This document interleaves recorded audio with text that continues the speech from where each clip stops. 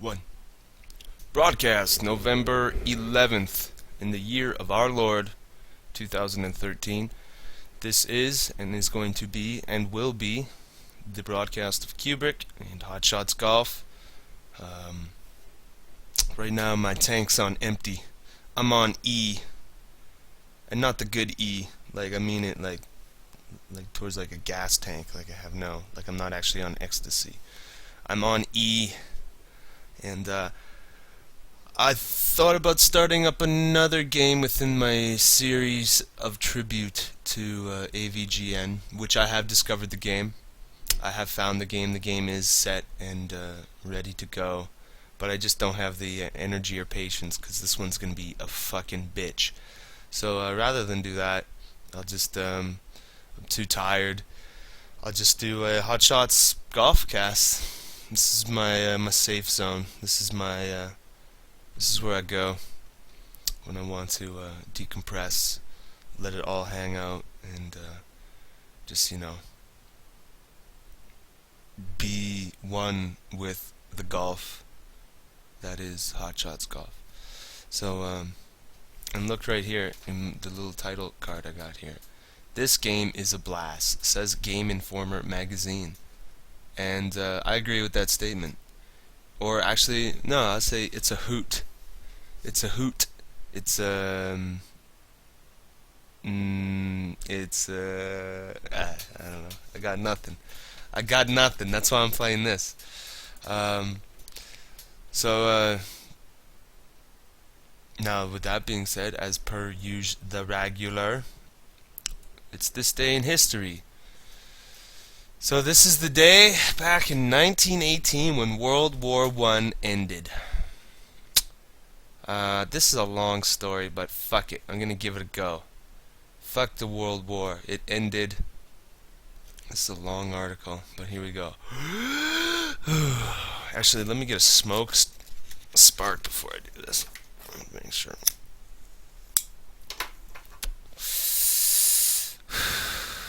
Okay, November 11th, 1918, World War I ends.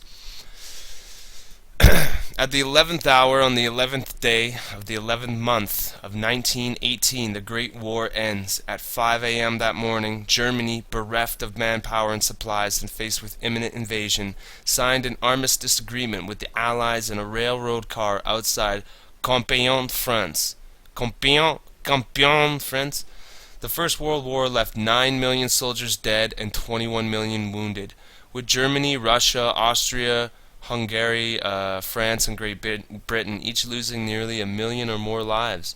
In addition, at least 5 million civilians died from disease, starvation, or exposure.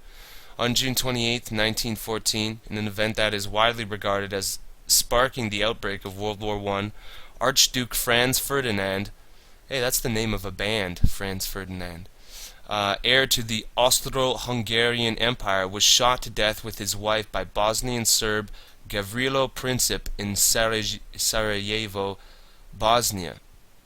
Ferdinand had been inspecting his uncle's Imperial Armed Forces in Bosnia and Herzegovina. Fuck these hard names. Despite the threat of Serbian nationalists who wanted these Austro-Hungarian possessions to join newly independent Serbia, Austria-Hungary blamed the Serbian government for the attack and hoped to use the incident as justification for settling the problems of Slavic nationalism once and for all.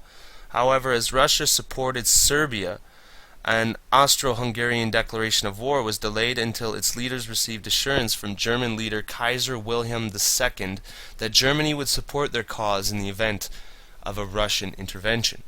On July 28th, Austria-Hungary declared war on Serbia. On the tenuous peace between Europe's great powers balanced. What? And the tenuous peace between... Okay, collapse. I can't even read, holy shit. And the tenuous peace between Europe's great powers collapsed. On July 29th, Austro-Hungarian forces began to shell the Serbian capital. Belgrade and Russia, Serbia's allies, ordered a troop mobilization against Austria-Hungary. France, allied with Russia, began to mobilize on August 1st. France and Germany declared war against each other on August 3rd. After crossing through neutral Luxembourg, the German army invaded invaded Belgium on the night of August 3rd to the 4th, prompting Great Britain, Belgium's ally, to declare war against Germany. Wow, listen, okay, so that guy attacked that guy, but then that guy's allied with that guy, and that guy doesn't like that guy because that guy did that thing over there, and diggle-dee, diggle-da. Fucking madness. For the most part, the people of Europe greeted the outbreak of war with jubilation. Most patriotically assumed that their country would be victorious within months. Of the initial belligerents, Germany was most prepared for the outbreak of hostilities, and its military leaders had formatted a sophisticated military strategy known as the Schleifenplan, which envisioned the conquest of France through a great arcing offensive through Belgium and into northern France. Russia, slow to mobilize, was to be kept occupied by Austro-Hungarian forces while Germany attacked France. The Schleifenplan was nearly successful, but in early September the French rallied and halted the German advance at the bloody Battle of the Marne near Paris. By the end of 1914, well over 1 million soldiers of various nationalities had been killed on the battlefields of Europe, and neither of the Allies nor the Central Powers was a final victory in sight. On the Western Front, the battle line that stretched across northern France and Belgium, the combatants settled down in the trenches for a terrible war of attrition. In 1915, the Allies attempted to break the stalemate with an amphibious invasion of Turkey, which had joined the Central Powers in October 1914. But after heavy bloodshed, the Allies were forced to retreat in early 1916. The year 1916 saw great offensives by Germany and Britain along the Western Front, but neither side accomplished a decisive victory. In the east, Germany was more successful, and the disorganized Russian army suffered terrible losses, spurring the outbreak of the Russian Revolution in 1917. By the end of 1917, the Bolsheviks had seized power in Russia and immediately set about negotiating peace with Germany. In 1918, the infusion of American troops and resources into the Western Front finally tipped the scales in the Allies' favor. Germany signed an armistice agreement with the Allies on November 11, 1918. World War I was known as the War to End All Wars because of the great slaughter and destruction it caused. Unfortunately, the peace treaty that officially ended the conflict, the Treaty of Versailles of 1919, forced punitive terms on Germany that destabilized Europe and laid the groundwork for World War II. Yeah, so fucking out of the frying pan and into the shit fire. One war to the next, millions upon millions and millions and millions and millions of people killed, slaughtered, murdered, sacrificed on the altar of fucking nonsense. There you go. World War I ends just to set up World War II, a couple decades later. There you go. War. What is it good for? Absolutely nothing. So there we go. This day in history. It's Hot Shots Golf. I think I've covered all my bases. Let's see here. So, when I die, they're gonna take me up to the spirit in the sky. Norman Greenbaum, everybody. Start the show.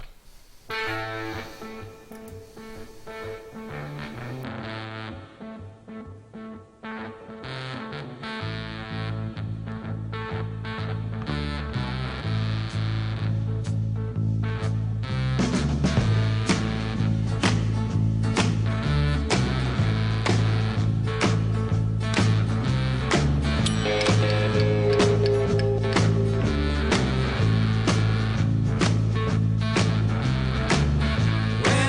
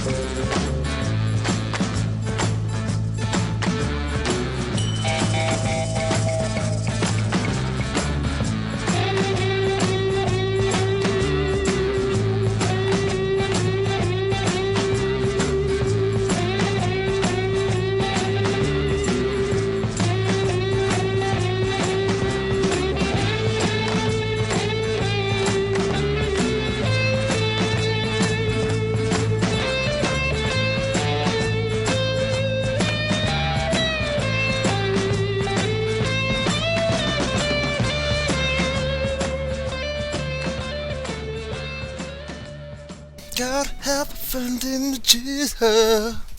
Here we go. That's it. Bagooey, bagooey. And just like that, I say good evening. Good evening, Captain B, my brother B, big brother. Admiral Captain.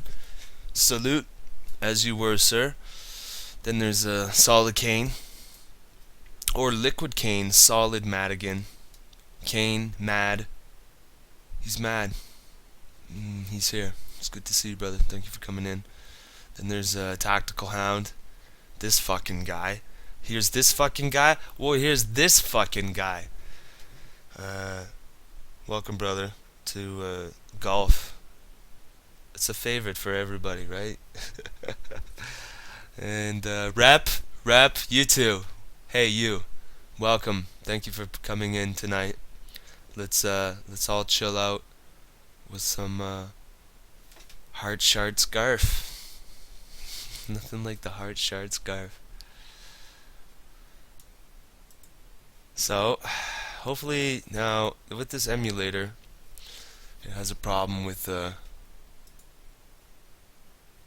gonna turn this down a bit. It's kind of loud. Ooh.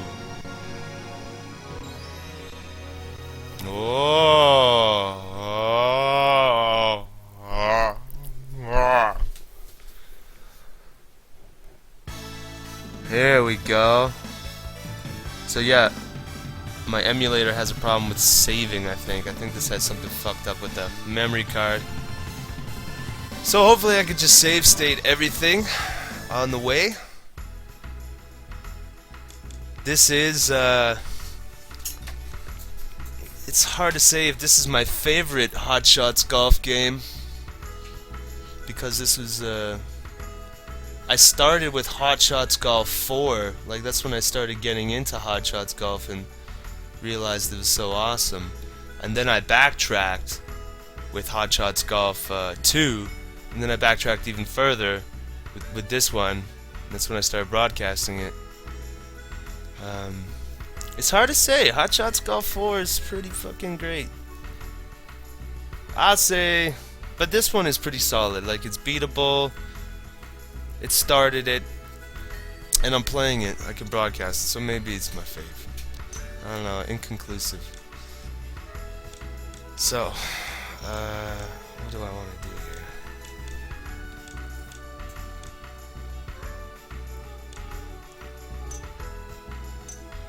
I'd like to know if, well, I can barely think. My memory card is working, but fuck it. Fuck it. But fuck it.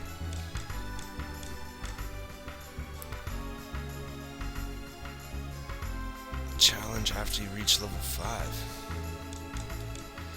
Okay, so we'll do Attorney. Right into the shit. I play as Taku. He's got good power. He's got that stupid draw though. I don't know, maybe I'll play as the bitch. I mean the woman. The woman. The bitch. Listen to my... I respect women and I love them. When they're not bitches. I'm all for women's lib. Or women's gib. When they give me what I want. Yeah, all my previous save files are gone because that was on the old computer.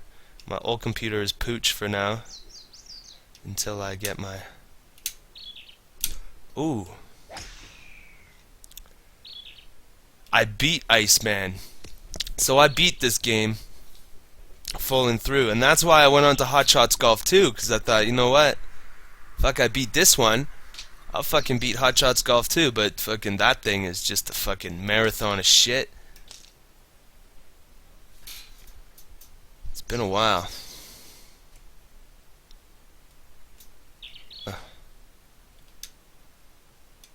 True story, bro. Boom! Get a good bounce. Oh yeah. Oh yeah. I love this game already. Nice on. Just beautiful mechanics. Right from the get-go they understood it. The putting, I think the putting is pretty badass in this shit too. Like, you can get a good read off of this grid layout. Let's see if I can sink my first putt. Get a bit crazy with this. 23, 7, okay. Maybe not enough juice on the proverbial moose.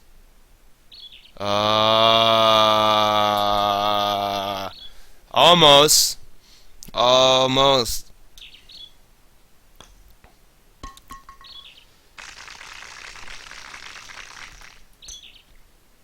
So, I'm a bit tired right now. I want to talk about this new job, or it's a whole nother job in itself. So I still have my one job, and then I have this new job, snow removal. And snow removal is you have to you remove snow from little complexes, like, or little what do you call them, plazas, right? So this guy, he's got a contract for a bunch of yeah, like a snowplow. Yeah. So first you get there, you do all the pedestrian walks. You got to go there about, I don't know, you wait for the snow to fall. So the night before, we go there at 3:30 in the morning. You go and do the shit, right? You go do the shit, and then we had to go back because it kept snowing. So pretty much all the work you did right there is it's done. Like, it's all taken away from you. Like, the sidewalk that you clear at the beginning, by the time you get back to the beginning, it's already full again. So I was like, oh, we'll be back here later tonight. So 3:30, you get done around 8:30 in the morning, and then at 8:30 in the morning, I can't sleep. And then we got to be there at 8 o'clock at night, so I can't sleep the whole time.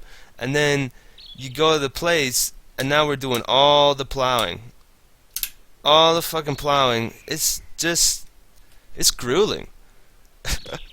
It's just, I thought, you know, roofing, I like roofing. It's a difficult job, but it's not grueling like that. Like, fucking 11 hours of moving snow around.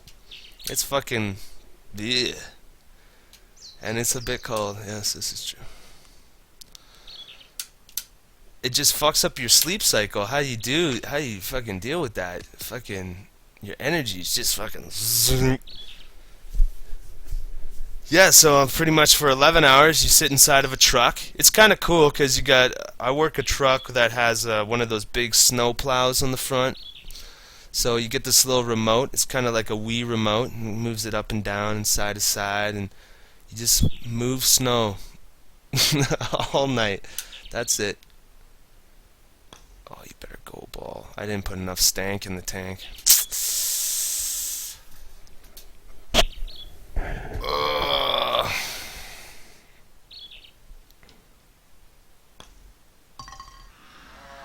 And there's a lot of money in it, man. If you can actually handle all these contracts, you need a lot of things. You need trailers, you need trucks, you need machines, bobcats, and this and that. You need to pay for the diesel, you need to pay for the gas, Tickle D. If you can pull it off, it's quite a profitable venture. Hole in one, baby. I'm going for a hole in one. Come on, finesse that shit.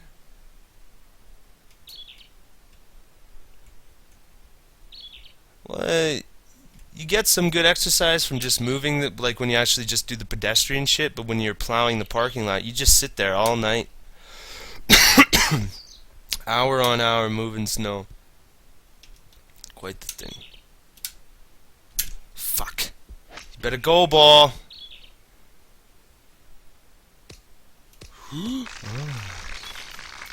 Nice on. Yeah. My one uncle there, Rep, he started a tow truck company just in a little town outside of Calgary called Okotoks, and he's rich. Of course, I'm not very friendly with that side of the family, so I will never see that money. Oh, come on! He's rich. Oh yeah, fuck. He's got 2 houses. He's got a couple RVs. He's got quads, dirt bikes. He's got an acreage in which he keeps all of it. Money out the anus.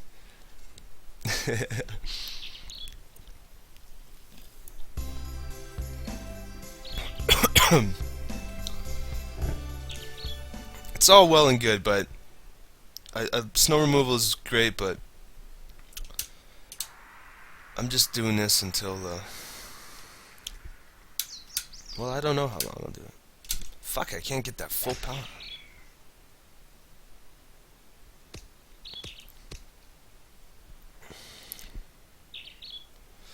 Hey Duncan, good evening, brother. Good to see you. Welcome, friend. A friend of the show, Duncan. Thank you. Here, I'm going to try a tricky dicky shot here. Slap a 2-iron into that 9 wind with some backspin. And you call it gravy. Boom! Come on, look at this shot. It's beautiful. I'm a genius. Nice on. No, I'm just really fucking tired. Hence the golf. It's really tired, bro.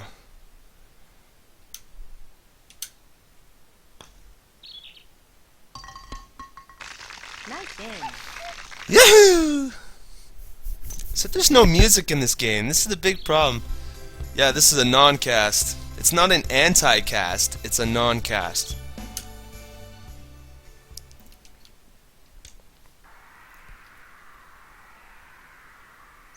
No amnesia. It takes too much energy. That's Hot Shots Golf too. That's the deuce. Ooh, boom. It's a nice shot.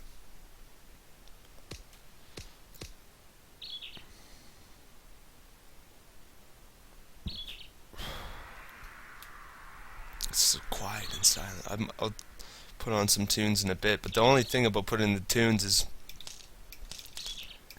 let's see if I can just smash this bitch. I'm gonna smash this. The only thing is, like I say, Mega Man's trying to put the upload the cast, and if I'm playing music in the background, you'll get hit with all these things. You can't play this song, can't play this song, restricted, bigglegi.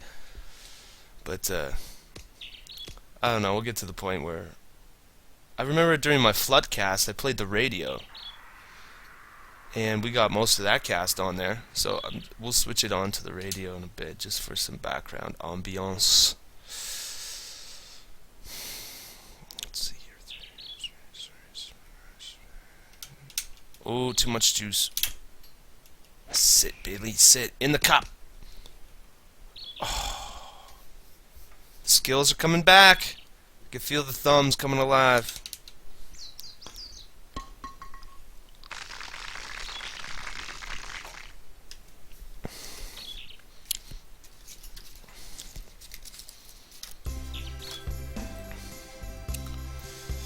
It destroys the YouTube video, yes. Just massacres it. But then Mega Man's trying to get it up, and fucking, that's what she said. He's got to cut it into pieces and this and that, and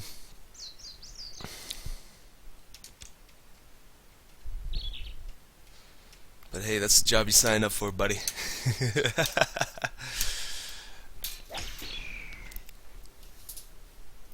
Chronicle, the Chronicles of Cube. Chronicling Cube.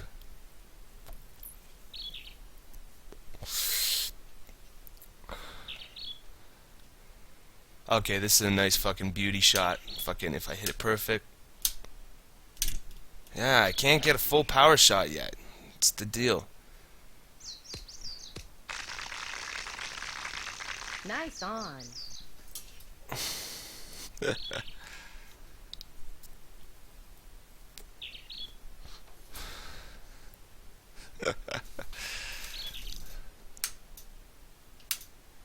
Get up and go. Nailed it. See, that's nice putting.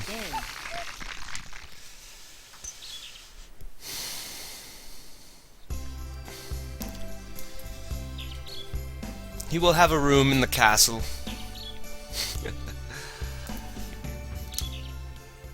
Oh man, oh shit. I want to talk about these videos I'm still watching. This is more for CUBEBRICK shit. But I guess I'll just wait for another day to talk about that. But it's really just cool kind of stuff to think about. It's about, I watched these videos about King Arthur, like who King Arthur was, and they kind of fuck. Oh, dude, Duncan, yes, brother, thank you for bringing that up. Okay, so Duncan, once again, they outdid themselves. That episode, best of the season. I said the last episode was best of the season. That episode was fucking brilliant, and one of the best episodes that they've ever made. And that episode, it totally culminated. It totally culminated with what they were doing, because it was like at the beginning, it's like, okay, what we're doing, we're trapped in the prison and everybody's dying, and you know, it just all works so nice. It works so good, and having Herschel as like the main character of the show, I'm not sure if they've done that before. Having an episode where Herschel is kind of like the main thing. He's just pretty much keeping everybody together with his faith. You know, he's the only one that's really trying to fucking... Everybody just wants to give up and die, you know? And Herschel is just... He's trying his hardest to just keep the faith alive. Hey Arcady, good evening, welcome. Sorry I was in pre-rant, or in mid-rant form. And not only that, the guy who plays Rick... The guy who plays Rick is just... Fuck, man, he's a great actor, man. He really, he holds the show so well. He has such an intensity just with his stare. You could just do a whole movie with him, like, staring out a window at somebody, you know, and he's all pissed off, you know. He's fucking... what a great actor. You put the camera on that guy, and he just fucks the camera. He makes love to that shit. Any scene he's in is a good scene. Like, the writers usually write really good lines for him, and it just reaction shit, just his reaction shots. So last night was a great episode where he's shooting zombies with his boy. He's with his boy, and he's just, you know, he's kind of scared about his kid because he thought his kid might have been walking down the wrong path, and he's trying to be the leader, and now he's trying to be the farmer, and this and that, and, you know, he kind of got worried that he might have lost touch with his kid, but I think last night's episode really shows how much his kid is turning into his father, and he can see that, and how his son is becoming a man. He's becoming a man. It was just really good stuff. Everything, that whole episode was super powerful.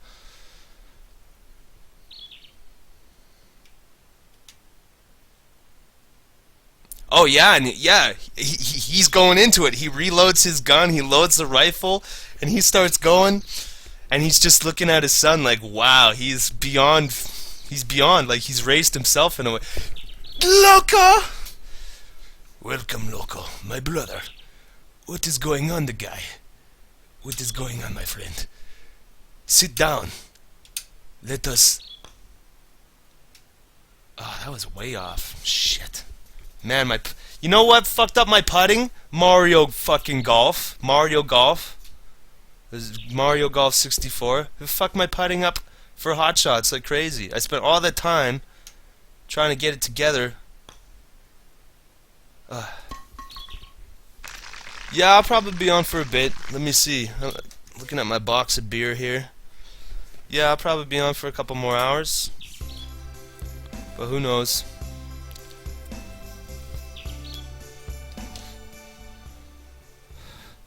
Hit the gym, brah. You gotta rip. You gotta rip the shit. Mega Manaru! Good to see you, brother. There he is. Thank you for coming in. It's good to see you. This is the best golf game ever. Yes. These guys got it. Although, you know, I should try another golf game. There's one for Nintendo. It's just called Golf. Straightforward fucking golf. And that's actually a pretty good golf game. The physics and the way that it works. I was addicted to that golf game for a little bit. Got into a whole golfing thing.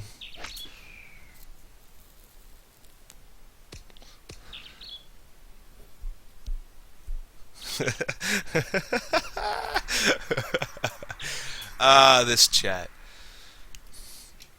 makes me laugh.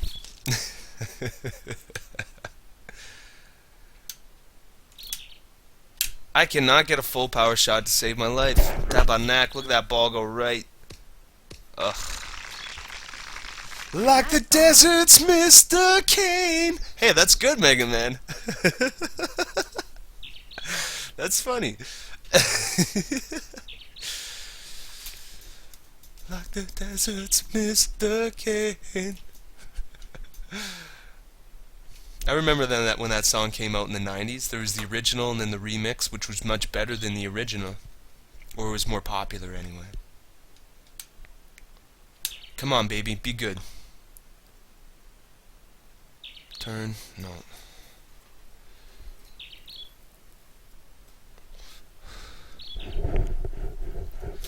Hell Soul and Globe Man.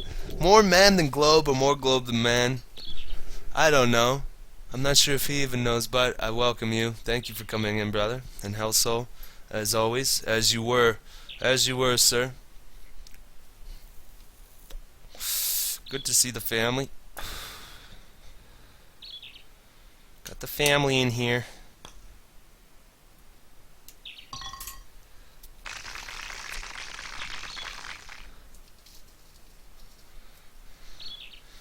The strange, bizarre, dysfunctional family. Okay, so let's see if I can actually save. Well, it looks like it's saved.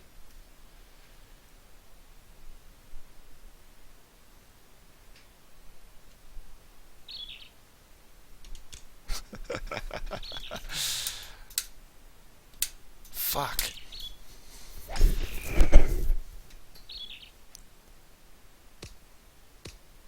Still haven't got a full power shot yet.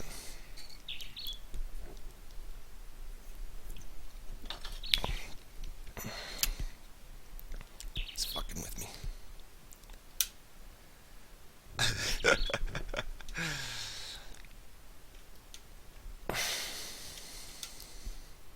A refuge for the bizarre and strange. There we go. Ah, but I hooked it fucking left.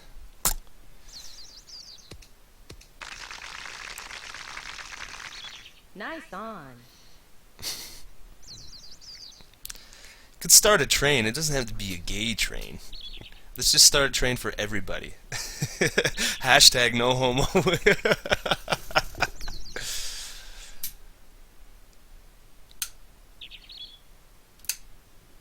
You better go, ball. Come on, turn, turn, turn, in. Ah, a naked gator.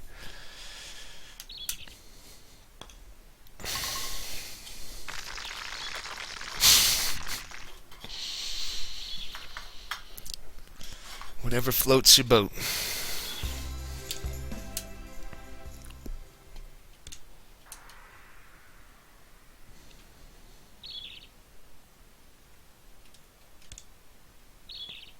Okay, let's try a full power. Gang. Boom. Yeah, baby! Whoo! Nice shot. Nice shot. Finally, I heard her talk. Boom. 231. That's a new record. Best drive. Well, it's a new record because I hadn't set it before, but still, I probably won't do that for a while.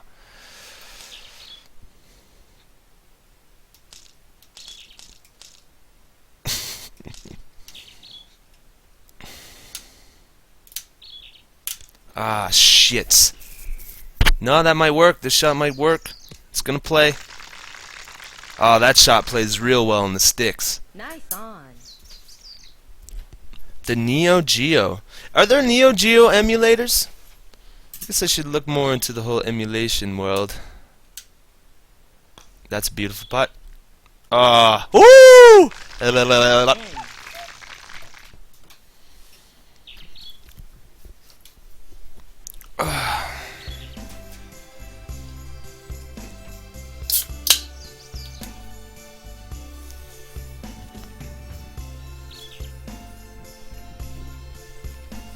I should try some of the lesser kind of machines, like the Sega Saturn, or the Neo Geo, the Jaguar.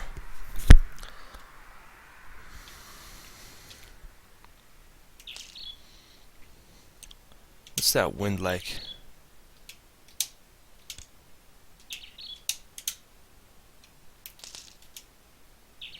The wind looks pretty tame. And how far? It's 12 yards down. So with this one, I'm going to hit it right at the bunker. This is a tricky shot. If I don't hit it full blast, then I'm fucked. It's better to be past the pin than be short. So that's my thinking here. Boom. Anti-Genesis?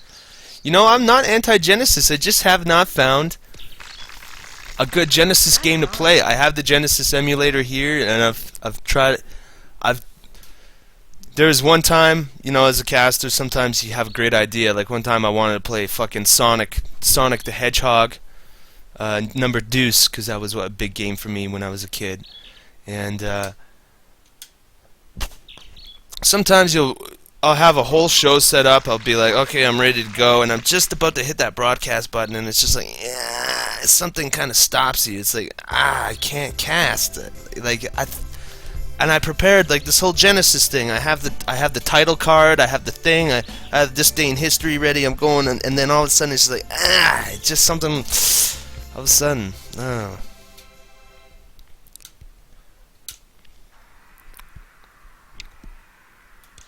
And I was close to a Genesis cast, and I guess I should give my fucking respects to. I can't believe I haven't played a Sonic the Hedgehog game. That's kind of shocking that I haven't done that. For me, Mega Man, number 2, Sonic 2 is the best of the series. But Sonic and Knuckles, let's not just take away from that. That was pretty fucking awesome. Throw that fucking cartridge on it and you can play as Knuckles in the other games. Like, come on, that was pretty fucking genius.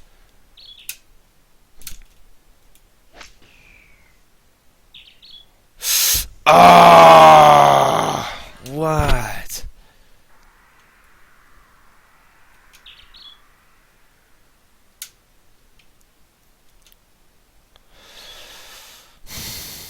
I'm gonna hit it at 30 with some backspin. Ooh, way too much juice on that moose. That wind better hit it. Hit it, wind. Ah!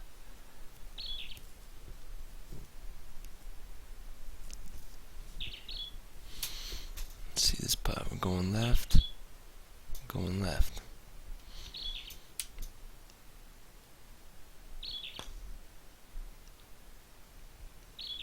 The mod wall. Yeah, holy shit. That's why I think if somebody new does come in,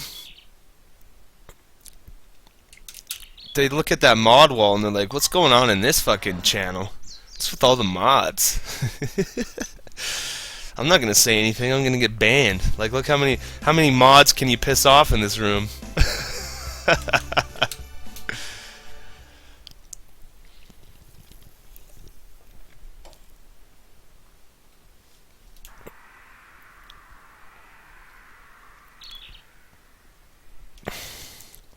But everybody in here is unofficial. Even if you're not, so Globeman, Hellsoul, and Tactical, you guys have all had the mod badge at one point, but you had different. Well, Tac had his, but he fell on a sword, and and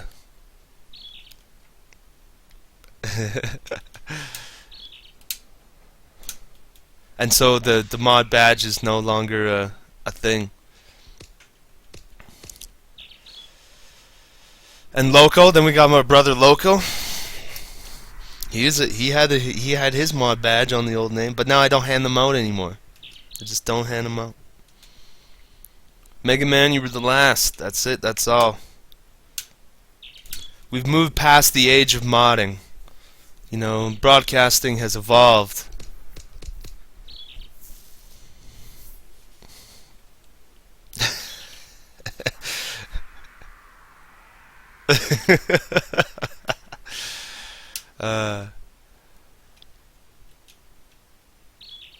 Was it for?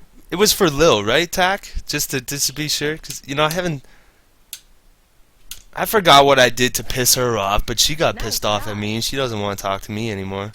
Remember I had her on my Skype and I tried sending her messages and shit, and I kind of, I don't know, having all the co-hosts and everything, and fucking the women just got too weird with the shit sometimes. Just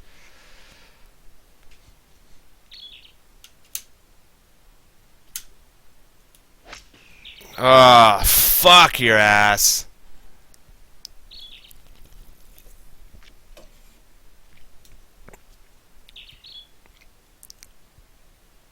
Well, you know, see, me and Lil, when we did, so Lil would co-host with me, and we didn't see eye to eye on a lot of things, but that made for a really good co-host. Like, really, we could have a discussion, or, you know, even if she got pissed off at me, that made for some good fucking broadcasting. And I guess eventually she just got tired of my shit.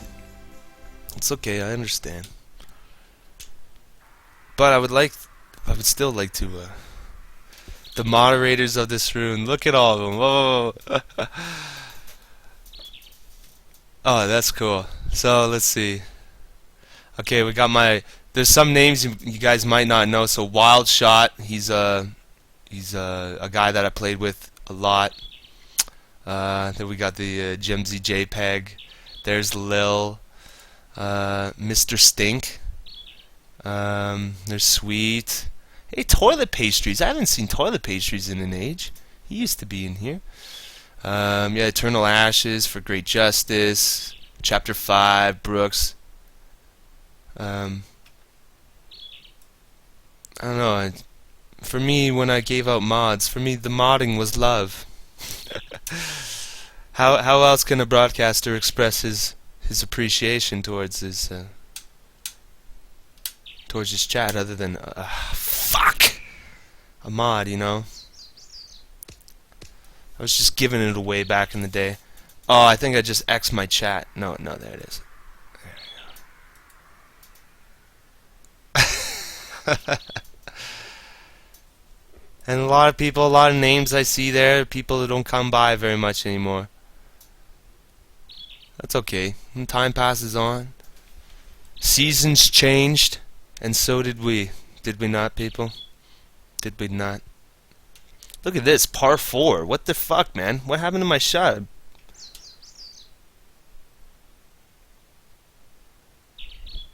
Good old time, Sally. Good time, Sally. Woo! There we go. So, I was afraid to hit that tree.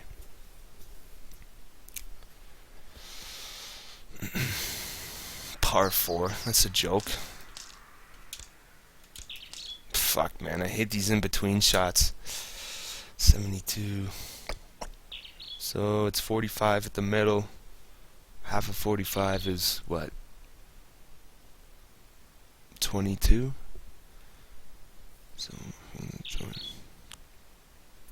So, it should be somewhere here. Oh, too much! No!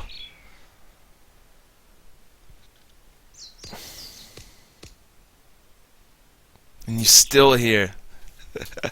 And this is all that counts for me. This is the core. It's the fucking cores. It's the core. Whoosh! Nice.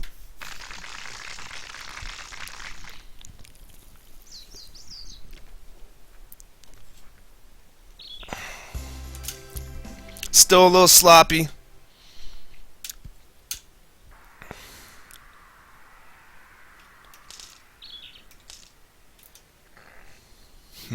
That wind's looking a little nasty. So I'm just going to keep it over here. Hit a 3-wood, not too hard.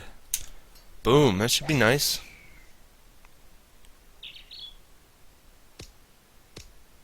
Oh. Nice on.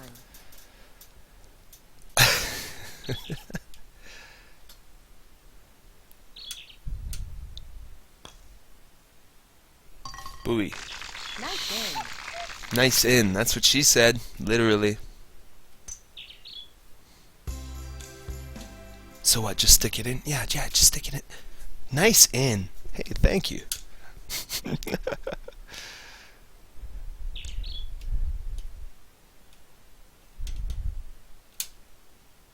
Boom!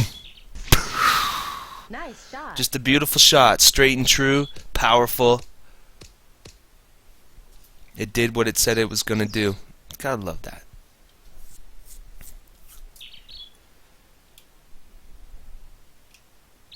Here we go. We got another nice little shot here. If I can hit full. Yeah, that might work. I didn't put no backspin on it. If it gets a good hop. No, it did not. I thought it'd land on the green and then skip. Nice on. Bullshit, man. Where did all the... Yeah.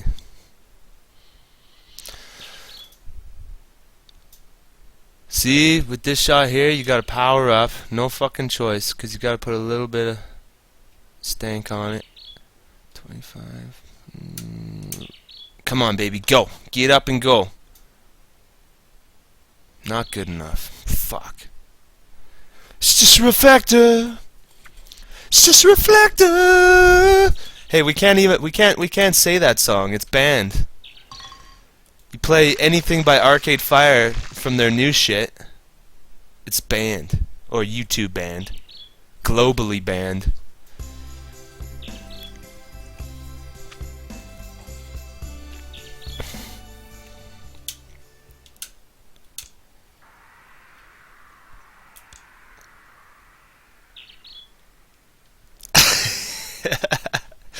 Well, it's not fair. If I can't, then you can't. Gosh darn it.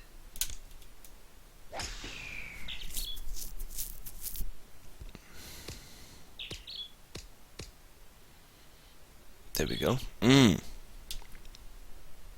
Gosh darn it. Gosh taint it. Look at that par 5. It's a monster.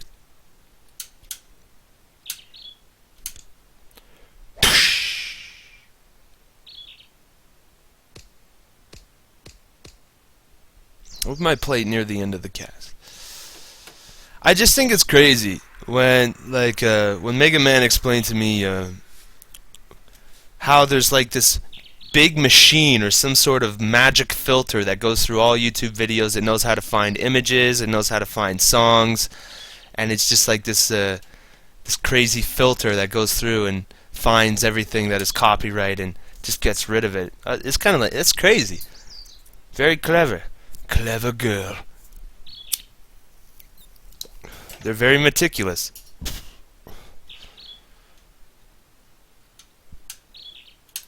Ah, it's a bad shot. It's a bad shot. Far too much juice on the proverbial moose.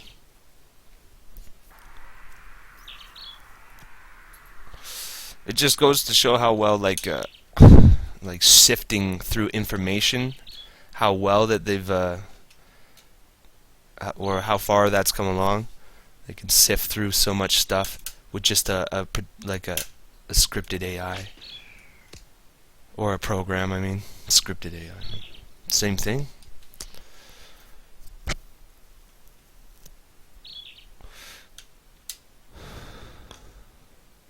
Turn, turn. Where was the turn? Not enough turn on the burn.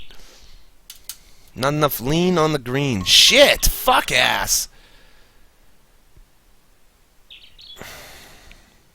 That turn. That fucking turn. Well, that's a V for victory. Natalie Portman shaved her head for V for Vendetta. She also shaved her V for vagina.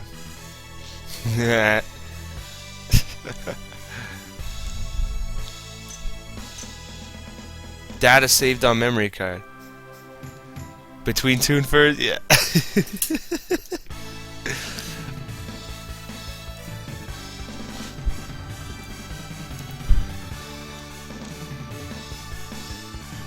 Shotgun a beer, yeah.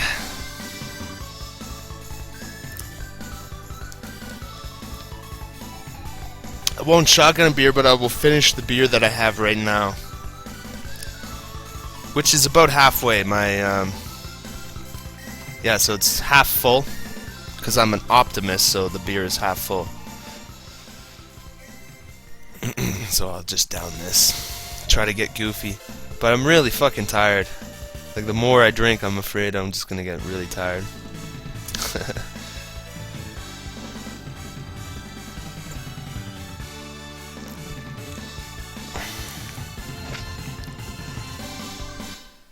Oh yeah, you know what I was thinking about before I was as I was setting up the cast and trying to figure out what to cast and how to cast.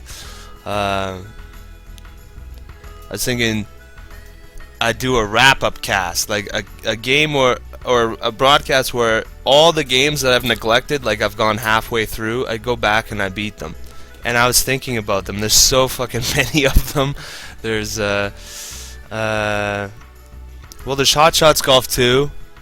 There's Mega Man. Now I wanted to play Mega Man 2, but before I play that, I have to beat Mega Man 1. And Mega Man 1, I got to the end, and I still have to do Dr. Wily and finish all that shit.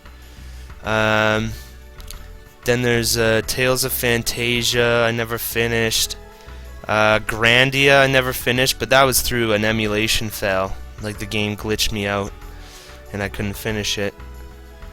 But I was thinking, there's a shitload of games that I did not finish. Bubble Bobble, Amnesia's not done yet. Like, holy balls, man. FF80's dead in the ground, Kane. That game is done. I played it. I'm glad I finished it. I did one FF7 playthrough that I did not finish, but then that'll just wait until I do my next. Earthbound? No, I finished that. I beat that one. That was a gooder.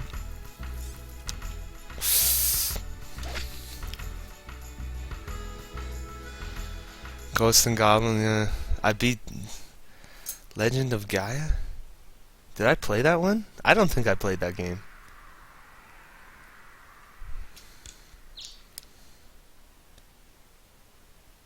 Oh yeah, that YS game. That's another great one. That kind of feels like a classic that I want to play. That's one of those games that when I played it, I was like, the controls and the way that you level up and the way you get items, that is a fantastic game. That is a really brilliant game.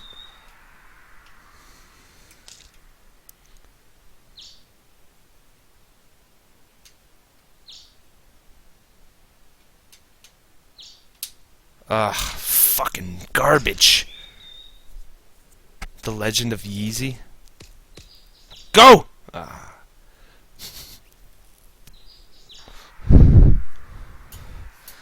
But then as I was setting up my broadcast, there's a lot of games that I have played and beat. Like, I remember I played Zelda way back in the day during my Detox cast. I played Zelda, or The Legend of Zelda. Ugh, too much juice on the moose. Oh, pin shot. Oh, flashback. No, that. Do you know that they remade that game? Now they remade Flashback. I would play that one and go back because I know that I wouldn't get fucked around with it. So I would go back and play that cool remake because that actually looks like a pretty fucking bitchin' game. Not enough.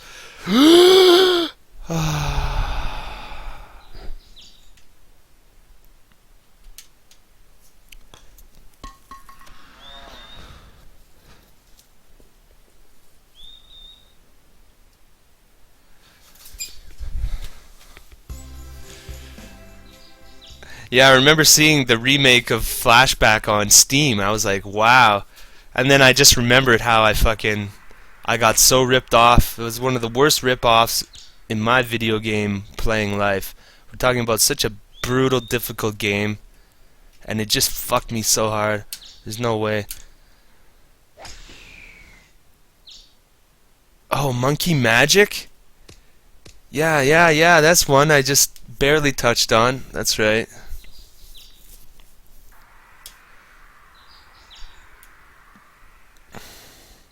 You know, Mega Man, you say it's the best technical golfing game, but I guess in terms of like how you're able to control the ball, I remember when that came out for the Xbox and playing it online against other people, and the shit that I would see people pull off is just ridiculous.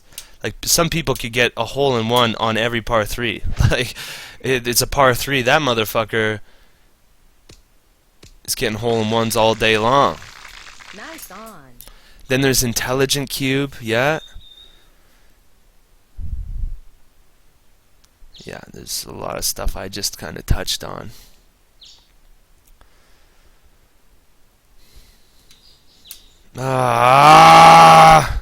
Michael Jordan. No, well, that doesn't count because that's just a night where I was playing as many SNES games as I could find.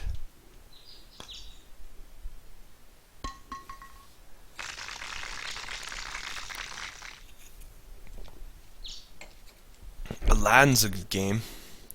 Oh yeah, I could probably beat that game. I remember I beat it as a kid. Oh yeah, and so the next game that I'm doing within my kind of salute to AVGN series is it's a game that I actually rented when I was a kid, and I remember I got to the last level as I was watching the AVGN video. Oh man, come on!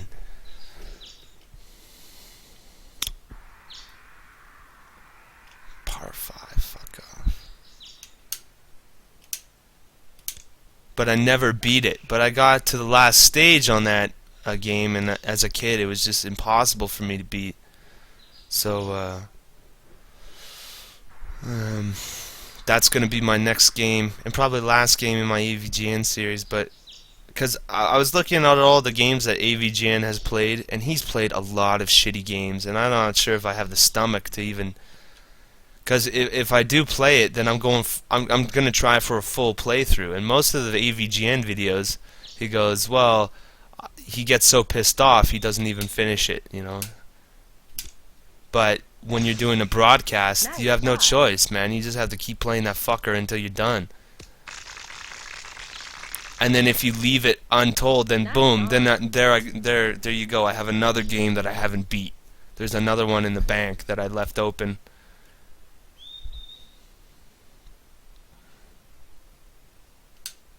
It's confliction. Come on, baby. That's a good putt. It works. Oh, too much lean on the green. Oh, Mario Golf 64. You fucked me up so bad, man. Look at my golf game. It's just, it's a confliction of a reflection of a reflection. See you on the other side.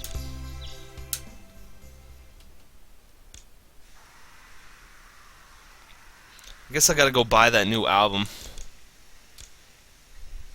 Because it's released now, and yet when you go on YouTube, and YouTube is being very cunty with Arcade Fire and their new album. Usually when a new album comes out, somebody's able to get the full thing up there. Like, we're probably not gonna see the full album uploaded onto YouTube for maybe like a couple more months. So YouTube is very protective of the new Arcade Fire album.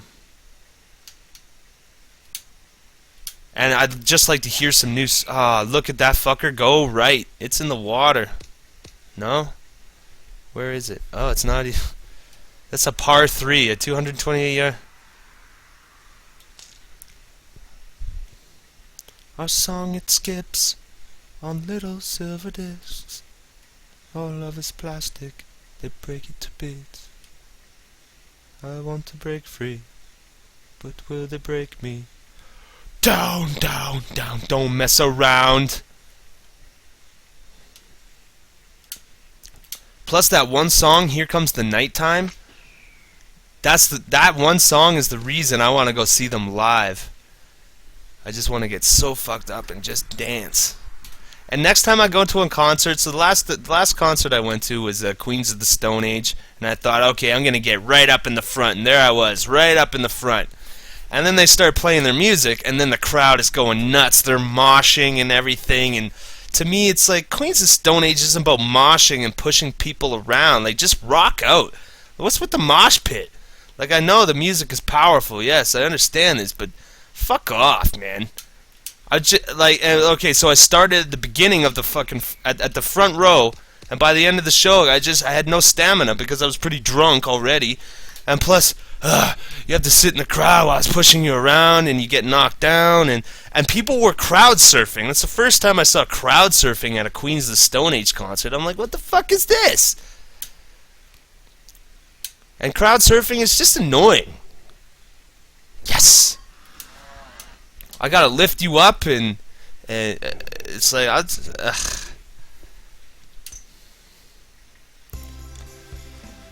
But yeah, anyway, like I was saying, if Arcade Fire does come to Calgary, I will go see them. They've been to Calgary before, but I would really like to see that new album live. Steal their wallet. And see, yeah, if you're crowd surfing too, like, yeah, that's what I'm always worried about. Like, every time, after I'm done, let's say, last concert at Queens of Stone Age, after I'm done with the song and it's done, I check my back pocket, I make sure my wallet isn't stolen. If I feel somebody brush up against me in a kind of bizarre manner, in which I might feel like I check my wallet. And I usually keep it in my front pockets now. I don't put it in my back pocket.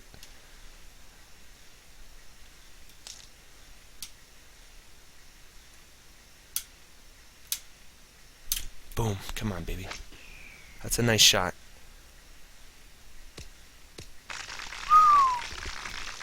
Nice on.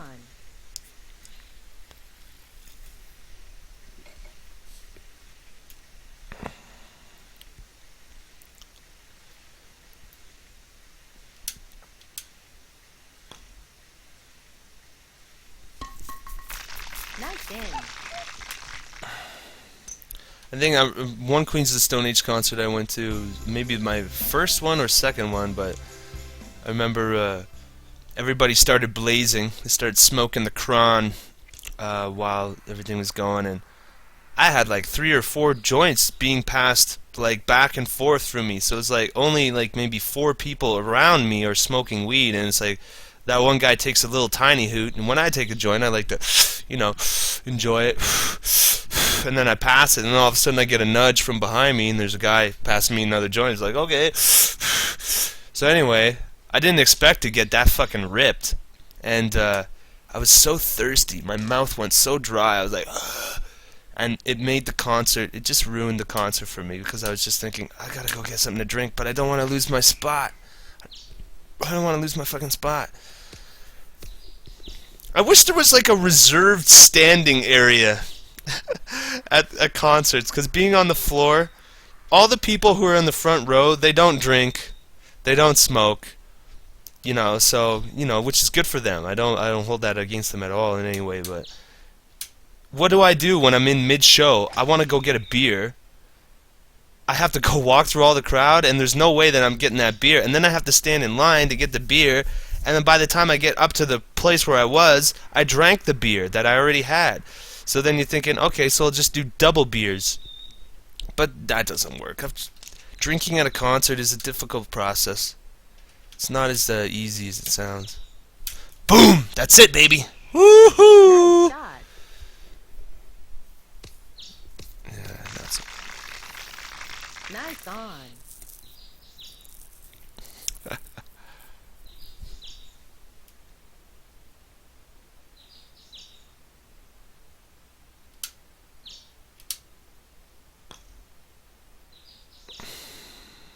Terrible. Fuck, I had the nice read on it too. Laced with heroin. I always heard about that. People smoking something that might have...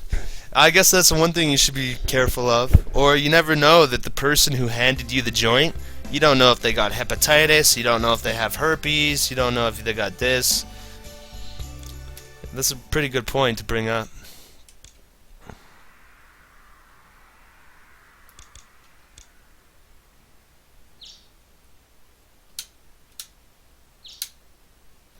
Ah, shit! It's going left. It's gonna hold out. Bunker bound? Rough bound.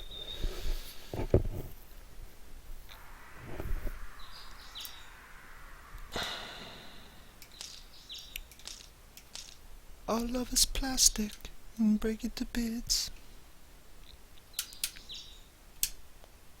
Terrible shot. What was that? What the fuck? And now I'm in the bunker. Beautiful.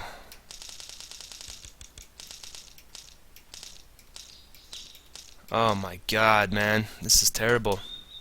Not a good spot to be in right here.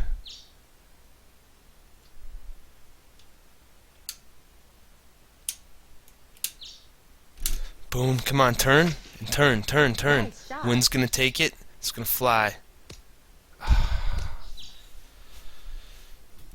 Oh.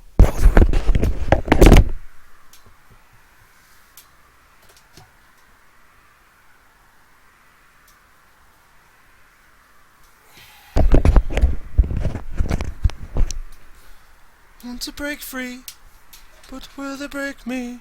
Down, down, down, don't mess around.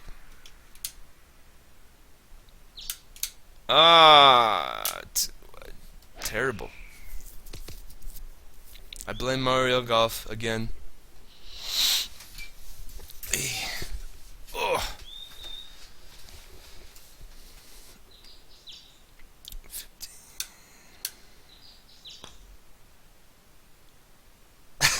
Metal cover of Reflector. Take a disco tune and turn it metal. Somebody should do that. That's not too bad.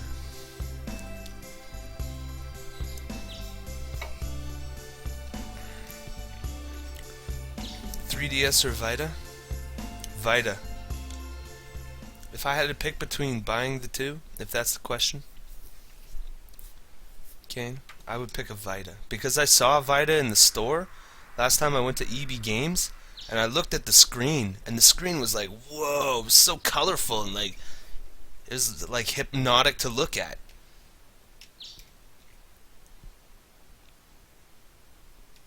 Just the color on it is just fucking pretty amazing.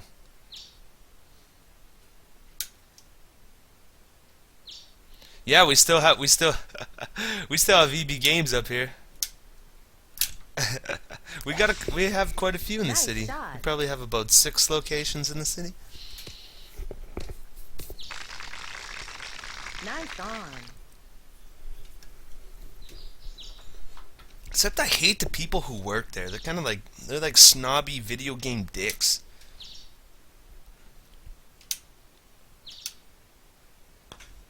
Turn, turn, turn.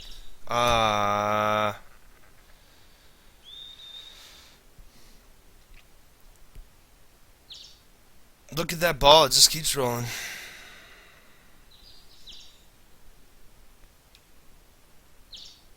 It used to be GameStop or no, it used to be Electronic Boutique, and then they just changed it to EB. Here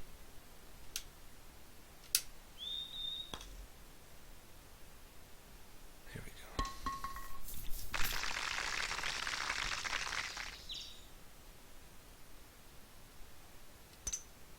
Same company, yeah, they have this, yeah. That's it for sure.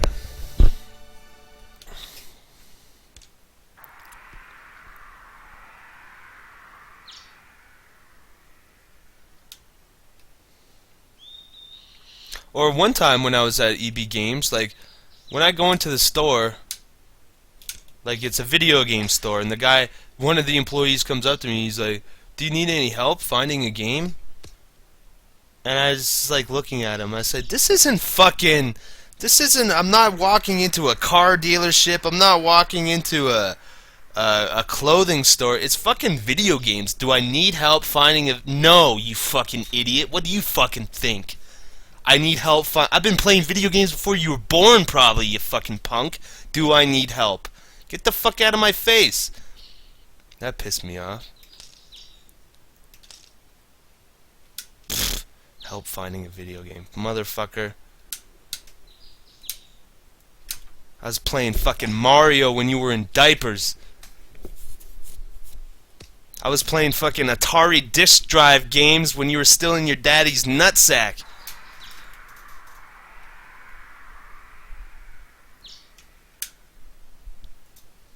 Talking to me about video games. Do I need help finding a video? Like, come on. Yeah, I need some help punching you in your face. I don't know what that means, but that's what I should have said. Just get the fuck away from me. Hey, sir, do you need some help? He's just a word. Yeah, but I've been to video game stores. I've never had anybody ask me if I need help finding a game. I know what I want, and even if I don't know what I want, I've been doing this before. Yeah, okay, I said it already, but still. Stupid kids.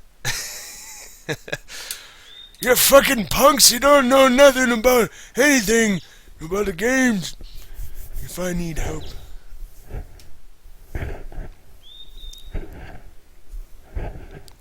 Or yeah, they say, yeah, you say, is this any good? And they're like, oh, I heard it's pretty good. Oh, you heard it's pretty good. Oh, okay, so that's even, really, that's the best that you can give me? Oh, it's pretty good. Just tell me, no. I don't know anything about this game, so therefore I can't give you my opinion on it. There we go.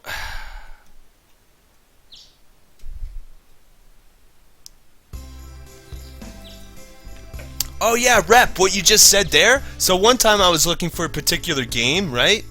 And they're just like, you know, there's a huge I was looking for an obscure game or something, and they have this huge collection of games. It's like, and so I go up to the thing. I'm just like, do you guys have his? He looks on the computer. It's like, oh yeah, we have one copy somewhere here. And then he goes back to work. It's like, it's like, oh, there's one copy in this gigantic fucking pile of video games. Thanks, that helps. Exactly. You piece of shit. Fuck, man, I don't want to spend fucking 45 minutes in a fucking video game store. Yeah. Oh, it shows here on a computer we have one copy somewhere. Somewhere. What kind of system is this? I want to talk to your manager. You have to pick it up with your fucking with your feet. You can't even touch it. Oh. Nice on.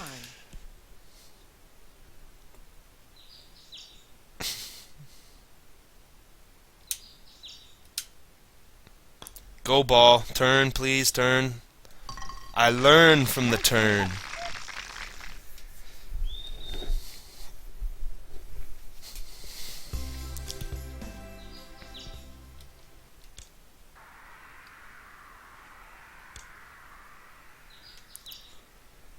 I'm gonna try to drive it right here. Ooh.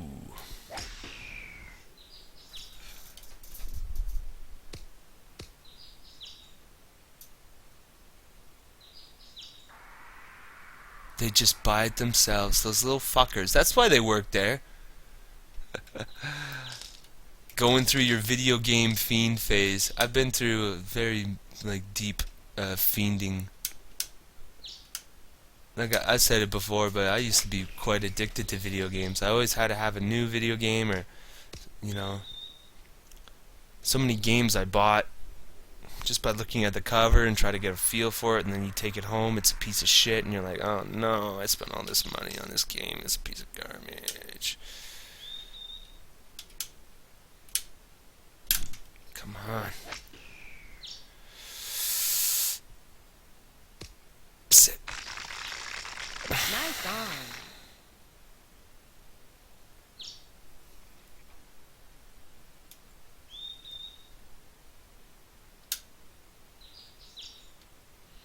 Hit that shit.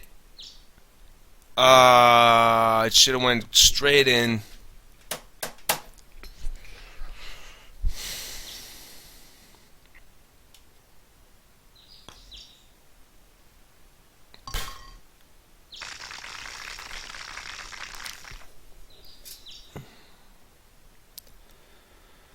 I want to break free.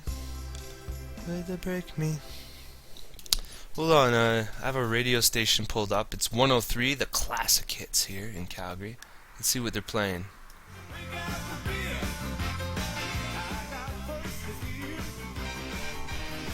Thirsty Ears by the Powder Blues Band.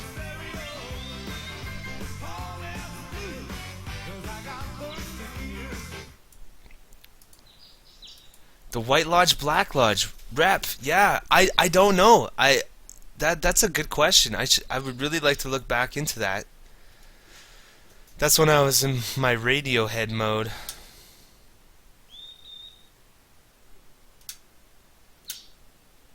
Yeah, that's the new Arcade Fire right there. Nice shot.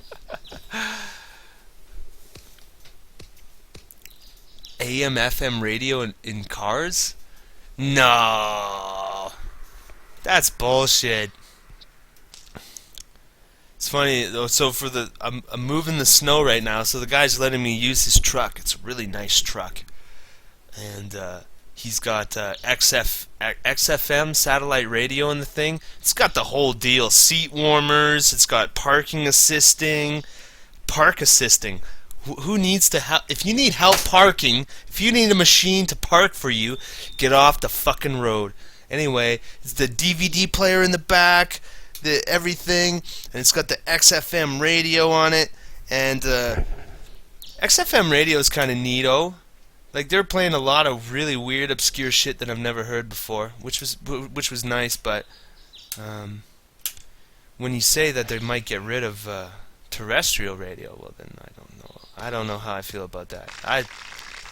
Nice on. It'll be rep. It'll be like in the movie Minority Report. Remember that, all the cars? It's just like a bus. It's like you own a bus that's driven by a computer.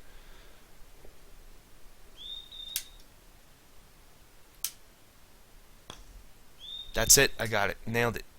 Ah, man. I used to be the fucking master of putting on this shit. I blame Mario Golf.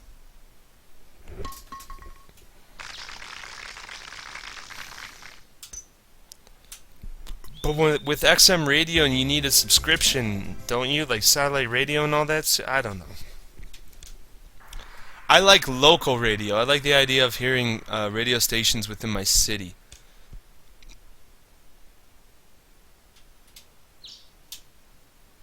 Boom, yes. Nice shot. You know, it's like when I when I did my Floodcast, the Flood of 2013. When one of the last radio stations that went live was X92.9, and I was playing that through my whole cast, and just to hear the DJs, because they live in my city, and when they got on the radio and that one guy was crying because of the devastation that was going on, it was powerful radio. I thought it was real, it was raw, it was fucking. It's good. Ah, too much. Turn on that burn.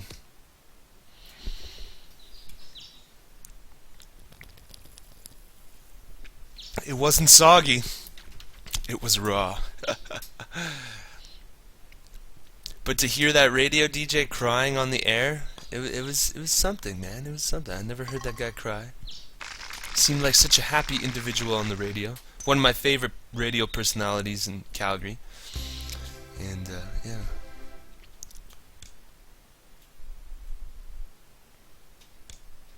That made for some good-ass radio.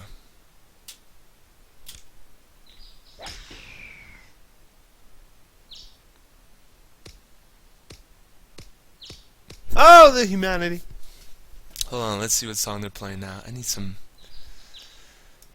Are they still playing that? Margaritaville by Jimmy Buffett. Oh, I hate this fucking song. Ugh, no.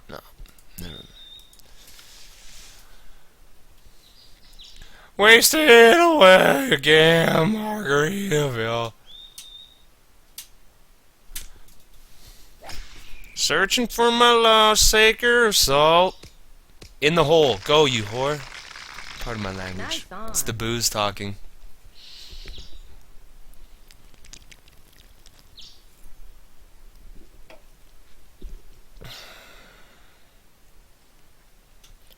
Don't mess around.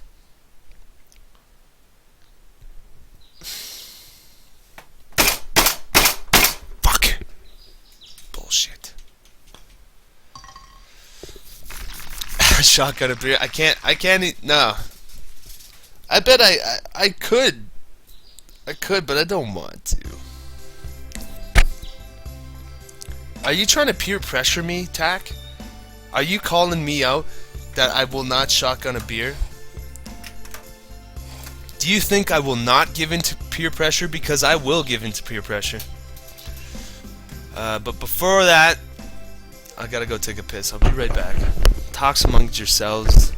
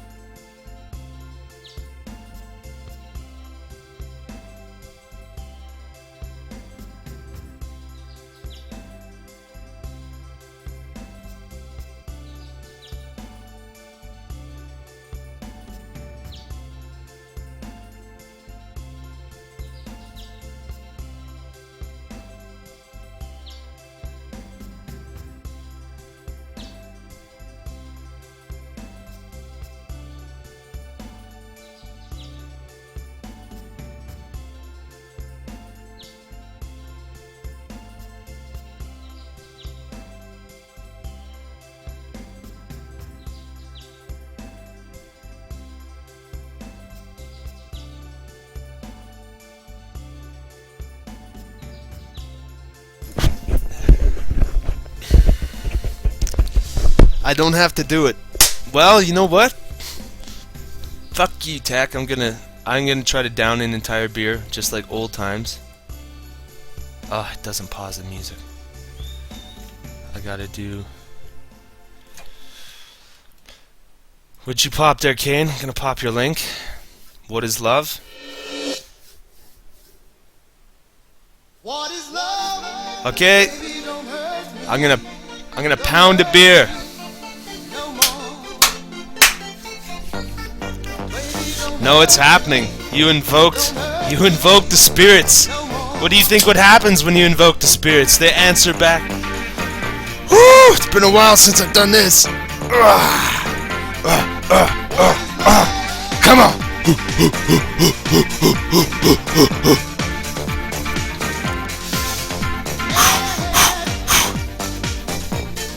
I don't know.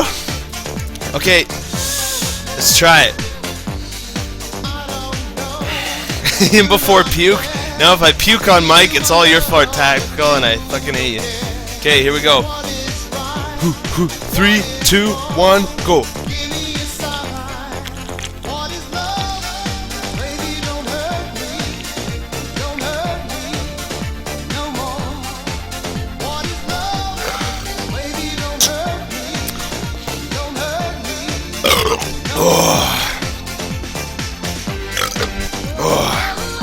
It's all your fart. It's all your fart. Whew. It's part of more.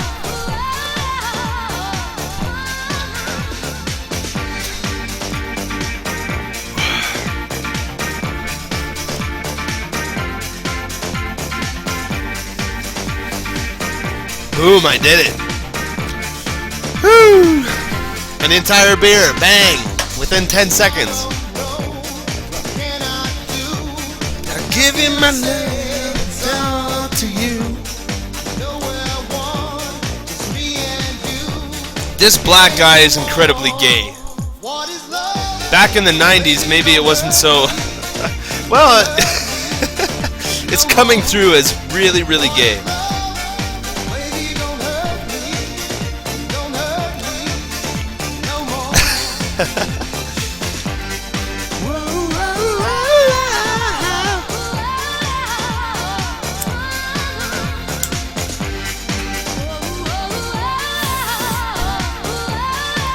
'90s was a pretty atrocious time for music. It was, it was all over the place. Coming out of the '80s, the whole new wave thing, and then we got like this poppy, like this shit. Don't hurt me. Don't hurt me no more. What is love?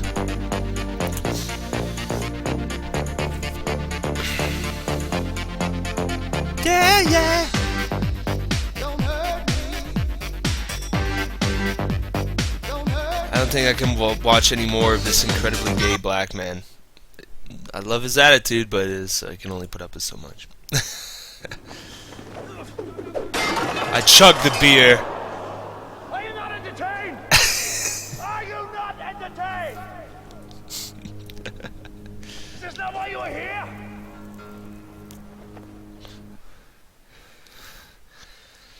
Okay, so the one thing about this movie, Gladiator, okay, Russell Crowe won the Oscar for Best Actor in the movie Gladiator, but he did not win he did not win Best Actor for A Beautiful Mind, which was a far greater performance. Where Gladiator was more of an action flick. I did like the film when I saw it.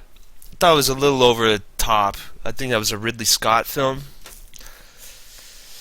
Yeah, I think it was Ridley Scott, but I just thought that's when I realized the fallacy of the Oscars, that I knew something was up with the Oscars.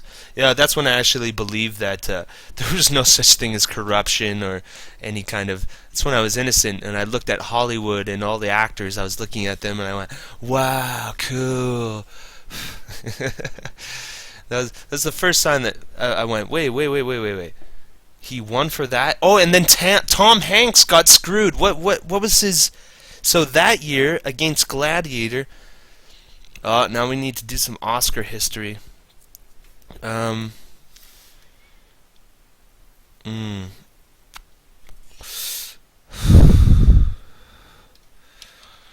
What year did Russell Crowe win the Oscar? I like how I could just ask Google a question and it'll pretty much... So he won for... Oh yeah. So yeah, he won for Gladiator.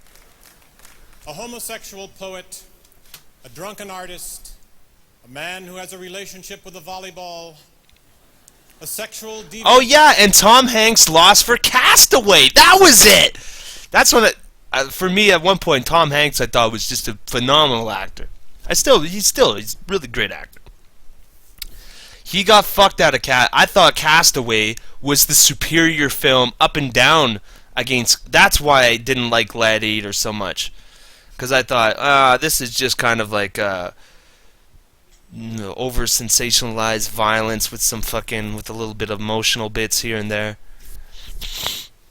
Whereas Castaway was such a solid film. Robert Zemeckis, one of his best films. Anyway. See what happens when I down a beer? I digress. I get away from the point.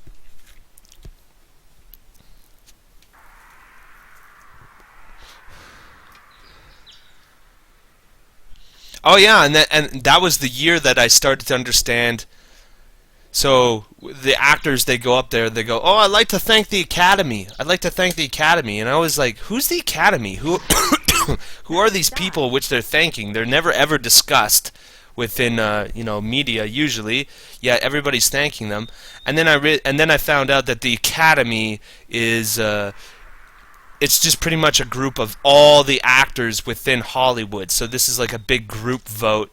And the people in Hollywood, these guys are fucking shysters and cheats, and they'll just follow whatever anybody else follows or tells them to vote for. So then that's when I kind of realized that the Oscars are fucking bullshit. Russell Crowe sucked. To get that Oscar, I bet he took it in the ass. He had to suck fucking a wall of cocks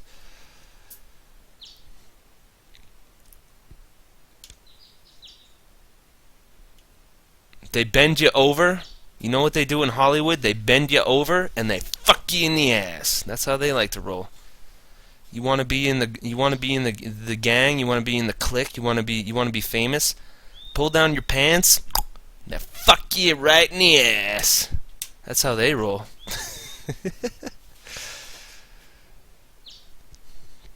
And other unspeakable horrors.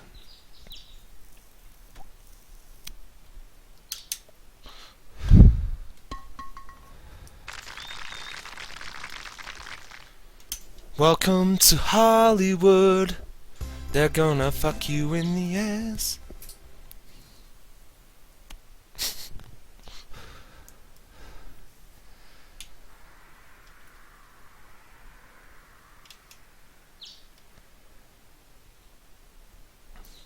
How 8 yards up. 8 yards. I'm not even sure if the driver can make that shot. Ooh, go. It's Veterans Day. It's funny, the one guy that I work with, was having a conversation with him, and while I do not believe in war, I don't, of course I think war is disgusting, it's horrible, but the people who fought in those wars, so the guy that I work with, he has like a complete disrespect for people who fought. He's like, oh, they're stupid. They fought for their country and this and that. And to me, I was just trying to explain. Yeah, but they thought that they were fighting for something, that was true. So if that soldier. And I have to salute and commend any soldier that if you believe in your heart and what you're doing is right, then you can't. How can you have that attitude of saying, "Oh yeah, they're just blind. They're blind to the fact." Yeah, maybe we know certain things nowadays, but those guys went out there and they thought that they were fighting for something that was true. They were fighting for their country. Not only they're fighting for their family. They're fighting. That's valid. It doesn't matter if they were misled. Yeah, okay, maybe they're misled. Just like any war. If you're going off to fight into any war, you're being misled. But back in those days, you didn't even have the hindsight to know that. You didn't even know, So we had a bit of an argument over that. I was trying to get into his head. I said, well, you know what? You should still, because here in Calgary, we put on or in Canada, we put on the poppy. To commemorate our veterans and the people who fought in the war. And it's not to say that every single person who fought in the war was true and virtuous, but the ones that did, you have to give them that. You have to. They're still human beings at the end of the day, Tabarnak. And you have to give them that respect. They fought for something that they believed in. And at least they believed in something. Because most people don't even believe in anything nowadays.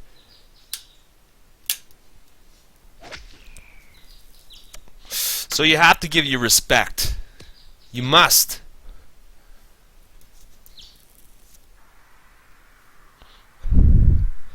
Yeah, exactly. We didn't know about that kind of stuff. We didn't know about property. There's a lot about even we didn't really understand how society worked in that sense.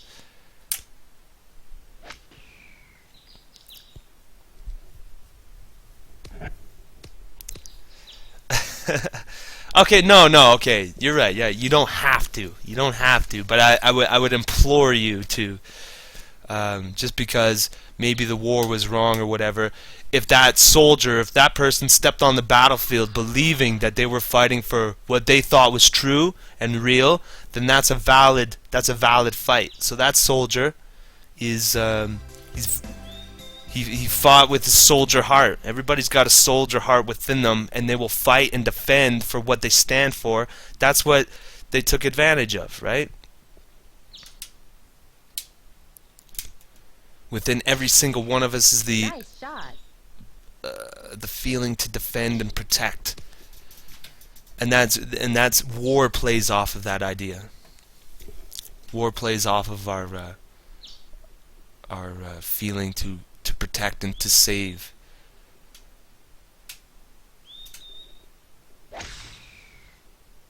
But just the way he was talking about war veterans, you know, and I remember when I was carpet cleaning, I talked to maybe 2 or 3 war veterans, and they told me their war stories, and I was just like, wow, man, these guys are incredible. They're tough as nails, man. They fight for what they believe in, which is valid.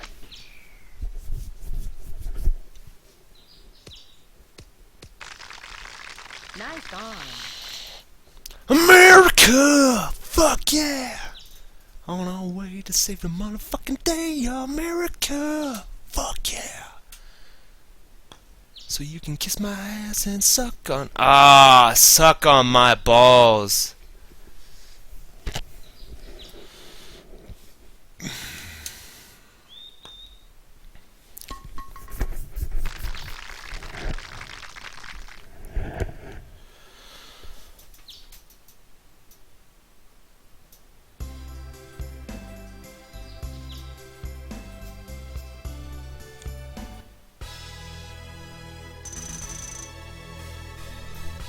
Jonesy. Oh, I hear my baby kitty meowing outside my door. Hold on.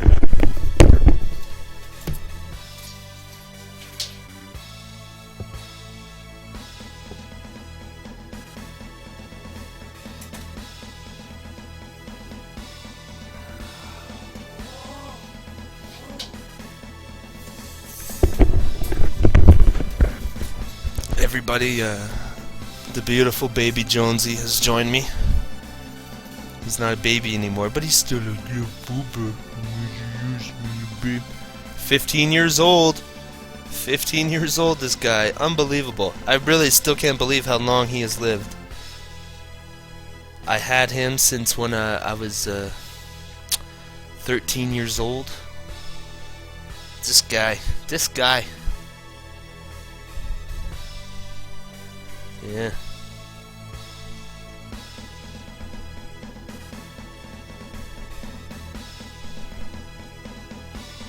Oh no, the tournament. I lost the tournament 10th place.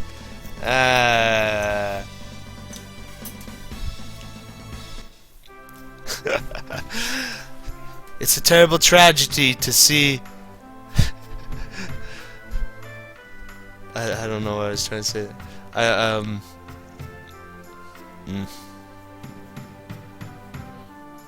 When one outlives their cat, it's a terrible tragedy. That's what I meant to say. 15. And for 15 years old, you guys, he's still in really good shape. He's still got a lot of spirit in him. Like he's full of life. Pretty amazing.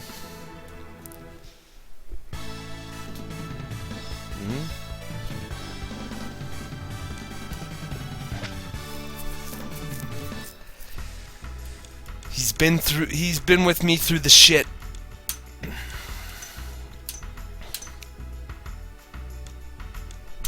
Through my teenage years, through my early adult years, and now in my mid-adult. Or actually, I feel like I'm still like in my early adult years.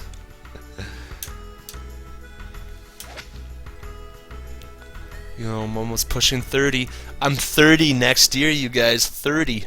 Dirty 30. I can't even believe it. Josie.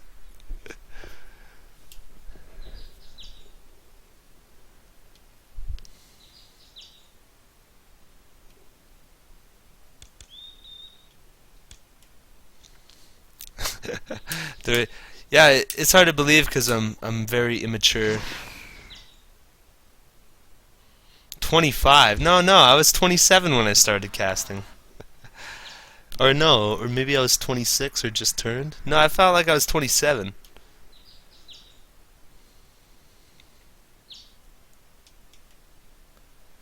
We have passed through time, everybody. This is a cool thing. Everybody here in chat, we've been around. We've passed through time with each other. And it's another thing. It's a great thing to see everybody is we're all still alive. We're all still doing it. And we live in the strangest, these are the craziest times to be alive. Like we're talking, a psychological mindfuck to be alive in these days, and we're still here. You know, we're still doing it. Oh yeah!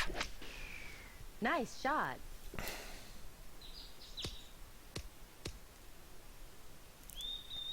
Only 3 years. And even 3 years seems like a long time. It You know, you say that, Tack, but what else? What else? There's not a lot of casters that could do what I did. I'm still around. Or there's not a lot of casters that would put up with doing what I still do. But I guess I'll go off on a tangent here. Is casting is it's the closest thing that I get to a creative history that I can build on the internet. And that's why I really love my YouTube channel, because you know, now I can now it feels like a new beginning. Now I'm just starting to build again. I want to build a series of turn. It's not turning. But there's so much before I got my YouTube channel, and there's so many casts. I would just wish there was like a magical button that I could hit to pull up every single cast that I've ever done, because it's just nonsense. There's a lot of nonsense I did.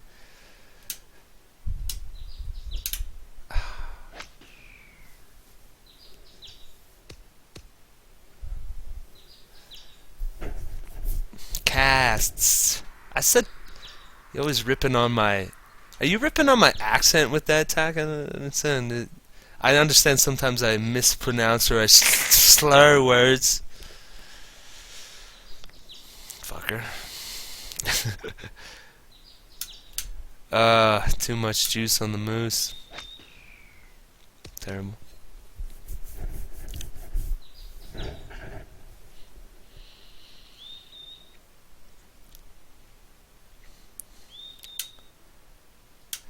You know, I love the Doomcast. The Doomcasts are great, but I felt because I did two full playthroughs of my Doomcast, I feel like if I do Doom, then I'm just harping on the same thing. You know?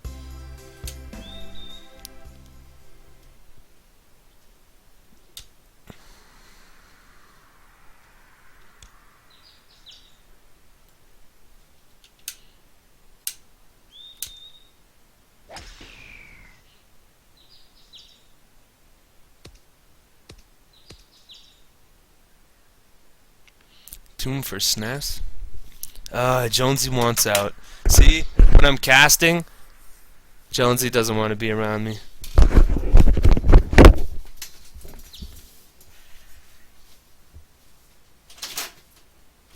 Shoot! Go!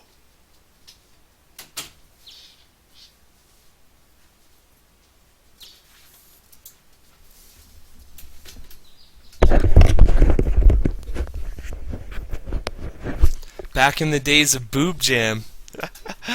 yeah, that's way back, right?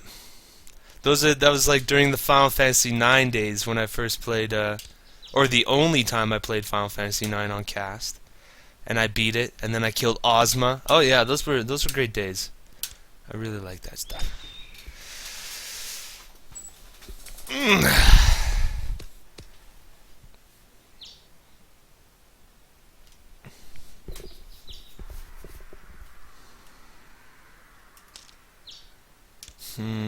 I don't know if I should try a power shot here. So let's see. It's at 90, so 45's at middle.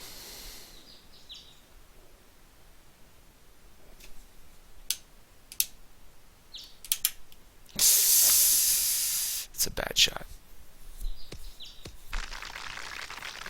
Nice on. Fane Dizzle my nizzle. I haven't seen him in an age.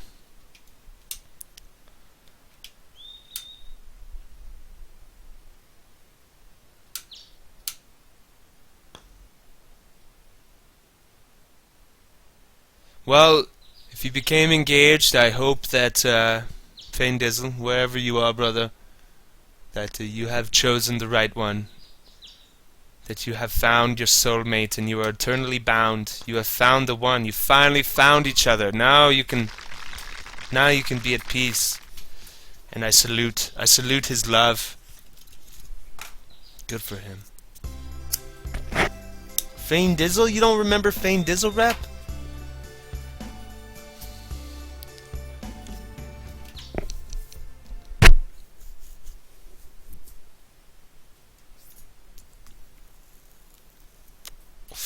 He used to come by quite a bit. He was a regular. Good guy. Good guy. Ah, shit. That's right. In the water, maybe. Nope.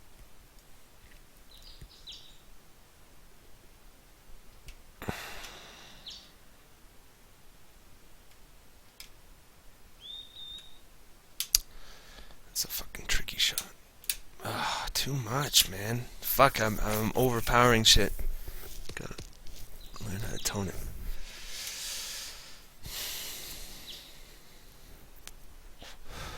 Gluten-free.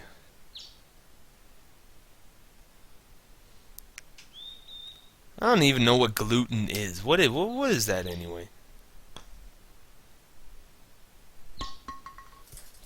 Sounds like some fucking new age vegan bullshit.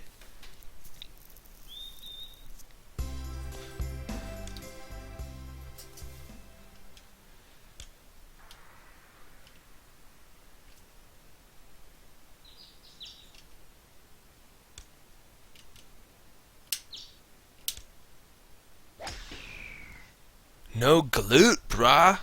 Well, hey everybody, this cast is gluten-free.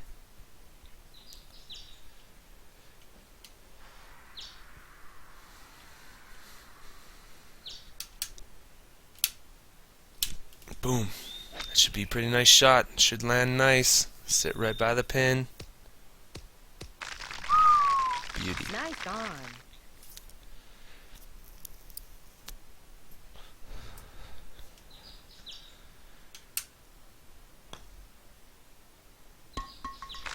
Nice in. Whoop, whoop.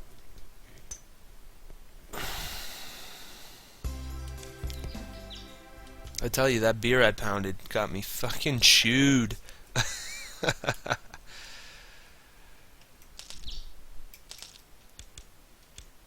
fuck.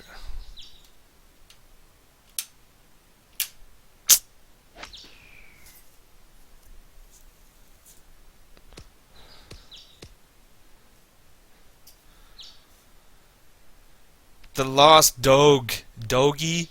Dog? The whole meme thing? Yeah. What the fuck is that shit?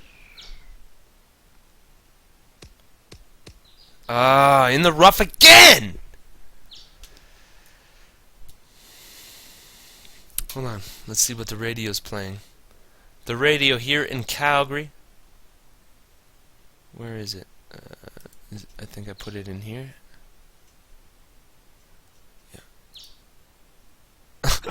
Look at the black guy reaching for the camera. Oh, jeez.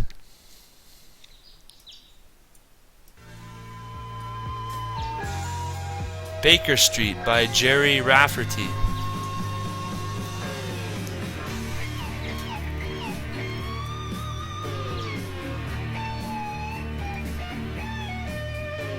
Eh.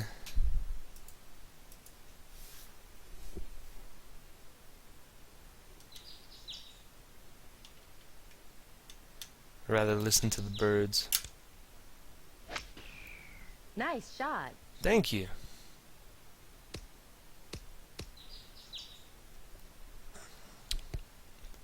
Nice shot.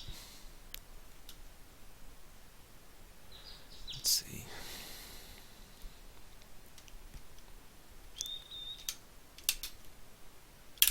Shit. It's going left. At least it's pin high. Pin high. It's pin high, everybody. Pin high. That's a golfing term.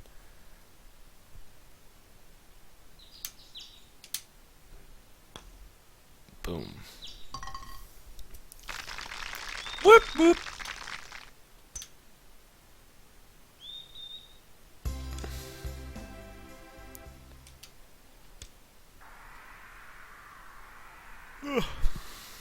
Oh, I feel the tiredness setting in. See, that's what pounding that beer did. It just made me tired. Ah, come on!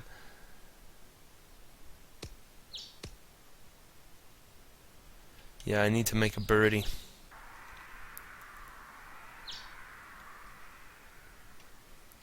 Satanists!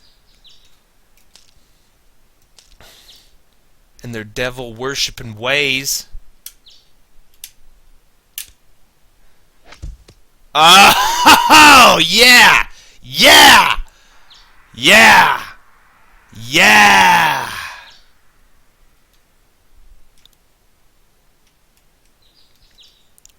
But seriously, Satanism is a problem in today's world. If we could be serious here, people. Those Satanists, I tell you this.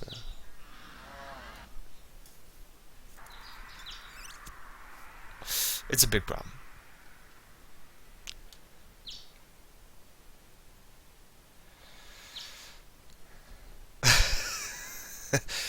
Maybe I was wrong about you. Maybe I was wrong about everything.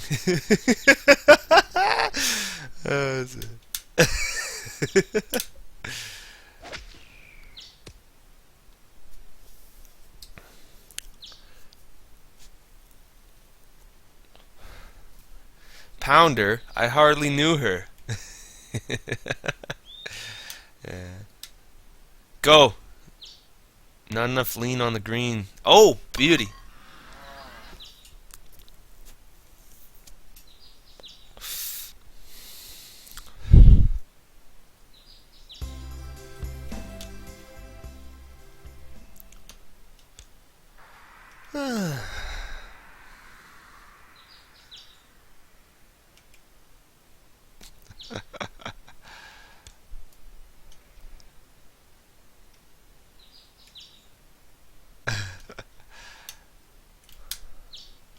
Ah, fuck me, man. I can't get that I get the full power shot. Ah, okay, that's good enough. Is it pin high? Nice on. It's past pin high.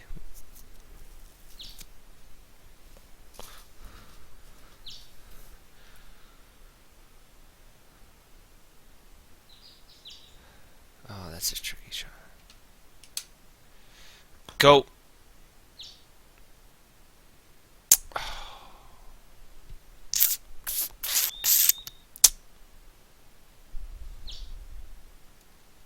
Stop rolling! Ah, look at the.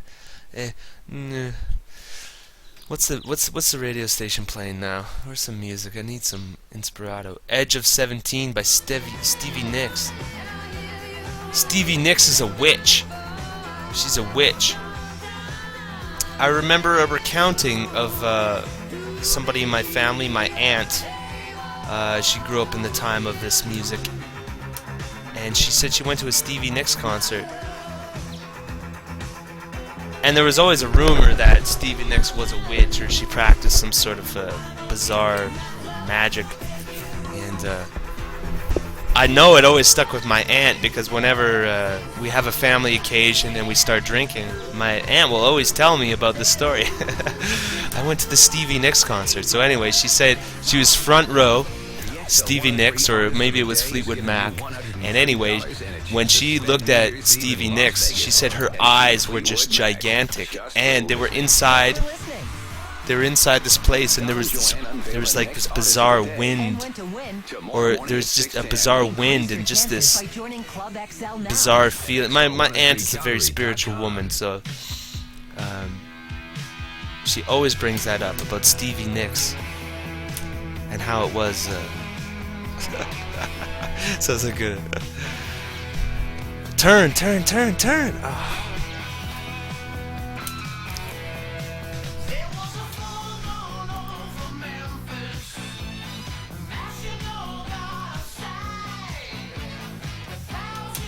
Fuck, I have to lay up on a par 4, you're joking.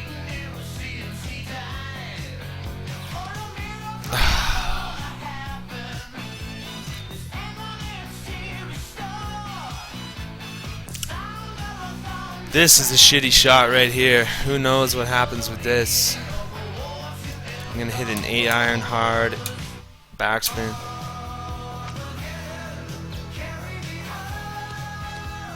Good enough. No, this classic rock is not cutting it for me. I'll just put that down for now. The name of that song was Armageddon by Prism. Get in.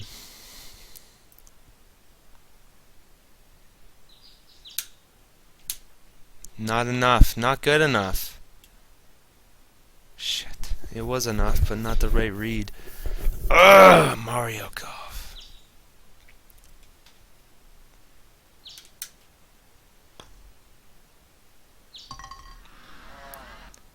Listen to the birds. Can you hear the birds? They're taking turds. They're taking turds. I'm gonna lose this tournament too. I'm 3 over. This is the beginning of the game. Boy, I've lost all my Hot Shots golf skills. They're gone. Non-existent. It's fucking building it all back up from the beginning.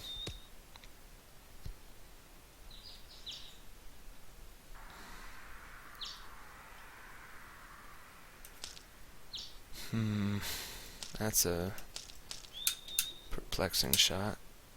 Ugh, too much. Plus the Nice wind, shot. full power with the wind, past the pin. But I got backspin on her. Good enough. Nice on. I will make this birdie putt. I will make this birdie putt. This birdie putt will be made.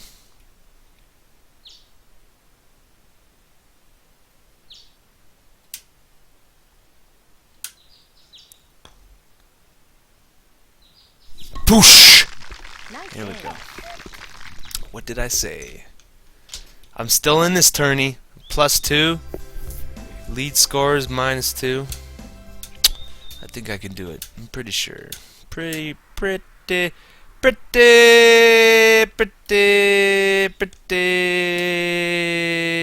sure. Boom, boom, boom.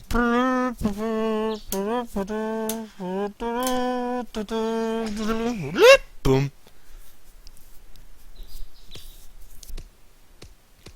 That's a nice shot.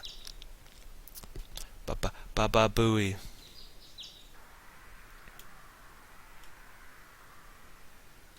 Par 5, lay that shit up. Don't get fancy with it, just lay it up.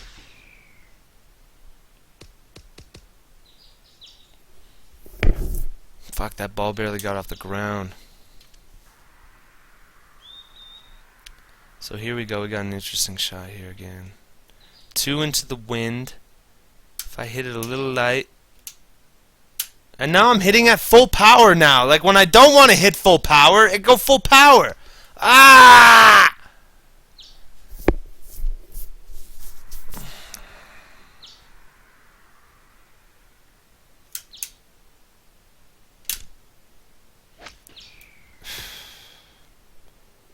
I have to settle for a lousy par. Oh, is it the beginning of the episode where it's Larry David as the gangster? Yeah, it is. Okay, let's watch this shit. Let's watch this shit. Hey, Adam! Ah, damn. Damn, it's Adam. Let's see, Adam.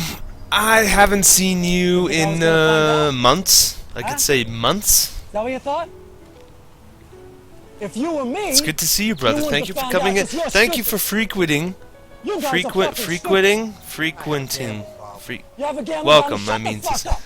Shut the fuck up. Larry David with hair is funny. Got a little greedy? Sorry, boss. You're sorry. You're sorry. I'm sorry. I'm fucking sorry. 'Cause you And fucking Adam, moron you still rock, fucked brother. up. Thank you for coming in. Good You're to see you. sorry. Hey, you want the money? Here's some Is that fucking. what you want? You want money, you fucking idiots? Here, take the money. Here, go ahead. Here, go ahead. Take the fucking money. You fucking idiots. Take it. Take it. Take the fucking money. Here, take it. Is that what you want? Take the fucking money. Come here, you fucking cocksucker. I'm scared of high costs. Okay, cut! Larry, all right. Still photographer was right. You see my YouTube channel. Thank you, Adam. Adam. Went in and out. We broke off. Please take care of the video. Will you for me, Joe? Because I can't see the thing. From what I could tell, from what I could hear, because I could hardly say. I saw Well, the you part could of the- tell you missed the whole tape. No, it was great. It's great. I think he You needs know what? more This money. isn't enough. I need more money. think he than needs this. more money. Every take, I don't have enough money. Yeah, no, it's. I'm, And thanks. What I think is really developing very, very well, and particularly the end. What I'd like to get into more quickly is the threat of the violence. Okay. Well, let me do this. Let me take out Gino's balls in a plastic bag. Take it out of my pocket. Hold up his balls. The balls will never read. They're not going to read his balls. Well, balls will read. Why won't balls read? Balls won't What do read. you got in plastic? You mean? I'll be in a plastic bag with some, what is it, formaldehyde or something? Yeah, but it's like a little graphic for this because I'd rather. That's a big thing to do. This is later. What's the This matter with is. you? Do you This know is what you're doing? This is just the Do you threat. even of- know what you're doing? This is just the threat of the violence. Okay. And what I'm concerned about. If this guy says something to you, you should slap him. Like what? No, just like a little. Yeah. Don't talk to me until Like I that? finish. Yeah, that kind of thing. You know. that kind no, of that's too hard. That's too hard. How many takes are we going to do? Two more. Two more. Two more. You shoot too much, Marty. No, it's getting better and better each time. Yeah. Joe, two more takes, one right after the other. Same slate. We get the energy better in the second take that way. You know, Seinfeld, we did 2 takes and we were done. We're just getting into it. It's rich. It's getting better and better every time you do it. All right, try and watch this one, okay? No, I was going to watch, but I couldn't get away from the earphones. Well, then cut it or something. No, you were going well. You were doing really good. I'm not going to break it up. All right. Scorsese, Mr. Score fucking Sazy. Hey everybody, here's a good YouTube video. Coco, the talking monkey. While we're on, there's another Seinfeld reference. Coco shows motherhood empathy. Coco Hood.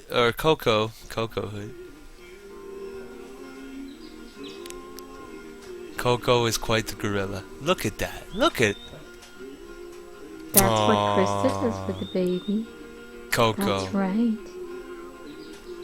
Nursing the baby. Right? That is a gorilla. Mm-hmm. Now that is a gorilla that you That's can the have a song. beer with. That is a gorilla that I want to drink with. We could shoot the shit. All I gotta do is learn some sang language, some sign language. When Shatner met Coco. Oh yeah, all these celebrities come to meet Coco. Coco meets Mr. Rogers. Her favorite celebrity. Yeah. Anyway, okay, enough of Coco. Coco the talking monkey. And actually, on that Seinfeld reference, actually, doesn't Kruger say Coco the talking monkey? And monkeys have tails. They're far different from gorillas, right? Wait, what are you saying, Adam? Since I haven't seen you in an age, what are you saying? Look up Ventrilo harassment. Wow, nerd. Ventrilo harassment. Okay, let's do that. Take a break. Because I have to kind of sober up here so I can play. Ventrilo harassment. Okay, here we go.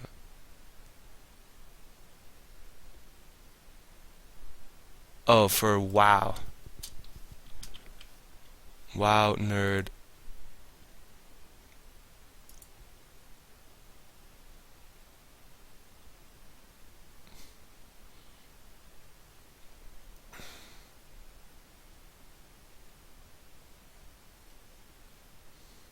Oh, dude, 4 strength, 4 stam, leather belt. Level 18. See, once I get this guy to level 30, I'll start leveling my room. Level 18. Shut up.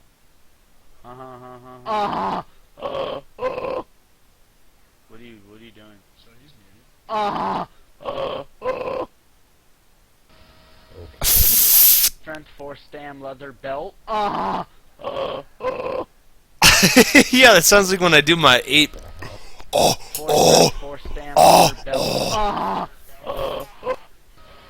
Joe, is that you and the other one? What? No. Yeah, dude.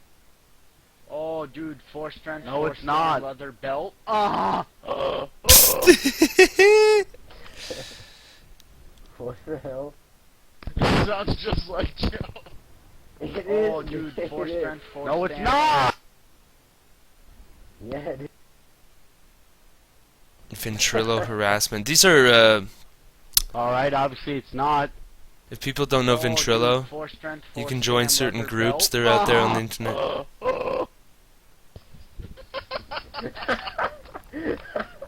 My God.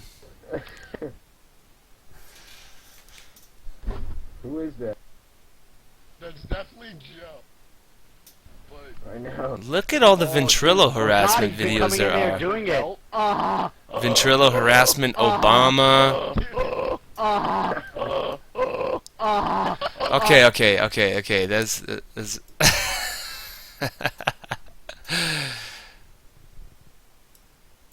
Oh, here we go. Yeehaw! Where's my video game at? You absolutely right. Nah, I was wrong.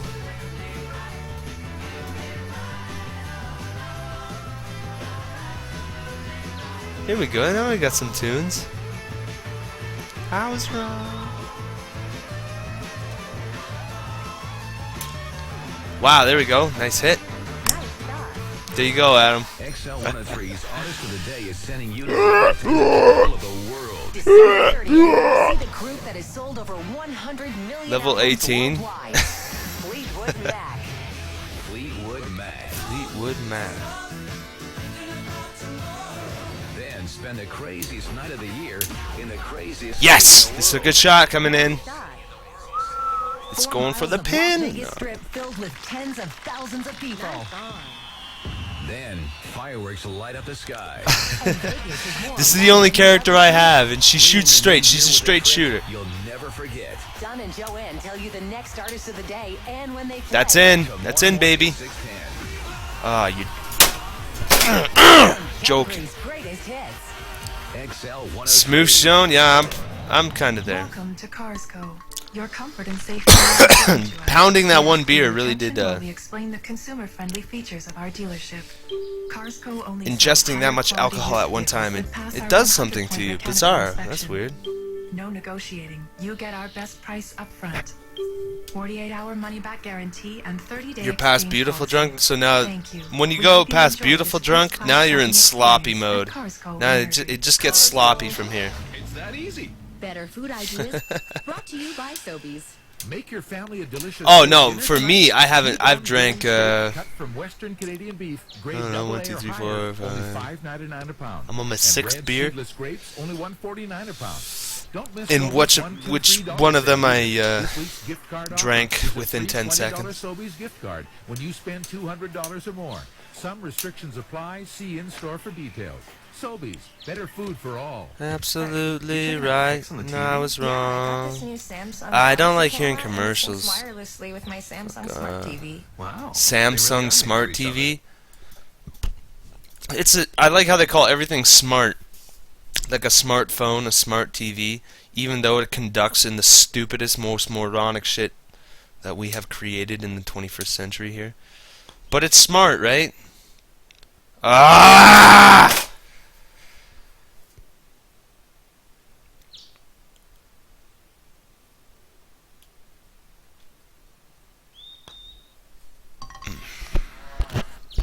Shitty. That's not. That is not respectable. It's a shame. Unless I can pull off some birdies in these last holes. That's what she said. Boom. Nice shot. Yeah, that is a nice shot. It is. You're on your smartphone watching this? That's crazy. That's cool. Magical. You got Kubrick in your pocket. Kubrick on the go. Not that that's probably not very helpful in any way, but at least we have the option, Nice right?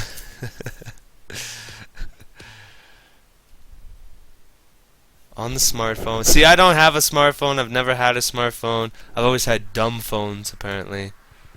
But I don't want a smartphone. Like, really, it's not my thing at all. I do not belong in the smartphone world. I don't like texting. I don't like Facebook. I don't like smartphones. Like, none of these things really gel with me. There's this. Not only do I not want to, I have like an urge not to.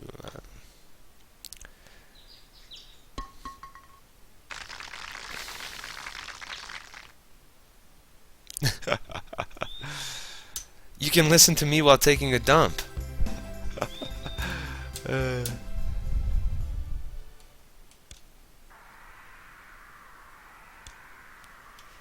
I don't fit in with modern society. That's okay.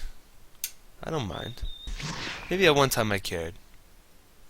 Stuck in 1999.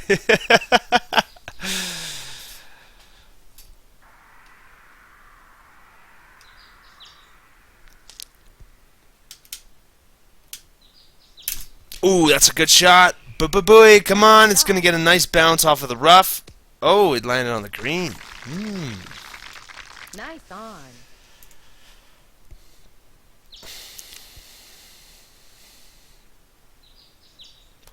It's a birdie attempt.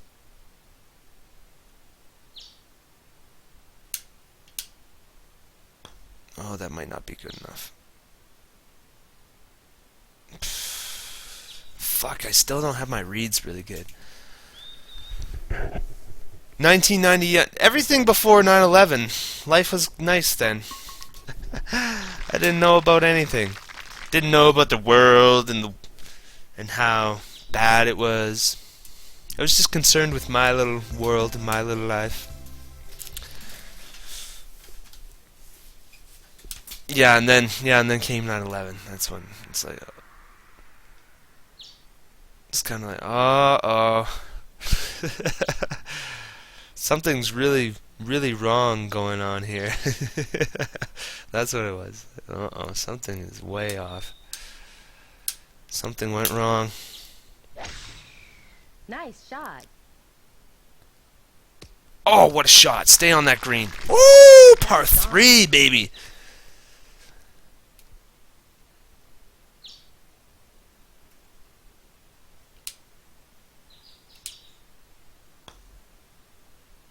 In. Boom. Nice in. Maybe I'll be able to get back up to 0 and the leader will fall down a bit. He's at -2. He could fall. If I can birdie these last 2 holes. Ooh, I have no power-ups.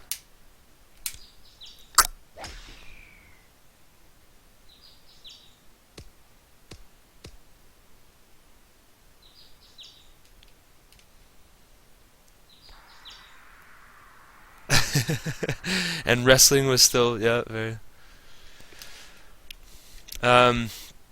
I only watched wrestling for a very short, brief, maybe for a year. I was very much into wrestling, but that's when WWF and the WCW, they were 2 separate entities, and so one channel you had your WWF, and then you had your WCW, which I like WCW more because I thought it was just like more.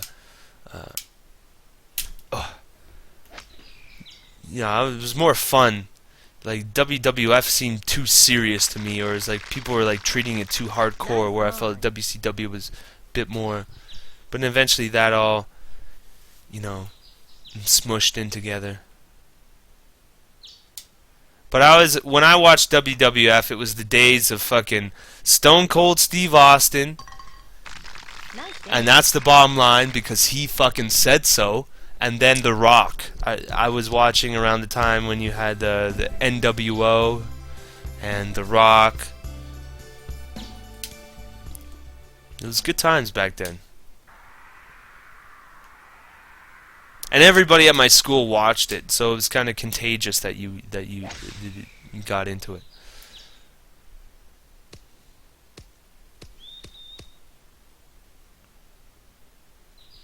If you smell Yeah, that's when The Rock was the man.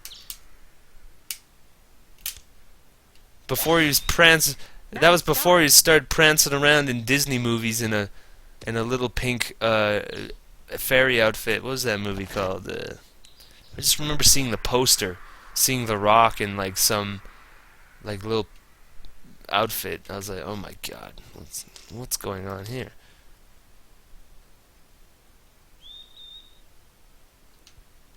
.76. That's a tough shot. That wind is going to take it too much. Sit, sit, sit. Nice on. Sable. Sable on the table. That's what we used to say. Sable.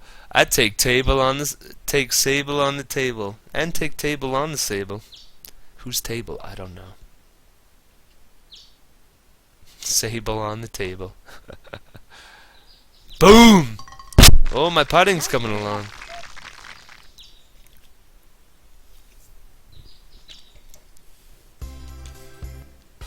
Well, third place. I did not have enough gusto to bring it back.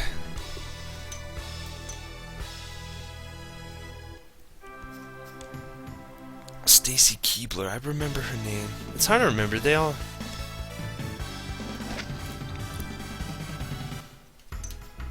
very attractive women. You know those women with their boobs and their vaginas? Pretty nice.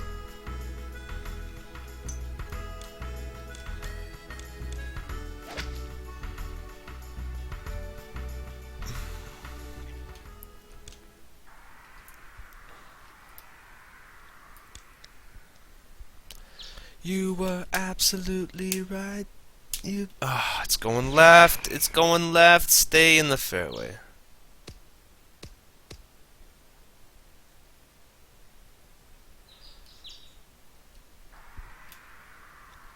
Par 4 and you can't reach the green. What a rip-off. I'm smashing the driver. Boom.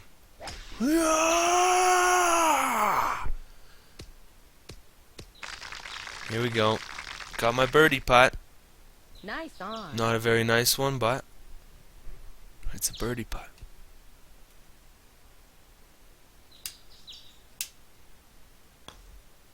This might go.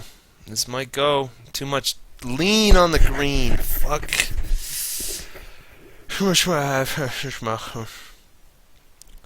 Sable's boobs. Oh, let's take a look at this. Woo! Oh. Oh. Sable on the table. Sable on the table. Those are completely fake boobs, because look at the way that these things just shoot out from her butt. Now, if these, like, notice her arms are open. If they were real boobs, we would see a bit of nippleage slipping off to the side right here. But look at her boobs are just like right out there. Bagone. Man, those boobies. And look, she just put like duct tape or some sort of tape. It's not even a bra. It doesn't go around her shoulders and nothing. No straps. Just something they put on her boobs.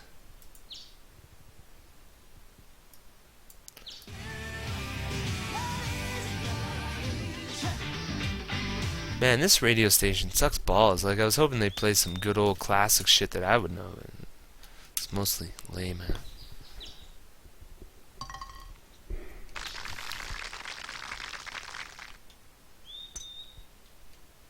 Sable with the boobage.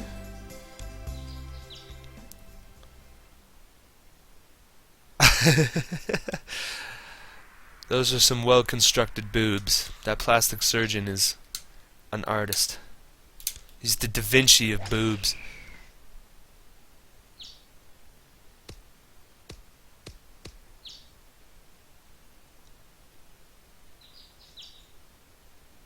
It's rumored that the circumference of her nipple is that of the golden ratio. Magical. Bad shot. Bad shot.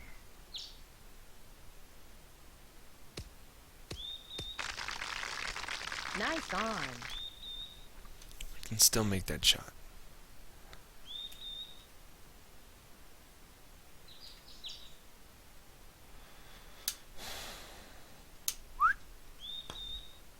That should go. Boom. Nice in.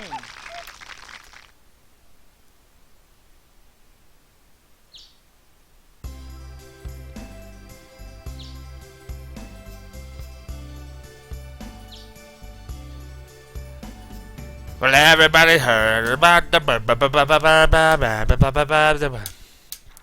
I think my game is getting a bit better here, even in my drunken state. It's just more of a timing thing. Just gonna get the timing right. I hit the tree. You're joking. I should get points for hitting the fucking tree.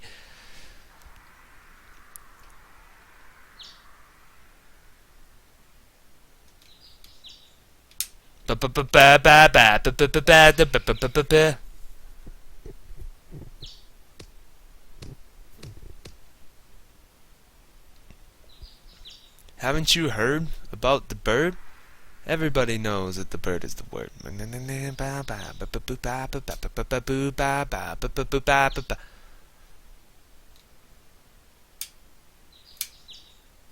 Oh, this will be a really nice shot. This should be fucking real close.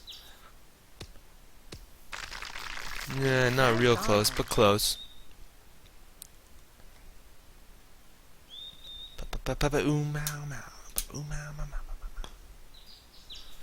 Beautiful. Nice in. Now I'm raking in them birdies.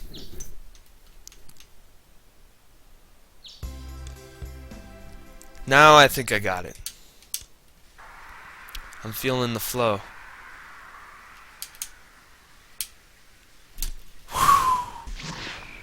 Nice shot. Oh! I don't know why it turned like... maybe the wind. Shouldn't have turned that much, though. What the fuck? Oh, look at the wind. It's 20. That makes more sense. So that makes total sense.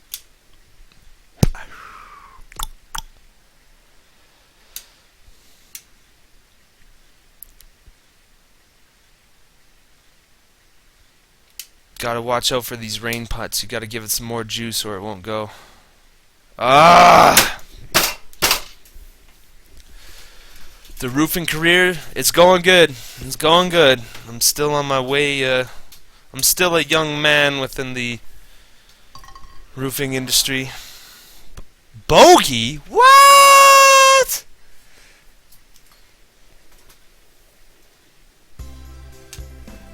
But I'll make something out of roofing. I tell you, when I have my roofing crew going, I'm not gonna be like an asshole.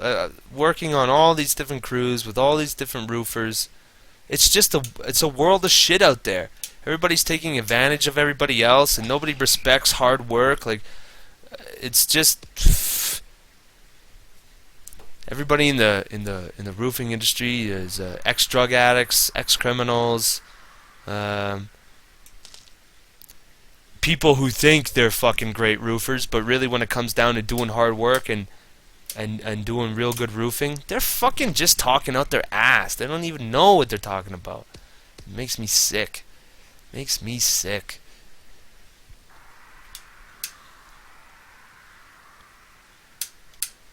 Whoever works for me when I get my shit, I'll be the best boss in the world. There's no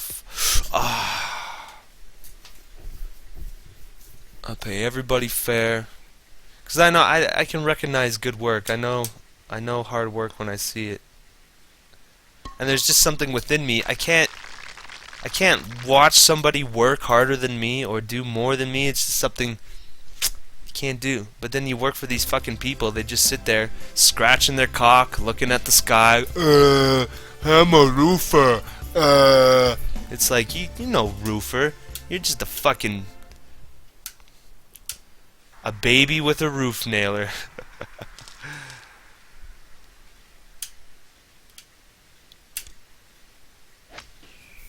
Nice shot. But I digress anyway. That's the state of the roofing industry.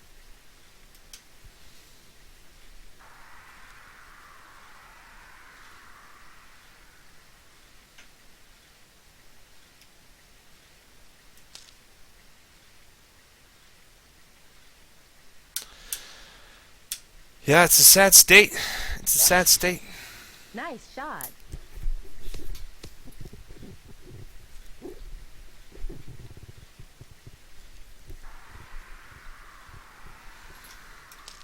So this is a really difficult shot right here. Into the wind with the rain. I'm thinking 3 iron with backspin. Something like this. Like that. That might play well. Nice shot. There you go. Nice on. Pin high.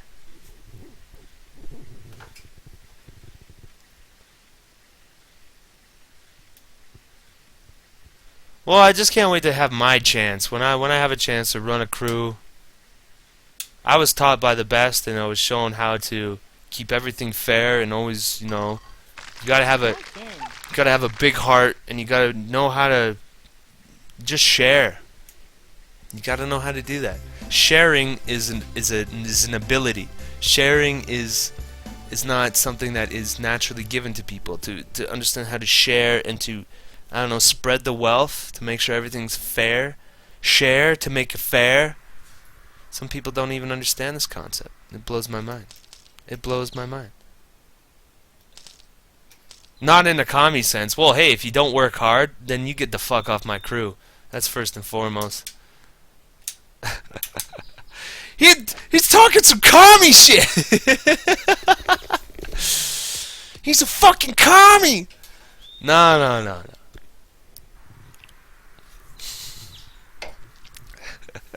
You pinko piece of shit.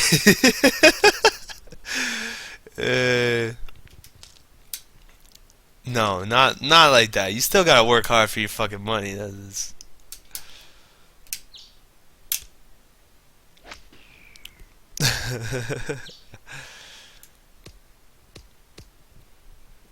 sharing within reason, and to say that sharing is a communist idea, that goes a bit too far.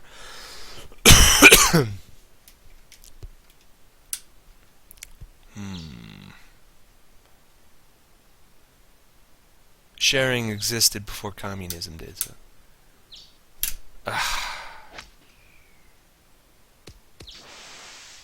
This guy's a commie!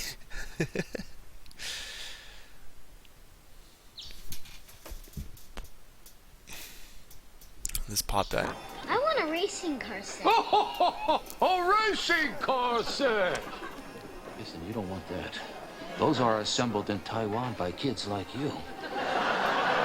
And these Coleman pigs, they sell it for triple the cost. But I want a racing car set. Oh, don't you see, kid? You're being bamboozled.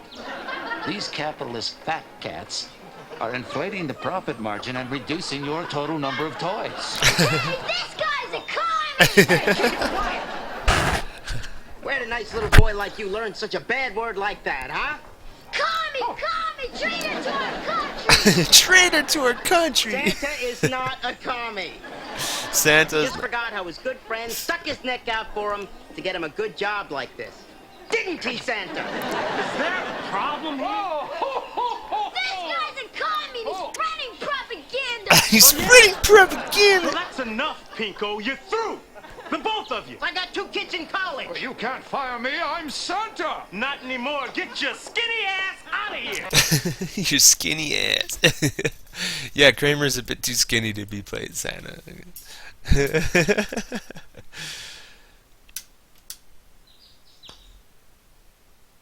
This guy's a commie. 2 kids. Yeah, Mickey, he's had 2 divorces. So he's had 2 divorces, I believe. And then in that episode, he's got 2 kids in college. Mickey gets around. For a vertically challenged human being, he does a pretty good job.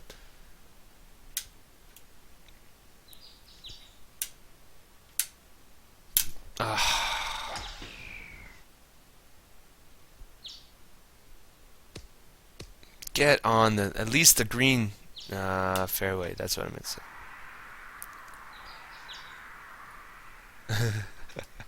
There you go. Everybody's heard. Bird is a whip.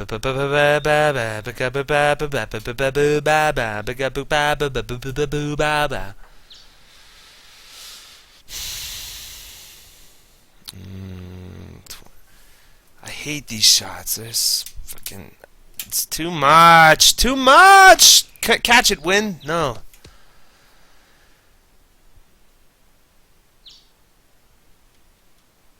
I can make par. Classical Tactical. Welcome to Classical Tactical Radio. Go fuck yourself. In the hole. Baka-gooey. Baka-gooey gooey gooey. Ba-ba-boo-ba-ba-ba. I gotta take a piss. I'll be right back, everybody. Talks amongst yourselves.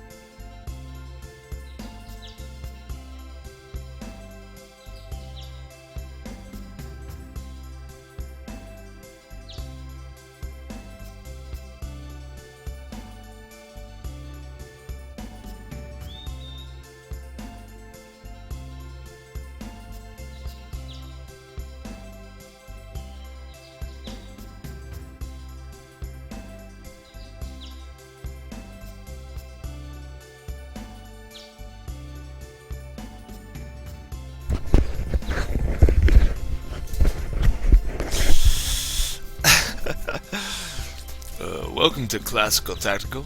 It is the top of the hour for all you fags listening. And just a reminder, I plowed all your moms last night. And up next is a little bit called Reflective Biography. Be sure to stay with us. And I fucked your mom. Your mother's a whore.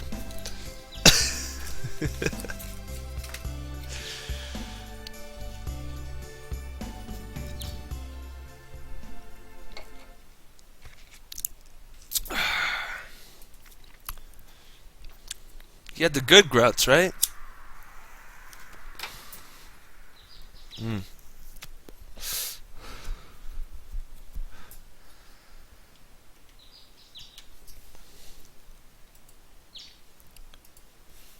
There we go. You're tuned into Tactical Hound Radio. Your mother is a whore.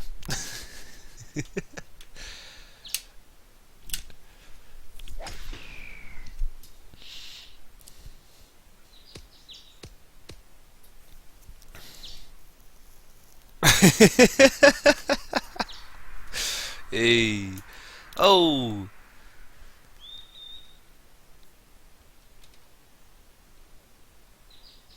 Here we go. Oh, come on. Go, go, go, go, go, go, go, go, go, go. Pick up and go. Pick up and go. Pick up. Yep. Okay. Nice on.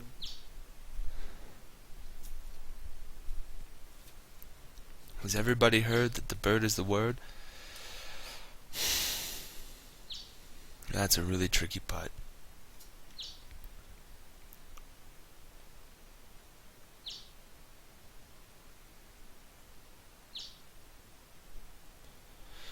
Something like that. Something like this. Not good enough. No, no. Unless it gets some kick off the hill. And it turns.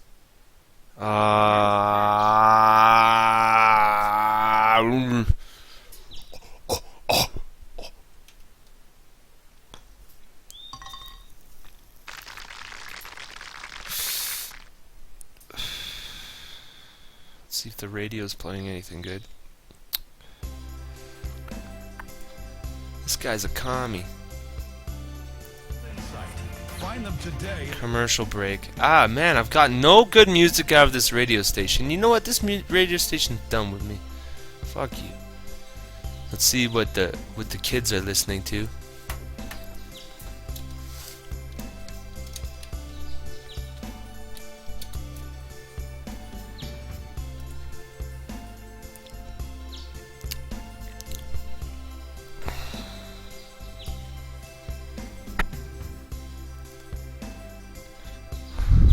Let's see, what are they playing?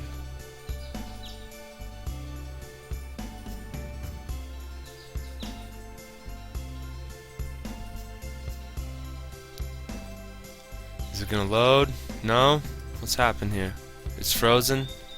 Did my Adobe Flash crash? Yes, it did. Fucking.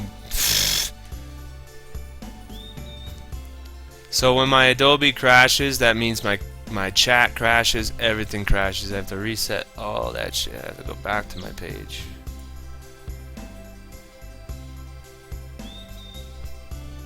Pop out the chat. I hate that shit. Or not Adobe, my Shockwave.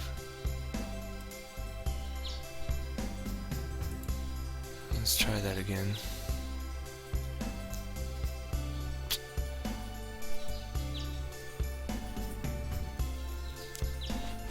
I see you! I see all.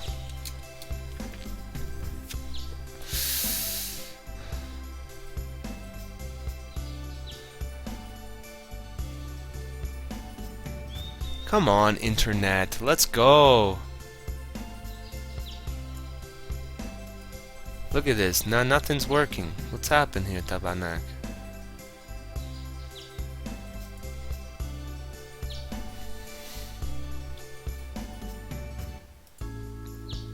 I think I'll just try clicking on their listen live.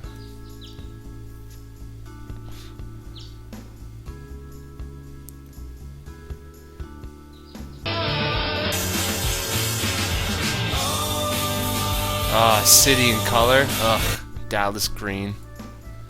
The most depressed individual. I'm so fucking sad. I make all this money, and I have a hot wife, and my life is pretty good, but I still sing sad. Ah, ah, ah. Play that? What do you got there, Rip? What do you got for me? It's 7 minutes long. That's past my playtime.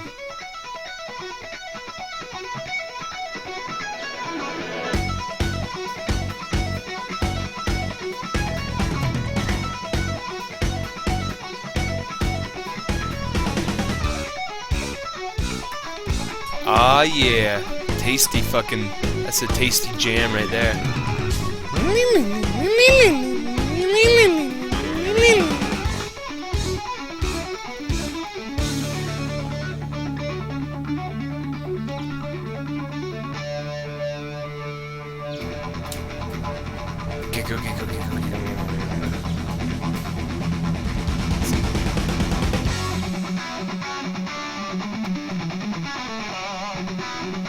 Rock on.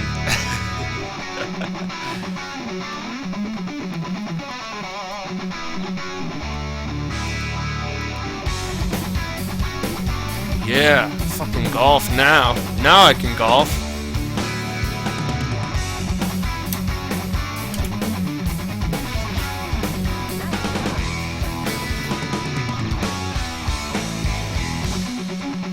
Your favorite guitarist? Now, Rep, do you believe that he's naturally gifted, or do you believe he sold his soul to the devil to gain such skills?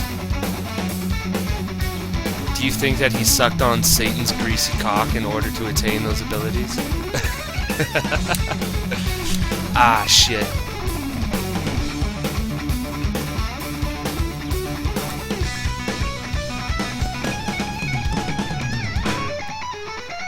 Some tasty licks right there. Woo!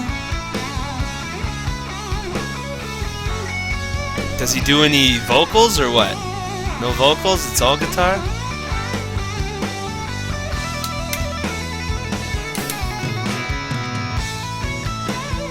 Boom, baby! Woohoo! Finally, my first shot in. Bagagul!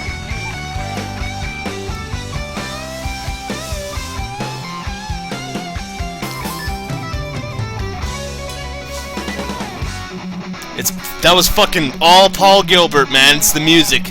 The music compels me. Yeah. Elevating my golf game through music.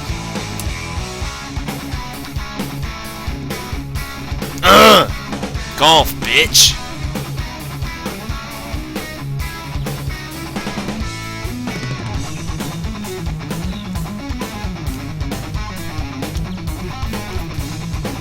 How did... What? I'm in the rough?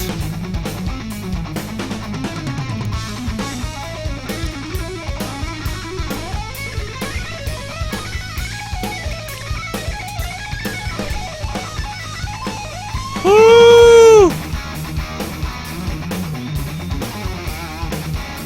Fairway, baby.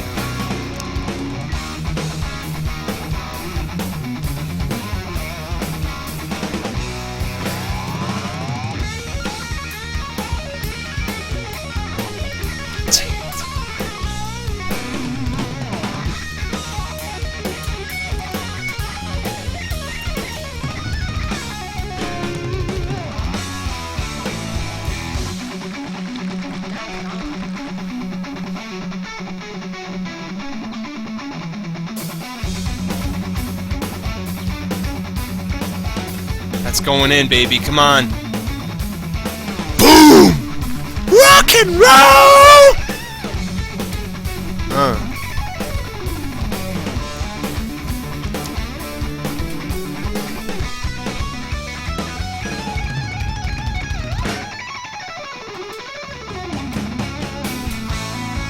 Boosh. Nice shot.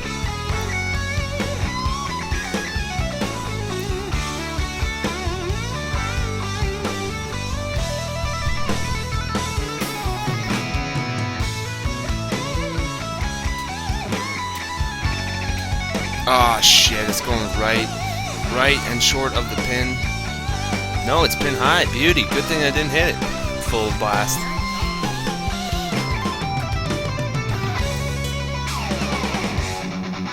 Oh yeah.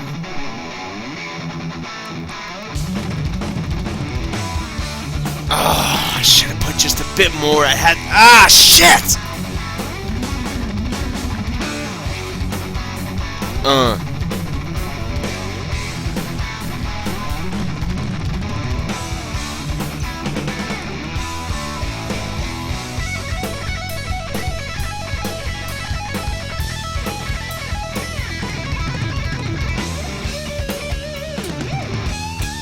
Terrible shot. That's going to be short unless it gets a good bounce off the rough. Nope.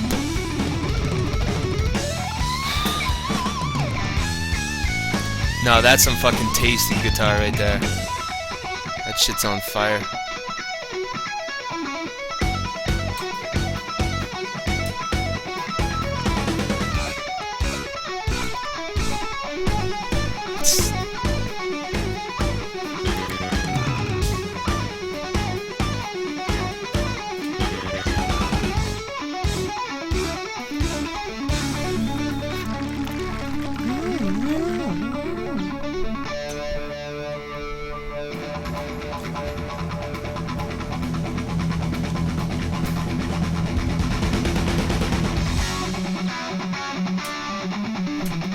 Oh, no!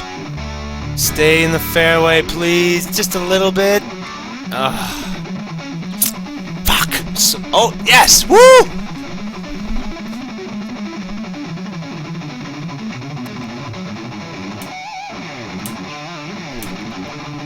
long right. But it might make that green. No.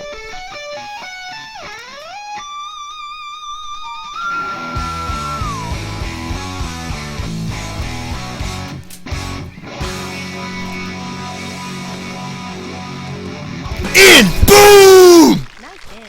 Haha! Right at the top of, right at the end of the song. Bang! That fucking song got me 2 holes. Look at that. Look at that. That's good stuff, man. It's some powerful rock and roll right there. Fucking, we were all witness.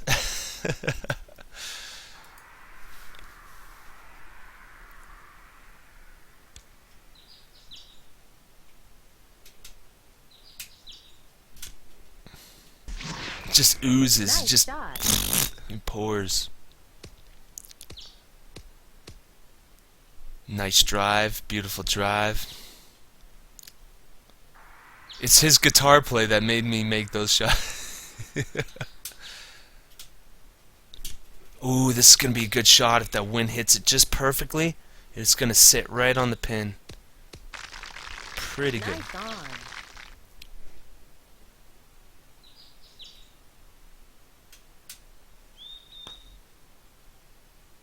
I hate myself. Go, go, go, go. Oh.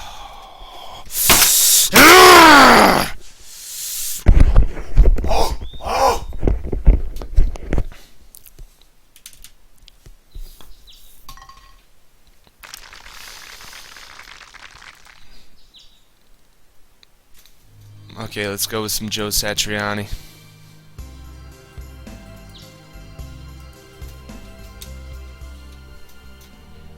Let's see if his guitaring can make further my game. Will it take it to the next level?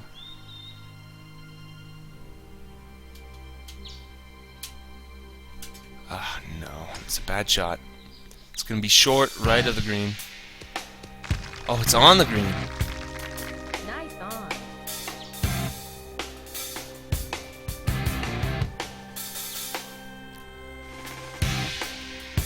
But even the last song we heard and what I hear right here, Hellsoul, listen to the drummer. Okay, you need a drummer that has to play behind somebody who guitars that well. That's fucking tricky shit.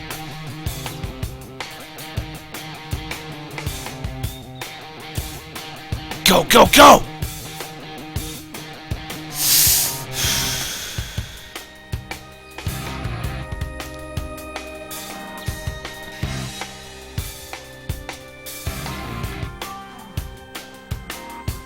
Wow. No, I'm a noob. I hate myself. Satriani, where's your guitar play? The guitar should have just made it go. I need to hear the fucking ripping. Start ripping. Here he goes.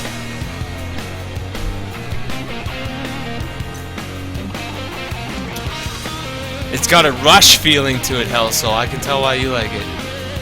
It almost has a very Rush feel to it. Ah, yeah. Ah, shit. It's going left. In the bunker.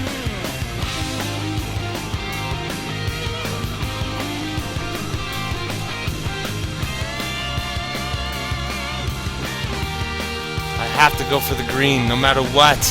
I must take this shot, no matter how dangerous it is. Look at that shot. Look at the red bar. This shot could go anywhere if I fuck it up. Here we go. Yes, got it. Whoo! Ah.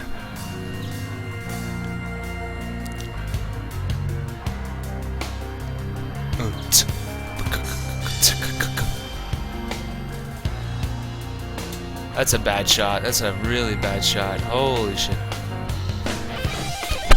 Woo!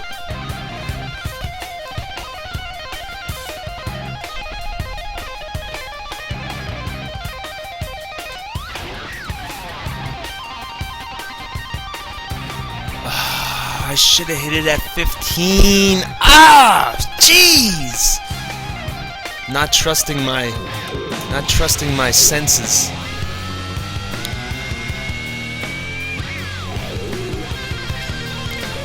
Oh, that's some tasty shit right there. I'm about to have another drink here, everybody. I just popped my beer. And I'd like to cheers everybody for coming into my channel. Everybody giving me your time right now. It's nice. Welcome. Thank you. And I cheers you. This one's for you.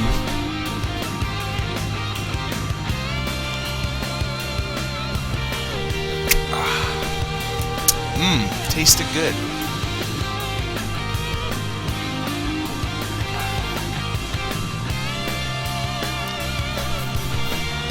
Cheers, Tack! You fucker.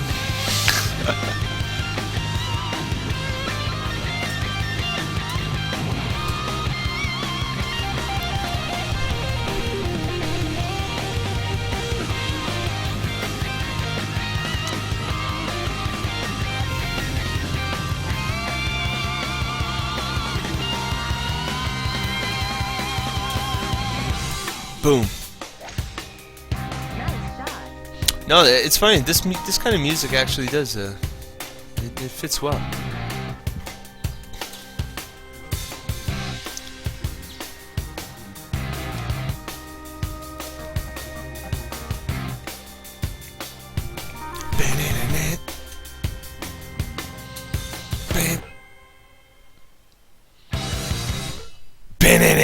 Oh, a little extra fucking juice on that. Ooh, that was good. It was tasty. That was a tasty fucking jam. It's fucking tasty. It's a bad shot, but at least I'm on the green. So this shot, how is it gonna go? There we go. I think I got it right here. Right there. That should go in the hole. Ugh. Fucking Mario Golf, man. I cursed the day I started playing that. It fucks up your whole hotshot golf fucking game. Fucks up your muscle memory and your thumbs and your timing. Yeah, that's who I'm blaming. I'm blaming them. Terrible. Terrible. Increíble.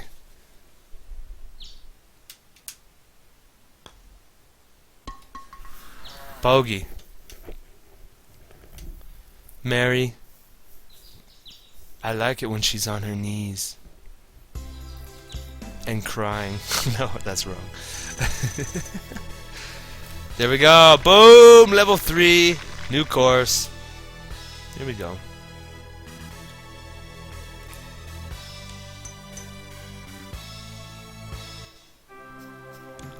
Game over, over.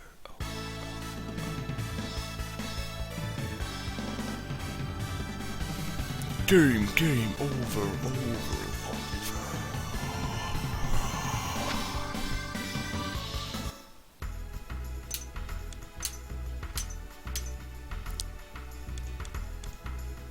I still need to unlock some new characters. I think after this tournament, I'm gonna start the versus mode so we can get some new characters.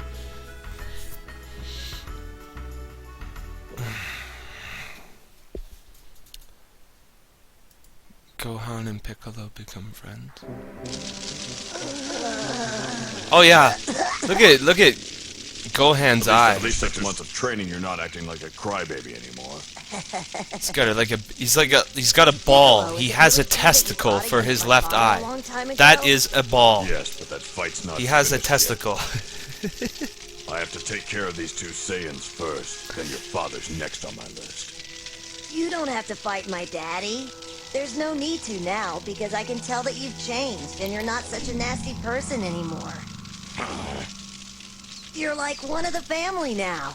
Yeah, you're kind of like my big green uncle.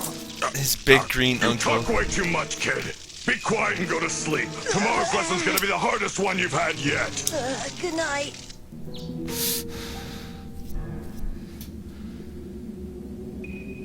The Dragon Ball Z saga. So this was all after the new threat. I'd like to talk about the first time I saw Dragon Ball Z. before I saw Dragon Ball Z, I had watched all the Dragon Balls, and I was very aware of Goku and his journey.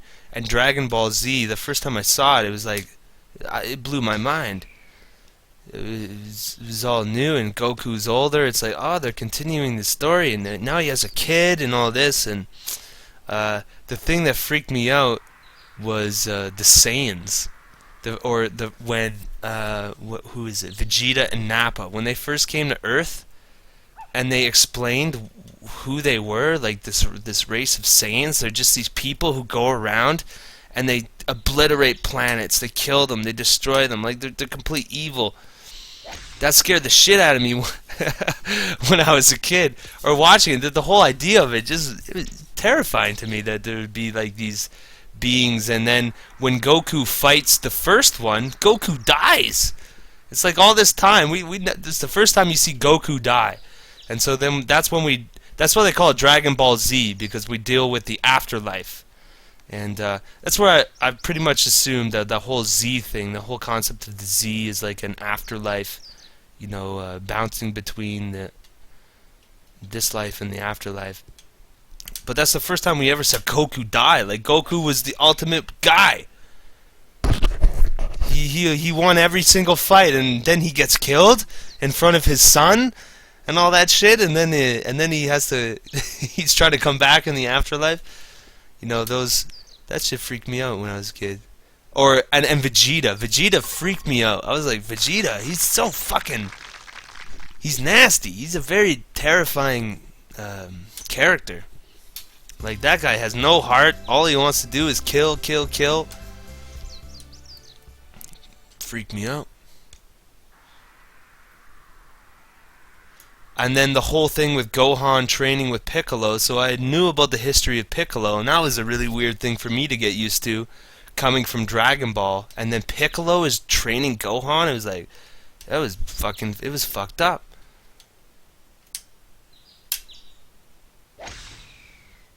Oh, that's going left, short, bunker. Yeah.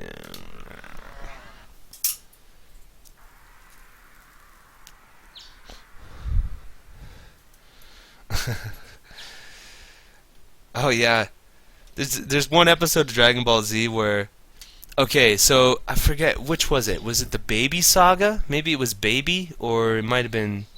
I think it was the Baby Saga. Or Babe, what was it?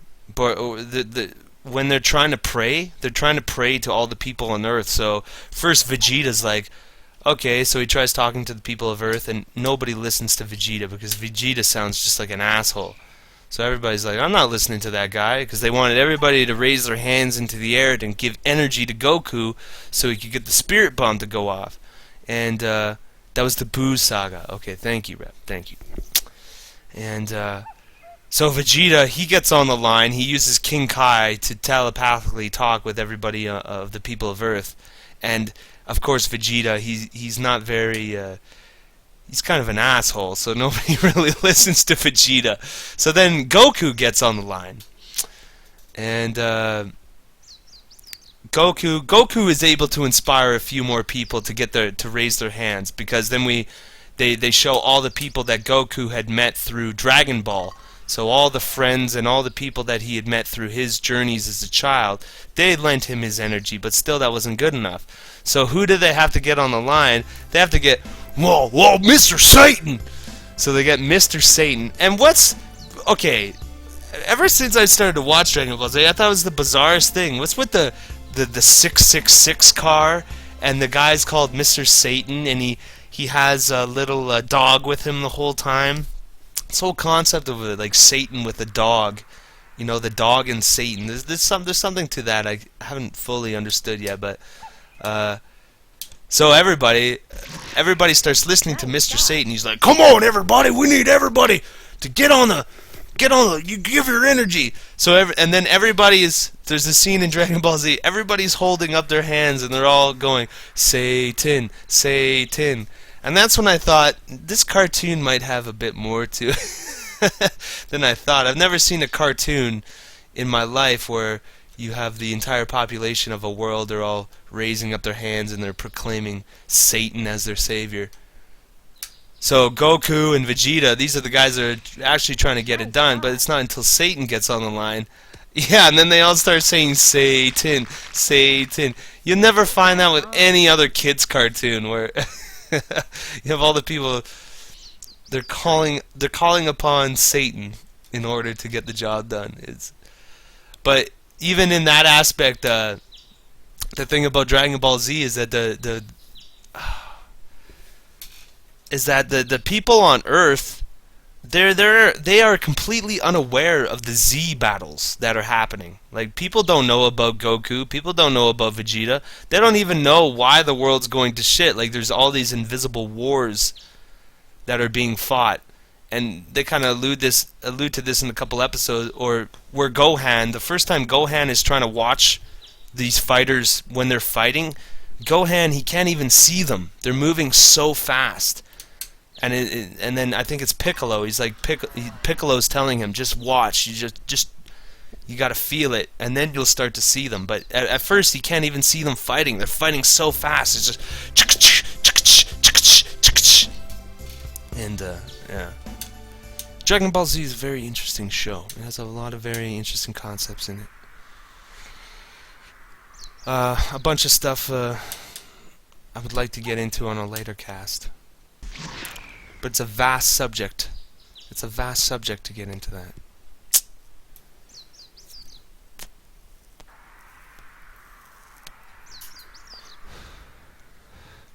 That's what I thought I would do.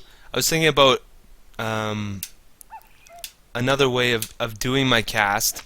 Like, rather than just a cast where I just cast and play a game, more of the presentation. I thought, okay, I'll put on a presentation where I'll try to come up with a idea, and then I'll present all my ideas around this, behind that. And I still haven't come up with a real good way that I could pull it off properly. It's frustrating. I want to say something, but I don't know how to say it. You know what I mean? I don't know how to speak the language. Nice on. It's creatively, it's a fucking frustrating. I lack the intelligence to pull it off, I guess, or the I don't know. I sound much smarter in my head. Like, when I think within my head, everything makes sense to me, but then when I try to express it and put it into words, this is the tricky part. This is the tricky part. Get the ideas in your head and express it into human language.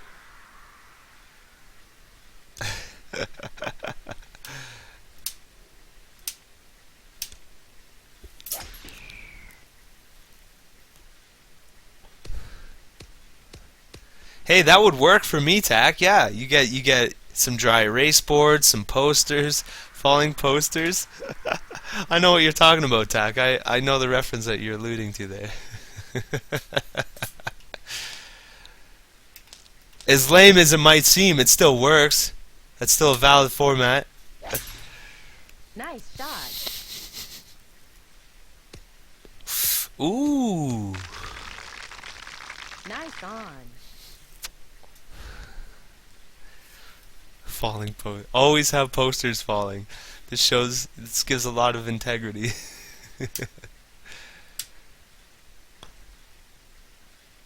Boom. Nice in. Juice the moose. Or moose the juice.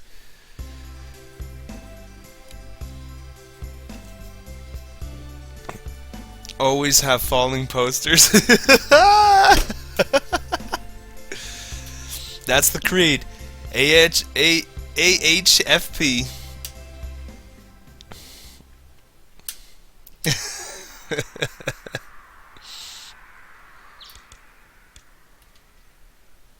Always have falling posters. Boom. Missed that tree? Right through the trees. The AHFP bracelet to show you got to show solidarity when it comes to that. Ooh, this might be a bad shot or a good shot. It could go either way. It's a good shot. Nice on.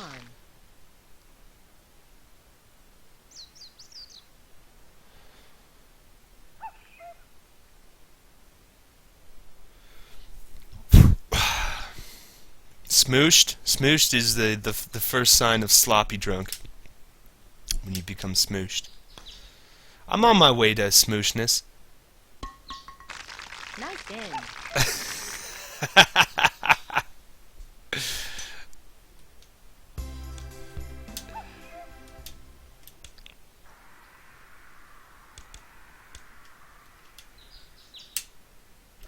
Ah, shiz. Good enough.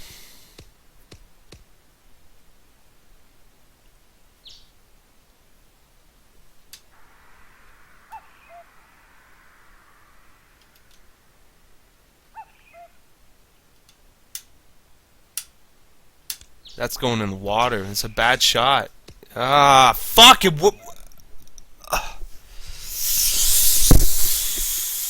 Why? And now I'm gonna be struggling to make par now. Like, look. If I smash a 5-iron, it's not even guaranteed it'll make it to the fairway. Get up and go. Fairway. Indecent sodomy. So is there decent sodomy? Is wait, there's a difference?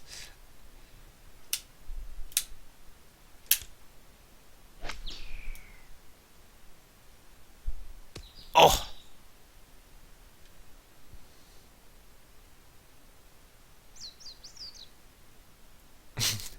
Indecent sodomy. That could be the name of a band. Hello, everybody. We're indecent sodomy. 1, 2, 3, 5, go.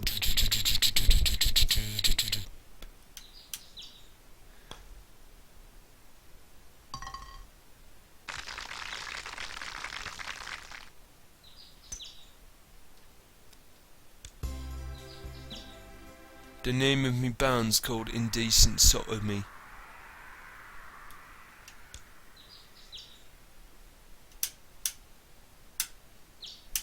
Boom. In the fairway.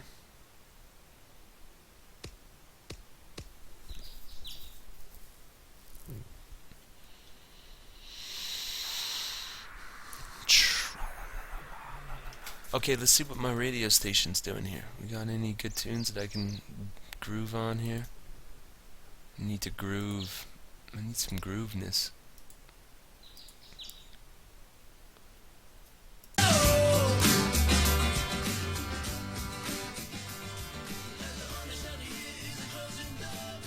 Sam Roberts. I don't like a lot of his stuff. He's been around since I can remember. Never really dug his tunes. He's got some good songwriting, but really, for me, musically, the band behind him doesn't do it. It doesn't do it for me. Nice yeah, on. one good tune, yo. One good tune. I haven't had one good tune yet. Off the radio, I mean. Here we go. This should fly. Go in the hole, baby. Boom. Aw, you're joking. You're joking. Call in a request. They don't even take requests anymore. You can't phone the radio station.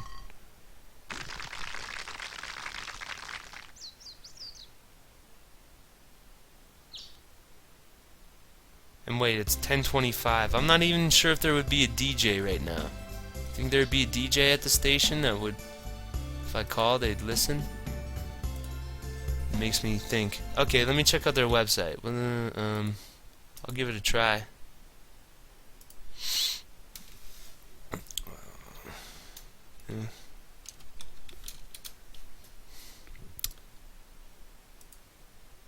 Let's see if they even give out their phone number.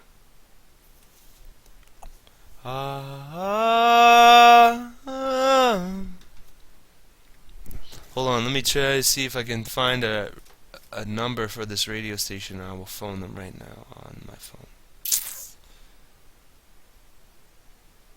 Contact us, okay? I want to contact you, radio station. Main phone request line 238X929. So what's X on the thing? X is just another 9. So just put 9929. Okay, so I'm gonna try. This is my cell phone. 238-9929. Okay, I wonder if anybody's there.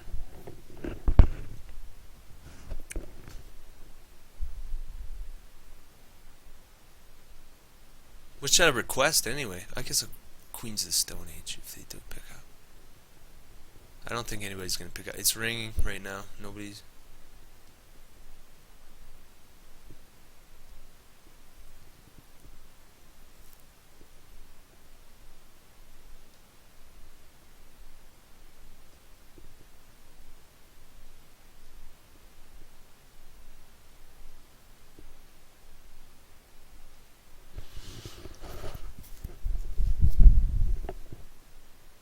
No, nobody's picking up.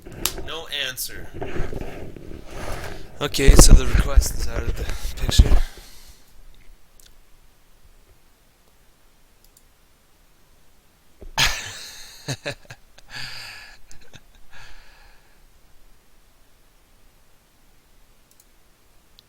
But that actually sounds like a good tune.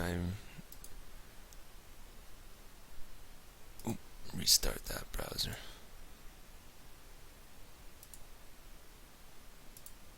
Okay, so dance yourself clean. I remember the very first time I ever heard this song. It blew my mind. The very first listening of this song, I was like, what is that song? What is that fucking song?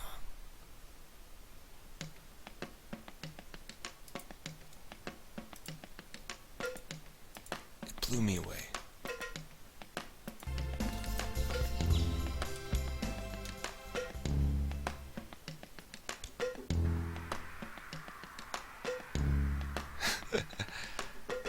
I remember I was carpet cleaning. This is when I was very much into CJSW. That's the radio station which I first heard this song on. And it just blew me away.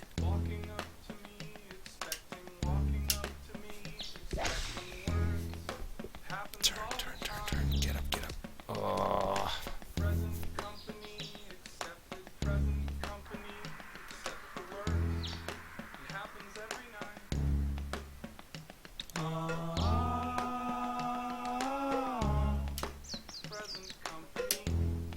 Excluded every time.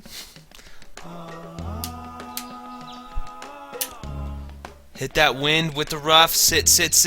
Ugh. Except you are an actual jerk. And living proof. Sometimes friends are mean.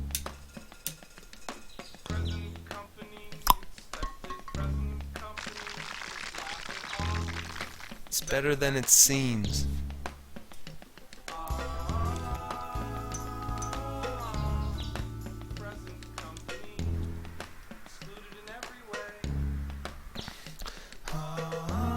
Perfect. Makes me want to stay. Go.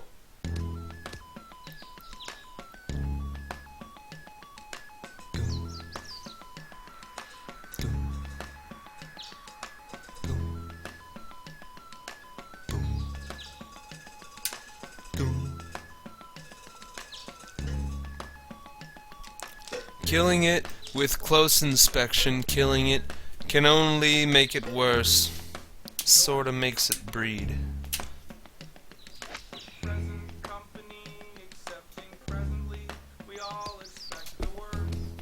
It works just like a need.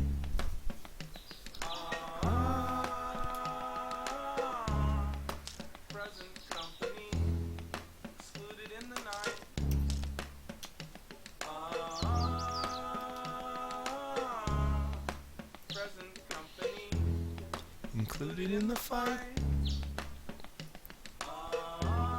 Here we go. Boom. It's reflective age. Nice on. And this is when the song just blew my fucking mind. And I was like, what is this? What is this fucking song? And I swear, I phoned the radio station and I asked, what did I just hear? And when I heard the title, Dance Yourself Clean, I went, what? That's the craziest title ever. Dance Yourself Clean. That is wicked sauce. That is wicked.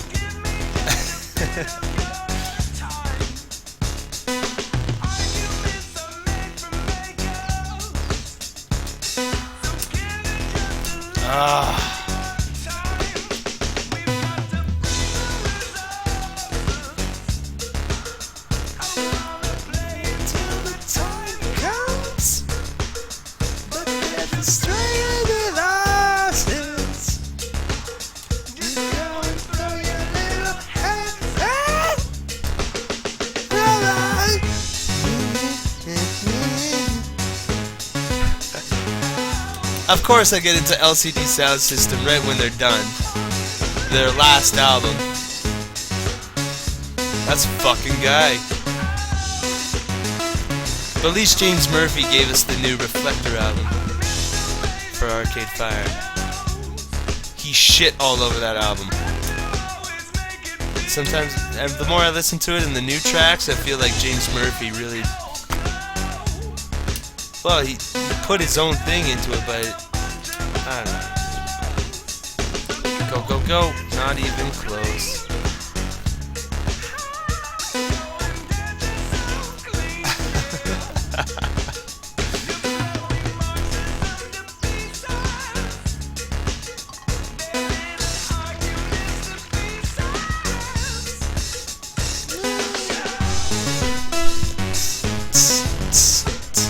It's your show.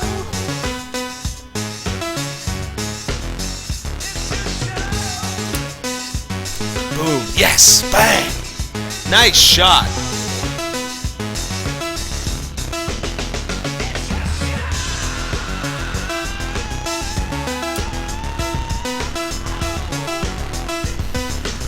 Here we go.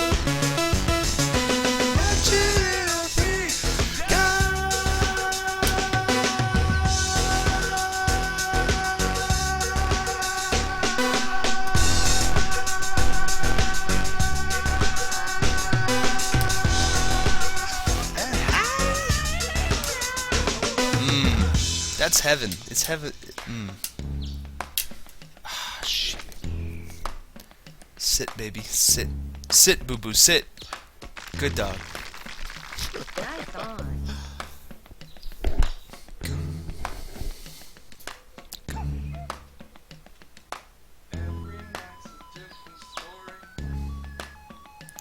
It's a 30-car pile up with you.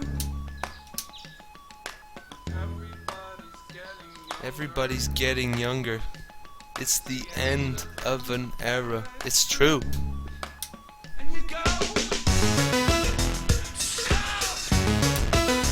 Stop. What? Hey, dude! No fucking way! Rip off! Rip off!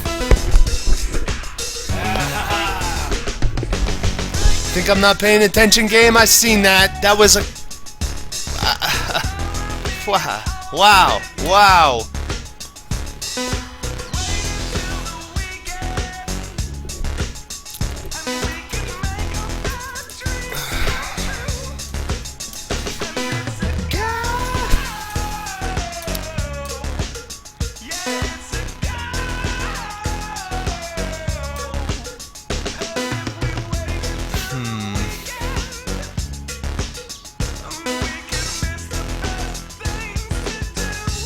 Yeah, I saw that, Mega Man. Last time I was on the page, I seen that the Hotch Huts videos have the highest views of anything. Like, what's up with that? So there's a lot of Hot Shots videos tied to YouTube or something? Yeah, I don't know.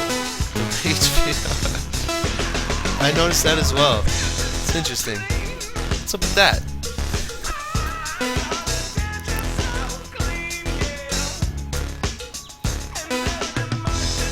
This might go. So bad. So bad. Look how far. 10 feet past the hole. 12. Eek. Gross.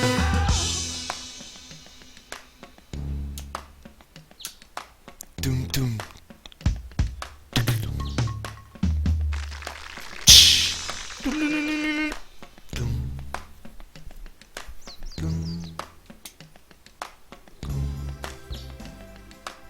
We should try a little harder.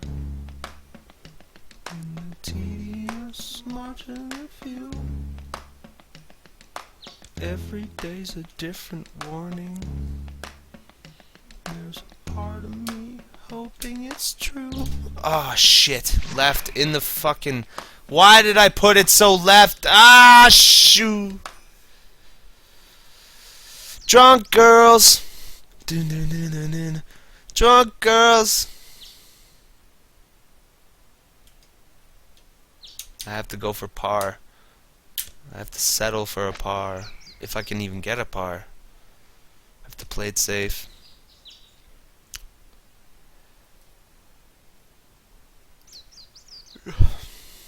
Oh, look at this shot. Nice fucking straightforward. Ugh. Fuck.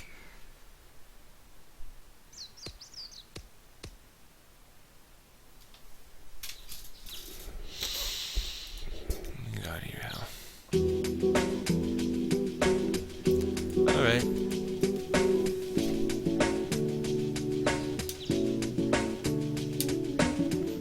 Let's chill. Let's gotta chill. Boom! You skip Drunk Girls? I love that song. To me, that just... the way that it blends in from Dance Yourself Clean to Drunk Girls. Come on. But actually, the LCD Live in London, the London sessions, that is the best. That's the best sounding LCD Sound System album. The Live in London sessions. It's good stuff.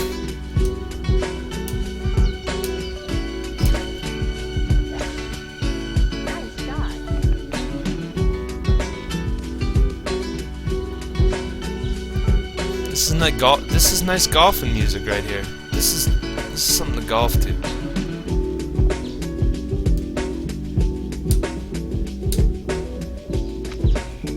Nice shot.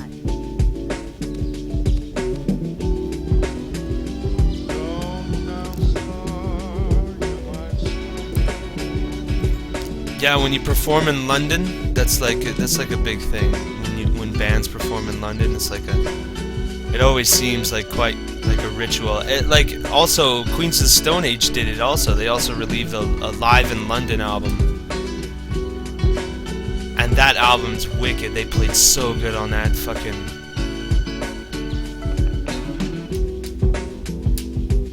They bring their A game when they go to London.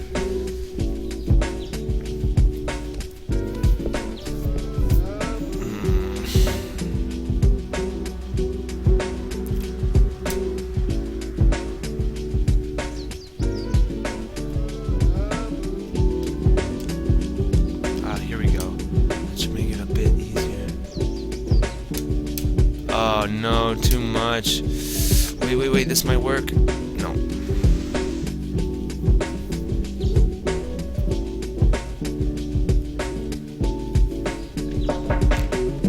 It reminds me, when I listen to this Household, this kind of reminds me of, it's like when you play, the Gran Turismo I played on Gran Turismo 4 on PlayStation 3. It has a lot of this, like, nice chill out music. Gran Turismo has a really nice, like, chill soundtrack.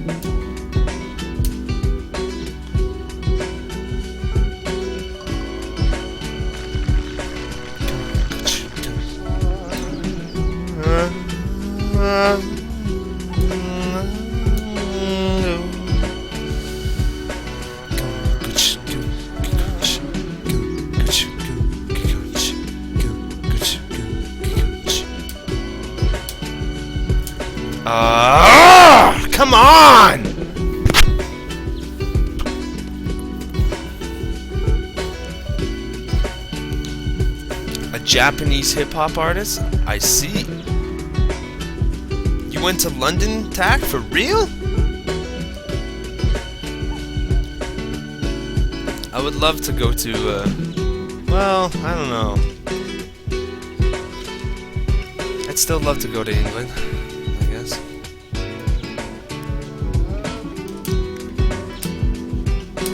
Shit. I can't get my shots to land. Oh! Oh! It still worked out. Nice on. Just a day. Cool.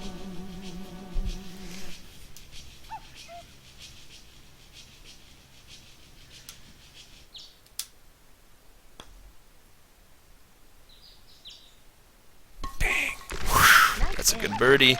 That might put me in the running. If I could birdie these last two holes, it might win this tourney. Ooh, he's at -5. Yowza. That's no good. That wind is looking pretty fierce. I'm going to try to hit a shot that cuts right through it. That's a terrible shot I just made. Oh, no, there we go. Good roll. Oh, roll on the troll. Nice on. Speckled hen. I've heard of that. Speckled. Speckled? Yeah, would you like some speckled hen, mate? I'm just gonna hit this straight. Nice and true.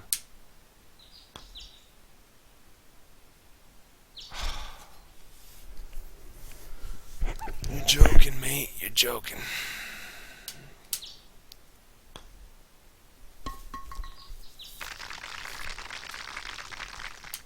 Don't use fluoride in their water. Australia, England, what's the diff? Same thing. Same fucking thing.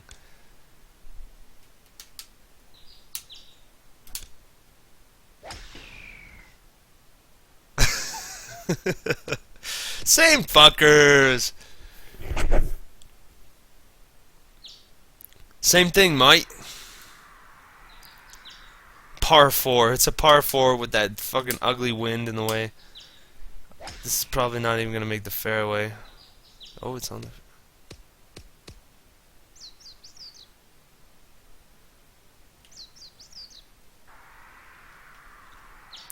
So I'm gonna sink this shot. I'm gonna sink it from back here. Gonna drop it like it's hot. Nice shot. No, I'm not.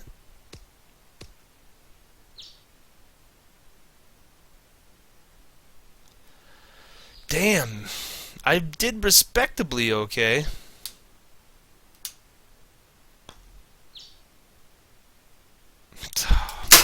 I'm gonna break this controller one day. I keep smashing it into the fucking desk. Piece of shit. Wow, I didn't even mean to take that shot. So, I have to get -6. Okay, it's time to get a new character. But will they break me? Down, down! Don't mess around!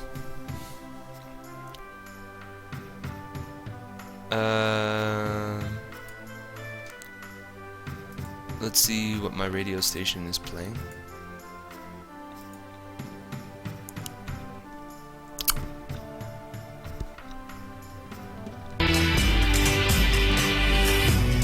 I'm not one to break promises.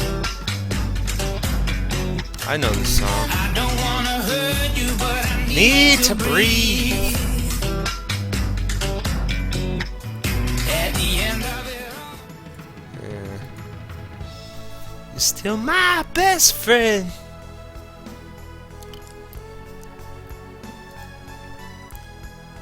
Well, you know what? Can't go the whole night without playing some Arcade Fire.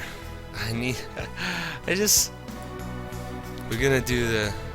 Here comes the nighttime. This fucking hypnotic beat.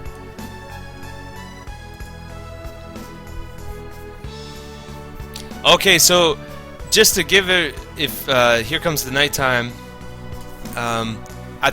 when they were on SNL, they did this thing where they, at the end of SNL, they actually had a special right after when they perform on Saturday. I've never seen any band in the history of Saturday Night Live.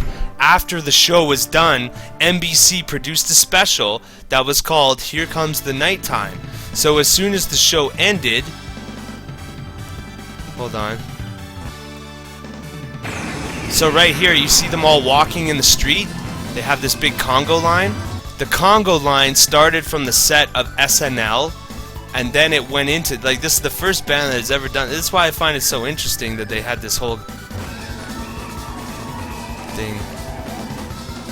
Anyway.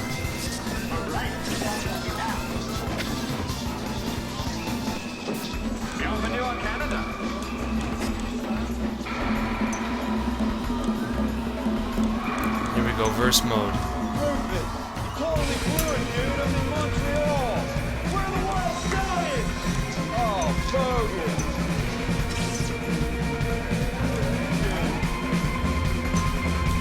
Here we go, Yuki.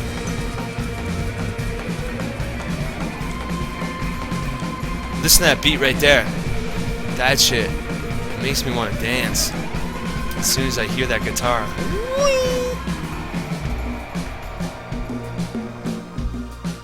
Nice little disco beat.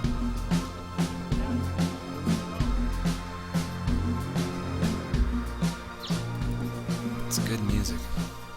Can't help it, I love it.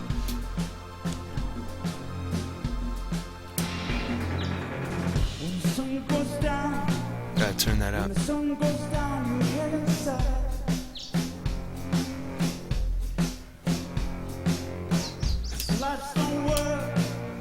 Boom. Nice shot.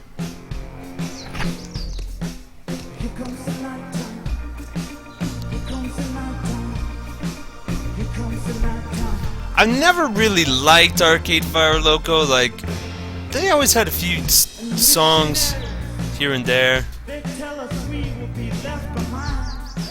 Left behind.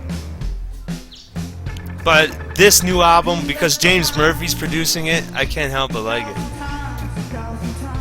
And it doesn't strike you properly, that's a good thing. Trust those instincts, Loco. If you wanna be righteous, get in line.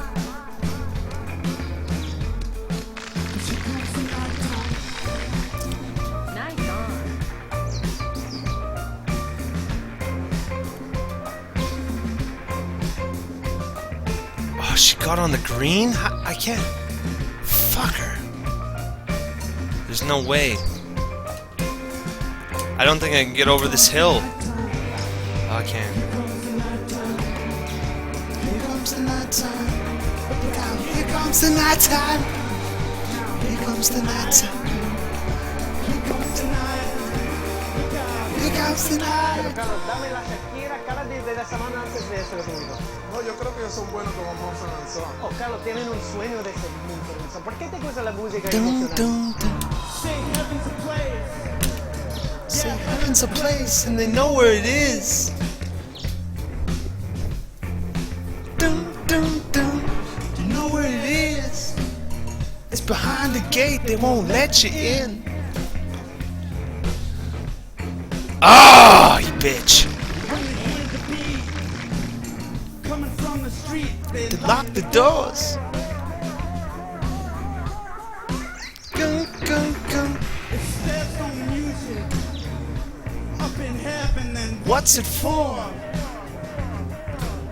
You are getting brainwashed. Be careful. This music is initiate music. the spirit sound me like a loud choir. Just like LCD music too, as well. 1,000 horses running wild in a city on fire. Just have to understand what where they come from. Here comes the nighttime. Shots in your feet, then it goes to your head. And if you can't feel it, Then your roots are dead. and if you're the judge, Here comes the night.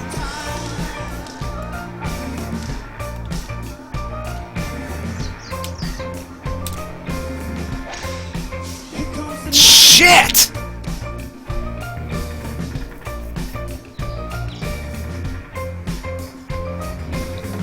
It makes you want to move, for sure. Same here. The first time I heard LCD music, it makes you move. It makes your body move, like without really even knowing it. Before you know it, you're dancing to that shit.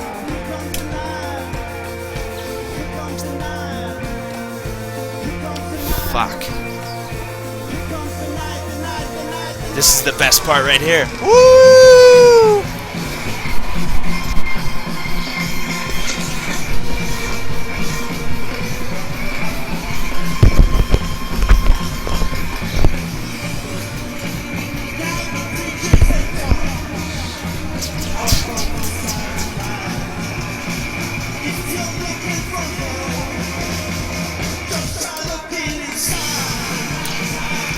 The night time.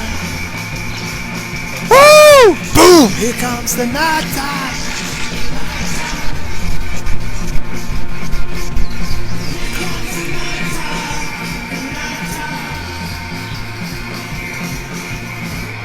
Miss, miss, miss, you miss! Woo! The night time.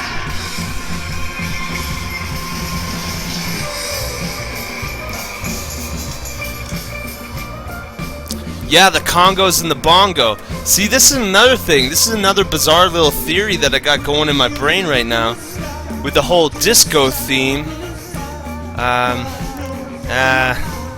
Nah, never mind. That's reserved for another day. But why that whole kind of like that...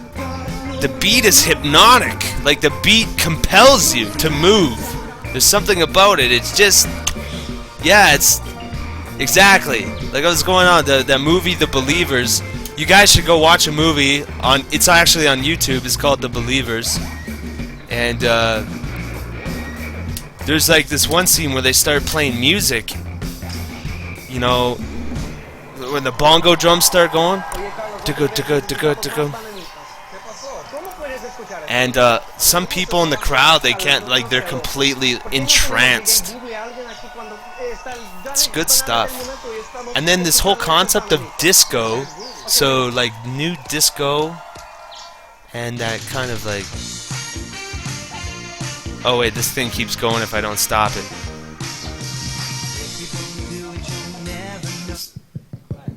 Alright, and now, ladies and gentlemen, it's my great pleasure to introduce our favorite band with that sound we all really seem to enjoy, Arcade Fire.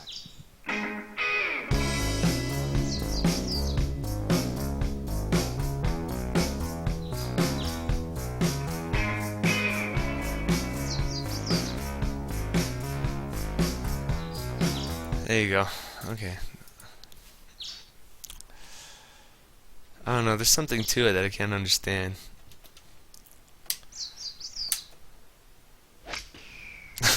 That sound that we all seem to enjoy. Yeah, that's Michael Cera.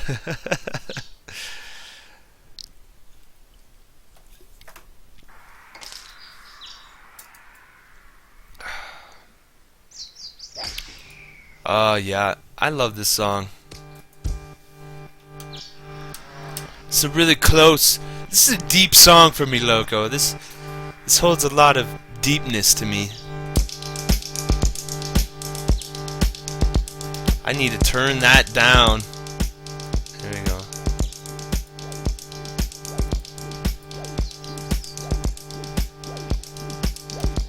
It always makes me think of somebody close to my heart, and they're no longer here.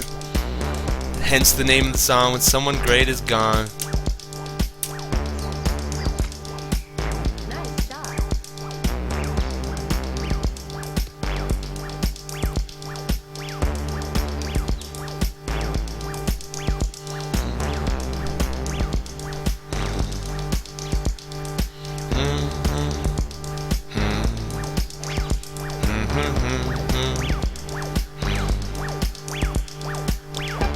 No, Duncan. Welcome back, brother. And no.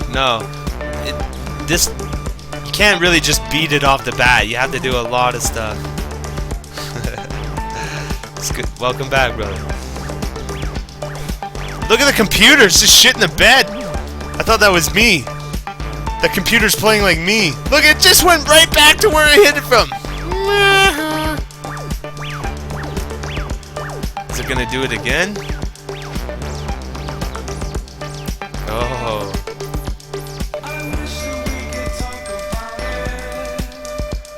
But then, that's the problem. With someone who I couldn't start it. Too late for beginnings.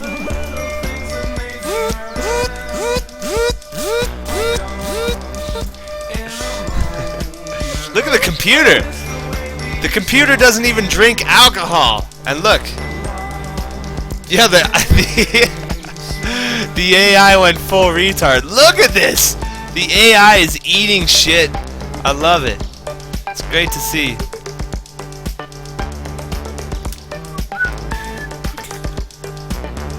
That might be a close putt. It might work. No, not enough juice. Surprised as it's early. Perfect warning that something's a problem. To tell the truth, I saw it coming. The way you were speaking, but nothing can prepare you for it. The voice on the other end.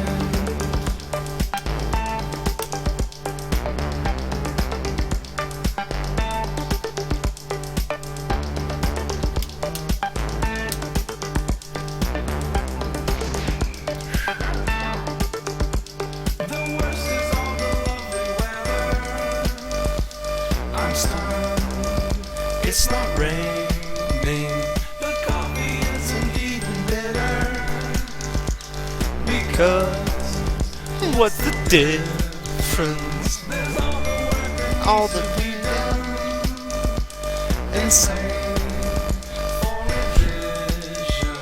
There's all the time and all the planning and songs to be finished. When it keeps coming, and it keeps coming till the day it stops. And it keeps coming, and it keeps coming, and it keeps coming till the day it stops. Wait, why is it only 6 iron here? What's going on here? Hit that shit.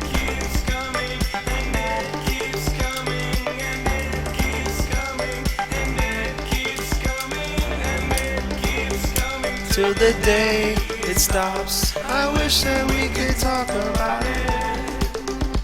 But then, that's the problem. With someone new I couldn't start it. Too late for beginning. I know what sketch you're talking about, Captain B. Ben Stiller did a terrible job as Tom Cruise. Ben Stiller was really bad on that show.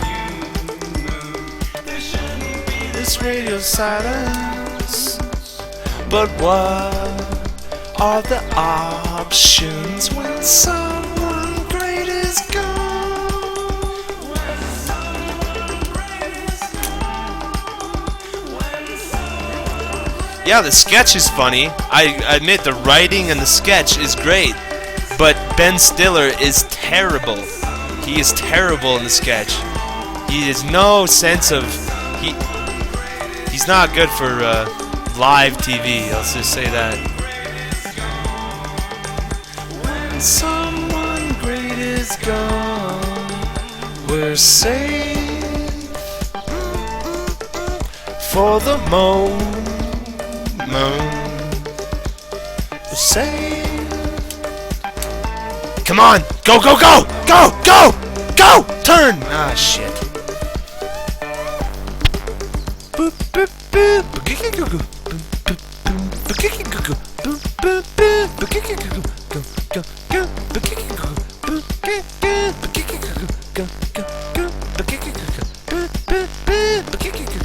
Oh yeah, Norm Macdonald as Burt Reynolds. Now that's funny. That's good stuff.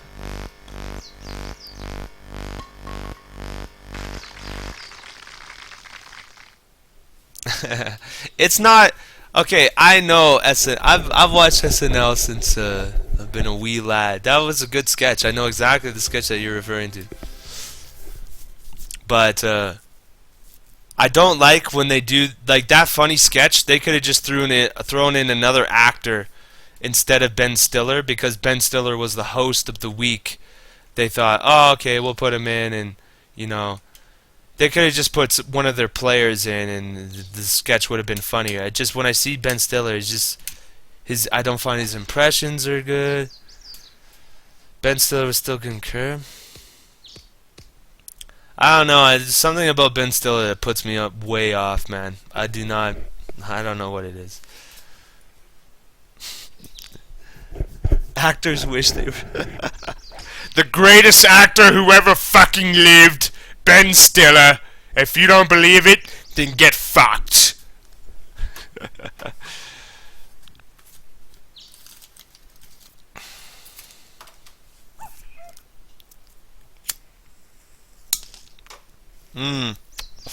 No, he has his moments. He does his thing. But on that sketch, and the sketch that you were particularly talking about, I know exactly the one. It's not. I feel like he ruins his sketch with his impersonation, and the laughs that he does get from the audience, they feel like pity laughs to me. It's not really good. What? I did. Whoa! What the fuck just happened, Tabanak? Ah, you're joking.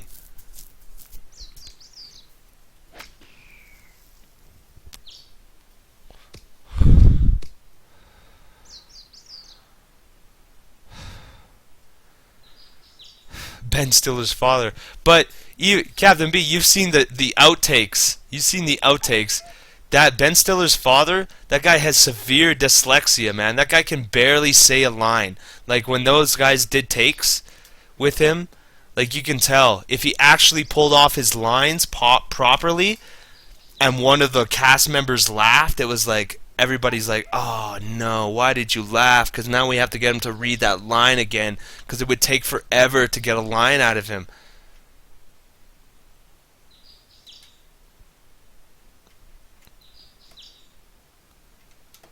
But that's dyslexia. It's a tough thing to deal with if you have.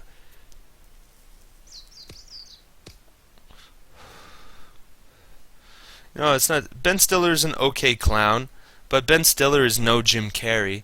Ben Stiller is no Will Ferrell. Ben Stiller is no. I don't know. He's not the. He's been around and he's been in funny movies. I don't know. Something about him makes me go, that guy's. Boom. Yeah, he's no Chris Farley.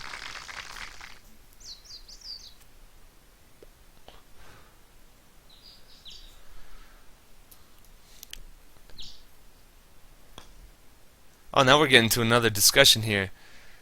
You're saying that Ben Stiller is equal or greater than Jim Carrey? There's no way.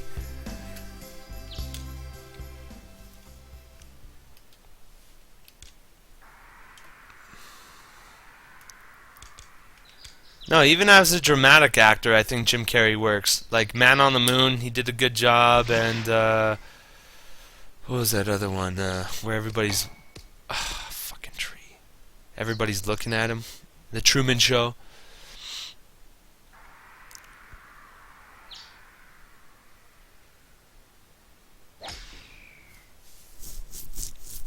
Jim Carrey lost. He didn't lose it. No, he didn't lose it. Comedy changed. Like, just look at Ace Ventura. If you go back and watch that movie, that was one of the funniest movies back in the day. Like, when I was a kid, that shit was fucking hilarious. You know, he was all about it. Ben Stiller's nowhere near Jim Carrey's level. It's not. He's not even close. He's not even close.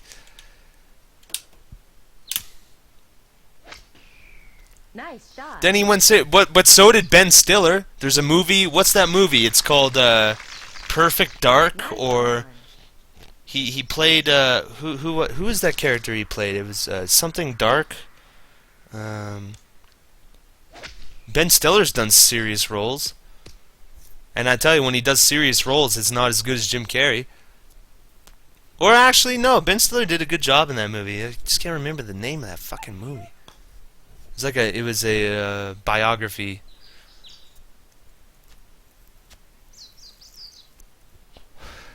Curb Cube. Yeah, but that doesn't say a lot. Like, I still have I have some bizarre theories going on about Curb Your Enthusiasm. Like, maybe we shouldn't even get into what I think about Larry David, and I have a whole different view of celebrities nowadays and why they're famous or how they became famous. And that's Curb Your Enthusiasm is a very interesting show.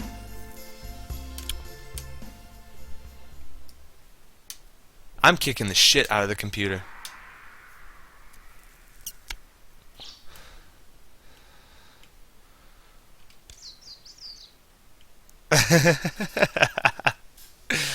Jews control Hollywood. No, that's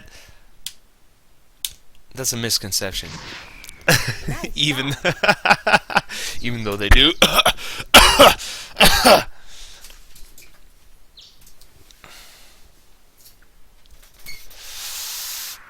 What you got for me, Hal?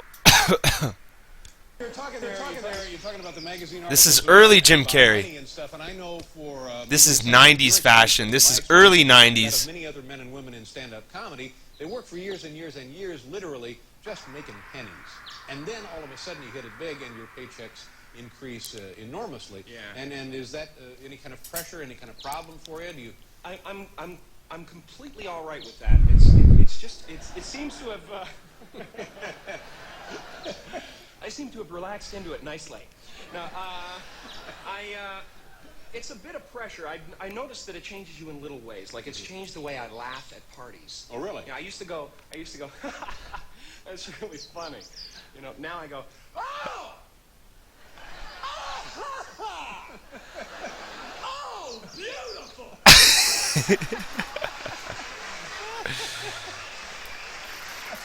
Have you guys heard this one?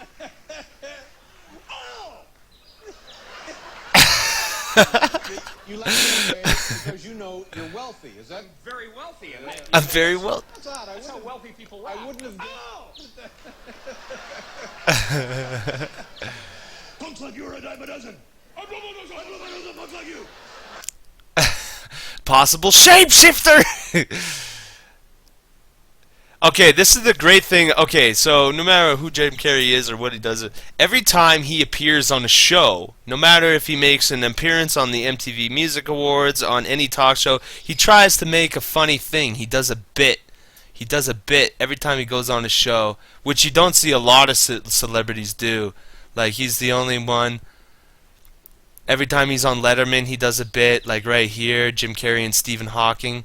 This is a long bit. But he went a long way with this bit. It seems like he shows up and he rehearses the bit. Like, you can tell that he rehearses the show with the rest of the cast and the writers. And you got to give him to that. You got to give him that. Yeah, I seen that tactical. I seen that tack. Jim Carrey, he's like part of like I don't want to call it the awakening. He's part of more of like a new age kind of thing. But I know what you're talking about. He's all into that new age kind of.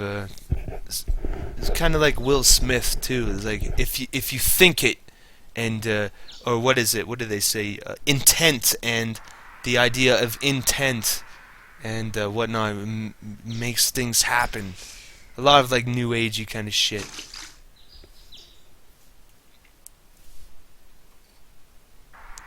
But then you don't even know who Jim Carrey really is and where he came from. Who even knows his real deal?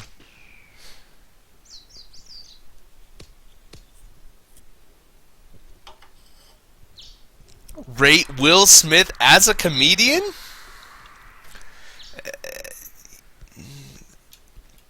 He's a funny guy. He's quick. He's got a fast wit. You know, he did the Fresh Prince of Bel scare.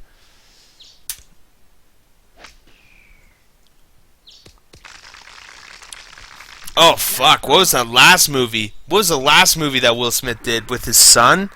Oh, that was a pile of fucking shit, man. That was such a... his son is not a very great actor. 777, baby. Terrible, brah, for sure. Bogey.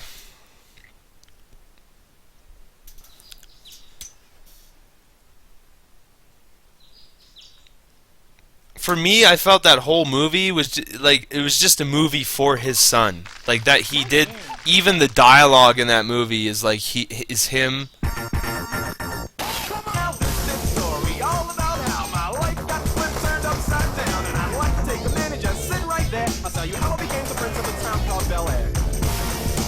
No, no. I see what's happening there, and I'm just gonna stop it there. Oh, but he's good. Yeah, he's good with the funny. He's good with the funny. But when you say comedian, when you use the term comedian, Hellsoul, a comedian is someone who stands up on a stage with a microphone and he's in front of an audience. He's in front of a live audience. So just because you're funny in a movie does not make you a comedian. For me, comedian is a sacred term. You have to get up on a stage with a microphone in front of a live audience, and that's a real comedian. That's Jerry Seinfeld, real comedian. George Carlin, real comedian. Chris Rock, real comedian. Will Smith never did that. Jim Carrey, he used to be a comedian. He used to get up on stage and do that.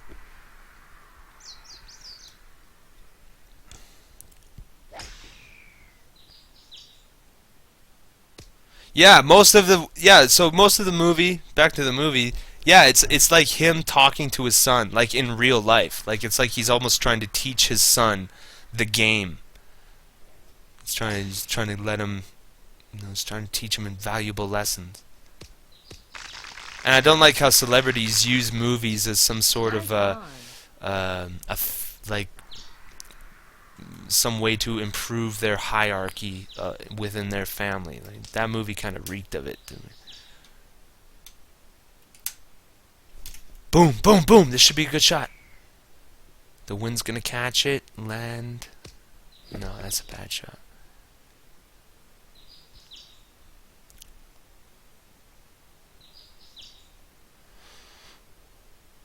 Cube's penis, real comedian. You're funny, Tack. It's funny. Yeah, you're a comedian too, buddy.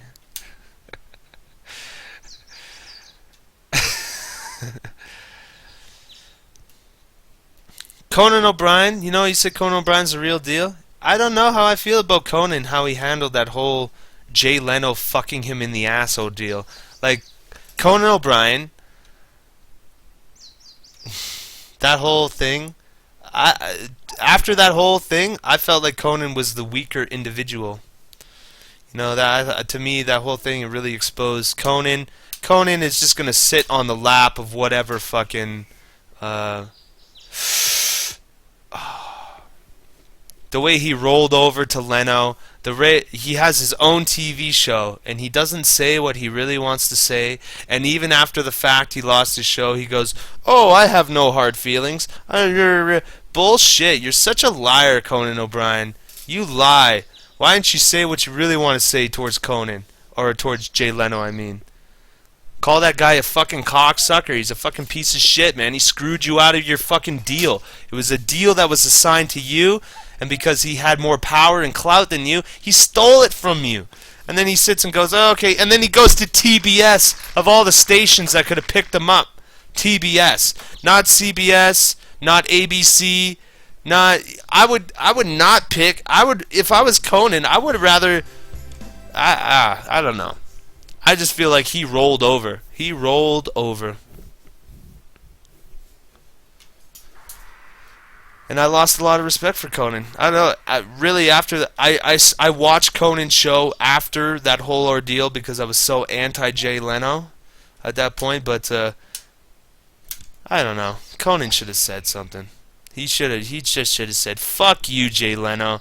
Call him out. David Letterman did it. David Letterman on his own show, he called Jay Leno out.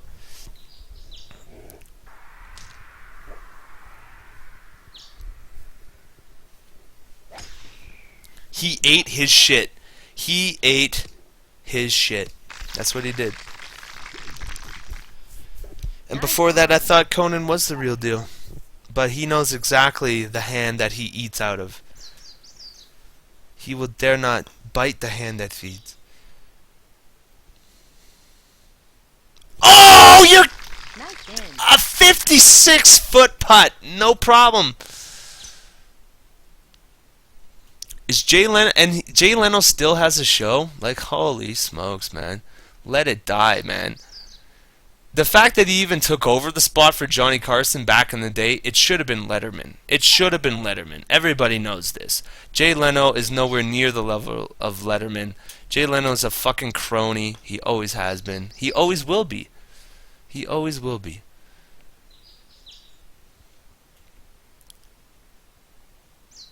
Jimmy doesn't back down. Yeah, that's an interesting. I seen that too. Jimmy Kimmel made some remarks towards Leno. But that's it's not like Jimmy Kimmel's show. Jimmy Kimmel's show has always been getting by. The fact that it's still on the air, it's, you know what? What's his face? Carson Daly had a late night show. It was terrible. It was a terrible show. Carson Daly has the personality of a cardboard box. And that guy had a show for many, many years. So the fact that even he can hold a show, it doesn't really prove a lot to me. It doesn't really say a lot. Most of that late night shit is a bunch of cocksucking and ball rubbing and, you know. It was so bad. Oh, Carson Daly. It was like as soon as Carson Daly came on, you're like, okay, I'm about to go to bed. That's it. I'm done.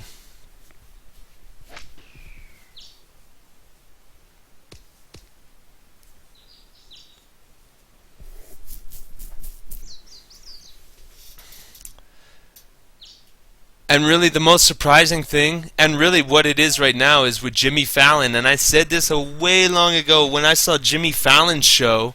Now Jimmy Fallon's show is into full swing. I think Jimmy Fallon's #1 in late night. I'm pretty sure. And once he takes over Jay Leno's shit, he will be #1 if he is not #1. The fact that if Jay Leno is still #1, that's complete garbage.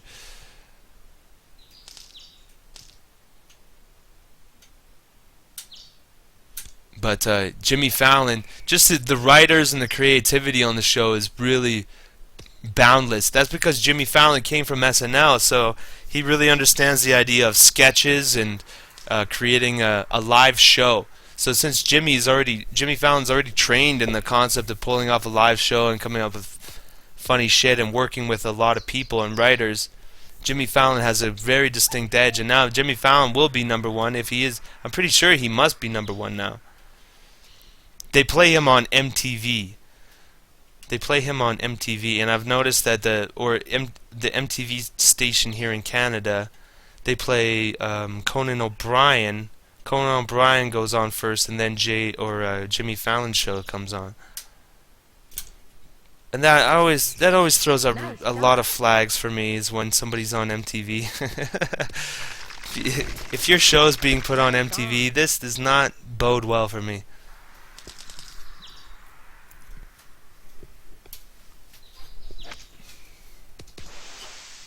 Ooh, super backspin. 777. Oh, double 777s in the night. Look at that. Beautiful.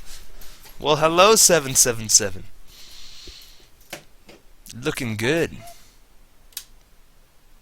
All symmetrical and repeating and shit. Oh, come on.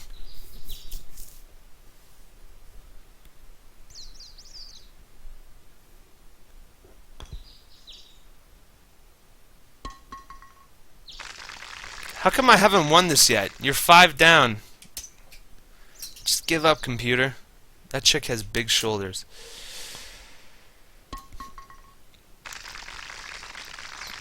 Craig Ferguson, yeah, he has been grinding his show. He has. I agree with that. He's a good interviewer, although I find some of his interviewing a bit of obnoxious. You know, it's like same with Jimmy Fallon. Jimmy Fallon has some very obnoxious behaviors when he interviews people. A lot of times when Jimmy Fallon interviews people, he'll talk about stories about himself, and then he'll get into a whole rant about himself or a story that occurred to him. And then Craig Ferguson, I feel like sometimes he interjects too much with jokes, like he's trying to just be too jokey. Nice shot. I would say Craig Ferguson, he's a better interviewer than Jimmy Fallon. And that's a whole nother skill right there, is the interview process. I guess I haven't really seen anybody do it. I always had fond memories of Johnny Carson. I remember watching Johnny Carson with my grandma. When I was a wee young lad. Sometimes she'd let me stay up late and I got to watch Johnny Carson. And for me, Johnny Carson, he was like the god. He was the god of late night. Like, to be on Johnny Carson was the shit. He was the king. He was the fucking king. If you got praise from him, then you can make it anywhere. And then the whole concept of Jay Leno and David Letterman coming in, they were trying to move in on the sanctity and the sacredness of what Johnny Carson had created. Boom. Too much juice on the moose with the wind. Sit. Too much. Way too much. I should have clubbed down. And yeah, I guess what it comes down to is David Letterman. But even David Letterman, if you watch his show, I don't like a lot of the writing isn't so great on David Letterman. Like, David Letterman is a strong character. You know, he's got his own way, and I guess he is the best. But really, but still, Jimmy Fallon has the more creative show. I like Jimmy Fallon's show better because they have so many weird jokes, and it feels like it's brimming with more creativity than David Letterman. David Letterman feels a bit tired to me at times. I haven't watched a David Letterman show maybe in probably almost a year, but the last time I saw it, I just thought, this is so uninspired. The way that he was reading the top 10 list, boom, and all his jokes. And even the jokes were really labored and just not the greatest. I'll still have to say Jimmy Fallon he's the man right now. And I would have never expected that, because I've watched SNL since I was a wee young lad, and I hated Jimmy Fallon. I fucking hated him. I thought everybody knows it now, but he would laugh in every sketch that he did. For me, when I watch SNL, I watch for many things. I watch for the writing, I watch for the acting, and I watch for the direction, or like how they direct the scene, and how, say they have a technical sketch where they have to do a lot of editing and have to do a lot of props. I watch for these things, and I'd like for them to create a very good solid continuity and a very good solidness within the sketch. And when I would see Jimmy Fallon laugh in a sketch, I would just be like, you fucking piece of shit. This is Saturday Night Live. This is what people dream about being on, and you're in a sketch and you're laughing. You're breaking the continuity, and it drove me nuts. And everybody knows this now. They made a joke about it on Family Guy, so now everybody knows about it. But before that, I was bitching about Jimmy Fallon before people knew about Jimmy Fallon. Nice on.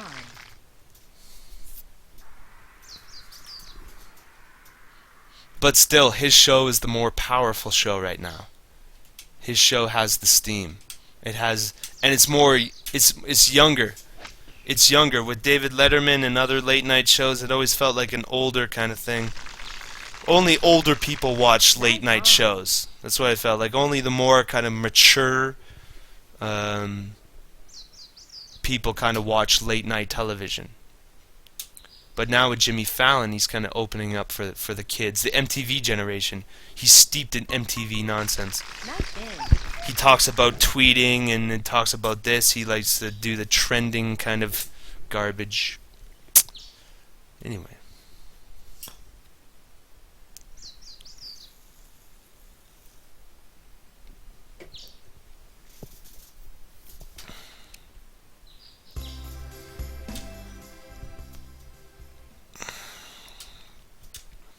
Yeah, he left with millions of dollars. So what though? He had millions of dollars before he went into it. Like we said earlier, once you have so much money, there's not. Yeah, you can buy your house, you can buy your cars, you can take trips, and all that now. But beyond that, what else do you do with the money? It doesn't even matter. It's all about the notoriety. It's all about who you are and who you were, what you stood for at the time. And Conan bent over. He bent over and took it in the ass. He took it in the ass.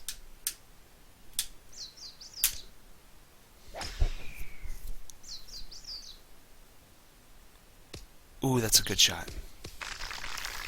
Nice on.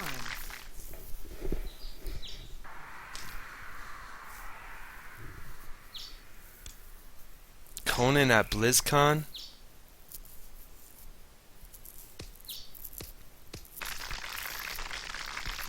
Nice on. Well, BlizzCon is... It's okay for comics to go to, because Tenacious D did the BlizzCon. I remember Tenacious D, they did a concert. I think David Grohl actually drummed for them when they went to BlizzCon. So it's like a valid thing for like the clown or the court jester to go to BlizzCon. Boom. Nice in. I know what BlizzCon is, hell. So are you kidding me? You were being sarcastic with that comment. I'm gonna say you were being sarcastic. Of course, I know what BlizzCon is. Okay, good. Yeah, I better see a Kappa face right there.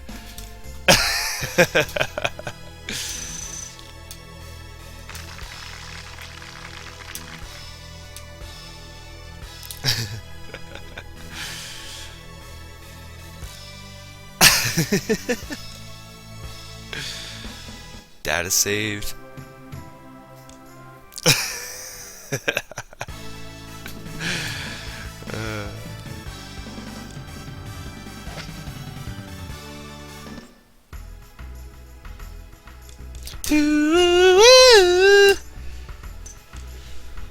Well, hey, thanks guys for sitting around with me and getting fucking nicely chewed. I'm getting a nice glow on here. I thought I might have done it too much with the one beer, but I kind of leveled myself out. This is good. I like it. Makes me feel good in my place. Oh wait, I'm still doing verses.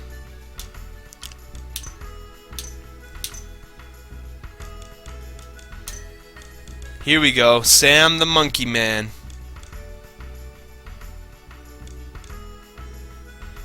So as soon as I unlock this guy, then I can start fucking kicking ass.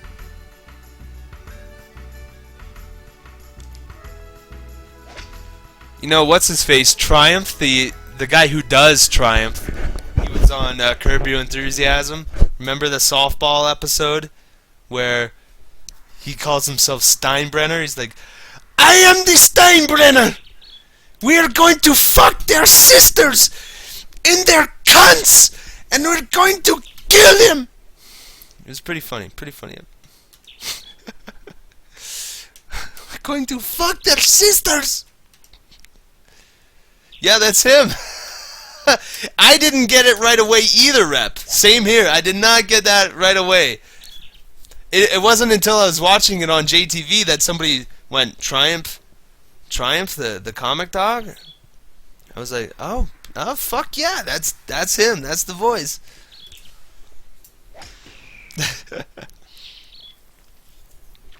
Wow, look at his drive, man. He smoked my drive. The Mr. Softy episode. Yeah, Good classic. Oh yeah, and then he's driving. What's her? Jeff's wife. What's her? Susie. That's funny. They have this whole dialogue going on. It's like, Larry, you gotta drive me down. My cousin's house, it's on fire. She's like, oh, why don't you take a cab? I'll pay for it. I don't need a fucking cab, Larry. Why don't you just drive me? She's like, okay, you drive. I don't want to drive, Larry. I'm in hysterics. Just let me in the fucking car. All right, get in the back seats. No, I'm not getting in the back seat, Larry. It's not a fucking limo. Oh, it's the most frustrating dialogue. And then she's sitting in the seat and she's having an orgasm. Oh, and Larry's just going, no, no. Classic.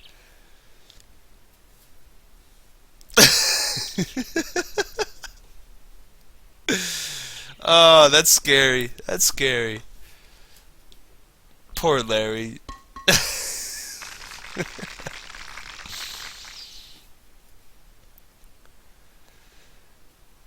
John Bon Jovi.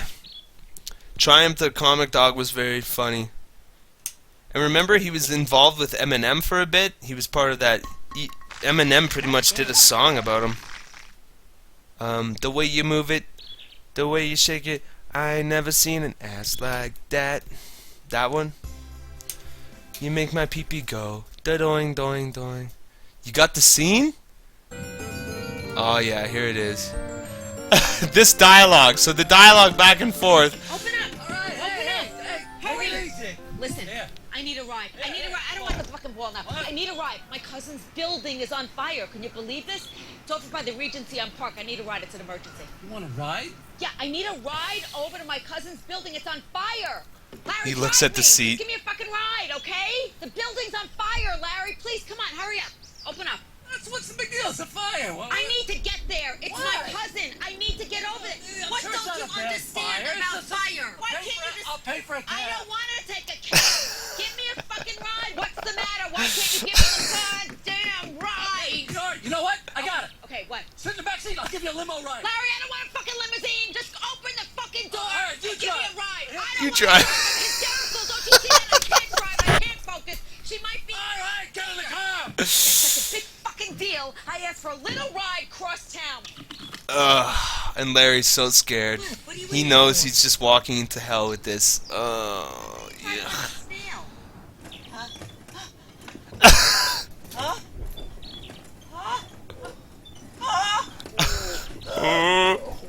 No. No. The way the camera goes back and forth is so great.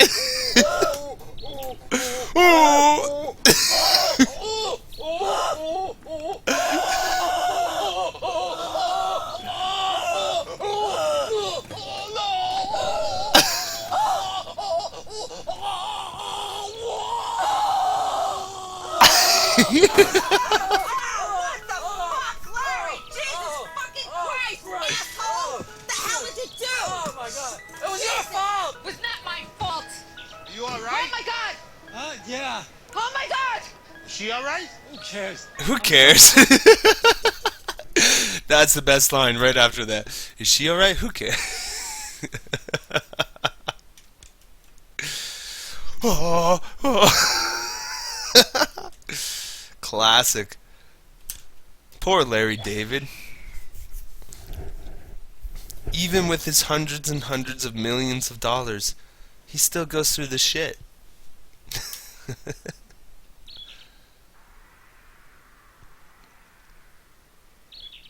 I find it interesting how they made this guy, they made him look like a monkey. Okay? They made him look like a monkey. Look at the ears.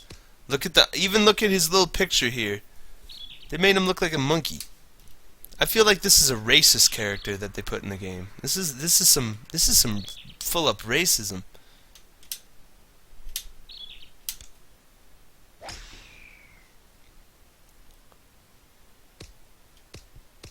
I bet he's gonna drive that green in too. He looks like a monkey. They drew him like a monkey. I feel like they drew a monkey first, and then they tried to turn the monkey, revert the monkey back into man.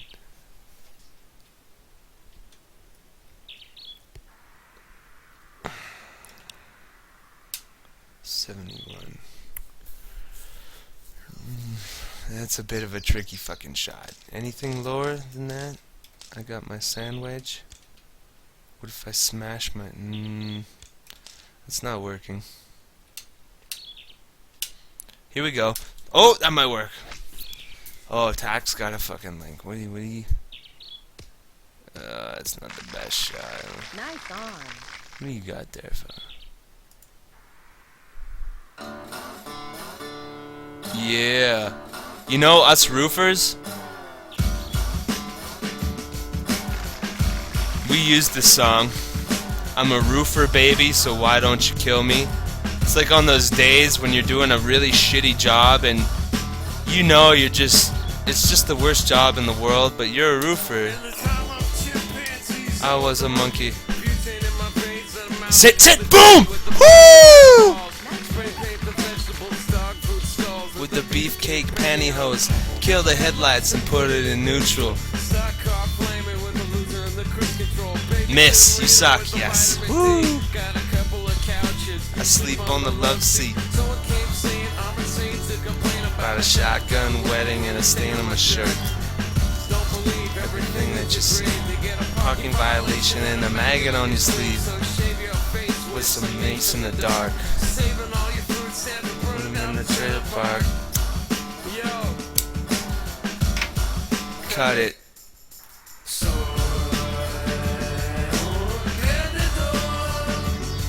I'm a roofer, baby. Oh, it's a good shot, baby. Go! Go!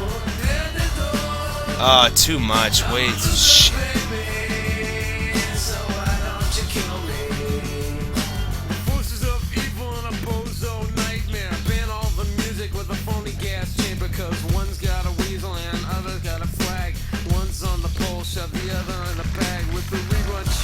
And the cocaine nose jobs.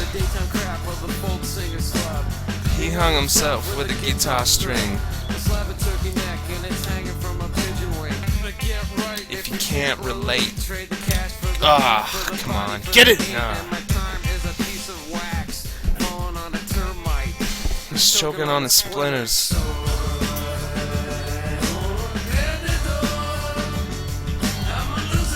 You know what? Beck hasn't really done anything in a big, long time. Like, he had a few hits during, let's say, the later 2008. Around 2008, he had that Gamma Ray song on the radio and Time Bomb. But where's Beck? What happened to Beck? What's he doing? Where'd he go? What are you doing, Beck? Make some more music, Tabana.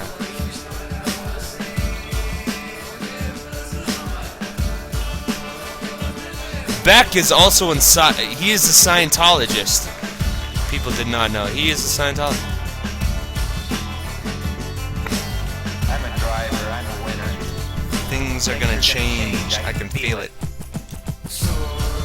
Can't believe he got that. Scientologist.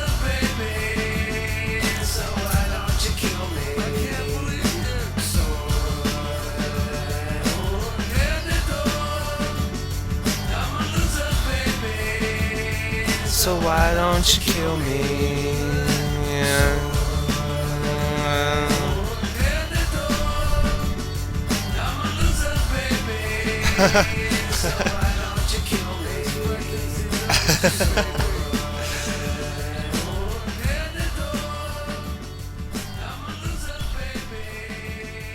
It is a fancy comment. It's got... Is that supposed to be a crown? It's looking like...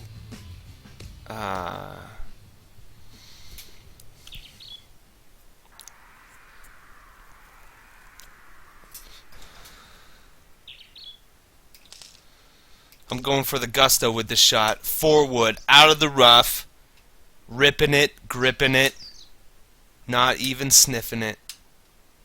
I'm just that's a bad shot. You guys should have talked me out of that. Why? Why did you guys let me do that?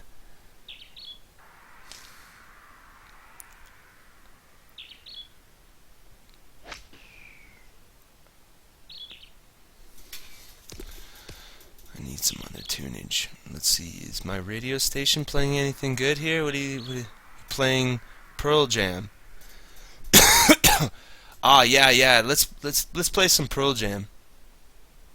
Fucking, there's only really one good song. It's funny. It's the same. It goes the same way with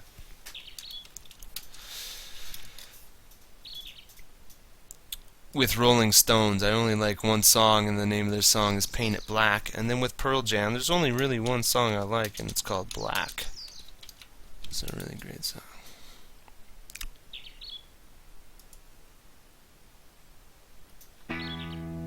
Here we go.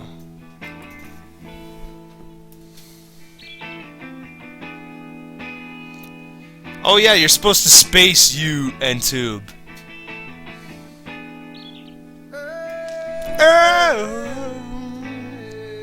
Eddie Vedder, he does have a good voice. You gotta give it to that. That guy rocks.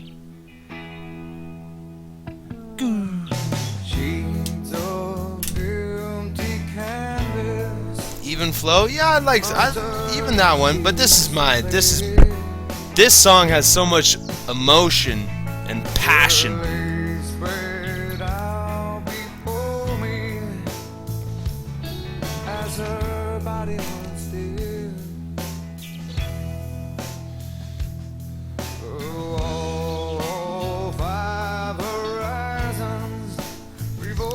Oh, that's a tricky one.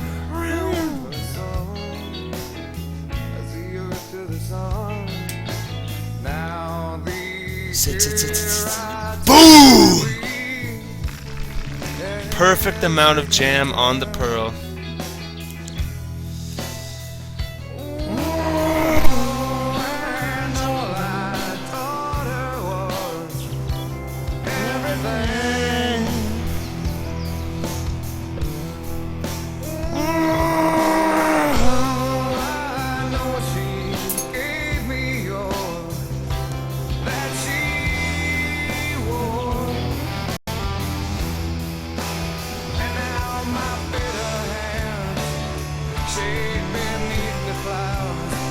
What was everything? All the pictures said, all been washed in black, tattooed everything. Wow, how did that get? That wind must be over 10 for that to happen. What's happened with my shot?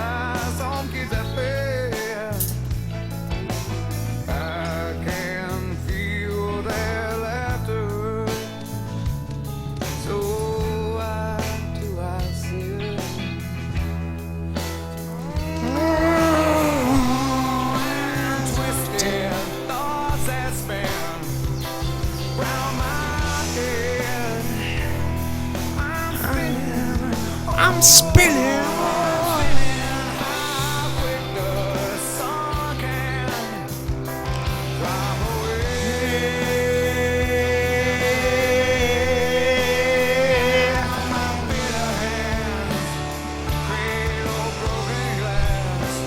What was everything? Boom! Come on. Go, ball. Better jump.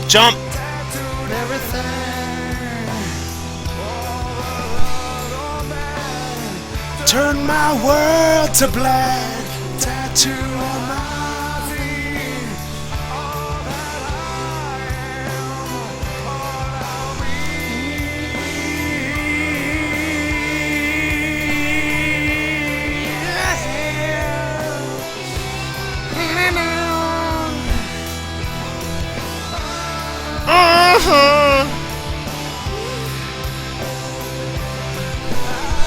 Someday you'll have a beautiful life. I know you'll be a star in somebody else's sky.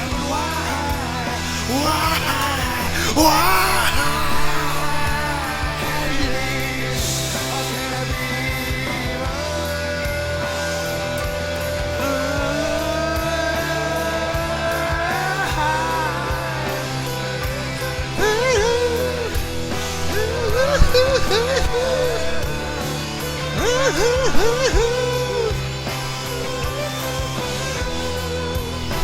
I know I'm getting drunk when I start listening to this song and I'm really into it. This is the telltale sign.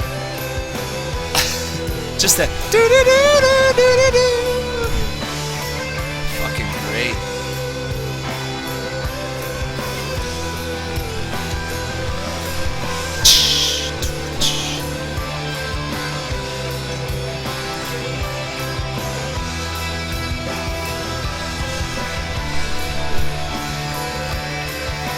Kicking the shit out of Monkey Boy. Eat that and suck my super monkey balls.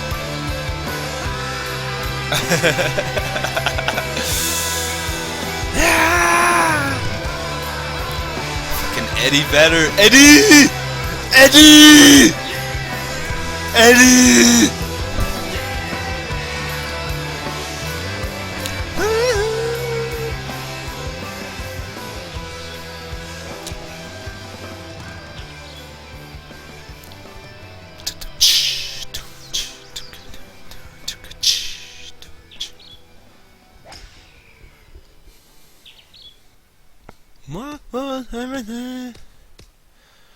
Do your balls hang low? Do they wobble to and fro? Can you tie them in a knot? Can you tie them in a bow? Can you throw them over your shoulder like a continental soldier?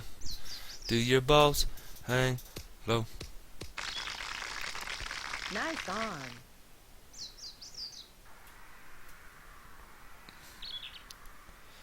I'm gonna try putting some top spin on this into the wind with a 4-iron. It's a bit dangerous. I fucked my shot. No, that worked okay. Nice on.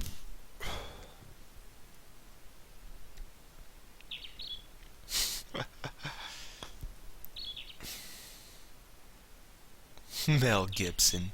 He's not a very nice person.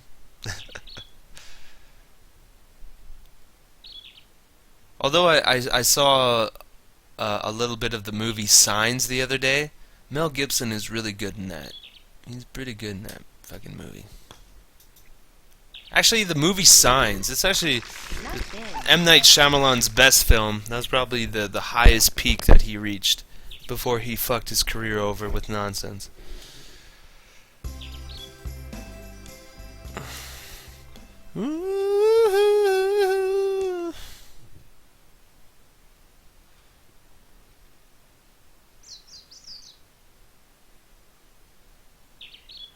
No, Mel Gibson did another good movie. I think it's like his daughter was kidnapped or something. Yeah. I don't know. He gives a good performance in that one. I forget what it was called, but remember he's in the car. Ransom? No, it's not Ransom. No, it's another type of movie. He's getting chased by all those spooks. You know, there's one part where he goes into, oh yeah, he knows he's being followed by a car, and then he pulls over at a little rest stop, and he gets out through the bathroom window, and then he gets in his car and he goes. Nah, I forget that movie. No, it's not Conspiracy Theory. Although I did like him in that movie. That was good. There's another movie where he's being chased by spooks. It's not Payback. It was one of his newer movies. So remember after that big scandal, everybody called him, he was like a big Jew hater. So it's like, oh, Mel Gibson, he's not getting any movies. So it was like one of the first movies that he did after that whole fucking big scandal. Oh yeah, and all those tapes that were released.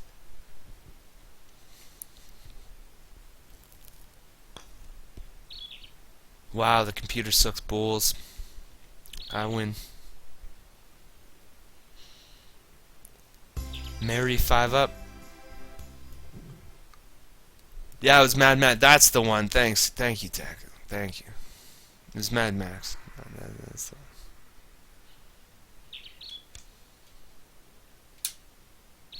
Ah, Christmas fucking shit.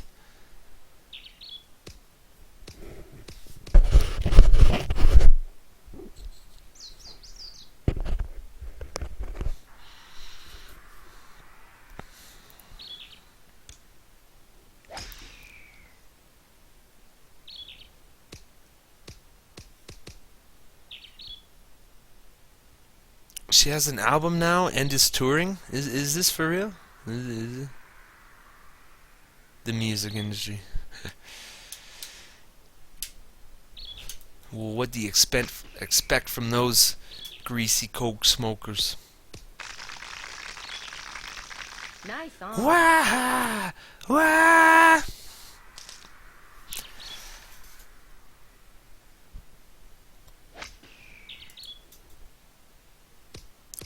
Romantic Ripes. You're a woman, I'm a machine. Is this their new song that they're... Oh, that's the one. Yeah.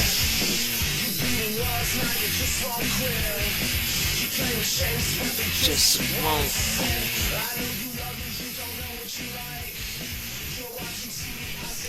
All night.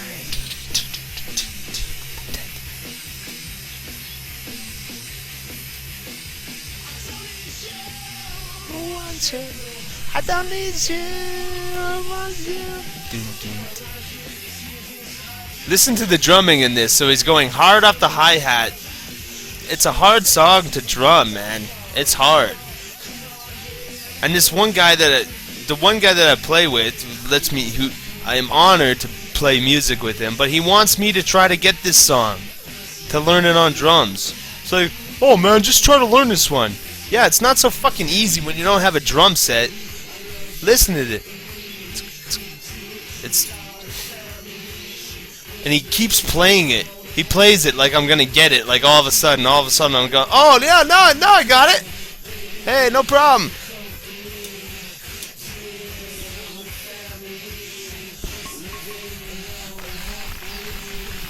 It's kind of annoying. I think next time he pulls that on me, I say, stop.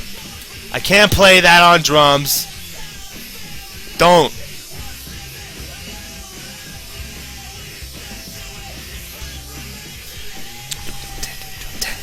I get the beats, like I understand how the song goes, but to play it technically is way too. It's too much. I'm nowhere near that level. I'm at Meg White level of drumming. Don't expect Meg White to play this shit.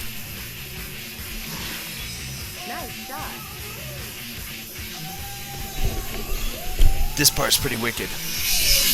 Woo!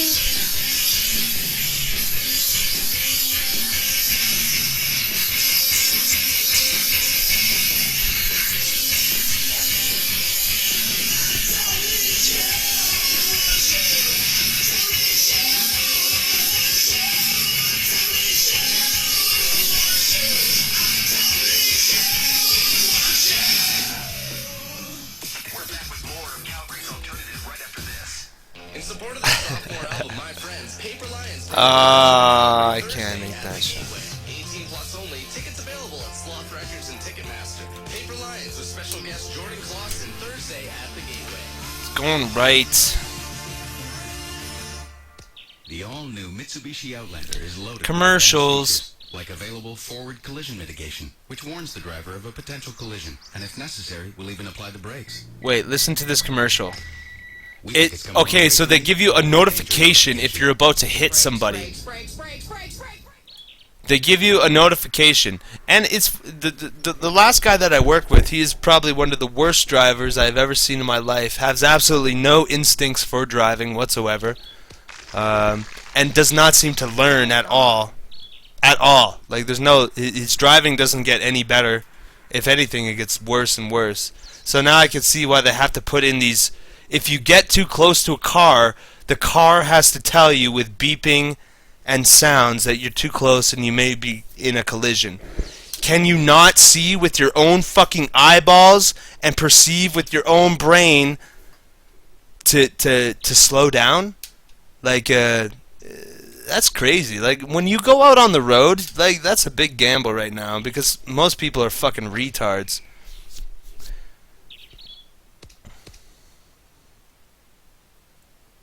Besides drunk driving, texting and driving is a big problem on the road nowadays. So people don't even have respect. People don't even have respect for one another. Here in Calgary, I've seen people. There's a road here in Calgary. It's called Deerfoot Trail. That's pretty much our big highway. and that's the highway that you go 100 on. So you go 100 to 110 kilometers on that road. And I've seen people texting while they're cruising at 110 kilometers an hour. They are texting, and it's how disrespectful. It's like they think driving is a joke. They don't understand that they're driving, you know, a couple tons of steel and metal down the road, and that if you get into an accident, you will die. Do you not understand? You will fucking die, or you will kill somebody. Where did you lose that in your fucking stupid brain that you text while going down that fast? Like, that is the stupidest thing. Duh! I'm texting! I'm texting!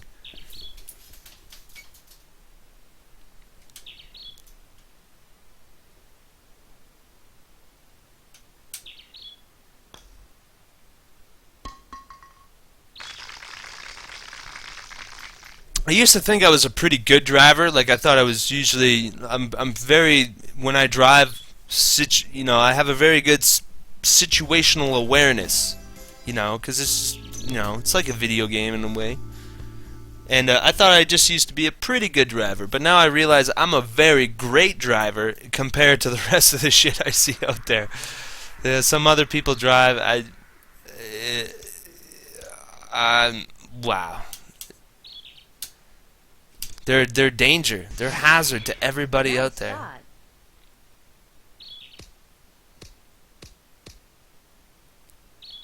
And really, the only fact that they're a danger is because they're distracted. They're distracted by a fucking cell phone. Like, that's nuts. What's so important on your little fucking phone in your dumb little world that you have to put everybody's life at risk?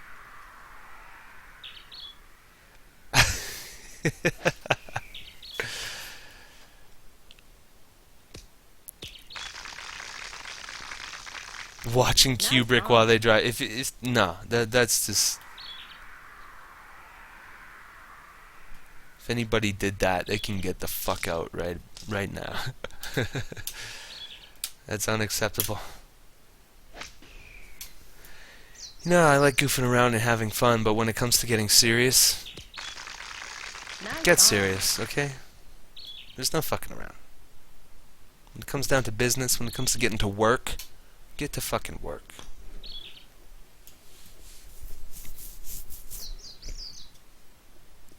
Nice touch.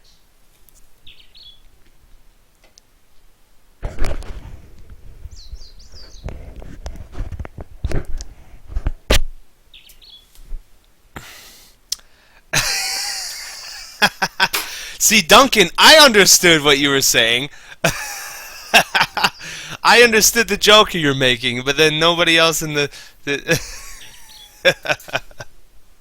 I saw what you were doing there. I saw what you were trying to do there. He's trying to do a joke, you see? At least the caster. I saw it, Duncan. I saw it. Crickets. Other people are imploring.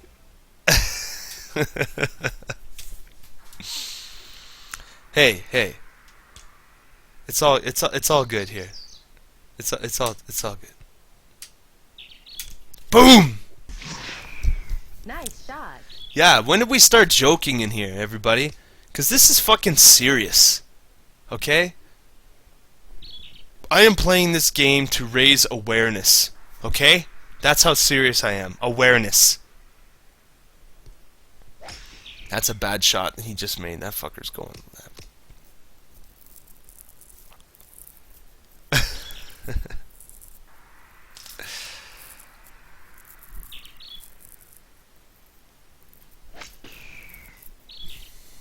I was casting at 100 miles per hour in a 30 mile per hour casting zone. Raise money for the Philippines. Ah, man, and I just started looking into that. 10,000 people in the one little city or the village that I heard. 10,000 people dead, just like that. 10,000 people gone, dead, forever gone. That, and you look at the pictures. Look at the fucking pictures, man. That was now I'm sad. And then yeah, and then there's all the displaced people. Holy fuck, man.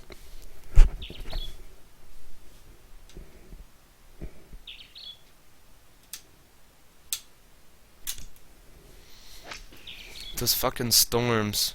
I don't know. When I see those huge fucking tropical storms that just rape the fuck out of tons of people, all of a sudden my conspiratorial mind kicks in. You know, it just seems wrong that 10,000 people died just like that. And then we just say, "Oh, it's just a natural event." You know, these things happen. These things happen, you know. I have a hard time accepting that. It feels unnatural to me. As soon as I look at it, it doesn't seem natural or in any kind of... Yeah, I start thinking... I don't know what I start thinking. I just start thinking evil shit. It's evil. I see some evil shit going down with that. And those people, they're not going to get help. All of us in the West, America, the Canada, and England, we have more than enough money. Let's say every single one of us donated $1. So all of us over here in the Western world, the so-called Western world, they would have a really good relief thing. That'd be good. But is that going to happen? No. No.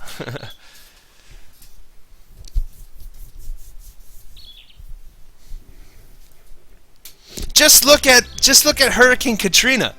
Hurricane Katrina, one of the most powerful countries on the world, America, and Hurricane Katrina comes in. Look how America handled their own people. They treated them like a third world country. They treated that whole situation like it was a third world country, like it wasn't something happening to them. You know, just look at that. And if you expect anybody to have any kind of empathy or sympathy for anything that else is going on in the world, it's just a story in the news for people. It's just another story in the news where you look at it and you go, oh.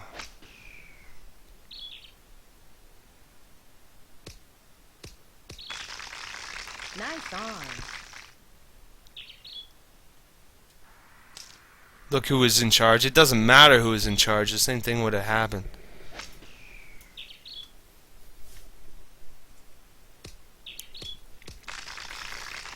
Nice on. Yeah, but in California, that place, that whole fucking state is so evil.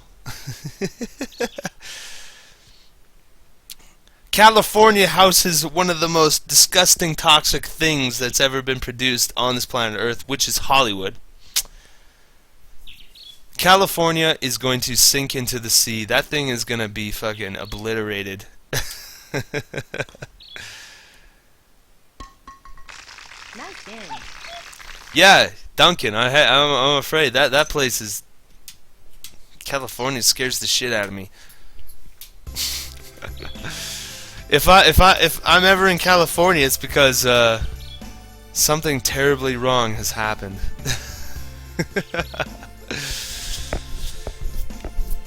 Of course, I'll miss you when I drown. When you drown, brother. Of course, I don't mean. Just saying, you live in a very... Of all of America, California is got to be your most sinful state. Besides maybe Nevada, because you have Las Vegas there, but come on. California, the land of heathens. Exactly.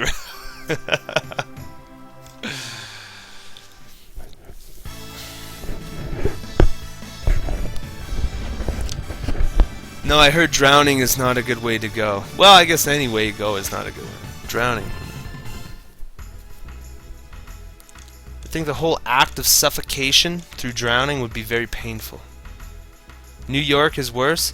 Well, hey, man. That's the kettle calling the pot black, or that's the pot calling the kettle black, or whatever that saying is. New York, or let's say I don't know. New York is the epicenter. Okay, so I beat that guy. So now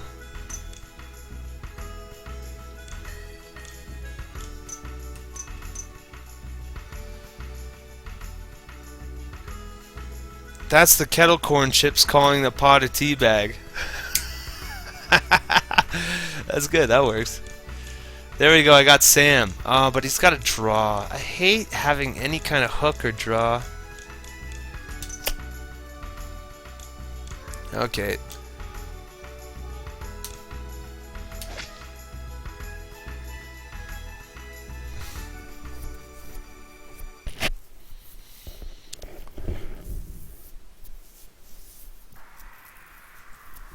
Drowning? No, no, no. Drowning is fucking... That's gotta be one of the worst ways to go. If as we're talking about ways in which you could off oneself, I would think the best way to do it, if you really want no pain, it's carbon monoxide poisoning. You turn on the car in the garage, that shit, it puts you to sleep. Drowning, believe me, when you drown and you suffocate, your lungs and the pain and the fear that you would experience from drowning, there's nothing nice about that, I guarantee you. Hold your breath for a minute and see how that feels. And just think about all your organs slowly shutting down. Yeah, it's the carbon monoxide way. How come? Have I thought about this before? Yes, maybe at one point I did think about these type of things. Who doesn't? Who doesn't? That's right. And killing yourself. I always heard when growing up that if you kill yourself, you go to hell. You go to hell. That's automatic. You go to hell. Offing yourself, boom, lands you in hell. It is not looked upon very goodly.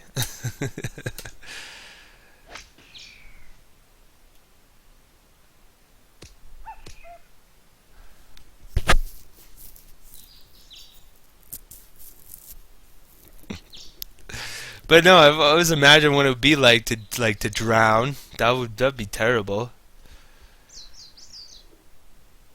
Like that's got to be a real bad way to go. Unless you drown while you're asleep or something, but that doesn't really count. I always thought maybe a plane crash, like a plane crash. Like I always thought like in a plane crash you'd probably pass out, or you'd probably be. Oh shit.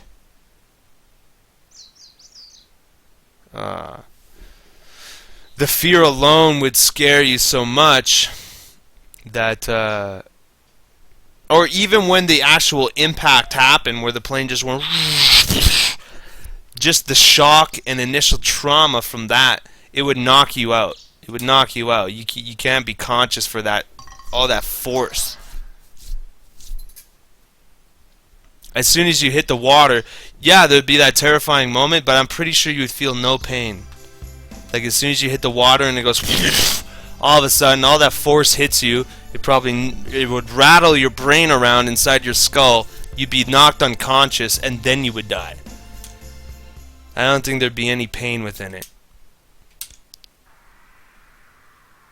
Decapitation. Well, hey, Rep, you always heard about the back in the day when they would chop off people's heads, and after they did that, the executioner, he would hold up the head, and the eyeballs would be moving around. The eyes would be moving inside of the head. So the minute you chop off the head and you hold it up, the eyes would still be moving around, looking around at everybody. He would hold up the head to the crowd, and the crowd would be horrified to see the eyeballs still moving around inside of the head. Yeah. So that scares me. If okay, so say your executioner, he chops off your head so clean and so fast that you don't even realize you're dead, and then you still have some sort of minor connection to your physical body. Yeah, isn't that creepy? That scared the shit out of me when I first heard that, Rep. That's terrifying. I was like, oh my god, that is scary.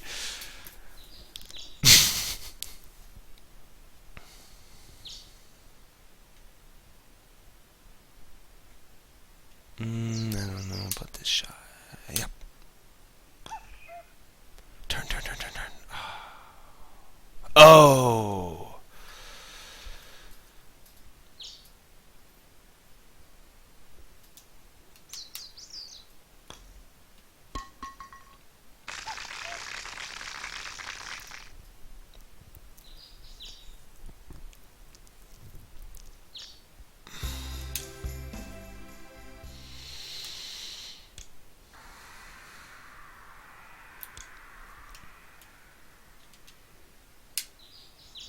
Boom, boom. Good shot. Nice. Fly ball. Fly. Boom. 248.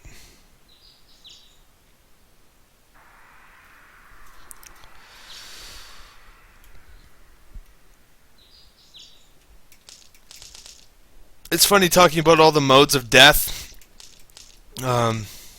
Look at all all the torture methods that were used back in the day. Like they came up with some really nasty ways to kill people. Like, okay, like let's just, take the classic of boiling somebody in oil. That's pretty fucking disgusting and horrific. Take somebody and boil them in oil.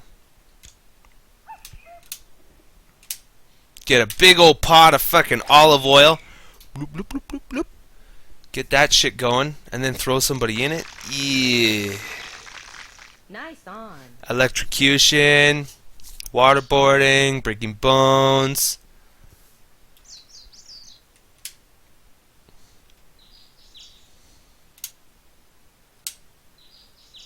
Yeah, then the pulling apart by the horses. Yeah, that's a fucking nasty one. There was that one about the brass bull.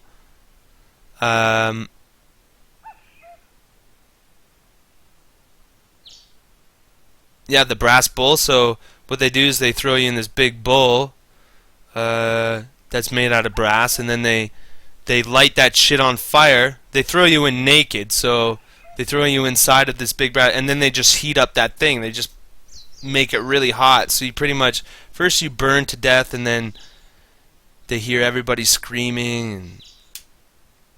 And I can't imagine what it'd be like to witness an execution back in the day, and that was a big thing. Here we go. Let's see. 25 most brutal torture techniques ever devised. Yeah, there we go. There's that brass bull what I was talking about. It was funny about this. Well, it's not funny at all. The guy who actually devised this torture, I always heard the story was the king demanded, he wanted a way to torture people, like a really sick and sadistic way to torture people. So this guy devised this for the king, and then the king threw the man who devised it into he was the first one. So the guy who actually created this was the first one to suffer the pains of his own device. So we got the tub. Known as the punishment of sitting in the tub, the convicted person would be placed in a wooden tub with only their head sticking out. After that, the executioner would paint their faces with milk and honey, and soon flies would begin to feed on them. The victim was also fed regularly, went up swimming in their excrement. After a few days, maggots and worms would devour their bodies as they decayed alive. Oh! Tabarnak! Oh, that's pretty nasty. Wait. I want to get into this. I'm going to put this. The brazen bowl. This is the one also known as the Sicilian bowl. It was designed in ancient Greece. A solid piece of brass was cast with a door on the side that could be opened and latched. The victim would be placed inside the bowl and a fire set underneath until the metal became literally yellow as it was heated. The victim would then be slowly roasted to death, all while screaming in agonizing pain. The bowl was purposely designed to amplify these screams and made them sound like the bellowing of a bull. Ugh. Impalement. Given his name, it should become to no surprise that it was the most favored method of executing Vlad the Impaler, and was forced to sit on a sharp and thick pole. Then the pole was then raised upright. The victim was left to slide down the pole with their own weight. It could take the victim 3 days to die using this method, and it has been said that Vlad once did this to 20,000 people, all while enjoying a meal. You fucking piece of shit, Vlad. Just the heretic's fork. This torture device consisted of a metal piece with two opposed bi-pronged forks attached to a belt or strap. One end of the device was pushed under the chin, the other to the sternum. Okay. And the strap was used to secure the victim's neck to the tool while the victim hung from the ceiling or was somehow suspended so they could not sleep. If their heads dropped, the prongs would pierce their throat and chest. How? That's great. The neck torture. Humiliating and painful, this punishment was something of an endurance test where the victim would be hooked into a neck device, either made of metal or wood, which prevented the victim from adjusting into a comfortable position. The cruelty of this punishment lay within the fact that they were unable to lie down, eat, or lower their head for days. Brutal. Crucifixion, we all know that one. Principally practiced in antiquity, though it remains practiced in some countries today, it is one of the most well-known execution methods due to crucifixion of Jesus Christ. It is deliberately slow and painful execution where the condemned person is tied or nailed to a large wooden cross and left to hang until they die, which usually takes days. Yeah, the crucifixion. They fucking nail you to the cross. These fucking, the heathens that nail, so you have this cross and they nail you to it. Fuck. The Judas cradle. Oh, look at this one, man. They like to do stuff with your asshole. Fucking, they like to play with the asshole, these fucking guys. Closely related to impalement, this gruesome punishment entailed having the victim sit on the pyramid-shaped cradled, after which they would be forced down on it by ropes. Oh! Jesus! With the intent of stretching the victim's orifice over a long period of time, slowly impaling them. To add to the overall humiliation, the victim was usually naked and the device was rarely washed. So if the torture did not kill you, the infection contracted from it would. That is disgusting. There you go. Look at that one. Look, they stick a pyramid right up your fucking ass. The lead sprinkler, usually filled with molten lead, tar, boiling water, or boiling oil. It was used to torture victims by dripping the contents onto their stomach or other body parts like the eyes. Using this device, the torturer would proceed to pour molten silver on the victim's eyes, which resulted in agonizing pain and eventual death. Iron Maiden, a classic one. This torture device consisted of an iron cabinet with a hinged front and spike-covered interior, sufficient enough to enclose a human being. Once inside its conical frame, the victim would be able to move due to the great number of steel pikes impaling them from every direction. The interrogator would scream questions at the victim while poking them with jagged edges. Oh, and they put little slots so they could stab you in the gut, in the belly. Fucking brutal. The coffin torture. The most preferred torture technique in the Middle Ages was known as coffin torture. This method involved placing the victim inside a metal cage roughly the size of the human body, hence the name. The torturers also used overweight victims into smaller cages to heighten their discomfort as they hung from a tree or gallows. Generally, they would be left there until the crows came to feed on their remains. So you've just pretty much starved to death in that fucker. I've seen that in a few movies and whatnot. Yeah, that will. The thumb screw. Though there are many variations of this torture device, the thumb screw or pillywinks all function the same. They were designed to slowly crush not only the fingers and toes, but larger devices were also used to crush knees and elbows. Oh my god! There's also the head crusher, which could do the same for heads. Obviously, you didn't need to say that article. Its primary intention was to extract confessions from victims, and it was first used in medieval times. The rope torture. A rope is the easiest to use of all the torture devices, since it is easy to find and can easily be fashioned to inflict a number of terrible retributions. For example, it could be used to tie the victim to a tree. leaving the victim exposed with no way of defending himself from animals or other humans. It could be used to hang victims at the gallows for entertainment purposes, while ultimately inflicting death. And it could be fashioned to restrain the victim's limbs, while attaching the other ends to a horse, who would then made to run, consequently severing the limbs. Wow, to be pulled apart. Eee. Fuck, we're only on number 14. Ugh. Let me get a smoke here.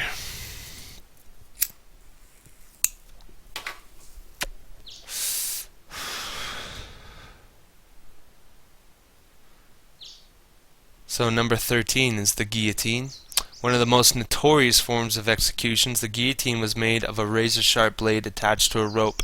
The victim's head was placed in the middle of the frame as the blade dropped, severing the victim's head from the body. Since the decapitation was considered to be an instant and painless event, at least painful than the other torture methods, it was often considered the most humane method of execution. Sure, humane. We were talking about execution and they use humane in the same sentence. That's funny. Oh, it's not funny. The rack. Oh, the rack. This is a fucker. Designed to dislocate every joint of the victim's body, it was believed to be the most painful form of medieval torture. This torture device was made out of a wooden frame with two ropes fixed to the bottom and under the two tied into the handle on the top.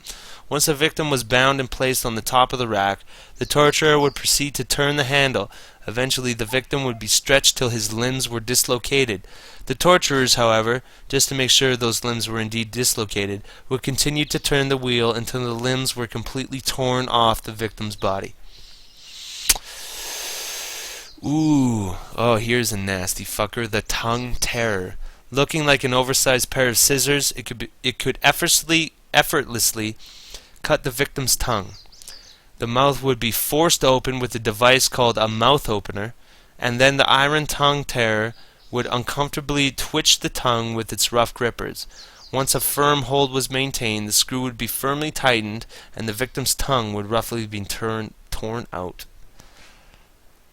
Oh, okay, number 2. We're almost done.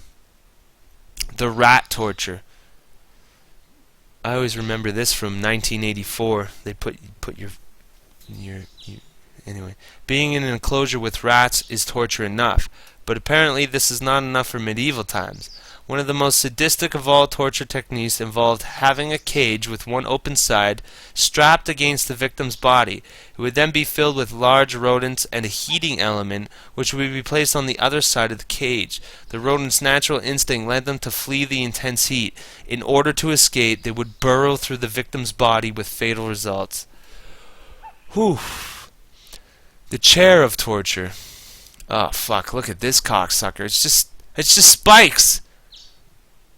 That's no chair at all. Also known as the Judas chair, it was a terrible, intimidating torture device that was added to dungeons in the Middle Ages. Used until the 1800s in Europe, this chair was layered with 500 to 1500 spikes on every surface with tight straps to restrain its victim. Made of iron, it can also contain spaces for heating elements beneath the seat.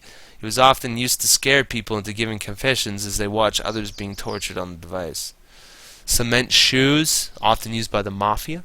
The cement shoes were introduced by the American mafia, like I said, when they executed enemies. Traitors and spies by placing their feet inside cinder blocks and then filling them up with wet cement.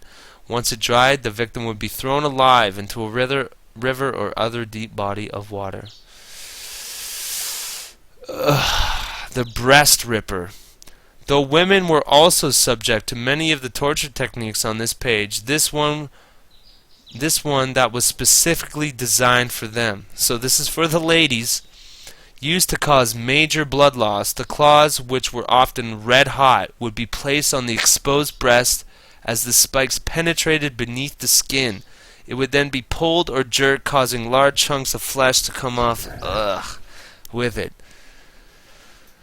Crocodile shears, often used to mutilate those who had attempt to assassinate the king. This iron pincer was heated red hot before being used to clamp down on the victim's appendages and then tearing them from the bodies. Ugh.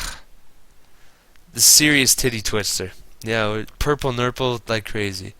The Republican marriage.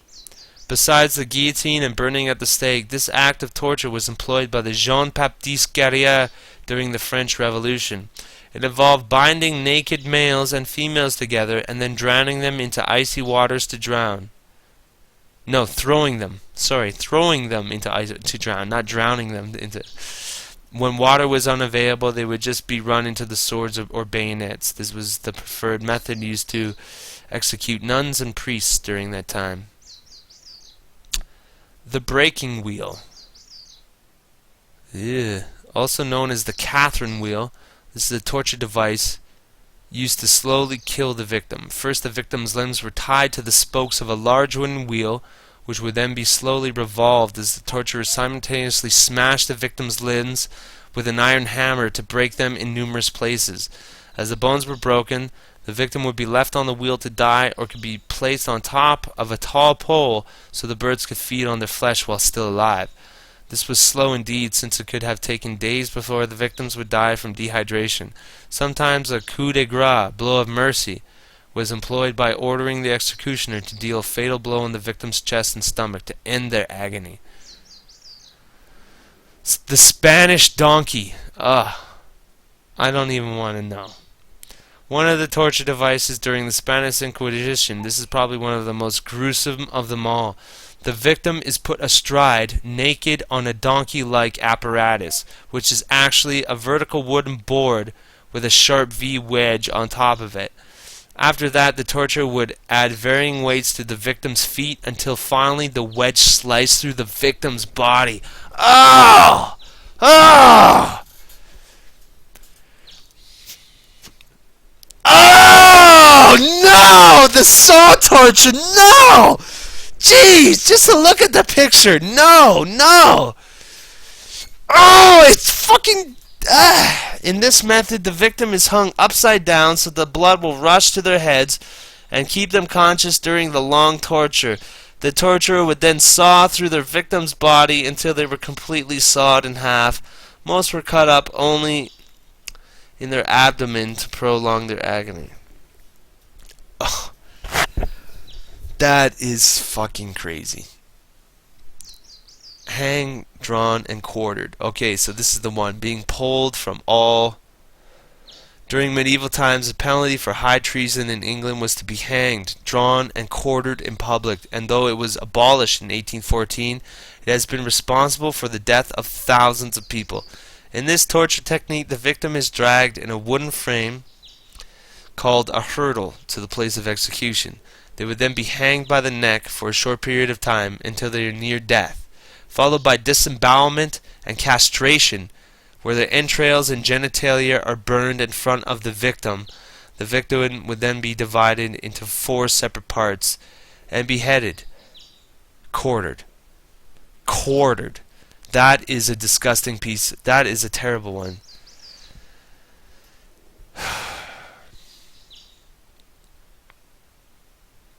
No. So first they rip out your bowels. So they rip out your guts and they show your intestines to you.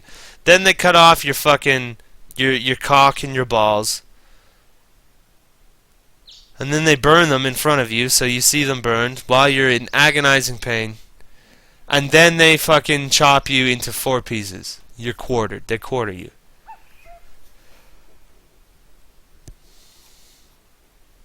I don't know. I think this one is fucking nasty. The saw torture. Just that picture scares the shit out of me. And look at this guy on the left. He looks like that fucking dude from Saw.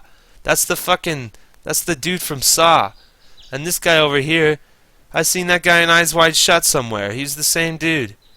Look at this guy. He's got long fingers. These 2 bony long fingers. Anyway, it does not look like these executioners are human, or if they are, well, they wear masks. All the executioners wear masks, because the thing that they are doing is so inhuman, they have to wear masks, because they couldn't look at themselves in the mirror any other way. Yeah. Saw torture movie.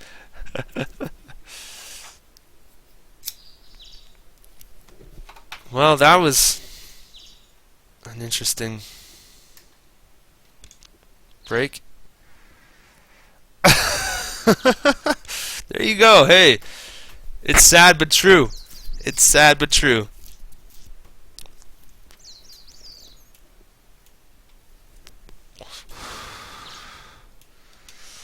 And don't worry, people go. I bet people have come up with even more devious ways to do that. And this stuff is happening to this day. Do not be fooled, people. There are people who are being tortured and killed in every way possible. To this day, it's still happening. Right now, I bet as I'm talking right now.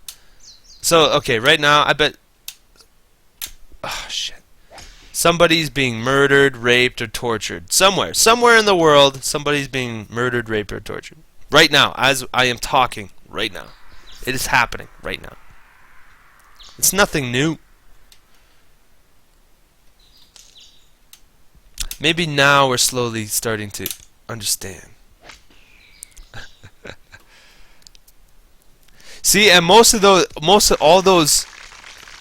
all those torture devices is like, oh, this was in medieval times. Medieval times was fucking, what the fuck was going on? It was like, let's torture human being time. The most disgusting, brutal acts that you could ever imagine were conceived in that time. Jeez. What a birdie.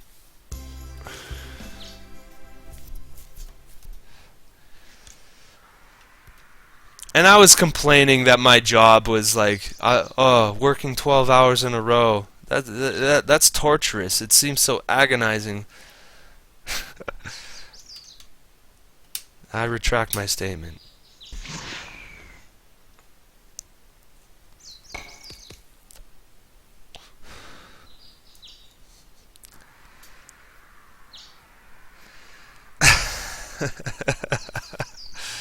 Oh, brutal.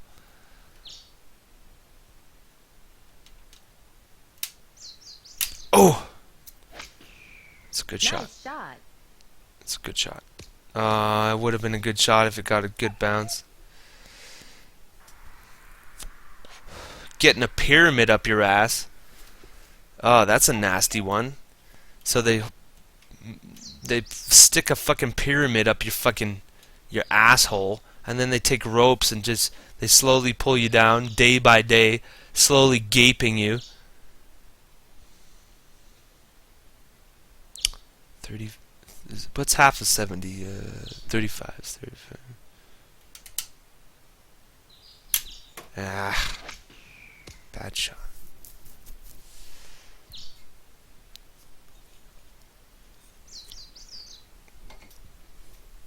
Pyramid. Brutal.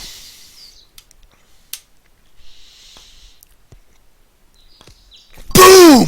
Bang! I just slammed it.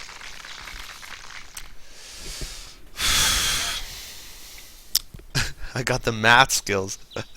I done use my brain. That's my grade 5 math coming into play right there. Or no, that's more like grade 3 math. Halving something, maybe that's more like grade 2.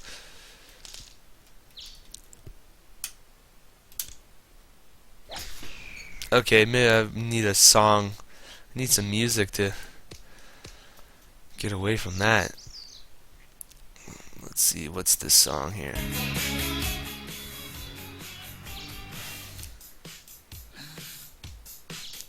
I don't like the song so much. But a new one's coming up. Here we go.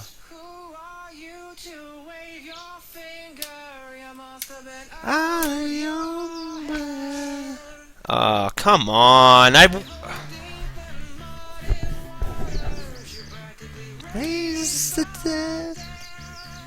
You must have been.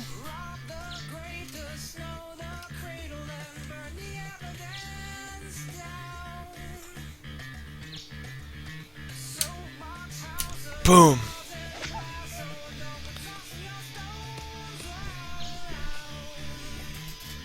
Must have been high. Next song. Okay, Loco, I got you.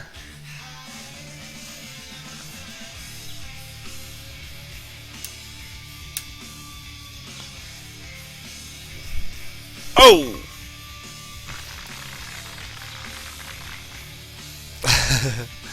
Here, let's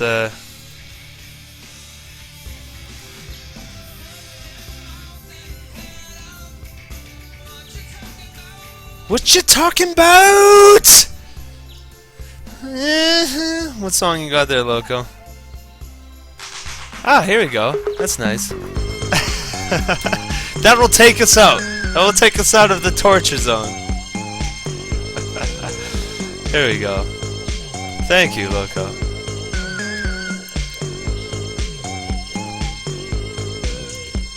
Goo goo gooch. Goo goo gooch. Goo goo gooch. Goo goo. But yeah, no more. Make it easy for me.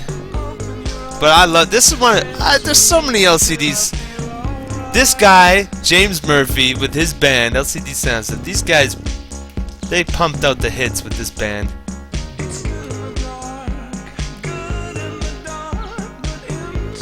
Lovers' lights. Here comes another fight. Doo doo doo. Yes, yes, go, go, go! Ah, too much. Cling to my arms.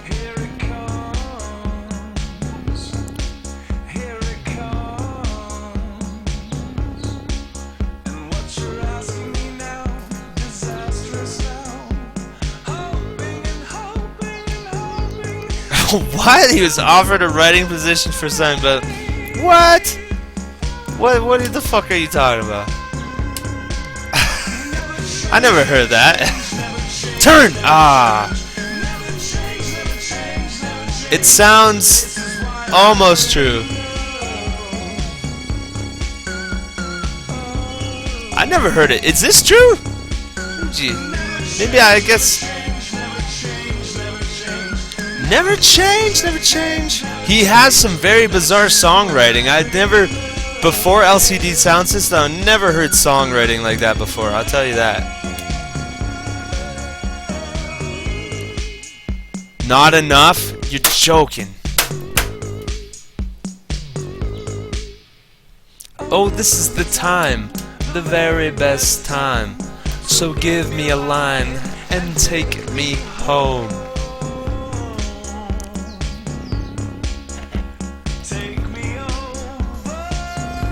Super monkey balls.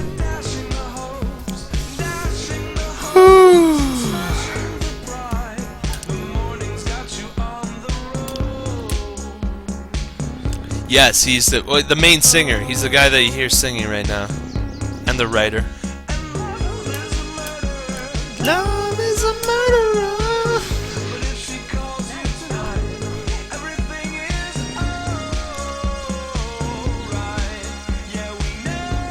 Wow, that's crazy. Cool. Great fact right there, Rap. It's funny how all those people are all connected together in some way. How is that possible? How come all these people are all so connected in that way? How would he even know Larry David and Jerry Seinfeld? What's the underlying connection? How would they possibly know each other? Interesting.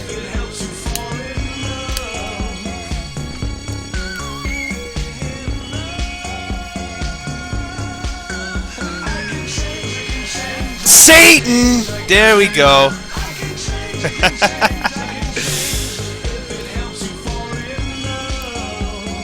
Oh, I get it. They all love Satan the same way.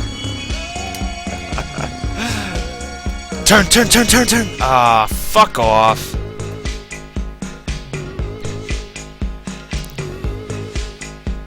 Goo goo gooch. Goo goo gooch. Tag.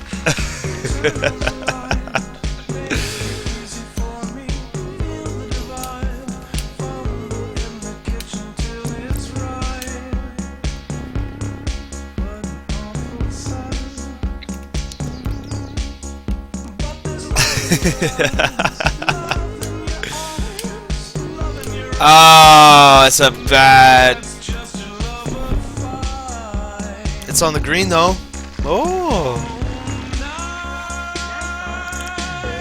I can change, I can change, I can change, I can change. I can change, I can change, I can change.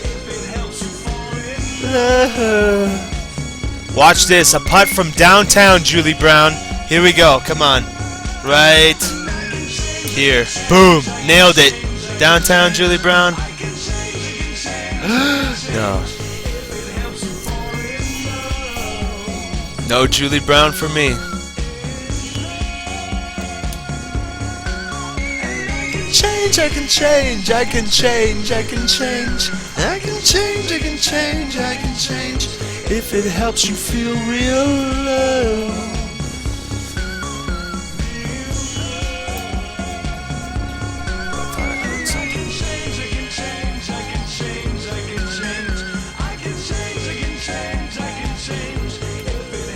Okay, I did not hear something.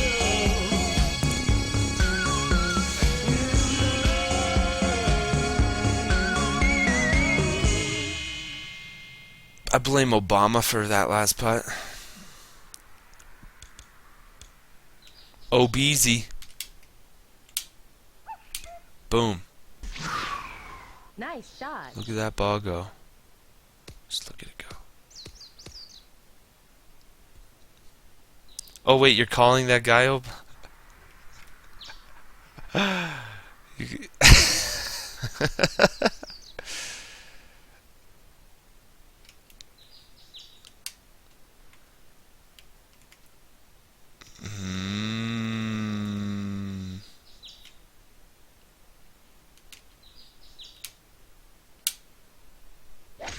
Fucker's going left.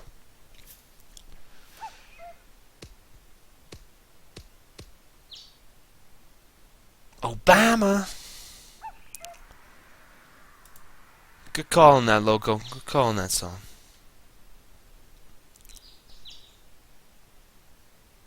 Is this song still going? The Tool song is still... Mazatlan, Colonial No, City okay, it's on commercial. Wow, that's a long Tool song. Fuck. That's a long Tool. Schlong. That's what she said. It's a terrible, terrible, terrible. Nice shot. Too much, too much. I tried to cut it short, did not. Well, it's not terrible.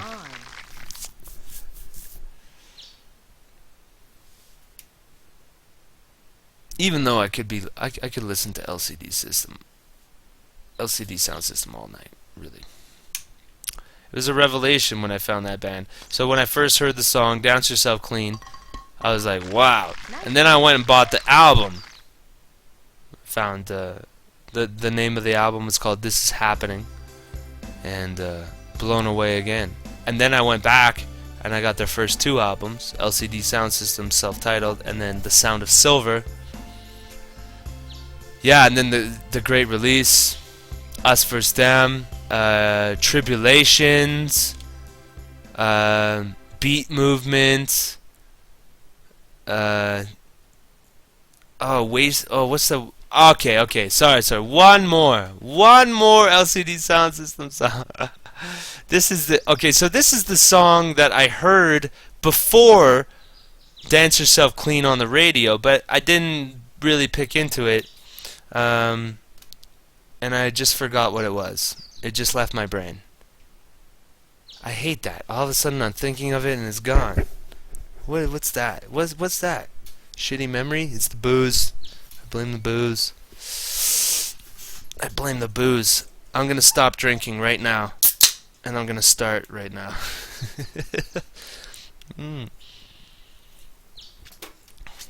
Oh yeah, that's it. Never as tired as when I'm waking up. There we go.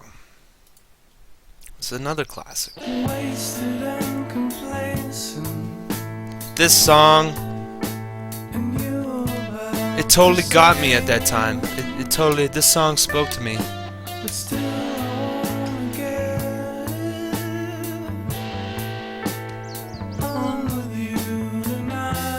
It's beautiful.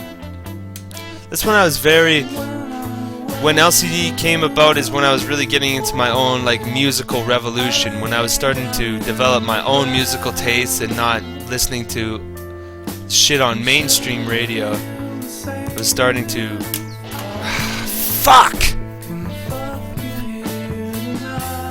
explore and finding my own sound.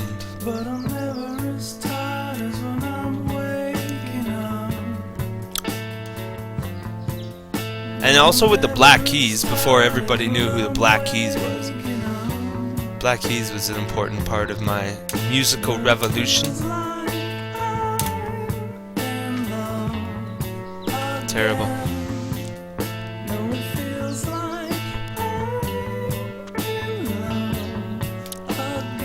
Really good songwriting in this song. Or good lyrics.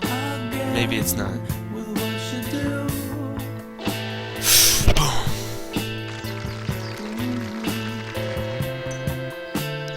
If we made it happen. Ah, yeah, Cry Alone, off of, which album was that? Oh, Thick Freakness, at the end of Thick Freakness. Yeah, okay, so I love that song. If we made it happen, I'm sure what we would do is go outside and fuck someone to prove it didn't mean a thing. The games that we play.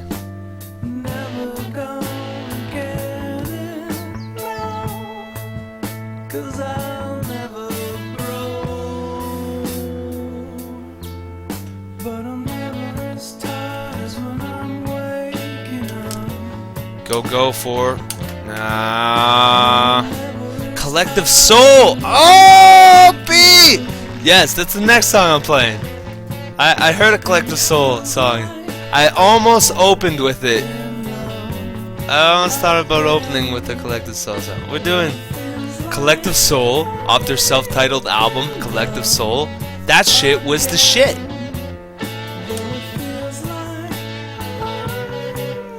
I remember one of the most bizarre comments I got. So when that album came out, I really liked it. I thought it was great. And I was talking about music. I was at school, and the guy goes, "Those guys are so old in that band. How can you listen to them?" And to me, that just perplexed my brain. Those guys are so old. Wait. So, tell me if you listen to the music and then you see a picture of them and then they're too old, then all of a sudden you don't like the music? Like, what does that even fucking mean? What does that even mean? Oh, they're old. Yeah. Well, and not really. They were in their 30s, right?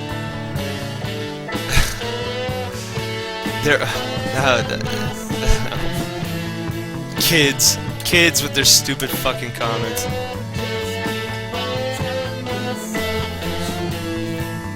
Look at this shot. Ooh. Yeah, exactly. What doesn't even matter their age? Just say, are you listening to the music?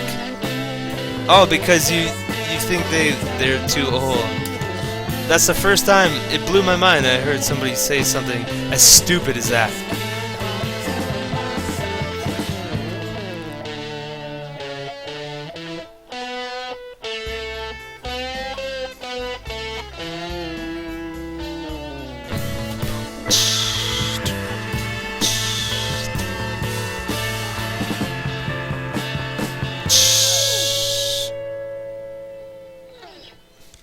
Thank you, Logo. I gotta get some more birdies or I'm gonna lose this tourney. I have a good character here. I should be getting some better shots. Yeah. I'm getting too distracted. Shit mass.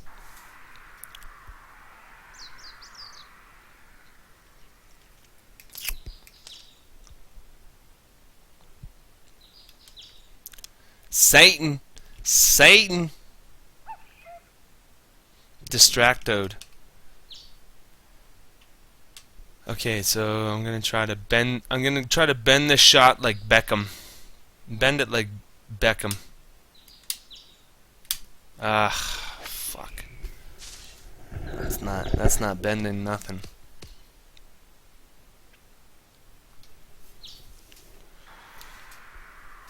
That's not even clever. No, no, no, it's not. It's not even.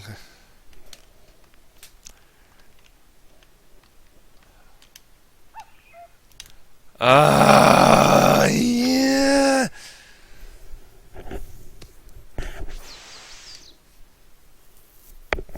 Hercules, but not when.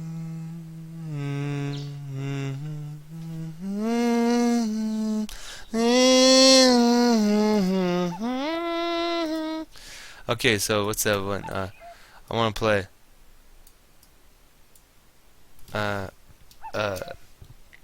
Collective Soul.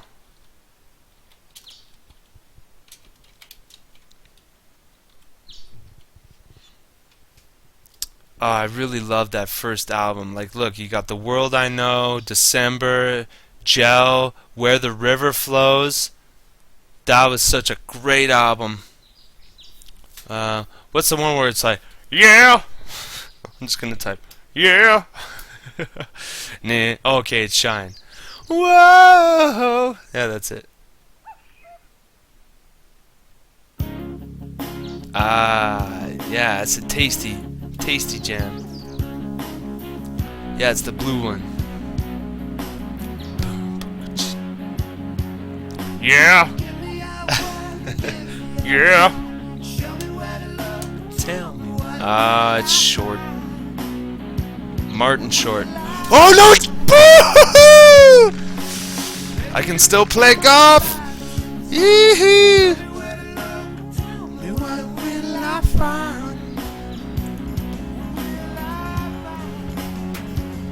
I'm still in it. 2 under. Yeah. Yeah.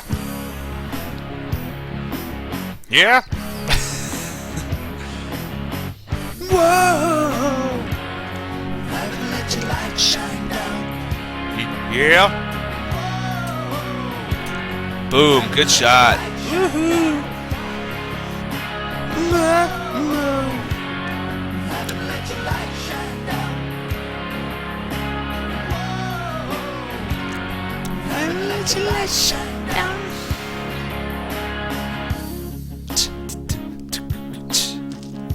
I'm gonna lay it up with the 2-iron so I have a nice spiffy shot into the green. Boom, beautiful. Love is in the water, love is in the air. Show me where to look, tell me where love be there. Love be there. Teach me how to speak, teach me how to share. Teach me where to go, tell me where love be there. Love be there.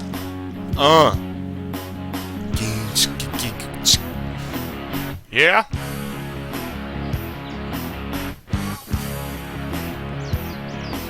Yeah. Oh, come on. That might be a nice shot. It might be, could be. I just need some more birdies. Yeah.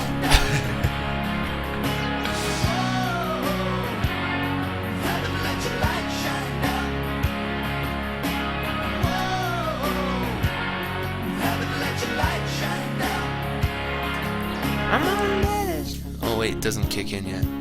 It's the next chorus. Boom, baby, come on! Hee-hoo, ha ha!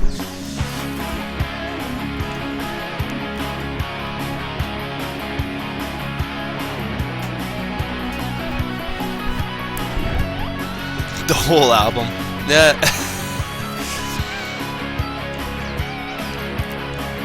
It's not of my practice.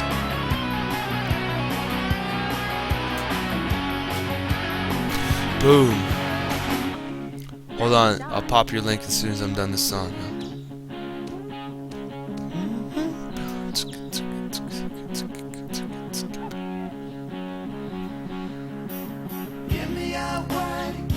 7 wind. It's 8 up. I'm not even sure if I should put backspin on it. Maybe I'll just fire it. Let it be true. No backspin, no nothing. Just let it go. Let it go. Good thing I didn't put. Spin. Yeah? Yep. Yeah? Whoa! Ah, fuck.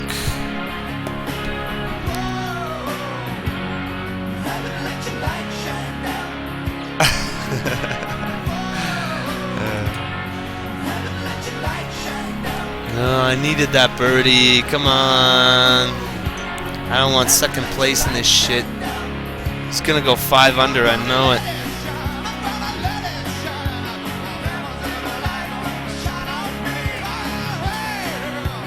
Yeah! Ah! Shine on me!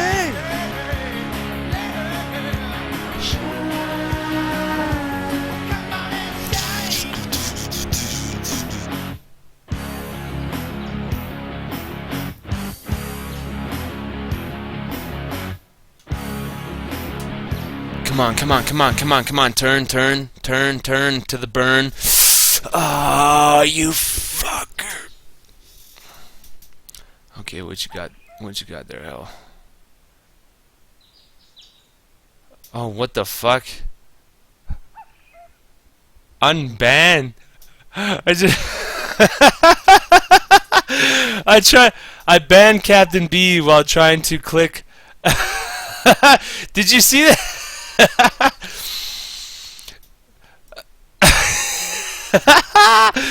I tried clicking on the link. Wait, is he in the room or no? No, he's right there. And did it unban you unmod you as well? Whoa, man. That's fucking crazy. I don't know how that happened, man. I don't know. I click on your name. It banned you and unmodded you at the same time. No, it's holy fuck. Now I got. Okay, it's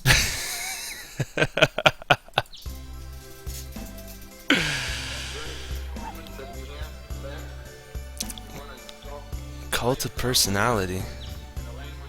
I think I've seen this before. Yeah.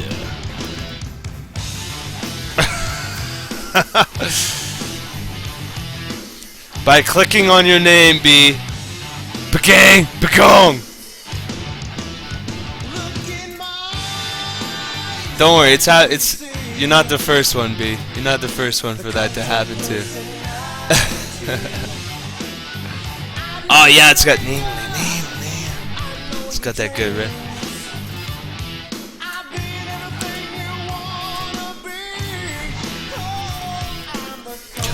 Personality, yeah.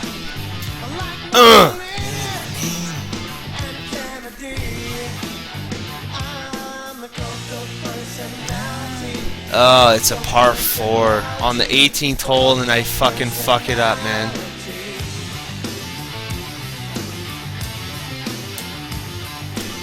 You're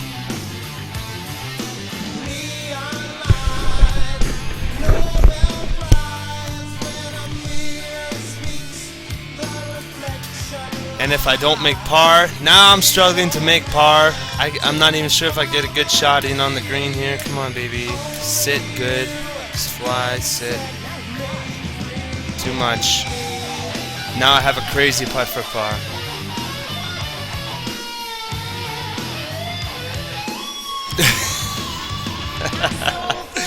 Nah, I've done that a couple times where you click on the person and then Banned, unmodded.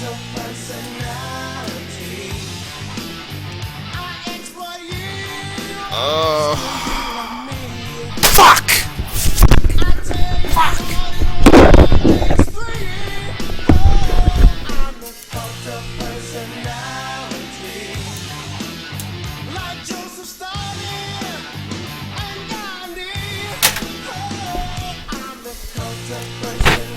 Won't even tie. See, 5 under. I need to get 5 under, man. How? I can't even get 5 birdies and hold that shit. How about neck?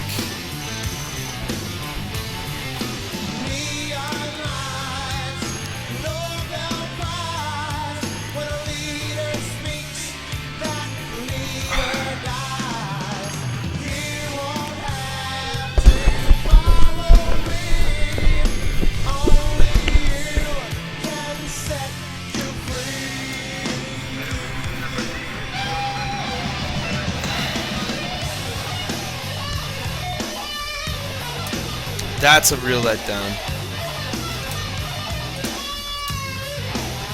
I'm playing with a better character now. I need to get better scores. Simple as that. But he has that stupid fucking draw. But really, I can't blame it on the draw. I can only blame my bad play.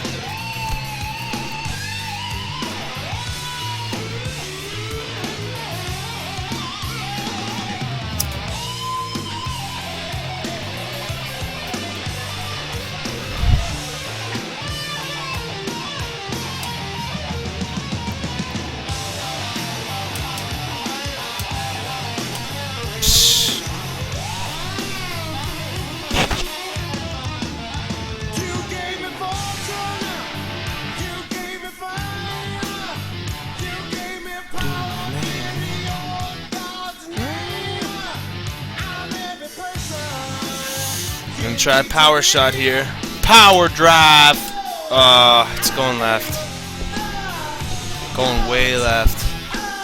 Oh, please. Now I'll be struggling to make my par.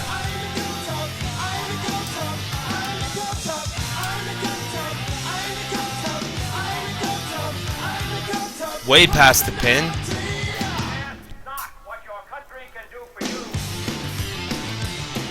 I'm not, okay, I'm on the game. But look at this putt.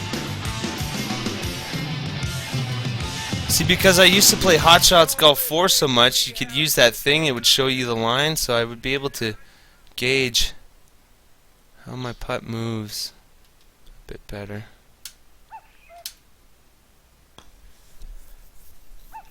Oh yeah, I'm not working tomorrow. Fuck no. No, no, no. Well, if anybody calls me for work, no. No, no, no, no. Like I said, okay, so when I'm doing the snow removal, so the last time, so I went in at 3:30 in the morning. You start at 3:30 in the morning. You go, and we finished at about let's say 6:30, and then I have to go drop off everybody at their house. So I get home at approximately 8:30, and I get in. I didn't get to drink the whole night, so as soon as I get in, I had like 4 beers, and then I have to go back to work at 8 o'clock, and so I try to fall asleep, but I can't. So you try to fall asleep, but you can't, and then I'm back to work at 8 o'clock, and I work from 8 o'clock to 7:30 in the morning, so that's 11.5 hours doing that fucking shit. I didn't get any sleep within that time, so the last time I slept, I fucked up my sleep. Anyway, what I'm saying, I'm not going to work. If anybody phones me for work, no, you can go fuck yourself. Kubrick is fucking. I need my own time.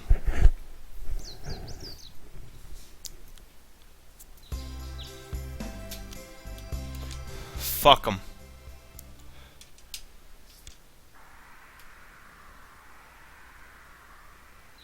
Although, you know, with the snow removal, I would recommend it to anybody. If you live in any city where it snows, it's a fucking sweet deal, because the way it goes is that they put you on retainer. So let's say I only shovel snow and move snow and plow the shit for one day of the month. I get paid my full retainer fee. You get paid because you're on call. They pay you to be on call the whole time. So even if I work one day a week, boom, that's fucking $3 grand, baby. At the end of the month, that's $3 grand in my fucking pocket. I only worked one day, boom.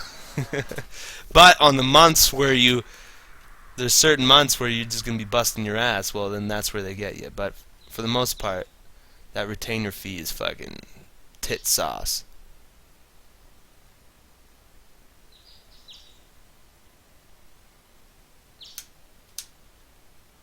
You better sit, ball. Look at too much. And on call. And C-TAC, yes. C-TAC, that means no drinking. And if I do drinking, I can only get a slight little glow on. I can't do my full-blown fucking, a fucking 12 beer marathon. Boom!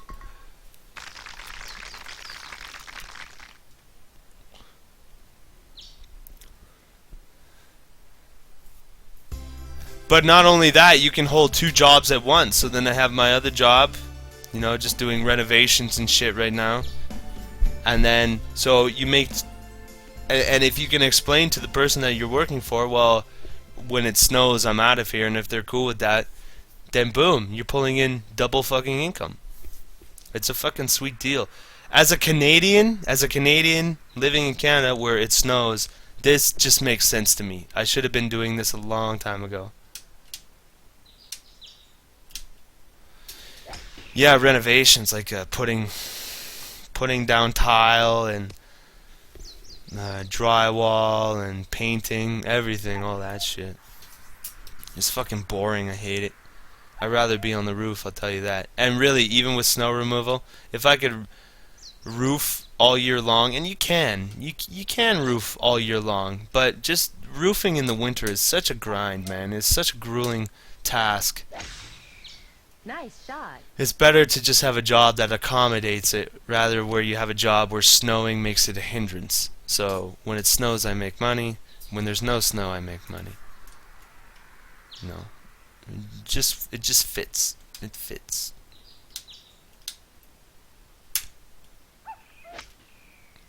Sit. Pin shot, baby. Yeah, there's a lot of money in the snow removal, and from what I saw and the way the guy that I work for, the people that do work in snow removal, if you know how to show up to work on time and you know how to do your job, and you're not complacent like most fucking halfway house and ex-criminals are, they don't want to work for their money. Most ex-drug addicts and criminals, they don't want to work for their money. They want the easy way. What's the easiest way? What's the easiest way to make money? There's no easy way to make money, cocksucker. You gotta fucking work for it. So if you like working for your money, then hey, snow removal is your gig. And on the crew that I'm on right now with the snow removal, there's one guy. He's an ex-drug addict. He comes from a halfway house. I'm not sure what drug. I'm assuming crack. But he's an old guy. He's like 55, and he's working with us, and his body is. Nice shot. It's not that he's lazy. He tries, but I don't know. I just want to be on a crew that knows how to go fast. Go. Work. Fast. I have no patience. But this guy, you try to give him a second chance, but he's not fast. He's not,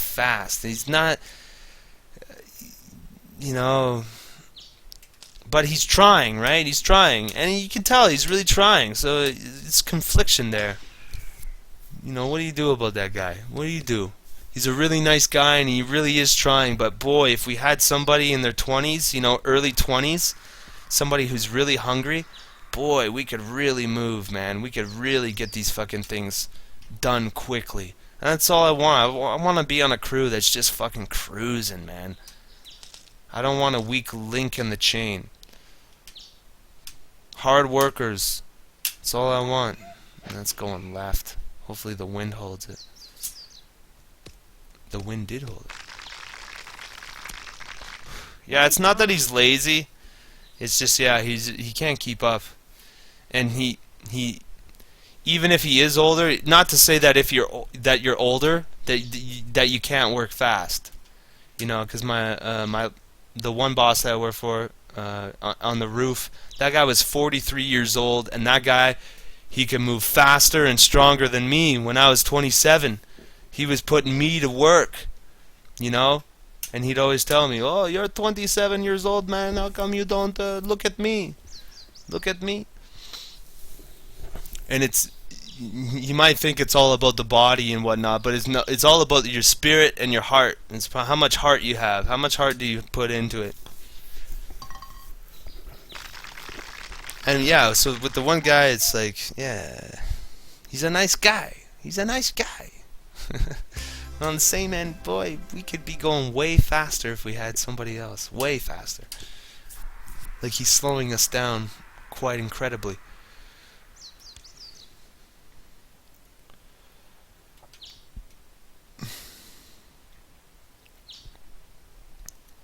Oh fuck yeah, man! Old dudes know how to work hard. That really, old dudes are the only ones who know how to do it.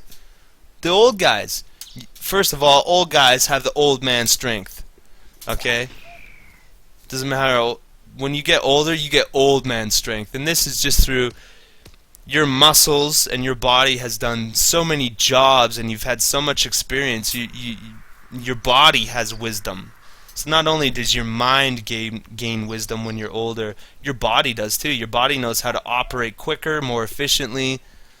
You know? Those old guys, yeah. They're efficient, quick, and fucking strong. That's the best way to play it. That's perfect, man. They'll show you a thing or two on how to fucking do it. Boom.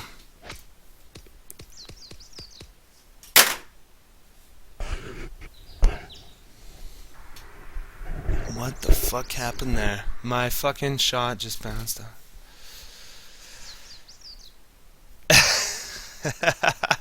Yeah, that's what the old guys do.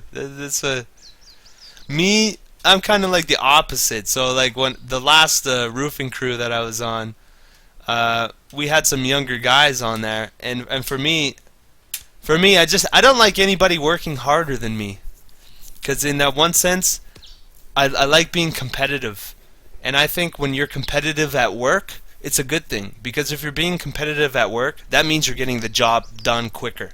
Simple as that.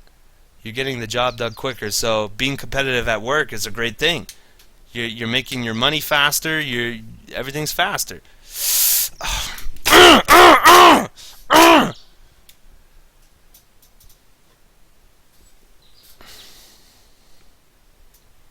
But when I see a younger guy, it's like, okay, come on. It's time to step up my game. Here we go. Push myself. Look at that. I'm 3 over already. Yeah, but then the unions are a different story with that whole thing. Unions are a different thing, because unions are all built upon seniority. It's not really based on skill. It's not based on skill when it comes to unions and that shit. It's based on who's been around the longest.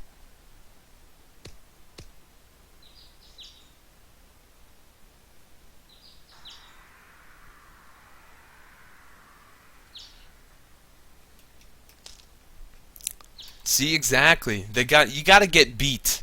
You have to get beaten to really release your true potential. You gotta have somebody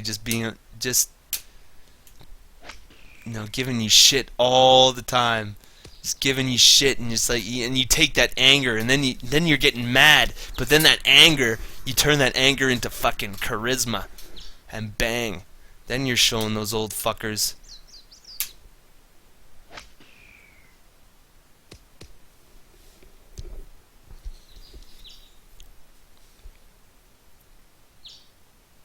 Struggle is nature's way of shaping strength. Hey, that's a really good line. Hey, way to go with the lines there, Rep. I used to watch A lot of Lost. Well, I watched the entire series, but that's a good one. Wow, look at that. I can't make a fucking putt, man. There's another bogey.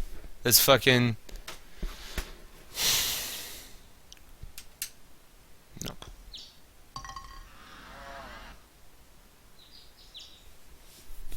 Oh yeah, but when you're young, it sucks. It sucks because you think you know, you're more entitled, or you might think that you're more this or that. It's tough dealing with the older guys. But as I get older, and as we all get older, you'll start to understand why.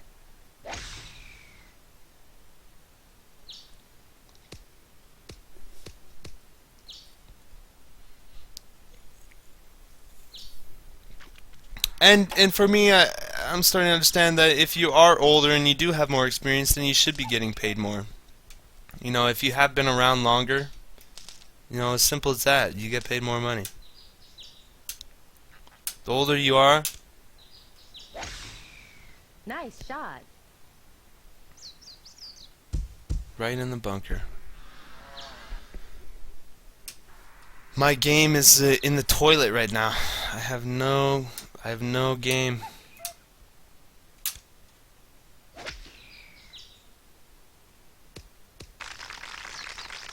Nice on.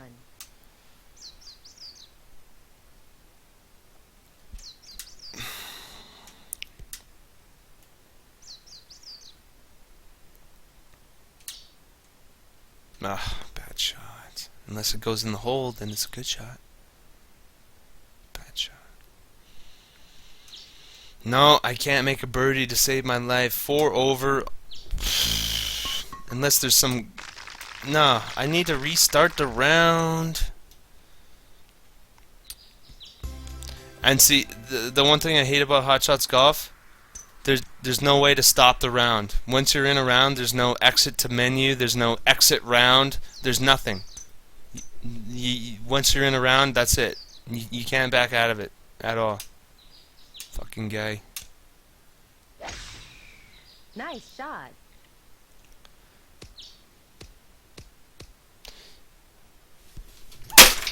Oh, I'm gonna break this controller, I swear.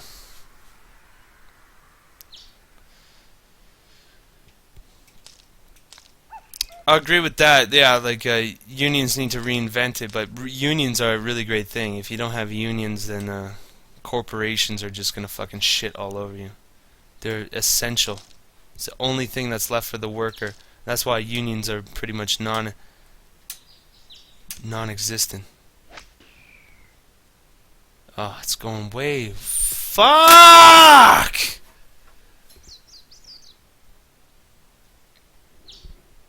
Look at it. Just keep rolling, ball. Just keep going. You're in the rough? It's in the fairway. In a stupid little spot in the fairway.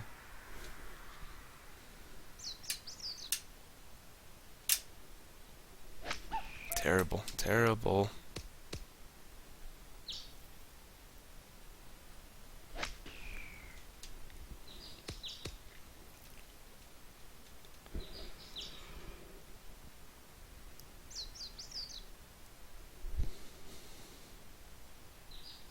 And a lot of people abuse unions. My mother, who she works for the CBC, the Canadian Broadcasting Corporation. She's also in a union, and the stories I hear of how people abuse the system, abuse being in a union. Like, we're talking, they'll take any kind of sick day, they'll take any kind of holiday. They abuse their human resources rep like crazy. Like, there's a lot of people that are just abusing the union.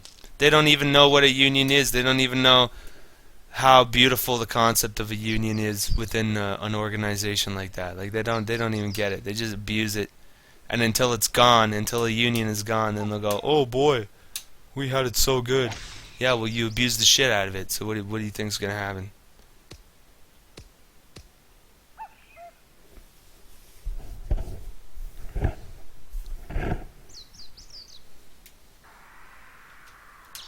But that's because a lot of people nowadays are just becoming lazy. People don't even want to really work. Everything seems like work to everybody. Or the idea of working turns people off. Hard work.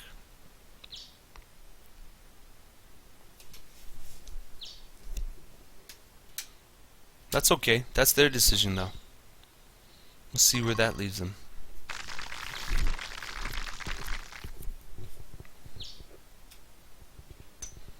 Got the personality.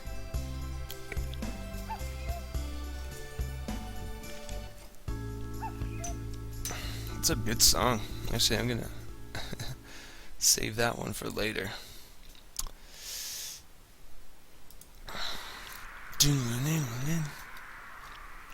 Coked up personality.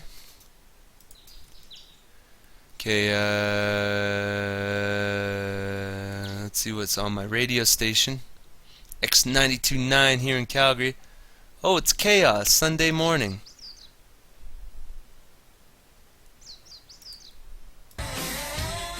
There you go, that's not so bad.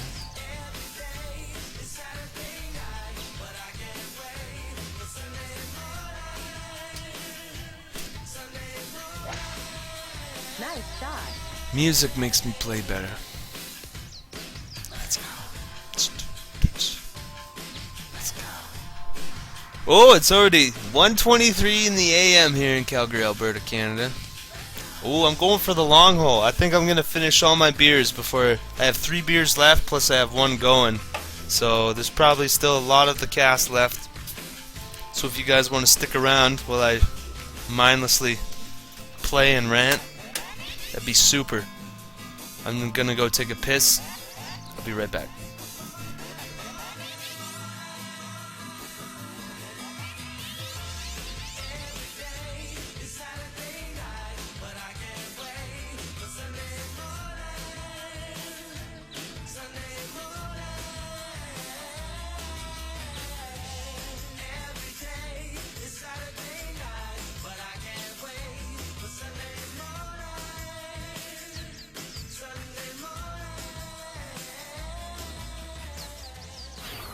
X92.9.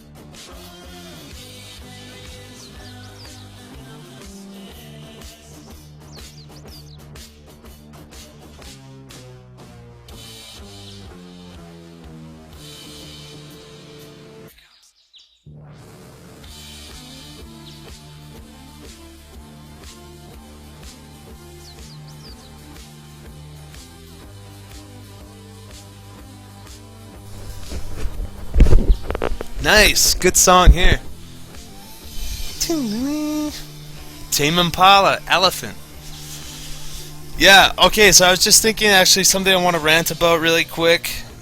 Maybe I'll put this on an amendum to finish my I Want to Be the JTV. I Want to Be the JTV, so that's one of the games that I played recently.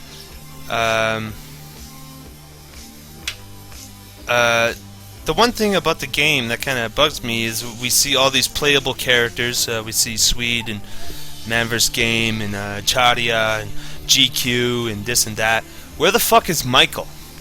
Where the fuck is Michael 1985 within that game? It's the one thing that I don't understand. Like, I understand that this was made by Ravitude and Swede at the time, but how come Michael is not a playable character in the game? To me, Michael was the one that started off. He kick-started the whole fucking thing of gaming on JTV. And all we get is some obscure reference. You pick up an item called the 30-inch Monster Spike, which 30-inch Monster was his other handle. That's how I knew him on Skype. On Skype, his name was 30-inch Monster. But how come he's not in the game? I don't understand. Of all these people, you put this person in, you put that person in. Those people weren't even close to what Michael did. So there's something weird about that. I don't completely understand. That idea just popped into my head. I just want to rant about that. I'll probably talk about that.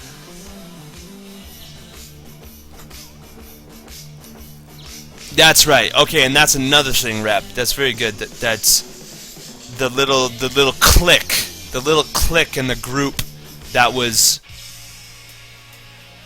Yeah, exactly. Yeah, exactly.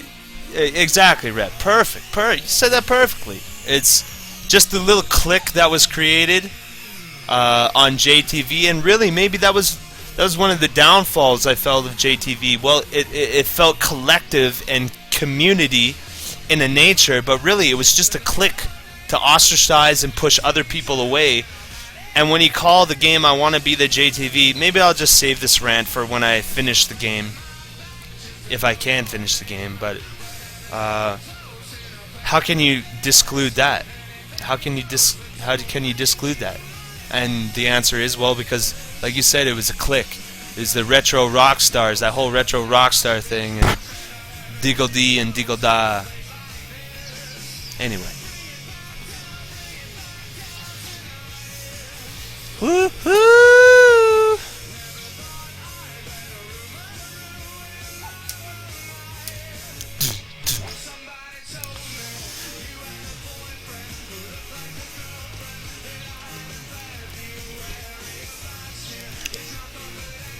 That's another subject right there. There, Captain B. But that's a subject saved for another time. The whole concept of it could be quite rampant. The whole concept of money laundering.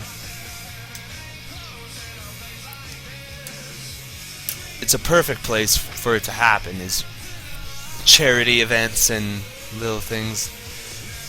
Anyway. Somebody told me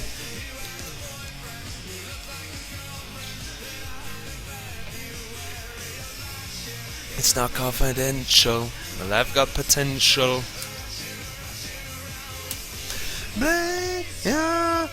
Turn in. Boom!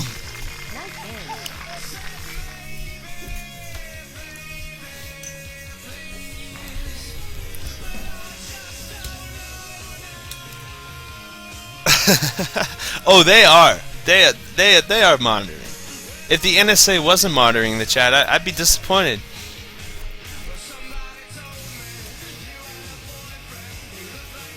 I heard about that. Yes, I had heard.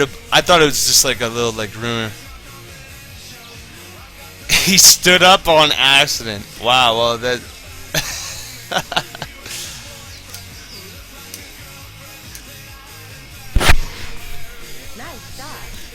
I remember one of the first times I saw, I'm not sure who it was who was casting, or maybe it was with Michael. He would set up like a donation, like help donate some money so I can get a better capture card, so I can play more games here and there, and people would donate the money. And that's the first time I saw the power of that. I was like, wow, man! Like people are really, they're giving them real money.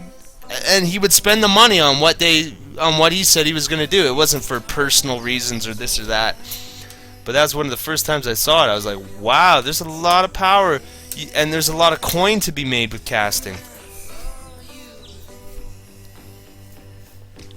Been working like a dog. I turned all my dreams off. I didn't know my... But yeah, Chicks clean up. Well, obviously, chicks clean up anywhere on the internet. You can go on JTV, or you can go on a website where you take off your clothes. We live in a very lonely, desperate age, so women will make they'll make a good go of it. Oh, you're joking!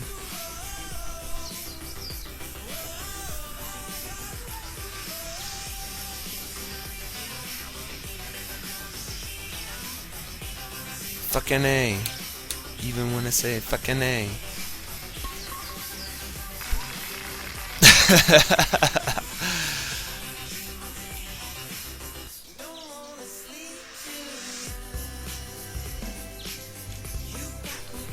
Yeah, and you know, Rep, when I saw that, at one point I was tempted. Well, when I was really, really broke, that was pretty much when I was getting kicked out of the house. That's kind of like why I stopped casting for a period. I thought, oh, you know what? I'm just gonna put up a donation button, and I'm gonna pull some stunt. I'll just do like a 48-hour Final Fantasy VII thing, and or just come up with something to get people's money. But cooler head prevailed, and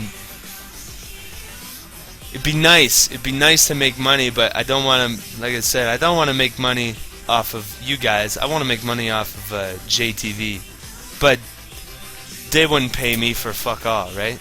They wouldn't pay me for nothing. Even though if they did give me a lot of Nice shot. oh, that is. Yeah.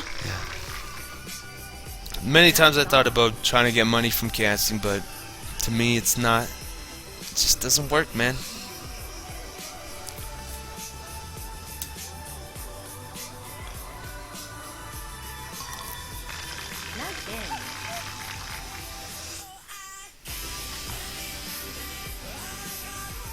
Oh yeah, they got the train channel. What the fuck? What the fuck is that? The train channel. I remember coming into JTV and I saw that. It's just a fucking thing of random trains.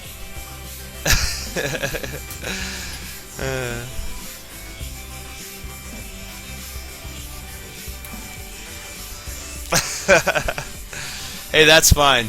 That's fine. Like I said, viewership is completely relative. It comes and it goes. It comes and it goes, man. So fuck it.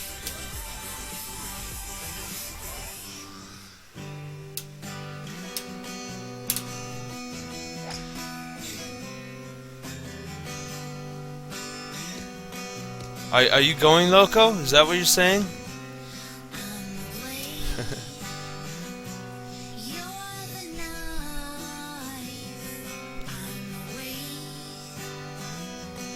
Okay, Loco brother, thank you for coming in tonight, brother.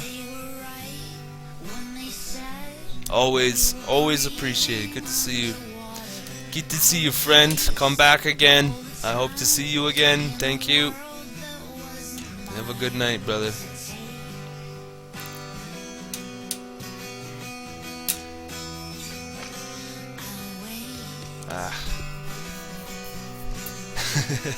You too. Good night.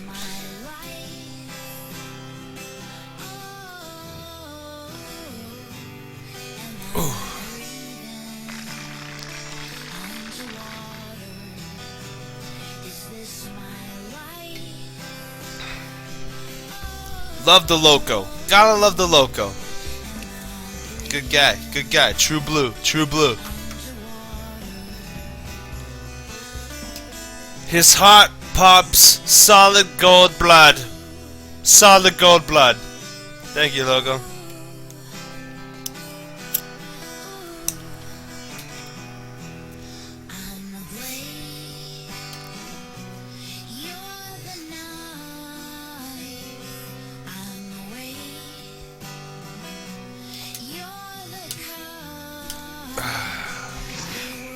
Nice shot.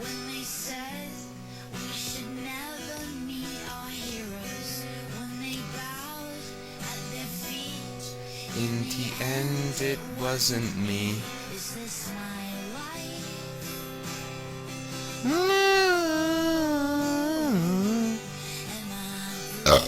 Excuse me.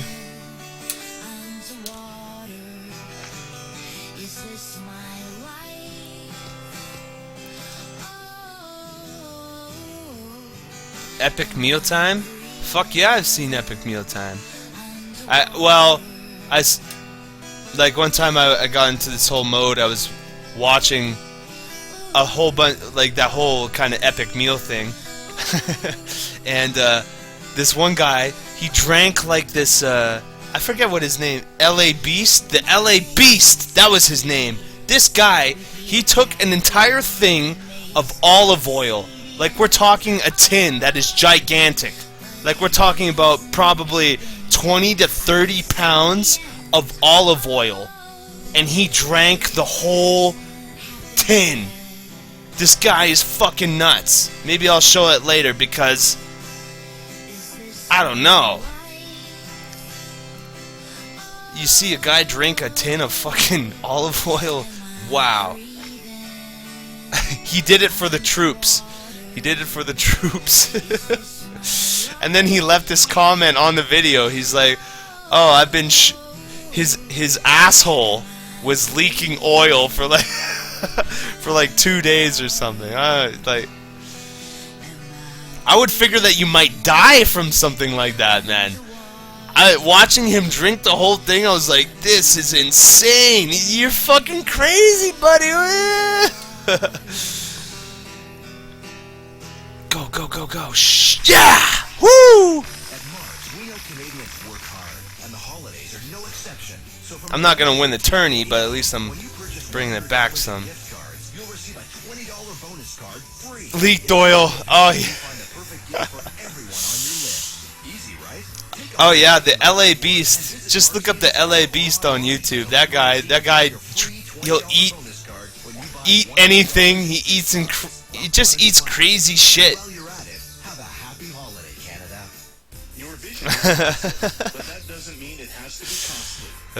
Crazy. LASIKMD makes laser vision corrections so affordable at LASIKMD.com.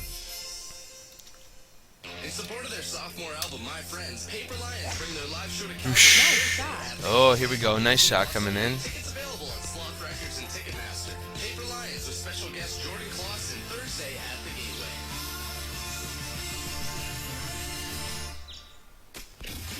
This is new music. Colorado. So it goes. Oh, so it goes. Can't tell the wind which way to blow.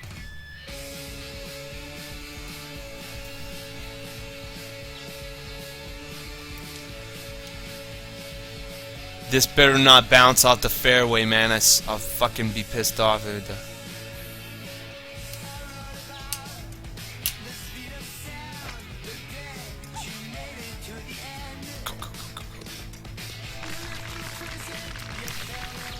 Nice on. That's my friend. Your life.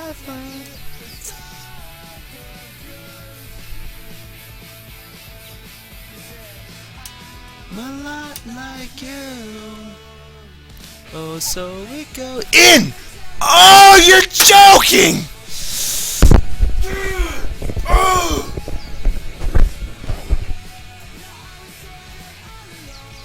so it goes.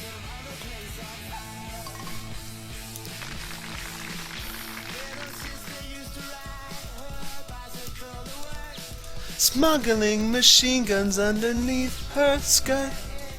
This controller, oh, I'm scared.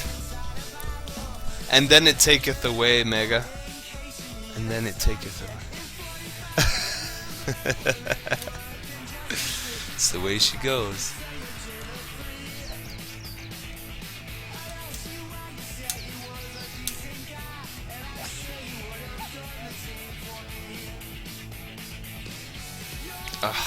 Why did it turn so much? That when better be over 10. Oh, it's 18. That makes a lot of sense. Oh, so it goes. Can't tell when which way to blow.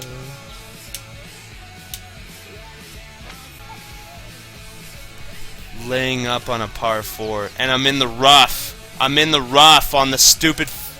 Okay, I'm on the fairway. Never mind. You can't make peace without an enemy. Without sin.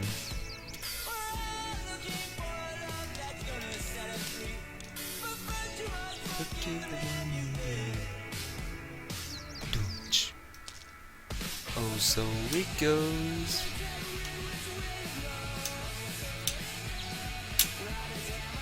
I don't know what this shot is gonna do. No idea.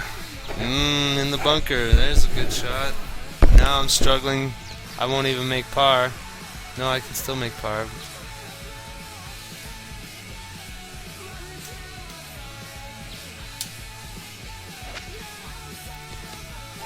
Stunk him.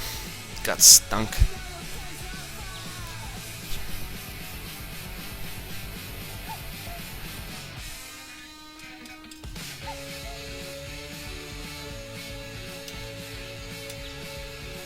That should be good. Secures a bogey. Calgary's alternative. 92.9. It's easy to prove money laundering, B, but to actually bring it out to a forum in which anybody gives a shit is another thing. Or not even that, a forum in which it would accurately be portrayed.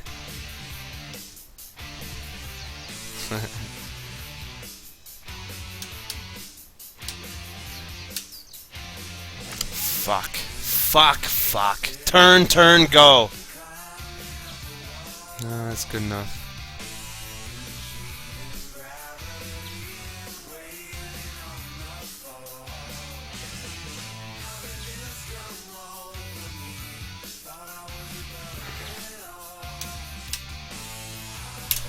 Oh.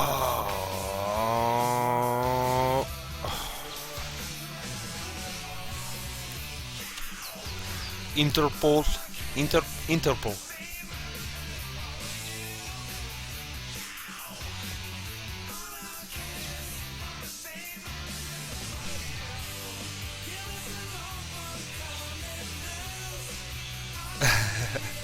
Golf is a great sport. Look, I didn't like golf until, or it's difficult to get into until you hit that first clean shot.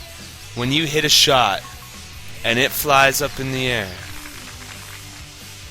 and it lands on the green, it actually landed where you thought it might land. What a feeling. What a feeling.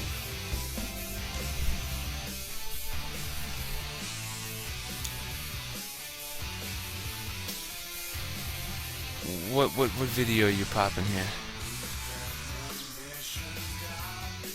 Oh, they call him an idiot. Idiot consumes. Go to weightlifting, buddy. We had a discussion. Actually, it's not a Look at this! Look at the glass! Look at the fucking glass! It's fucking huge, man!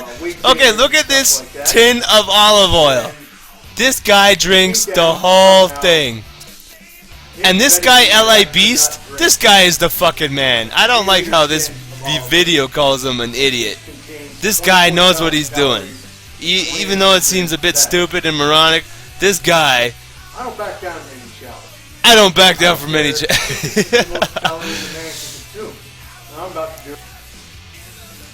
Oh, okay. Gotta watch him pour it into the fucking glass. Troops are out there. And it's 24,000 calories. The least I can do is provide some yeah, the MJ headband. This guy, but this guy works out a lot too, eh? This guy, as much as he puts in, he burns it all off. Obviously, he's not a big fatso. He's a pretty big, strong guy. Look at.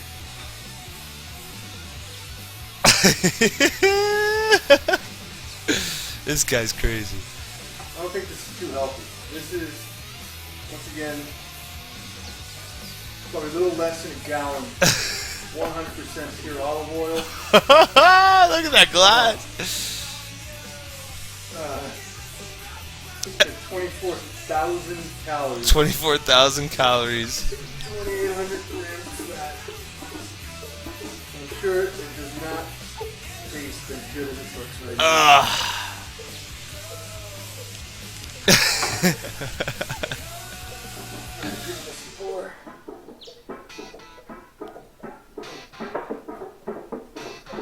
Look at all that.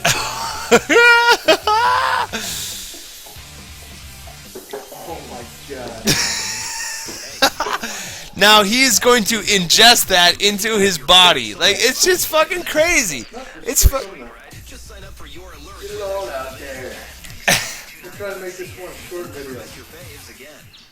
Calories in 2 or 3 minutes.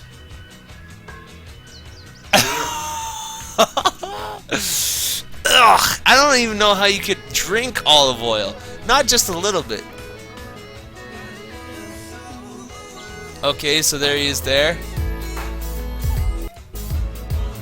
Ugh. Oh, and he's going. Ugh.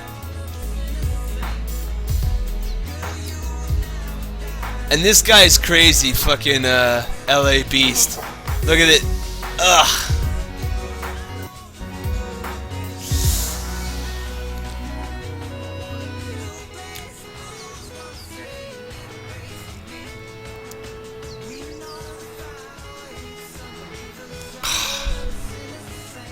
That's it. I'm done.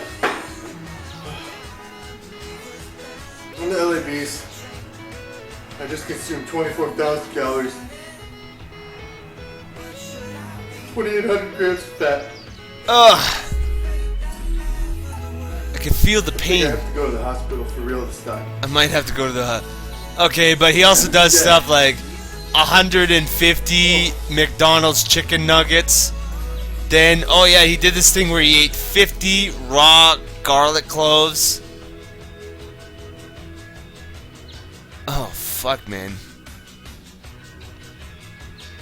Wait, what's this? Smoking alcohol? Vaporizing alcohol.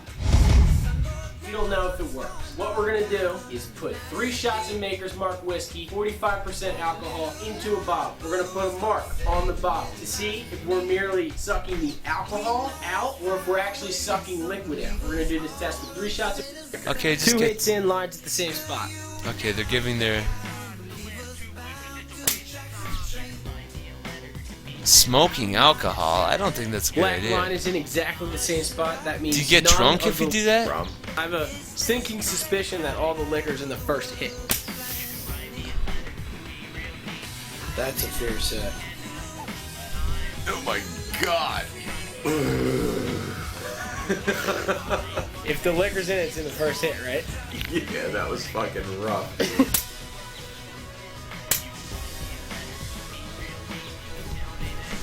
We are wasted. I might just be wasted. Well, you're not really faking it, dude, because you're secretly a god, like, gnarly, dude. Not that I'm gnarly, but most of the people I hang out with are gnarly, you know? Yeah. No vaping does not get you drunk. Where's my fucking thumb? Smoking alcohol. I guess that works. Okay, anyway.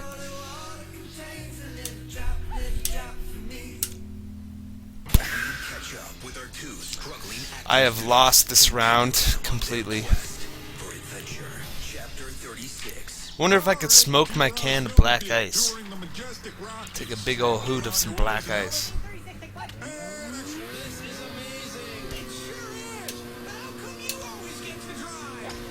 Oh.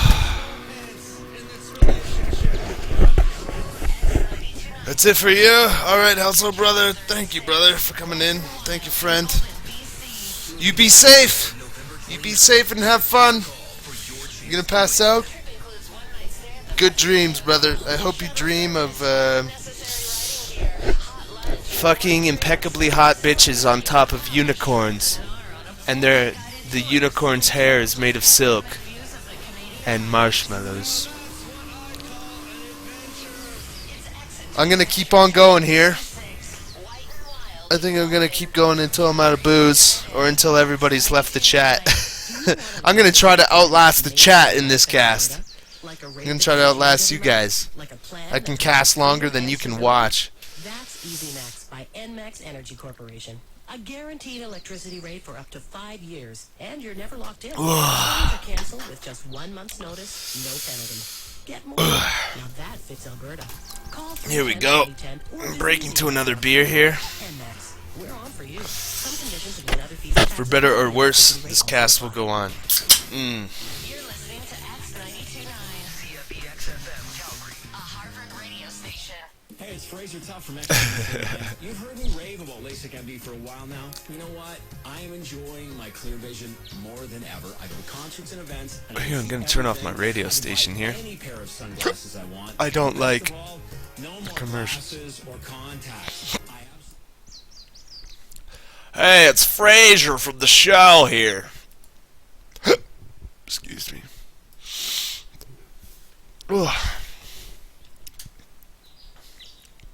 Listen to the birds. It's nice. Makes me feel nice. This cast is going. The wind's gonna hit it. It's gonna sit. Backspin. Oh, I got some back.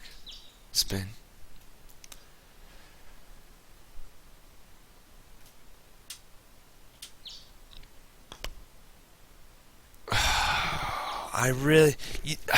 I hate to say it again, but Mario Golf 64 fucked my putting up so bad. I spent so much time changing my game from Hot Shots to Mario Golf. And really, it took me so long to get the Mario Golf putting right, and now I'm just in the shit.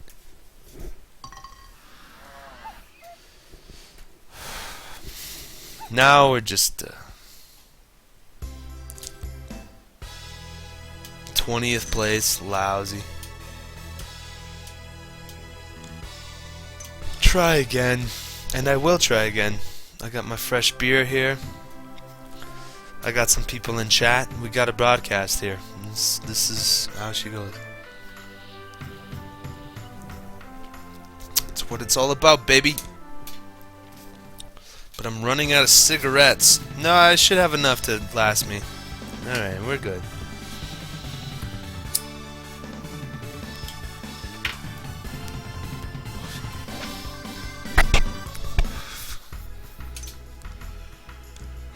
I'm not sure if I should try this tournament again. If I didn't place it like such a fucking asshole,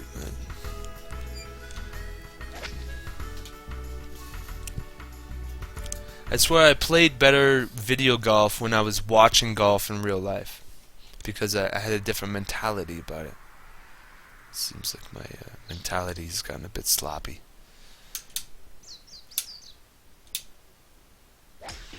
Look at that fucker go right, and it's never coming back. It went way, way right. I just... oh, I hate that. I hate it. Look at that tree. Don't hit that tree. Don't hit that fucking tree. Oh, nice. Shot.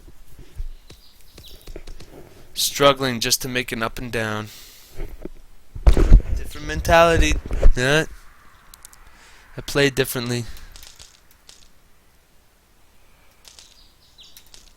Tiger Woods rep.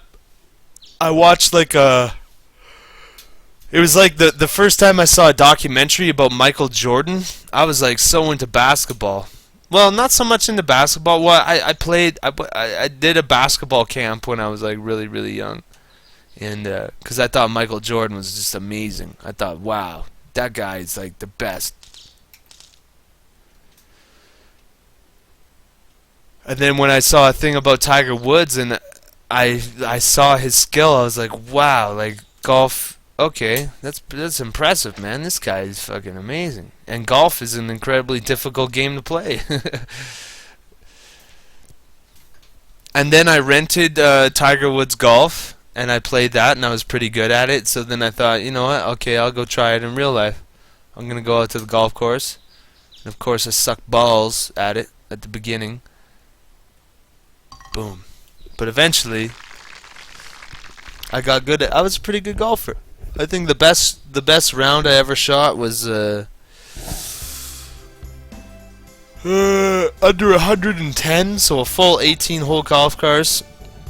It was I shot 108, which was really good. I was really on top of my game that day, and I really tried to focus on trying to get a good score and try hitting good shots. And it's the best score I pulled off.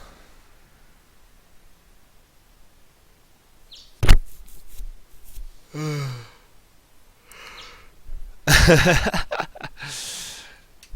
saw it as a form of humiliation. I'm gonna hit this past the pin to make sure it gets on the green. Nice shot. Sit. Boom. Nice on. But a great thing about golf is a lot of it is risk management. You figure out how much risk you take with each shot, and you try to fucking eliminate as much risk as you can. That's going in the hole, baby. You're joking. Lacrosse! Really, Mega Man?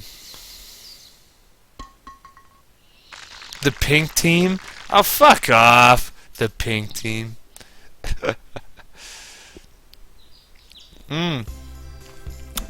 Now, lacrosse, well, only people who play lacrosse are into lacrosse. I've said this before. Like, yeah, lacrosse! And there's a professional lacrosse league here in Canada. We have lacrosse teams and whatnot. And for me, it just never flicked my bean. It didn't float my boat. Nice shot. I'm pretty sure, though, if I played it, I would have kicked ass. When I was a youngin', I just played football. Football all the time. Football. That was my game. Football.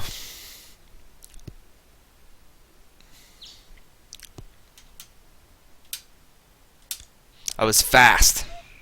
Street hockey? Yeah, I did a bit of street hockey in my... Oh, fuck. In my time. I was too thin for football. That's when I love football. I was fast. I knew how to catch the ball. I could throw. And then when I got to high school, I tried out for the team, and the guy told me that I was too skinny.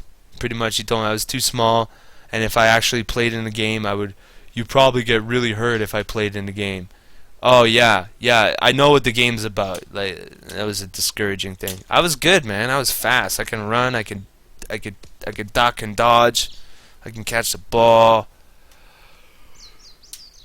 That was one of my first big discouragements because I thought it was something I was really good at. It was one of the first discouragements in life when I realized I couldn't do something, or somebody told me I could not do it. Better turn, ball. Oh, I didn't turn. Run right into a concussion. Yeah, if they could catch me.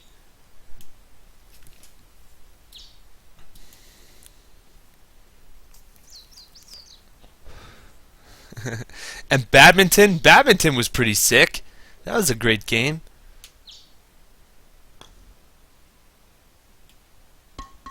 Bogey. Another bogey, man. I can't make a fucking birdie or par. I'm making terrible shots. This golf course is tearing me apart.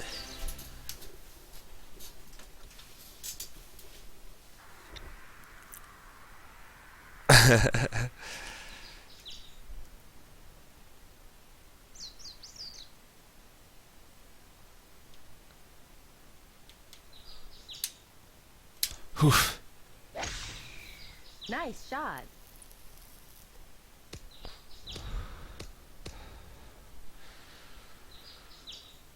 Yeah, the only kind of sport that I would want to play nowadays is, I guess still golf. Golf is nice. And,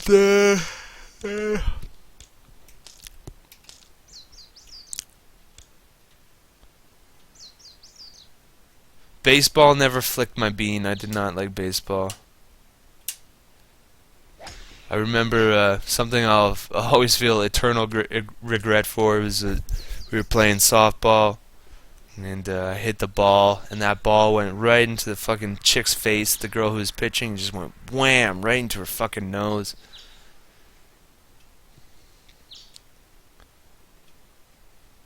So I didn't like that. I hurt somebody when I played it. If I'm hurting people when I'm just trying to have fun, I don't like it. Fuck.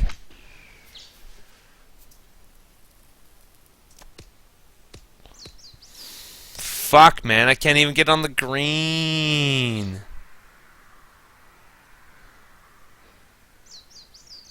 I wasn't good at hockey though. I guess I'm ashamed. I should be ashamed as a Canadian. I wasn't good at hockey. Didn't like the whole concept of how you hold the stick and how you're supposed to flick it, and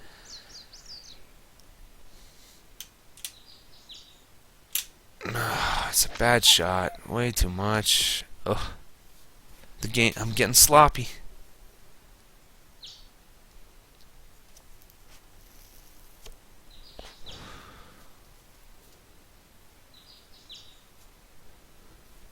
Me too, and also soccer. Soccer is a bad one for me.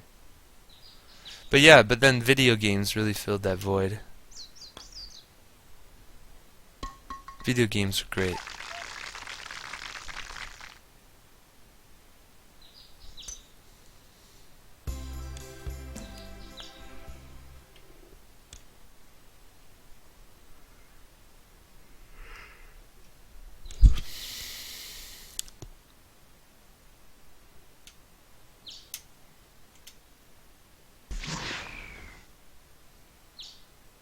Look at that fucker, it just went... Okay, at least it's on the fairway. See, the one thing about this character that I'm playing with, because he has a draw, if I miss my shot, it has a fucking very tragic fucking turn.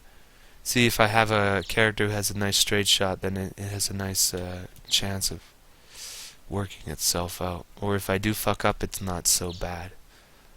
If I fuck up a shot with this guy, it's going fucking sideways for days.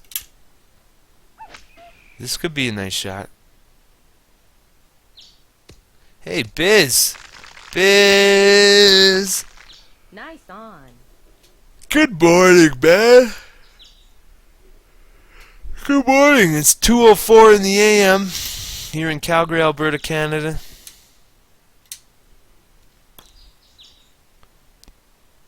Oh, such a bad shot. See, I'm putting so much lean on it, like I'm playing Mario Golf.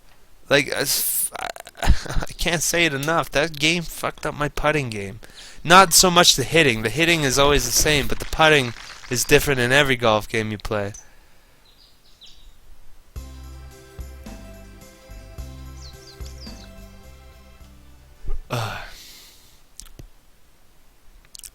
I'm trying to outlast my chat right now. Trying to play... Keep the cast going. Keep the cast going. Keep the dream alive.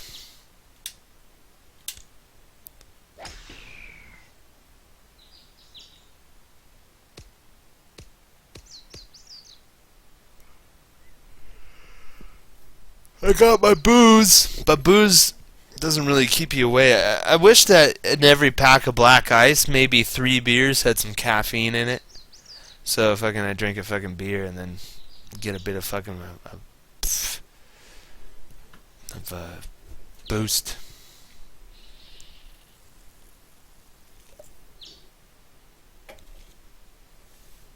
Oh. Oh.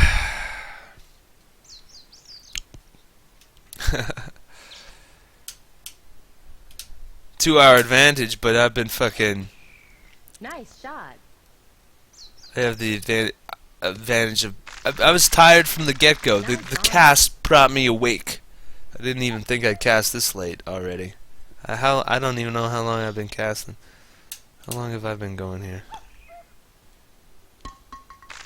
Nice in. It's 4 AM there. 2:06 in the morning. 6.5 hours. Oh, right on. I'm going for my a good cast. You see, if I had started at a regular time, 6 hours is a good casting time. Most casters should be able to pull off 6 hours. I feel that should be the rudimentary level of hours cast. You gotta do them 6 hour casts. At the min, you gotta broadcast for 6 hours at the minimum.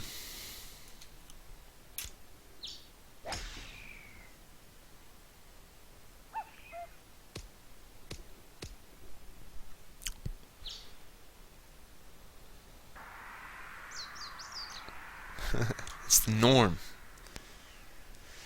Okay, I gotta be very careful with this shot here. It's a hard one to judge. So with the wind, don't hit it full power, just a little low.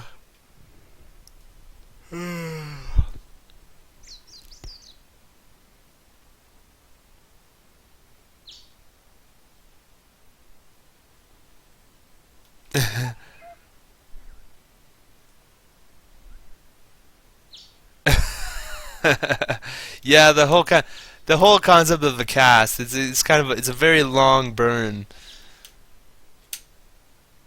Oh no, stay on the green at least. It's a different thing. Nice approach.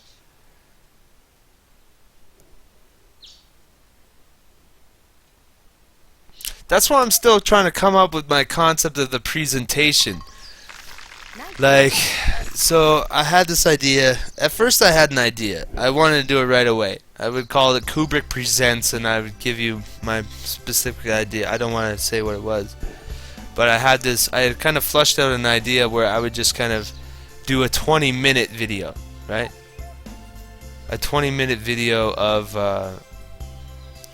where I write down notes and I try to touch on specific ideas and just try to rant, or when I rant, but around specific ideas. But yeah, it's hard to fucking figure out how to do it properly. Like, I'm fucking stuck. I thought I had it right away as soon as I thought it, and then I worked out an idea and I thought, okay, this works, and then when I thought about actually presenting it, boy, oh boy, if I was more technically inclined and I knew how to edit videos and other pieces together, I'd be able to do it, but I can't. So I have to come up with another way how to do this whole idea that I had, but it's not working so far. It drives me nuts. I hate it.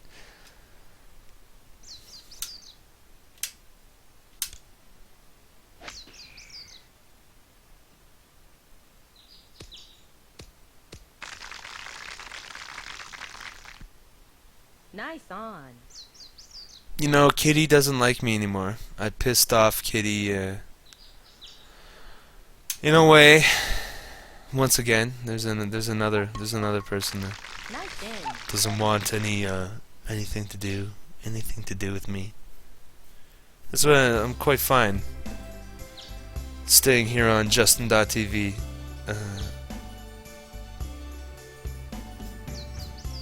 Kind of my own isolation chamber in casting.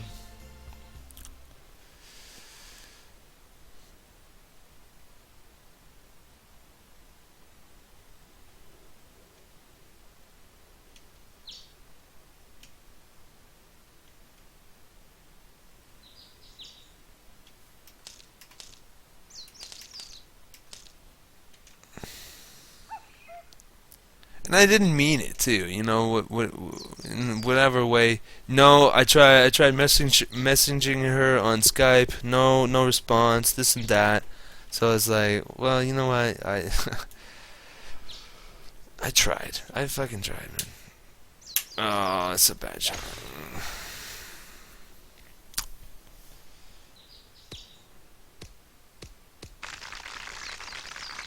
on. Chiller's is not going to be GQ. Well, there's no surprise there.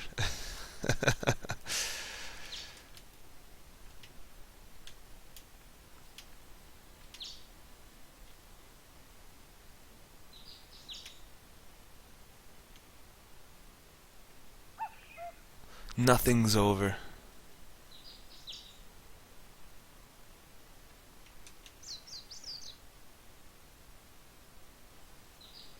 But for me, I felt like I never burn bridges. I just felt like I've always been like I've always been, you know. And if that's not good enough for you, then get fucked. Sorry.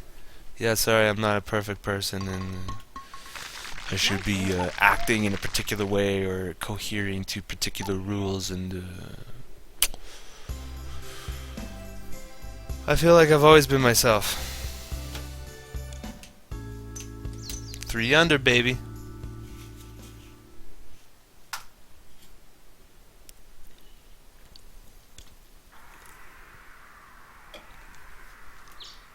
I know it's not my fault. I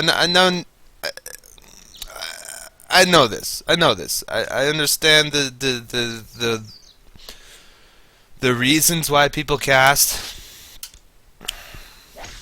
You know, people have their own particular reasons of why they cast. They want to have, you know, this many viewers, or they want to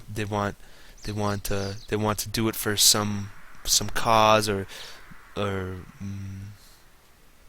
don't know. Let it be known that I fucking cast to cast. I cast to cast. That's it. This is my time to cast. Nice shot.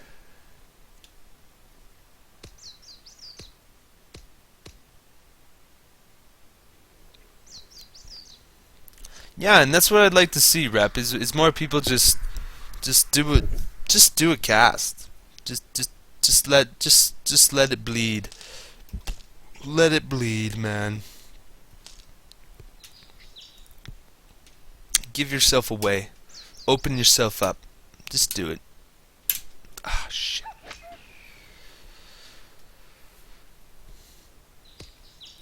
But that's because I'm biased, because when I first saw broadcasting and video game broadcasting, I thought it was really amazing.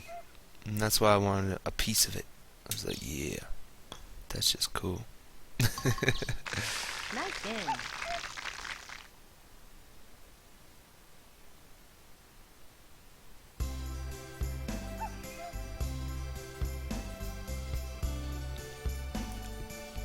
You know, that's great, man, because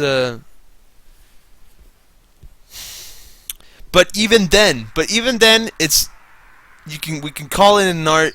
It's not your obligation to entertain as a caster. So sometimes it is, and most times it is. But for the cast, let's say if somebody does want to cast, it's not an obligation to entertain. As a caster, the main obligation is to cast. That's it. But you got to make sure whatever you're casting has some sort of spunk. It's got some heart. It's got something to it.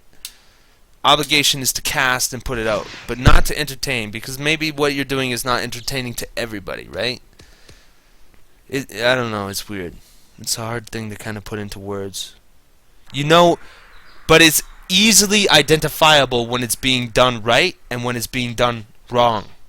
That's the thing about casting, right? You can tell immediately, this is no good, and you can tell when it's being done right or semi-good. You know, there's a barometer which people have, and you know.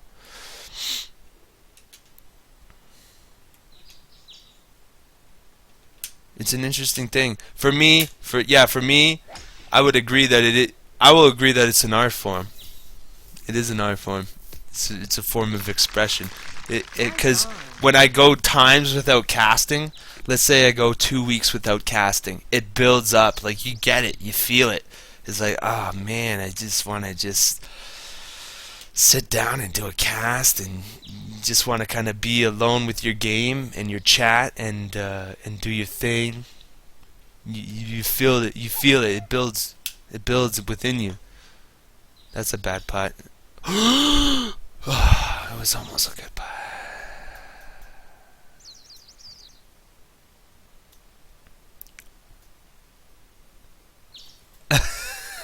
A form of expression. Like torture. Many forms of expression. Yes.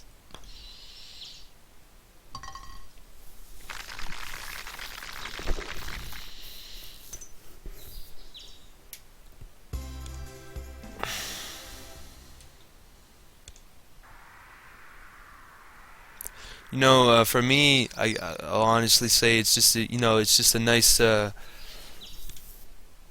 feeling you get. For me, I love video games, so obviously this is my main thing. So for the main reason I love video games. I was born in the generation. I'm a first generation gamer. I was born on Nintendo Genesis, so I love video games. I was raised on video games. It's a part of me. I can't help it. So that goes hand in hand. But then there's the whole form of actually doing a broadcast and putting it on. You get a real nice sense out of it. After a nice cast, it's just a good feeling you get out of it. Ooh, it's a good shot. Nice on. Or it creates a nice. I said it one guys. At least what I'm doing is better than anything that you can see on MTV. It's better than anything you find on MTV or so many. You turn on your TV, or even when you go on the internet. Like, there's so much fucking garbage. At least I feel like I'm doing a bit better than some of the garbage I see. Maybe I'm not a great example, but at least I know I'm not like MTV fucking garbage. And at least here we have a chat, an intelligent chat that likes to talk, and we're not all brain dead idiots in here. It's also the crowd. It's also the crowd when you cast. So my chat, like my chat right now. So just the crowd that you get in. It's and a lot of times, my favorite moments as a caster is when I'm just casting, and maybe I'm not talking a lot. Maybe I'm really trying to focus on the game that I'm playing, and the chat is just having their own discussion, right? So there's two people within the chat, and they're having a discussion, and somebody else in the chat joins, and I don't even have to say nothing. The chat is just doing their own thing, and I'm broadcasting. And that's one of the most gratifying moments as a caster, I'd have to say, is when the chat is just doing its own thing. I don't even need to talk. I'm being entertained by the chat that I'm watching, right? I don't even have to say nothing.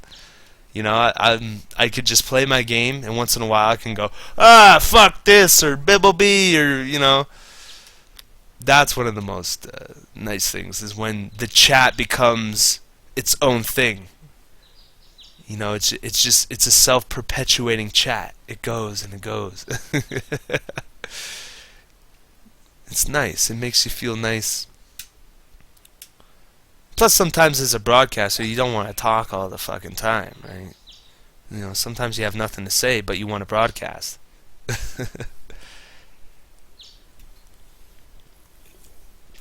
Like today, while I broadcasted, fuck, it just keeps rolling and rolling. Sorry. I wanted to start a new series of games, but I thought, I don't got any energy for that. I'll just do a golf broadcast. This is my safe zone, is the golfing. That's a bad shot.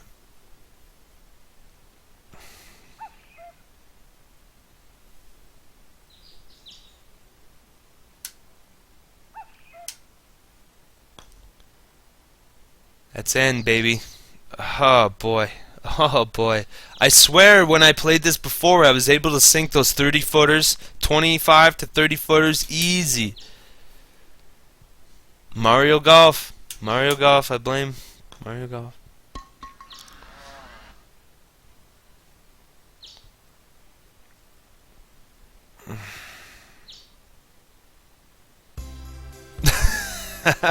And see, When I started the cast, I thought, oh man, I'll probably only do 2 hours. Fuck, I'm tired. You know, and then you get going. it's, you know, it's partly the game, it's partly the chat.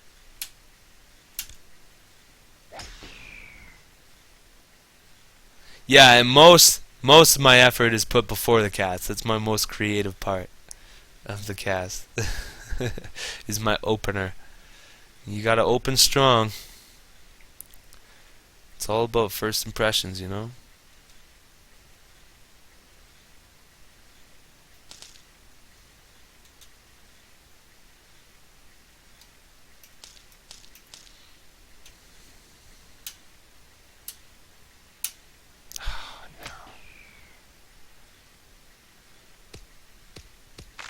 Oh, beautiful! Fuck yes! Nice what on. A nice... Yeah, that was a nice on. Fuck, thank you, game.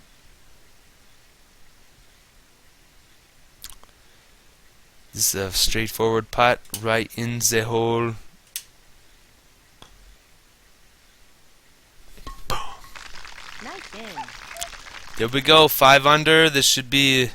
If I can just hold the score, this should win me the tourney.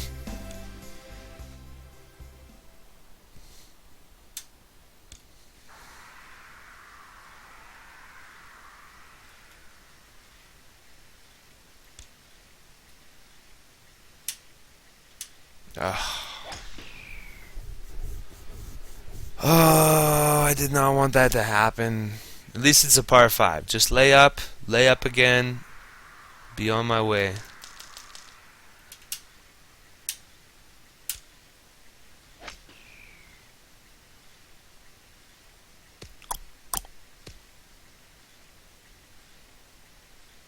It's nice and quiet right now. Nice. I don't have any music going. It's just the golf. I'm gonna lay up again. No fucking around. I'm just going for par.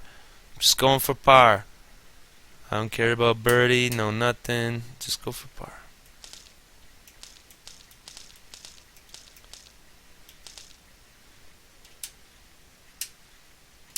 Fuck.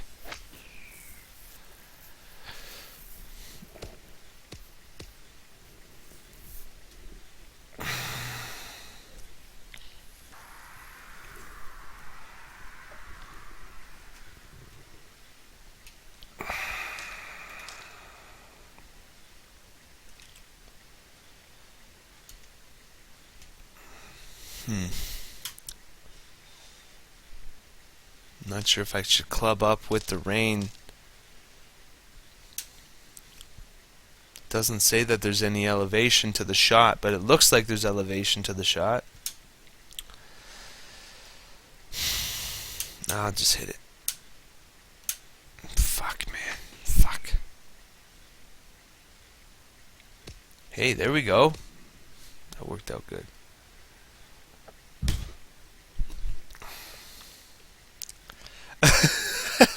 The passion of the cast. That's funny.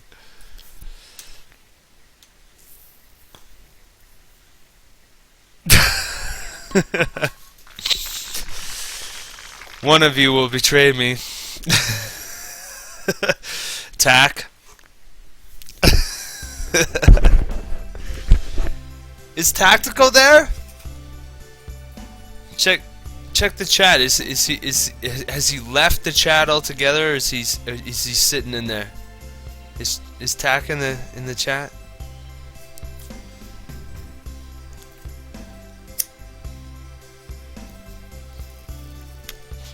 He's sitting in there. Okay. Hey, Tactical Hound! Hey, you fucker! If you can hear me, maybe he's sleeping or something. Hey, fucker! Type something in the chat. Tack! Hey, you fucking guy. Wake up! Tell me to go fuck myself, or I'm a fag or something. Tactical, where are you? Where? Tack! I always feel like maybe I could wake them up or something. Maybe. He'd probably put me on mute. Yeah! You fucker. Oh, there he is. We were just talking about you, Tak. We were just talking about how much we love you. We love you, Tak. You're beautiful and we love you. You fucker. There we go.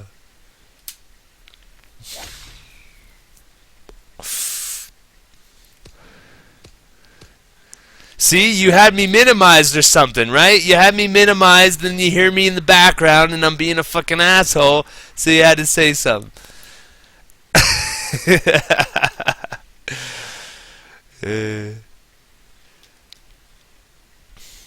I could sense you waking up, Tak. I knew.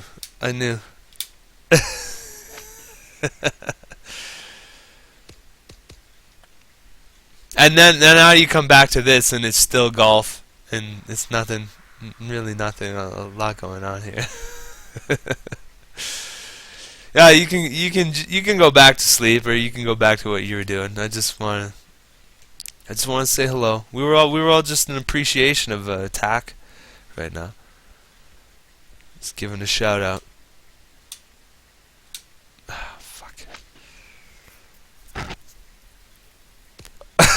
Organizing my porn.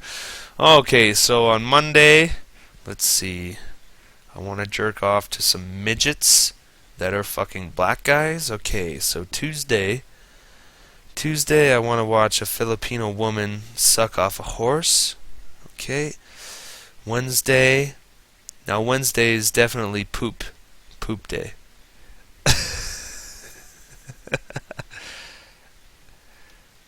Japanese vomit porn Thursdays. Don't forget Japanese vomit porn Thursdays.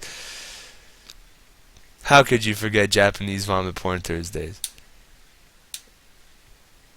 Not enough juice on the moose with that fucking rain. Oh, fuck.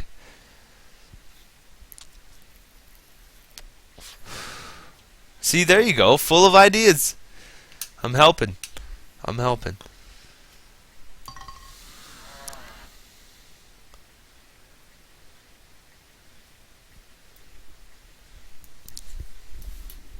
We still have a long ways to go, everybody, if you want to stick around in my cast. I still have this beer to finish, and there's still 2 more to go. I give a solemn promise right now, I'm not finishing this cast until I've finished the rest of my beers, and then I will pass out peacefully.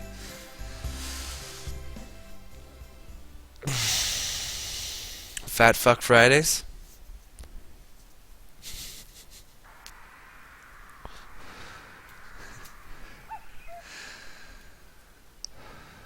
No work tomorrow. No. For me, or today. Nah.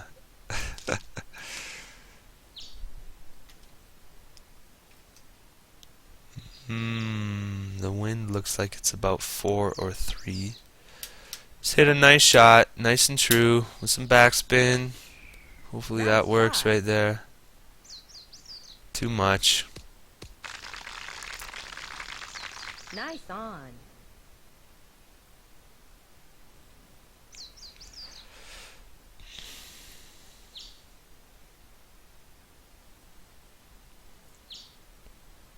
Oh, that's a fucking shit putt, man. They put it at 40. I hate 40-foot putts, man. Well, maybe I'll just put it right there. That should be enough. Get in the hole, baby. Boom! Double fish shotgun those. Double. No, I would get sick.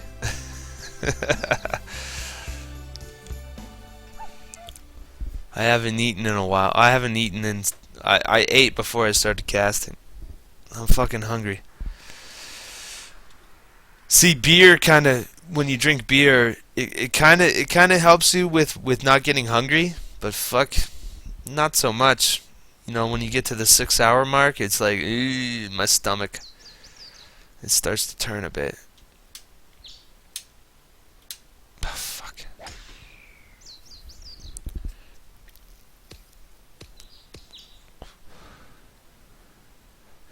I would like to eat food, But the sad truth of it is right now, my cat is eating better than me.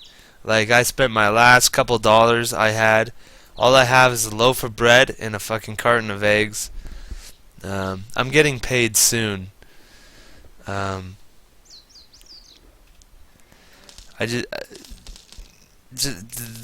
just didn't want to ask for.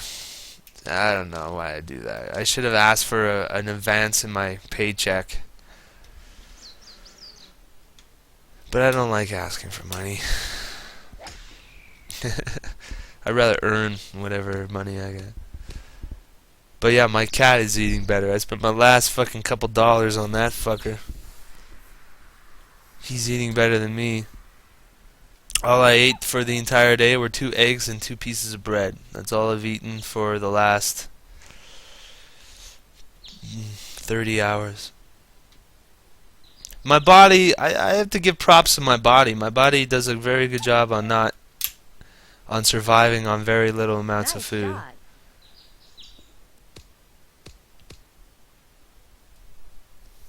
It does a good job. I remember one time I just ate like a chocolate bar. The one day, maybe I had some like Tim Hortons in the morning, like a coffee and a donut, and then it was a long day. It was like a fucking 13-hour day, and I just had. And to me, it proved to me just the strength of one's, just your heart can keep you going. I had one chocolate bar, and I did so much work in one fucking day. No, I had the chocolate bar, and I worked my fucking ass off. But when I got home, I was hungry.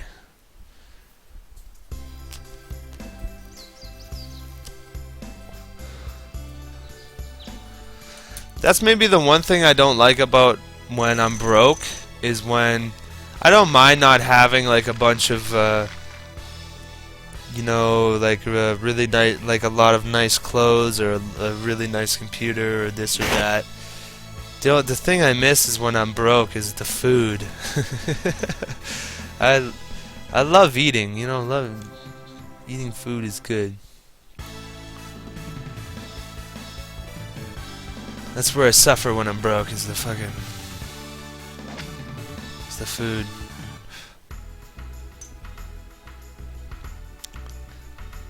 But also I'm very proud with the fact that I can I beat that tourney. Yes, I can survive on $50 worth of food for a week. So it just takes $50. But I shop very responsibly. I know what is a good meal and what will make me feel full and get me through the day. So $50 a week just on groceries, it's pretty good. It's pretty good. And that's when, that's when I don't go into the stores. I don't buy any chocolate bars, no Red Bulls.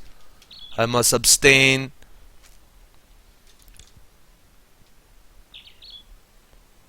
I've gotten better. Well, no glute. No glute, brah.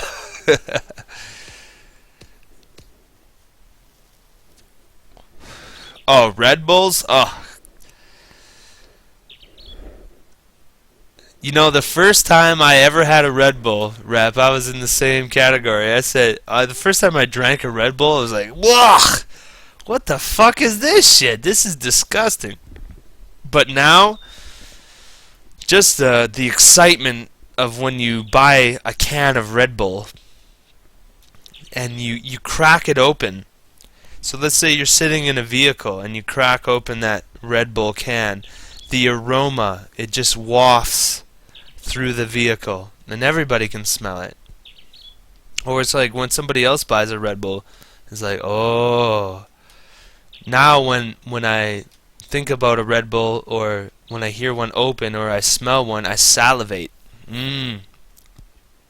Like Pavlov's dog. I salivate. That shit's good. Maybe not really good, but nice on.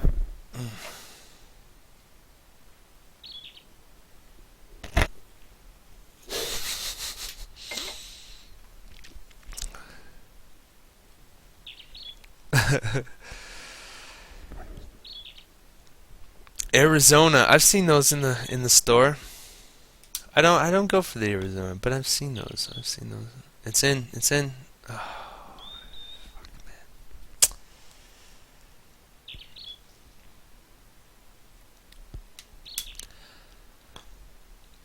it's when I started roofing that I started getting into energy drinks, and really because I don't recommend energy drinks for people like that. It's really it's garbage. It's fucking shit. But that's when I started roofing, is when I really started getting into Red Bull. Cause yeah, like I said, the first time I ever had one, I was like, that is disgusting. How do fucking people drink it with a smile? They're like, oh, this is good. And I was like, what the fuck are you on? You think this is good? This is disgusting. But now I'm one of them. Fucking Red Bull. It turned me. Ride the bull. Boom. Beautiful. Nice shot.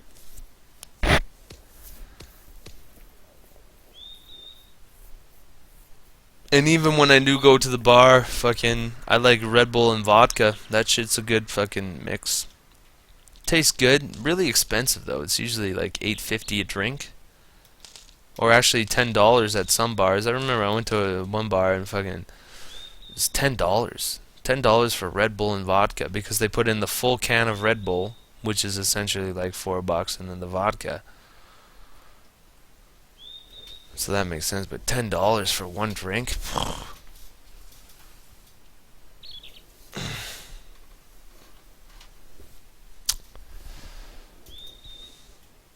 It's a bit much. It's a bit decadent. It's too decadent. But I'm broke as a fucking joke right now, so believe me, I'm not drinking any fucking Red Bull.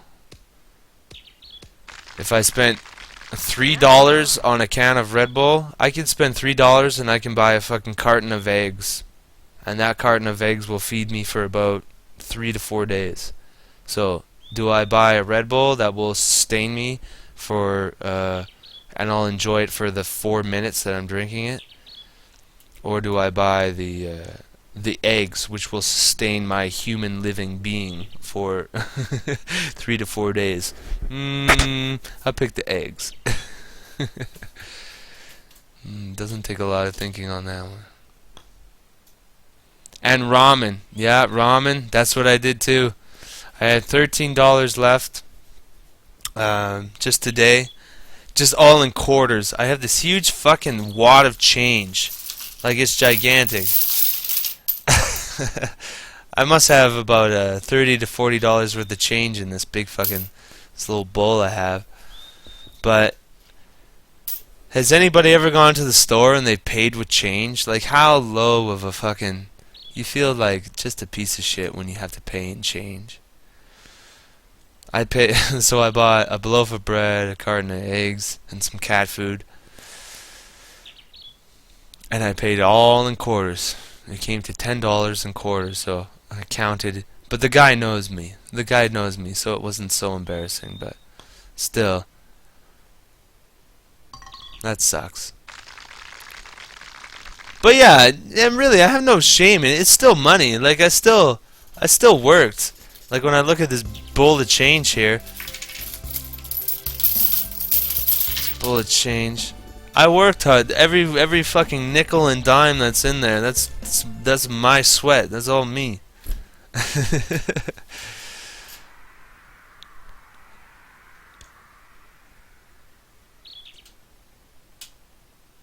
Ah, fuck.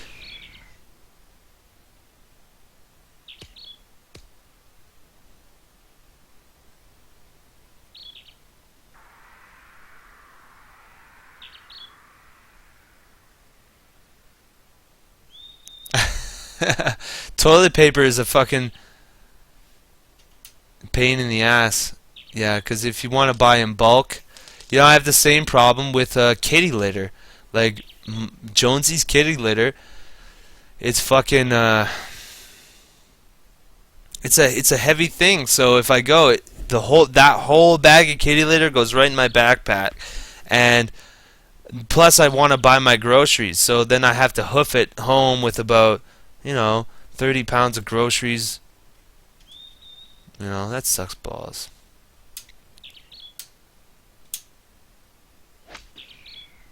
Turn.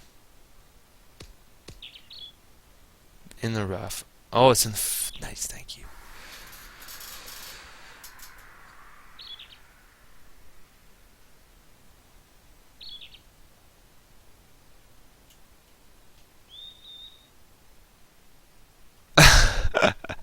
Oh, it's manly. Well, you don't feel manly when you're doing it. You feel like a piece of shit.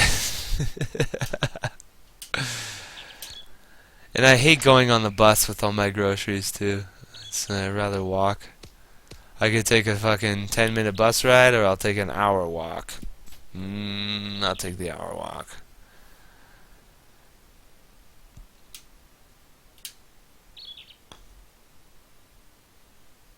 You're joking me. You're joking me. That did not...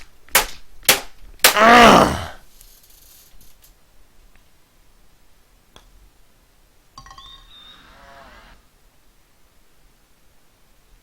Two bogeys, 2 over in the round. Terrible. The walk of fuckness. Yeah, that's how she goes. That's how she goes, man. Well, hey, at least you're in the shit with me, brother. You're in the shit with me. We're all, well, maybe not all of us, but...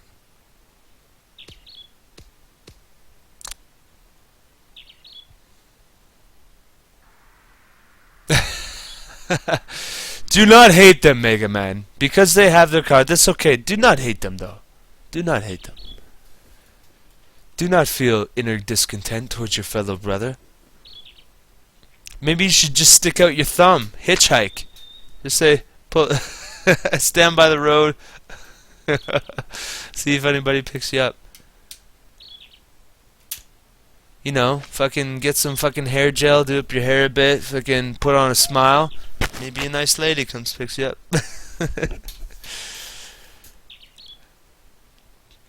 Make the best of it.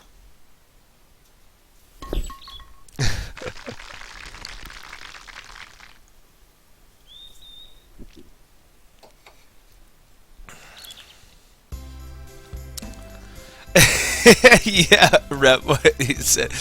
The optimistic side of your brain is saying, this is great, I'm getting exercise, it's good to be walking, I'm outside, I smell the fresh air, I get to see my neighborhood. The other side of you is thinking, fuck this fucking shit. I want to be home, I want to sit in front of my fucking computer, I want to fucking crack open my beer, I want my smokes. If I had a fucking vehicle, I'd be home already, and I'd be getting my fucking swerve on. Yeah. Boom.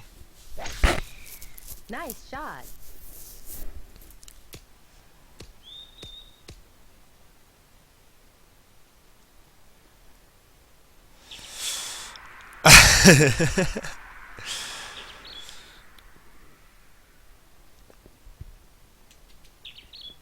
I believe in love.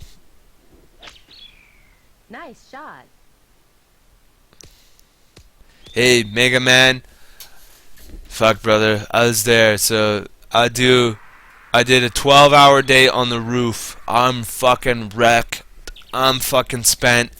And after that day on the roof, so I started at 8 o'clock. It's 8 o'clock at night. Now I have to take an hour and a half bus ride home.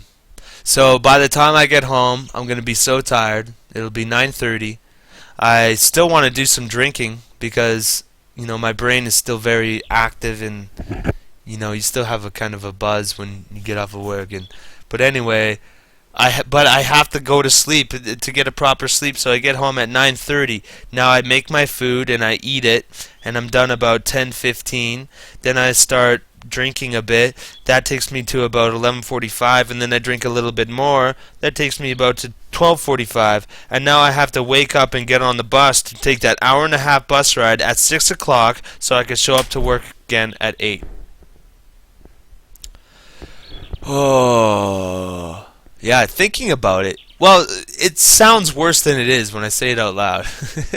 It's when you actually do it, it's not so bad, but it does hurt. It does hurt. It's not an easy process. It's a difficult thing. You have to have a very good constitution for it. You gotta be tough. You gotta be fucking tough. Just fucking man up and fucking do that shit. Fucking do it. Go, go, go. Tabanak. Go to work. Go, go.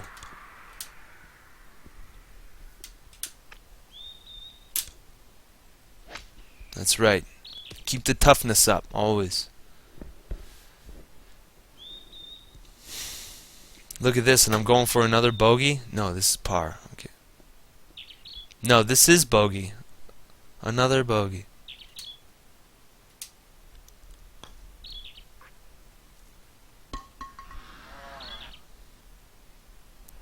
That's right. I pulled the nail out my thigh. Whoop!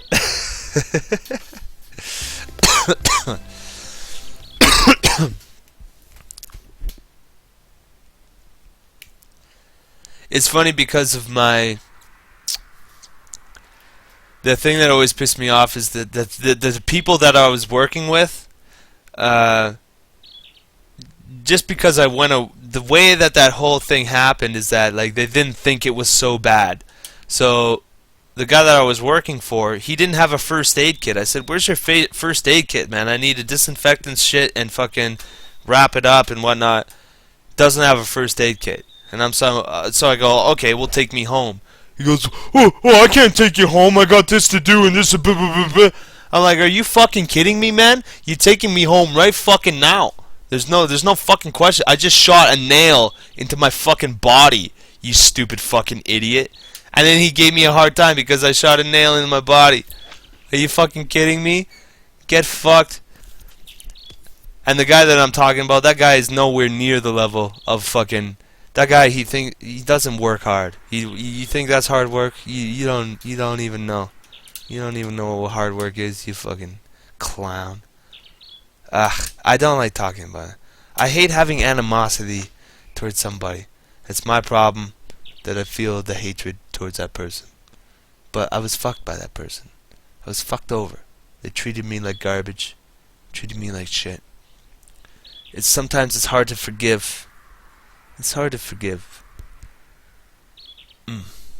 Wouldn't drive me home.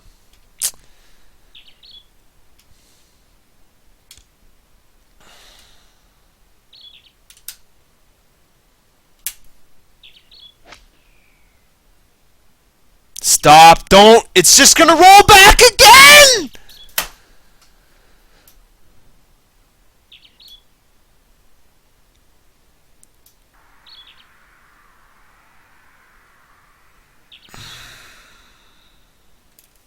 And I can't even restart the round. Like, I just want to restart.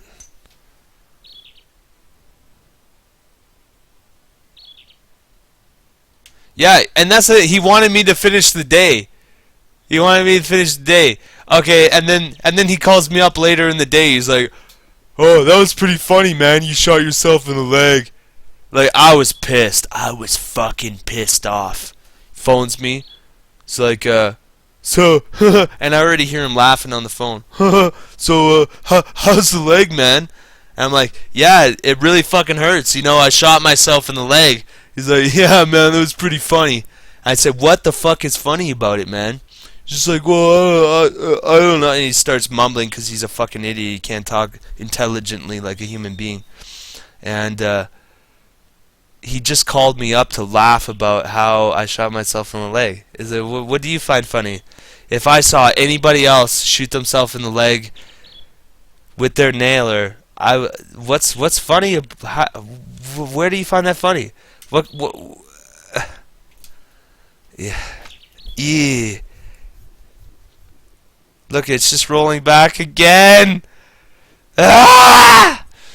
It's just the disgusting nature of human beings right now. There's no Of some, not all people. But there's a lot of people that are just, they're sick in the head. They're sick.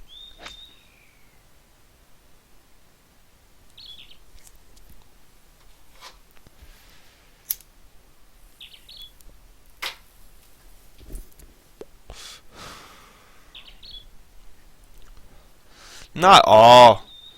Not all people be. That's too far wide of a statement to say, because then all of a sudden you meet a person that's fucking amazing and fucking really nice, and you go, well, fuck, wow, you're the person I've been looking for. You're super nice. You know.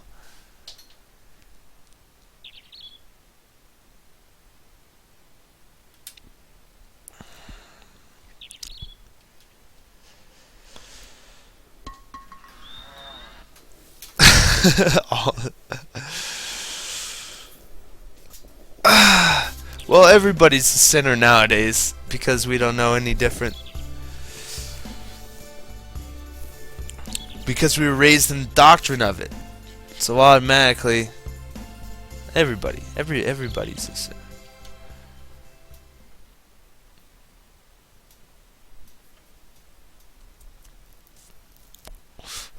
But for some people, it's not even their fault. And even the guy that I'm talking about right now, even the person I'm talking about right now, he's still deep down, he does have a good heart. Somewhere beneath all that fucking shit, I know there's a good person in him. I know it. And even all the shit and all the fucking bullshit he put me through, he's still a good person somewhere. There's still something forgivable about it. There's still something there. You gotta have that. You gotta have the forgiveness. Let's go.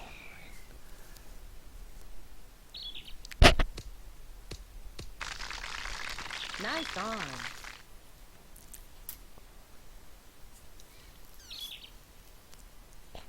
Exactly. It's just it's a cycle of shit. Especially in these times.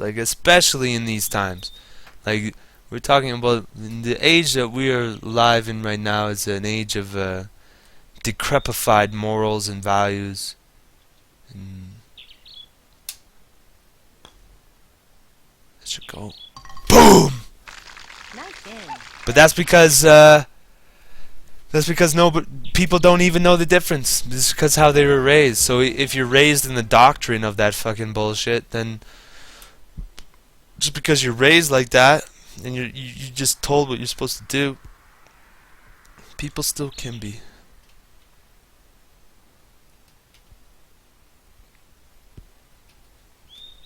It's a crazy time. Like right now, like really, this is a crazy time. Like really, right now, what's happening? Me casting a video game, and me talking. You guys are all over the world. The magical thing about the internet. You know, these are crazy times. These are crazy. Plus we're talking about the we live in a time of war and unspeakable acts of evil towards your fellow man. Oh, look at that. It just jumps off the fucking hill.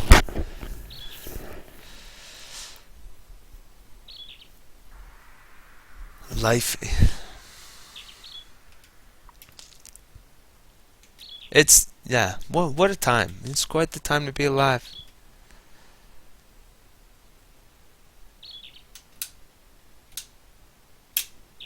You know, so when we were talking about all those torture devices back in the medieval times, Nice on. you know, not a lot has changed in terms of torture and hurting other people. Now it's become more evolved and more subversive and psychological. You know, these. I want to put together a rant here, but I don't feel I have the proper words or conjuration to put it.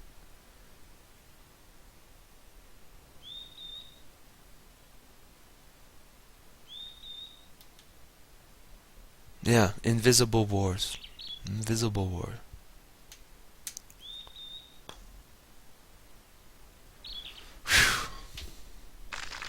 Plus, I'm already 5 over at the 8th hole. I'm doing terrible.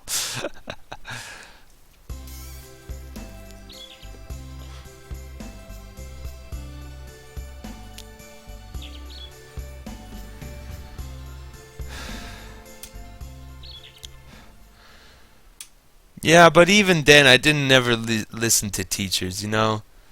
When I was a young lad, I had a teacher who I remember her name, and I'll say it on cast. Her name was Miss Crispin, Crispin, Miss Crispin, and she was the cruelest teacher I ever had. Like, yeah, Crispin. I don't even like seeing her name written. But I've said this on cast. Yeah, her perfume. She wore this perfume as soon as she walked into school. It was this disgusting, pungent odor. And I remember one time, I have a problem with biting my nails. I still do to this day. And I was in, it was in grade 3 or grade 2. And I was sitting there, and we were all listening to her reading a story, and I was biting my nails, and all of a sudden she put down the storybook, and everybody was looking at her very weirdly, and she was staring at me, and without me even knowing, I was biting my nails. Like, it was something that I did very, like, unconsciously, and all of a sudden she put her hands up to her face, like she's pretending to bite her nails, and everybody stops and they're looking at her, and she's just staring at me, and so the rest of the class stares at me, and she's sitting there like that, and I'm sitting there with my hands because I'm biting my nails without even really knowing it. So she goes, and then she says, "What does this look like?" And she's looking at me, she's asking me a question. She goes, "What does this look like? Does that look good to you when somebody's doing this? Does that look good to you?" And now the whole class is looking at me, and there's other instances, just terrible. What a terrible, terrible woman. Like, you're supposed to be a teacher. You're supposed to guide me and help me and prepare me for the world and to fulfill, help me, not to break me down into, make an example of me in front of my peers, and she would do this thing where if somebody if she was pissed off at somebody, she would take this piece of cardboard that was sectioned into 4 pieces, so when you folded it, it would turn into a box or a cubicle. So what she would do is, if she was pissed off, she would take this cardboard and she would put you in this cubicle, so you couldn't see her. You couldn't see the rest of the class. She would just put you in a box, literally a cardboard box, yeah. And she would tape up the sides, and to show you how bad you are, and to make sure you can't see anybody, and everybody sees you. And what a sadistic bitch, man. I can only imagine what her childhood was like for her to treat me like that. So maybe I have sympathy for her, because maybe she had a really bad childhood. So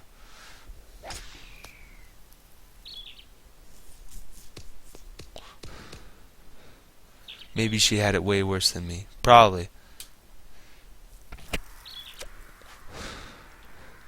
She was a very nasty woman. She had a big wart on her nose. She looked like a witch. Like, she was the first time I ever thought, I thought she was a witch.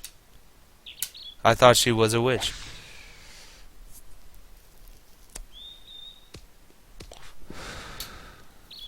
Big nose with a big wart on it, and these eyes that are just, they'd stare right through you.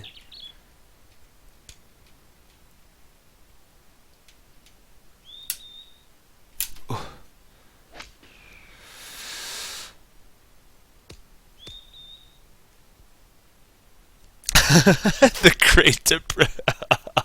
Gross. Oh, it's a bad putt.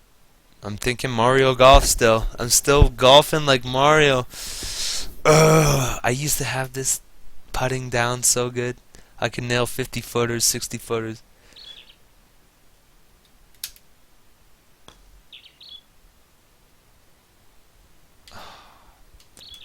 I want to restart the round, but there's no reset button because I'm talking about all my childhood repressions and regressions.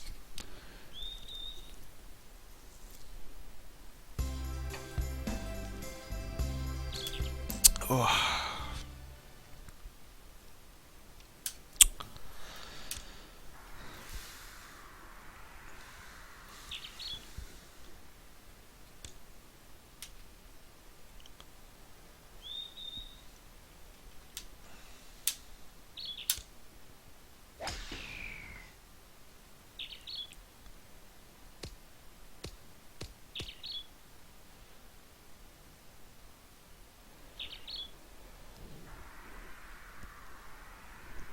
But I had some good times at school. Like junior high was fun, besides the teachers.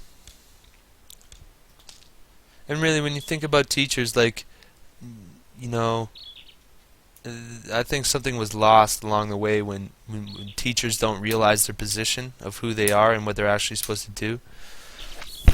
Teachers have a very important role in a child's life and how they view the world. And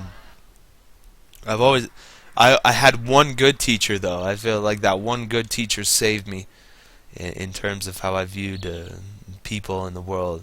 I had a really good teacher who's a really funny guy, really enthusiastic, and you know, you were excited to go to his class. That kind of teacher. It's like, ah, yes. It's like, I know I'm going to this class. He's gonna be there. We're gonna be smiling. We're gonna be having fun. You know, thank God for those type of teachers. Those teachers who actually realize what their position is and what a big impact they make on our lives. No, he was a social studies teacher. He was social studies. He taught us about the world. Taught us about the world. Taught us about society. You're close. Close in a way. Yeah. But actually, the other teacher that I met, the last fucking bitch of a teacher I met, was an English teacher, and that was in high school, before I dropped out, or before I was expelled.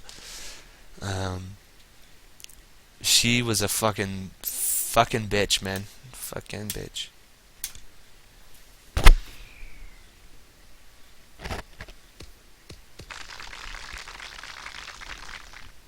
Nice on.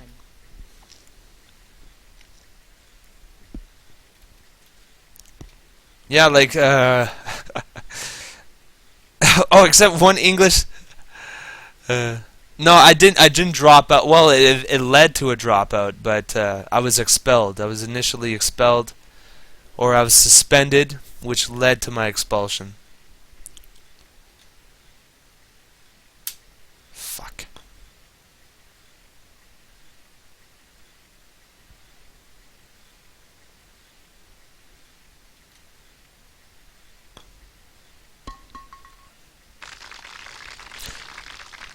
I want to talk about how I got suspended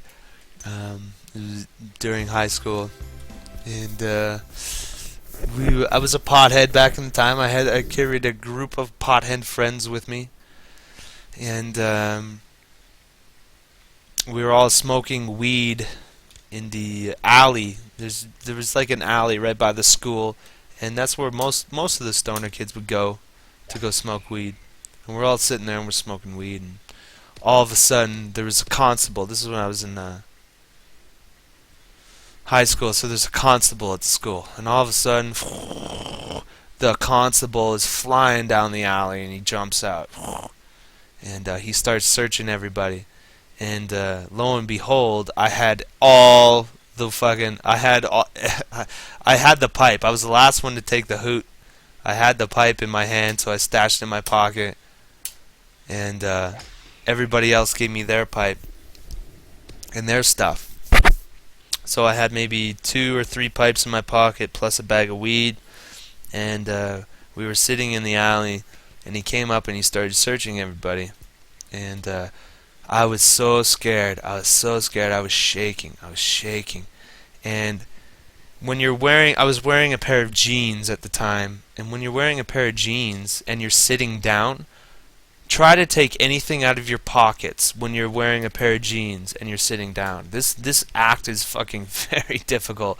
Plus, I was scared as shit. Like I was shaking like crazy. So I somehow got all the pipes and all the paraphernalia that we had. I got them out of my pockets because he was searching all the other kids. So as soon as he turned his back, I'm shaking so much. I'm just trying to get all that shit out of my pocket. I'm like, come on, please, please, please, don't let him see me. And he's turning his back. And I get all that shit and I throw it behind me. We're sitting on these cinder blocks, and I throw it in the cinder block so I know he can't see it. And then he searches me. I got all my shit off me. But anyway, we go into the office, and this one stupid girl we were smoking weed with, she comes out and she looks at me and she starts crying. She goes, I'm sorry. I'm sorry. I'm so sorry. And then all of a sudden the principal just rips me into his office. He's like, okay, let me see your pockets. Open my pockets. Calls in the constable. He goes, search him. So he does the full body search, fucking checking my armpits, checking my fucking cock, and all that fucking shit, grabbing me. And she goes, well, the girl who was in there, she ratted on me. She told him, oh, he has everything. He has all the weed. I saw him. He put all the pipes and all the weed in his pocket. He has everything. She completely squealed on me. So when she came out and she's just bawling her eyes out, I go, I'm sorry. It's because she fucking totally ratted me out. But I didn't have anything on me. I didn't have a thing on me. They couldn't do nothing. So then the principal suspended me, and then I went back for another thing and a little interview with the principal, and that's when I pretty much got completely expelled. I said, because my attitude, I guess I didn't have a good attitude.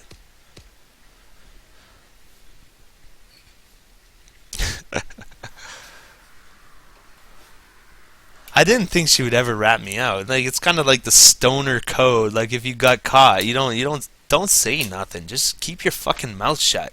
You know, it's so easy for them to twist everybody's words. Like, just keep your fucking mouth shut. Come on, we're smoking weed here. We're all trying to keep it going. But yeah, that's how I got expelled. A weak link in the chain, yeah. But later on, she became a good friend. She became a good friend, I will say. I can tell that she felt deep regret, and she apologized. She apologized for that many times about doing that. And I forgave, and I do forgive. I forgive her.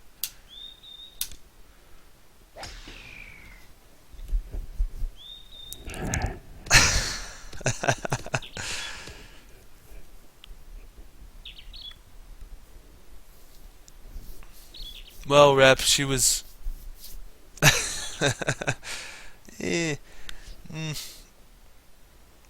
I plead the fifth on that case. Nice shot.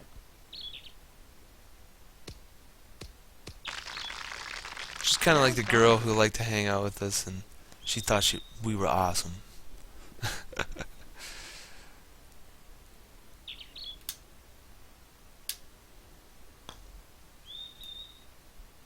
Boom. The groupie, yeah.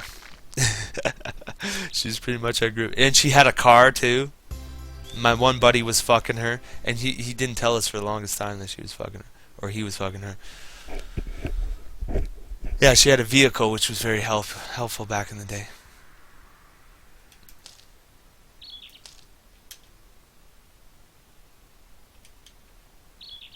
It still is nowadays. I need to find. I wonder what she's doing right now. Maybe I should get her. Fire up that old Facebook. See if I can make some old acquaintances there. Nice shot. Let's fire up the Facebook. Let's find. Nice on.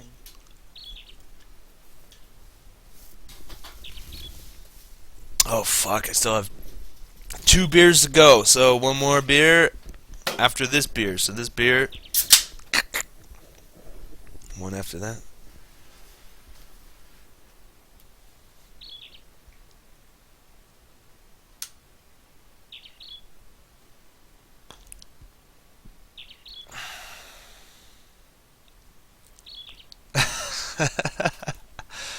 I hope not, Rap. I hope not.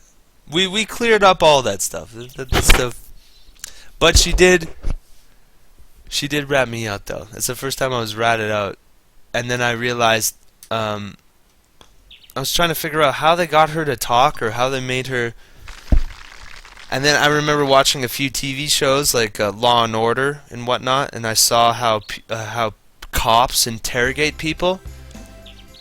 And I remember I told all my buddies, I said, if we ever get caught, man, for fucking doing whatever, cops will say whatever. They're going to tell you one thing, and then they're going to tell that guy one thing, and they're going to make us all turn against each other. And that's how they do it. It's really how they do it. And because it's a very clever, smart way to get the truth out of somebody, is to make everybody, make one guy think that the other guy ratted him out, and then, wow, come on. Very clever. Plus, we were just in high school, so we didn't know any better. Fucking, if an adult says anything to you, you're thinking, oh no, they know.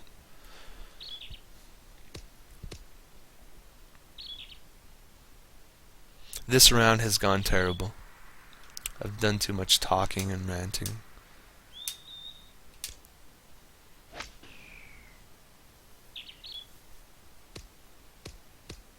Yeah, see, if I had the hindsight to see it, Rep, like it wasn't until I saw like some cop shows and I realized, oh, that's how you're able to turn a group of people against each other, or turn one person against it. You tell them this and that. Insidious. It's insidious. Wow, 3:14 in the AM here, Calgary, Alberta, Canada.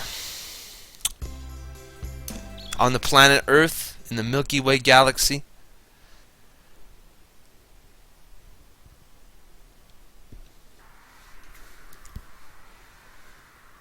I'm just trying to keep talking to keep myself awake.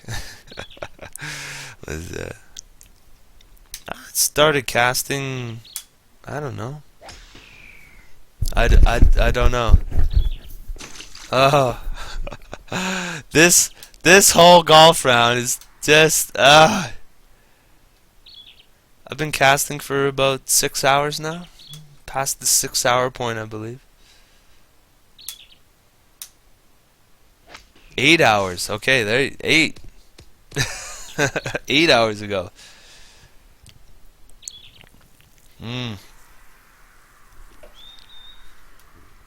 Right on. I haven't pulled off a really fucking long cast in a long time. That's good.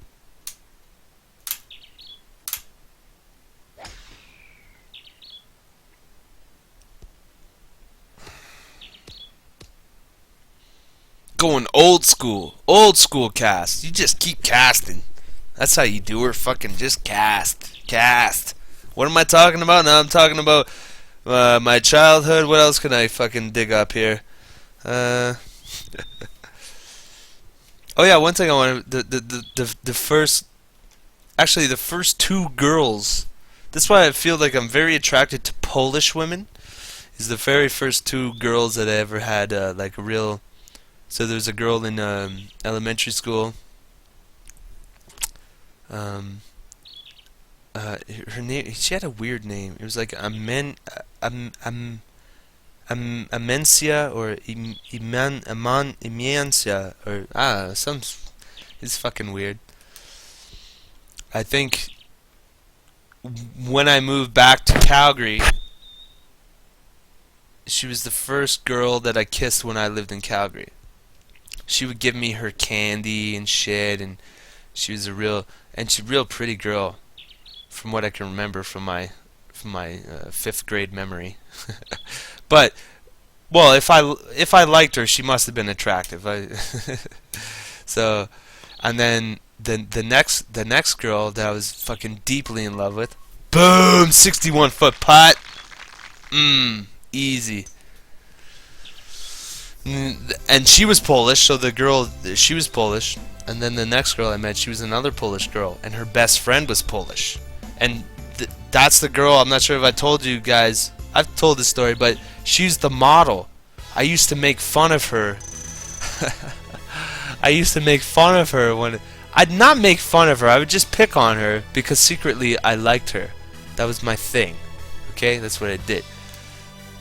So I picked on her, but anyway, I ended up getting with her best friend, who is much more beautiful in my opinion, and she was a Polish woman, and Polish women are so fucking beautiful. So the girl that I was with at the time, her mother was gorgeous. You should have seen her mother. I was like, is what you're gonna look like in 30 years? Holy fuck, yes. Like, she was gorgeous, man. And then her friend, all her friends were really fucking hot. That's the way it goes, right? Hot girls have hot friends.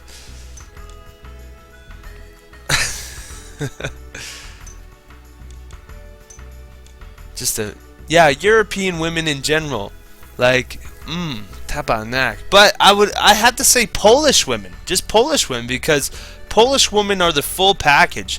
They're good at they're great mothers, they're great cooks. Like, Polish women, they know how to cook. They know about family values. They know the role of a woman. They know the role of a man. Like, Polish women, magnifique, tabarnak.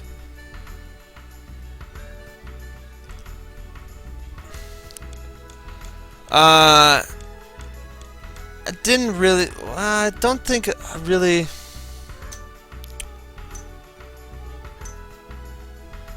How am I? I'm thinking how I fucked it up with her.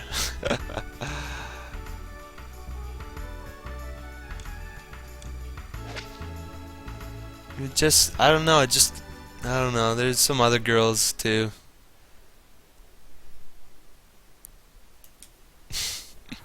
I was a bit full of myself at the time. I was a bit of a fiend. I was a bit of a manipulator back in my days. I will confess that I knew how to manipulate people, and I completely took advantage of that. But it caught up with me.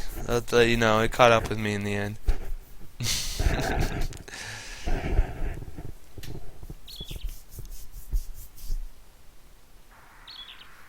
If it went, for sure, the one girl, she's the one girl, even though it was in high school, I would think even all the women I met after, she was the one that I could really connect with. But I don't know, it's hard thing to judge. I don't know. Who knows?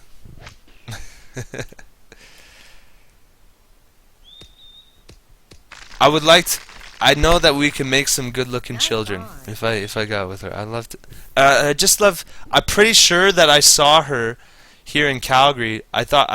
Because her friend was a model. I'm pretty sure that I've seen her in a poster ad. Shit. For something here in Calgary. She was really gorgeous. She was really, really beautiful. That's last time I wrote that poem, that when I was talking about the moment of awe, that's the first time that I was so stunned. She looks so goddamn beautiful. Just one of those moments where you're like, whoa. You're gorgeous. You're just stunned. That gay poem. It's not so much a poem, more as of a recollection of and confession. A recollection confession.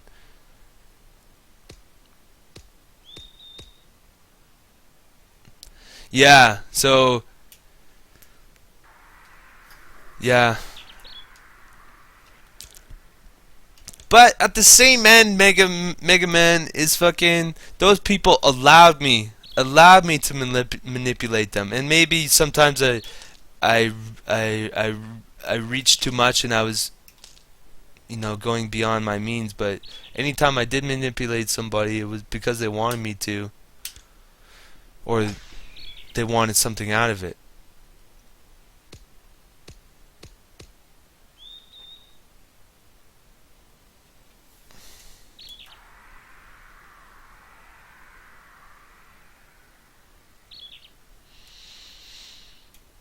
It's just yeah. Everything that goes around comes around.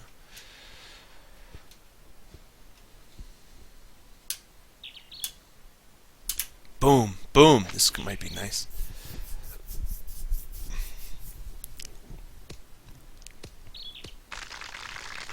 Nice on.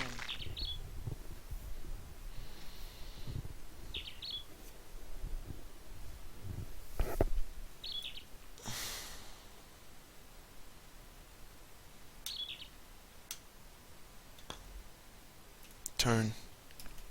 Oh, you're joking. You're joking. I'm putting too much lean on the green. Too much stank on the tank. But yeah, what else is going on? Polish women. Polish women. Woo! Those some good looking women. Those Polacks. And they know how to make food. They're great with the food. But you gotta be careful because the Polak women, they might like the food too much when they get older. You know what I mean? But yeah, I think some of the most beautiful women come out of Poland. Polish women, très magnifique.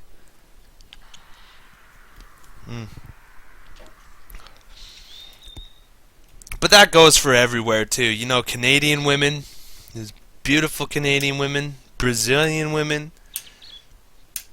English women, women from England. There's some fucking real hotties. Russian women, whole tabarnak, they're hot like crazy. Oh no! Look at that ball just go right into the water. Hey Globe man, have a good night, man. Thank you for coming in. You take it easy, brother. Have a good night. You be safe. Be safe and have fun, Globe. Be safe and have fun. I hope to see you again. Thank you for coming in. As always.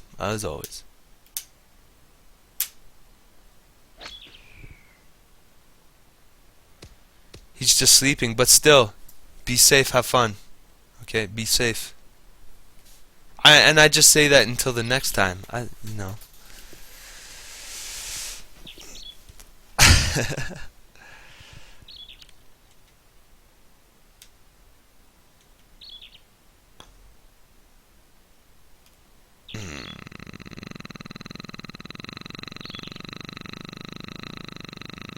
Yeah, Globe, he lasted a long time. He stayed a long time.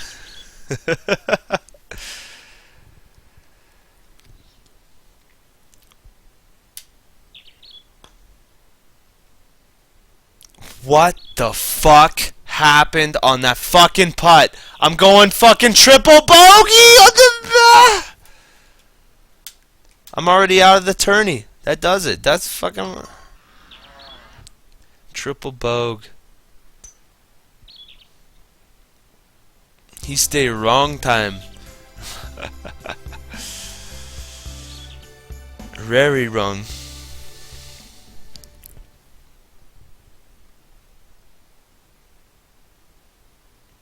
Can you guys go the distance? Can you handle the long cast?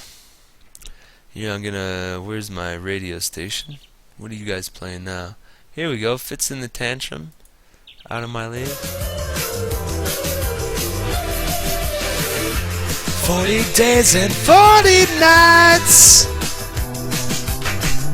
I'm waiting for a girl like you to come and save my life. And now the time I'm waiting for you. Woo! never find someone like you.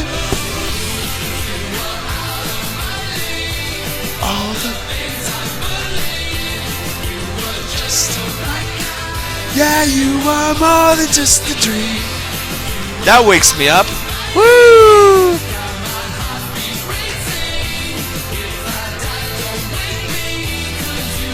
More than just a dream. Woo! Woo!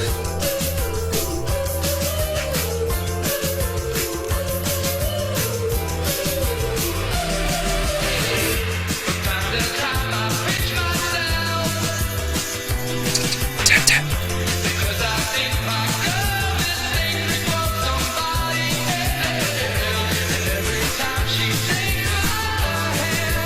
Musical break for me.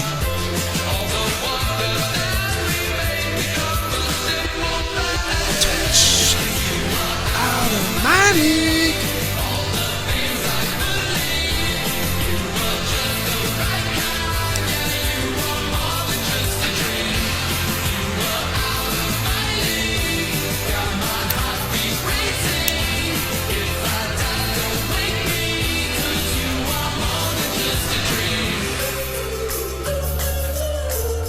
I love Tila Tequila. You guys know who Tila Tequila is? I love her.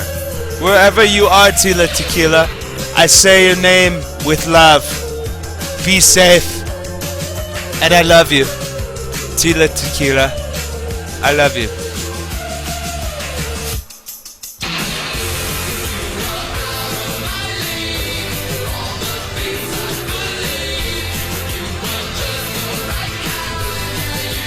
More than just a dream.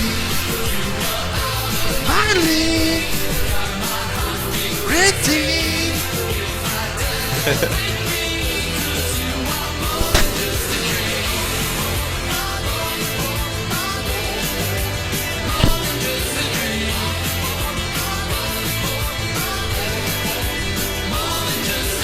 Oh, oh, ah, oh, oh, ah, oh, oh.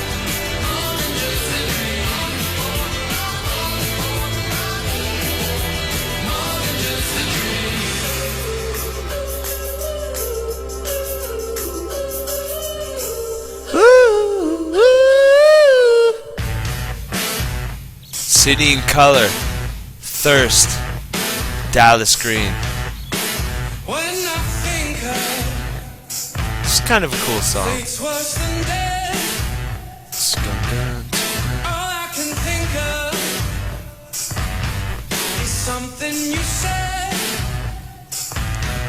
Said we were golden, bright like the sun. Now I am stranded,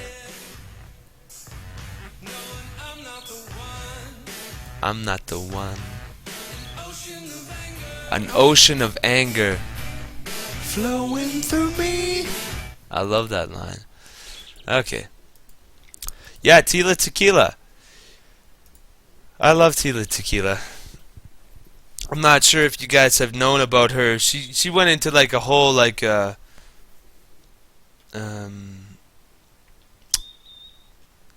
just look at her shit. She's like she kind of blew the whistle. She blew the whistle of what's going on with her and her crowd, like her and the whole MTV crowd and all those people. You should just check out Tila Tequila. You might know her from her. You know, they exploited her and she exploited herself at that time, but she has some interesting things to say about the inner circle of people that she rolls with. Nice on.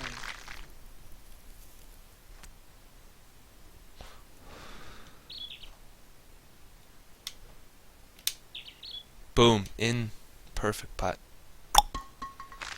Nice in.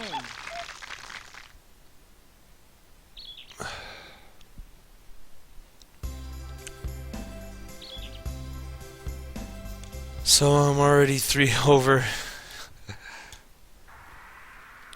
Oh, I'm 2 over. Okay, so I got a birdie off of that. So just keep making birdies, Cube. Nice shots. That was a nice shot.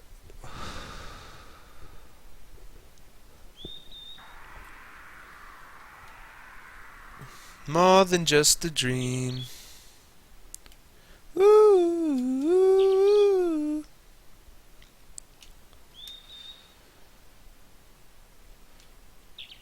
And hey, once again, I thank you guys for being here in my chat. Otherwise, I'd just be talking to myself, or just be a lonely caster broadcasting to himself.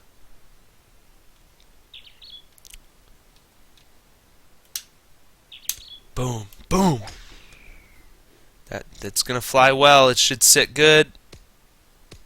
Oh yeah, there we go. Nice on.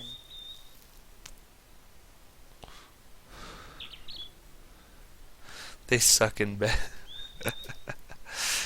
Are you saying they're a lousy lay? You're a lousy lay.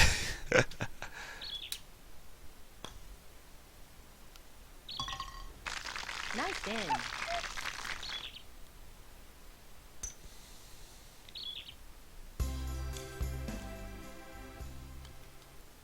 .3:33 in the AM. Here we are. We're in the witching hour. Right now here in Calgary, I'm in the witching hour.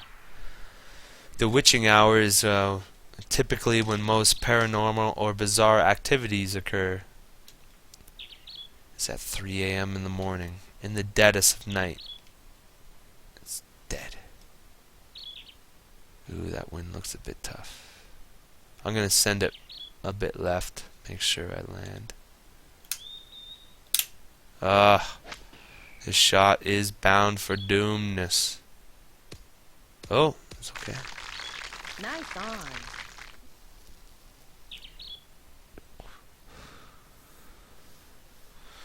You're past the witching hour. I am within 3:33. I look at my clock right now. 3 threes. I'm looking at 3 threes. E. Spelled backwards, it's E.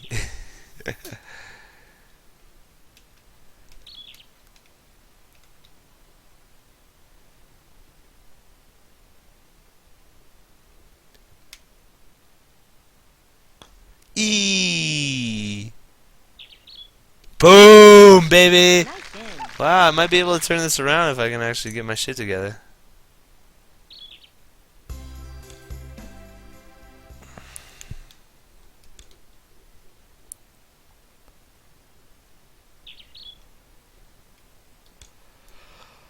Oh.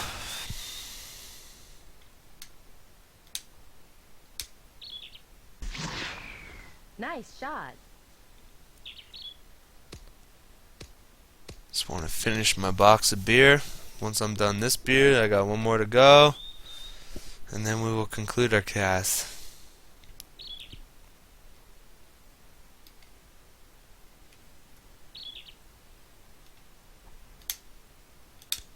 Oh no.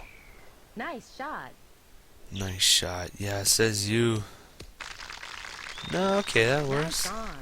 Nice on.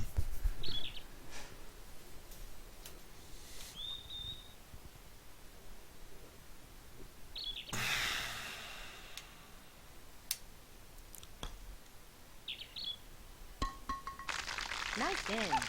See, this is where, this is like right now in the cast, this is where I'd like to audition for a female co-host. You know, back in the day, I used to have, I did a lot of co-hosting with a lot of people. But back, you know, when JTV first started, co-hosting was, you know, part of the gig. And co-hosting was a really great way of getting a show together. And you know, it's a kind of relieves a lot of pressure for you as a broadcaster. I need to hold some open audition for some women. You did forget one rep. Do you remember what's her face? Fuck, what's her name? I feel like an asshole for forgetting her name. She did a few co-hosts with me. There was another one. Remember, I'm not sure if when I was playing Halo, she co-hosted with me.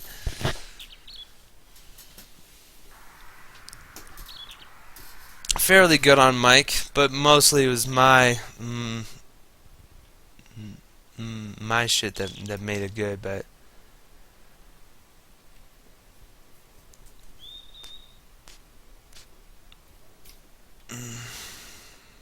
fuck, I forget her name.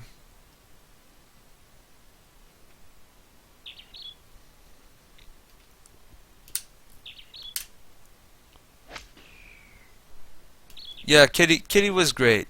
Kitty was great in terms of Nice on. yeah, Kitty and Gemsy. Well, for me, Gemsy was a great co-host. Cause for the most part, I could just play the game, and she could moderate the chat and talk to the chat, and most of the chat wanted to talk with her, so I could just play my game, and if I wanted to interject at any time, then I could say something. Or sometimes, like when she was co-hosting, I'd be like, okay, I think my chat's getting too lovey-dovey here on her. Like, hey, this is my cast. This is my cast. You should be talking to me.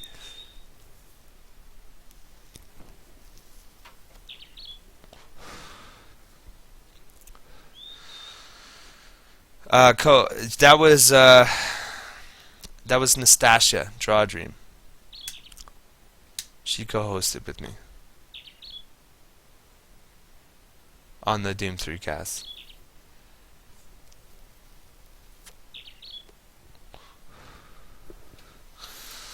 Well, no, just to say, well, just because you have a co-host doesn't mean that I have to put less work into it, or I have to put less whatever into it. Just because you do have a co-host, you still have to have a particular type of attention. Just because you have a co-host, it doesn't mean that all of a sudden now the coast is on auto cruise. You still have to guide your co-host and kind of coerce a particular type of mind frame.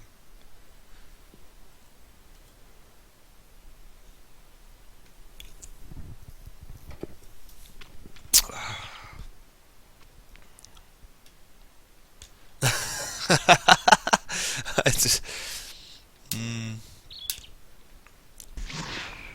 Nice shot. Who knows? Who knows? In a better place. In a better place.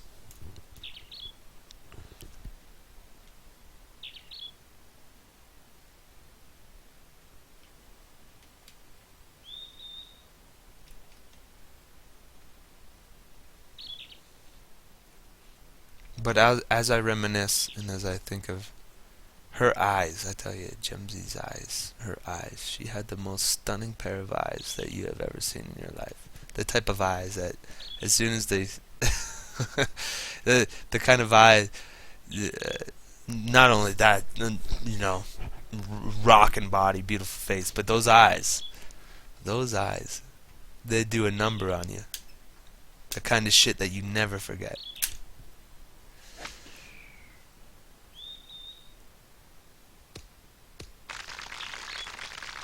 Nice on.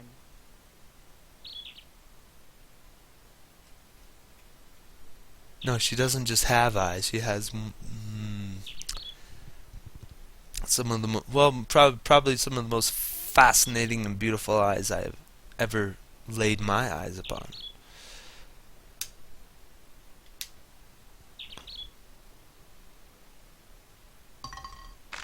Nice game. They're windows to the soul.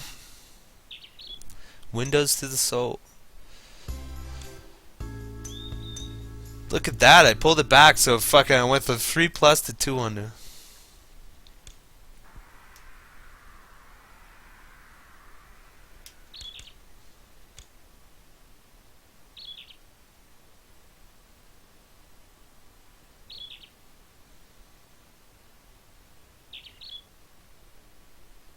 No, I couldn't even click on that link. I can't. Just even, I'm trying to wean myself off of not even looking at her.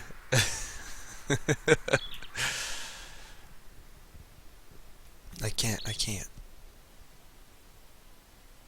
It's old Avatar pic.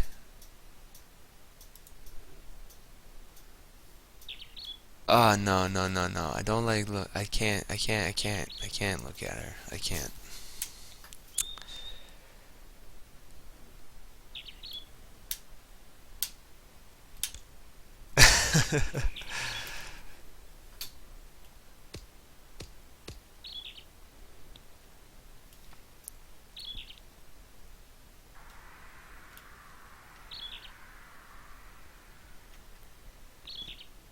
It's not so much living in the past, it's remembrance of, yeah, remembrance.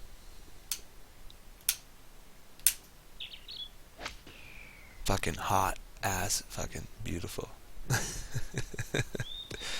Fucking smoking.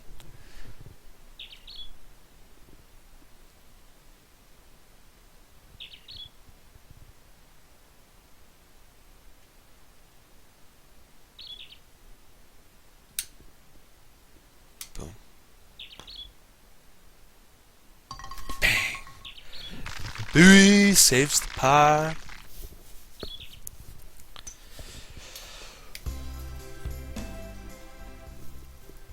But that's me. That's me. I have a very particular taste in women.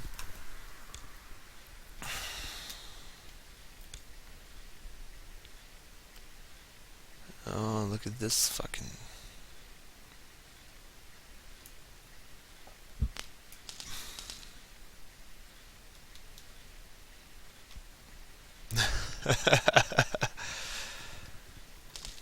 No, I am a softie. Never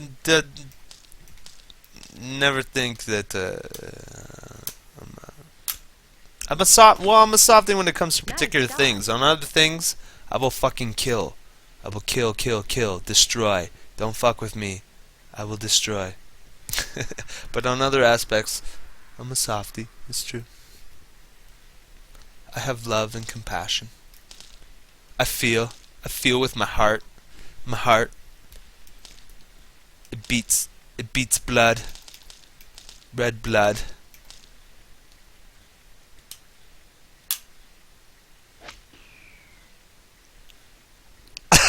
Soft pink cat.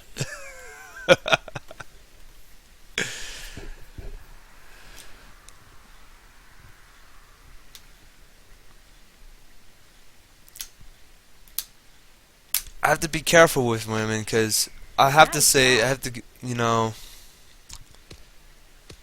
women have a,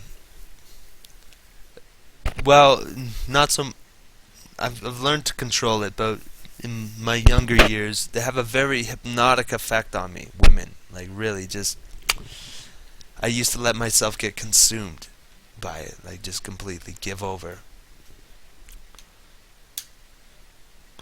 But that's a dangerous to have any kind of obsession of that. Any kind of obsession of that kind is not a, it's a bad thing. It's not a good, it's not healthy.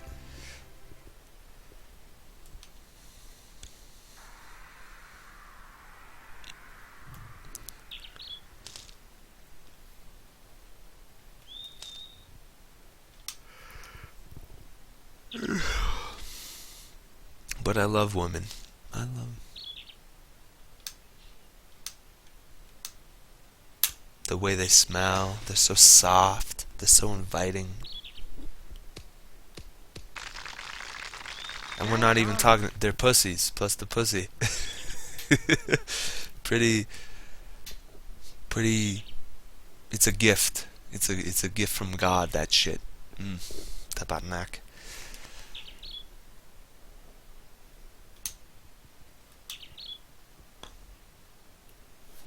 Boom.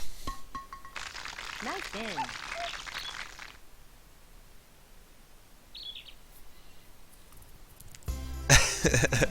Well, they are. For me it is. It's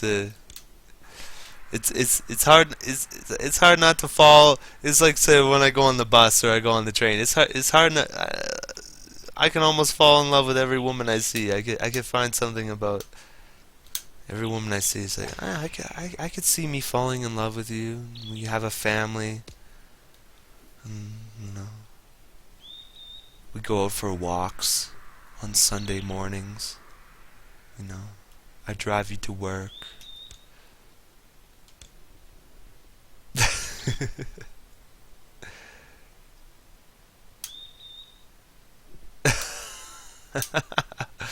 No, no, no, no, no, no.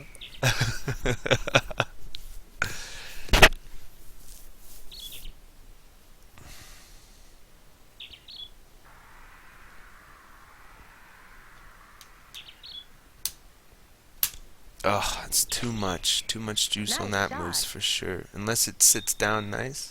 No. Nice on. The rape algorithm. It's like that one song, what's it called? Heterosexual man. I wanna fuck every woman I see. And sometimes it is like that.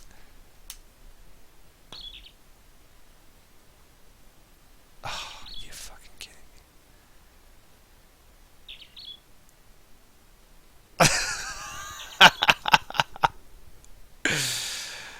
me. Leaking with pheromones just to entice.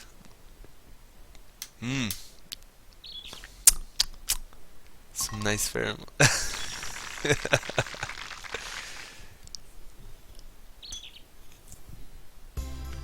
Sounds tasty.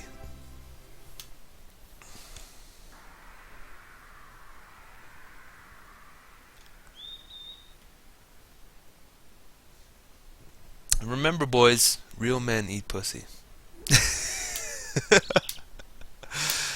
I was told this at a young age, and I believe it to be true. As I got older, and I found this is the truth.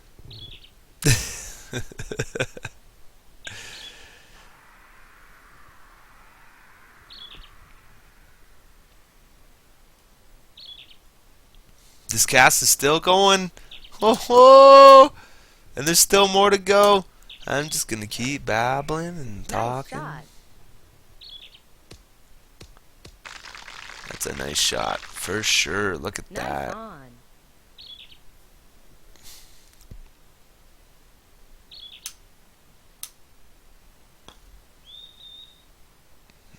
Not enough. Not enough. Not enough. We've gone full circle twice. We're creating circles of confusion.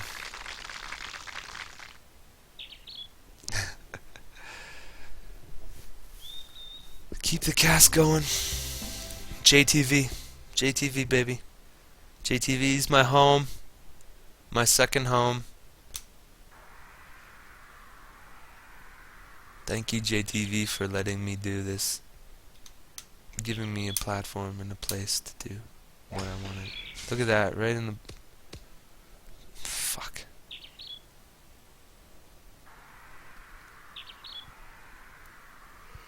That was a terrible shot. That went as bad as it could go.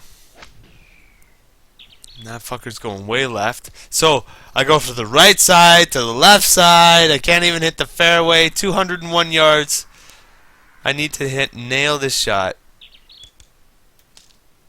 Oh, this is terrible. Bang. Nice shot. They did not create me. I created Cube. And I decided to take myself to JTV. I am like energy. I cannot be created nor destroyed. That's fucking one of Newton's laws of energy.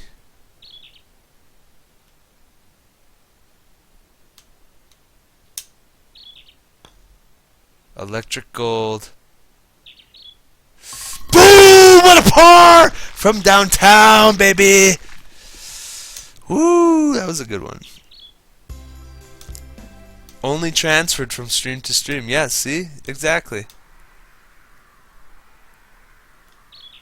And if JTV was done and they shut me down, I'd just go find a new place to start again. A white wedding. Start again. Boom. There we go. Whoo, should be a good shot.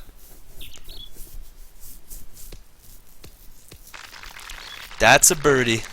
Nice on. Nice on. That's what she said. Oh, I'm so fucking hungry. My stomach is going crazy. Come on, stomach. Just hold together for me, please. Stop fucking... It's talking to me. Shut the fuck up, stomach. Fucking man up.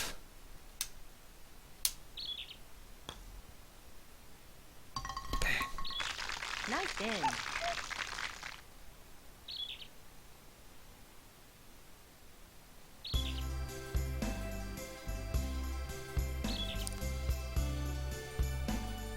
Live events option? Oh, and so that live events option, that came from the YouTube awards, right, Mega Man? Like, that's what the one thing I thought about YouTube, that they're going, oh yeah, we're holding this big YouTube award. So, well, everything on YouTube is already recorded video, so now they have a live events option. Interesting. Casting on YouTube. That's interesting.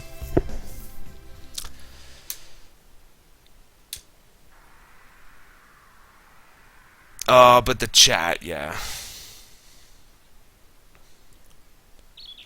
Well, if YouTube just copies Justin.tv, you'll see how it's done. Comment things. Ah, that's kind of lame.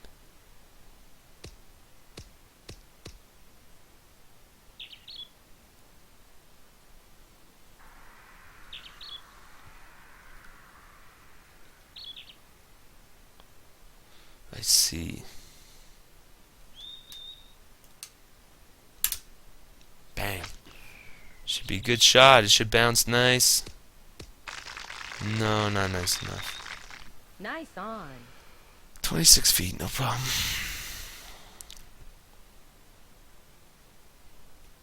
An ocean of anger flowing through me. Oh, you're joking. You're joking. JR token. Oh my stomach. Fuck off.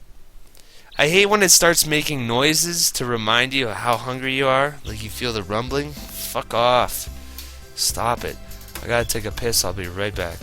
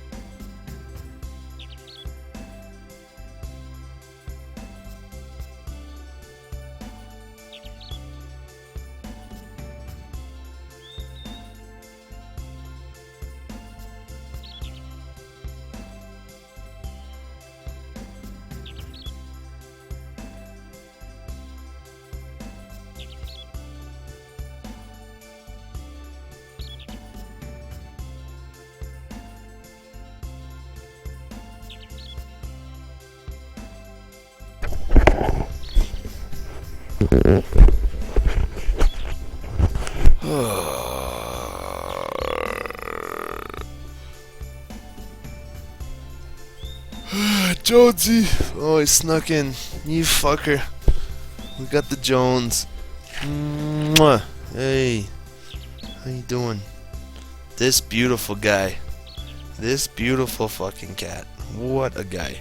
He is quite the animal. No, he's not. He's more than an animal.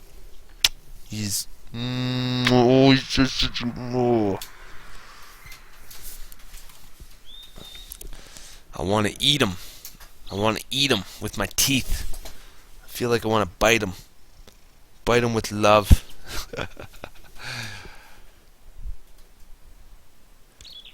Or he's just so cute that you just want to take him and you just want to like squeeze him.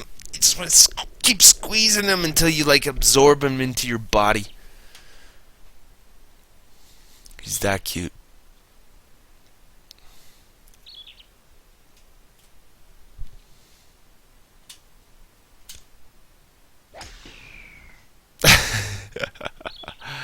And look at that ball. Come on, fairway, baby. No. Jonesy, what are you doing? No. No. He's trying to get all lovey-dovey with me. He knows I'm casting, too. He's bold. He's bold. He knows I'm casting, and he came in. Look at this ball just go. 200. Okay. I need to make a nice shot.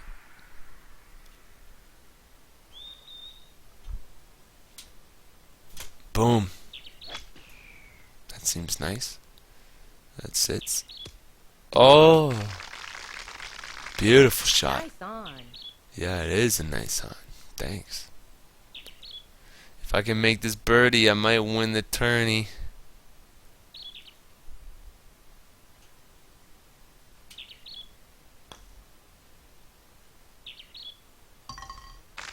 Nice in.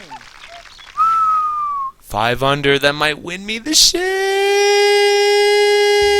I'm tied. Look at that. 1, 2, 3, 4, 5. A 6-way tie for fucking first place. First place goes to me because I got the most points. Ba-ba-booey! Bagoo, bagong, beging.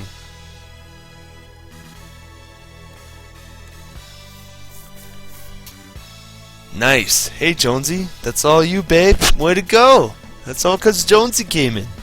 Hey, Jones. Good boy. Way to go, you fuck. Little fucker.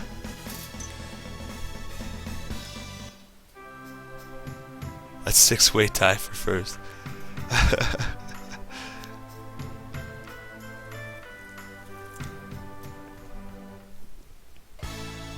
Oh, my stomach. Fucking, come on. Just hold on a bit longer. We can do it, stomach. It's talking to me. 5-course. A continuous 5-course tournament? 5-course tournament. So, 18 plus 18 is 36. Plus another 18. What is that? 54? That is a lot of fucking holes, man.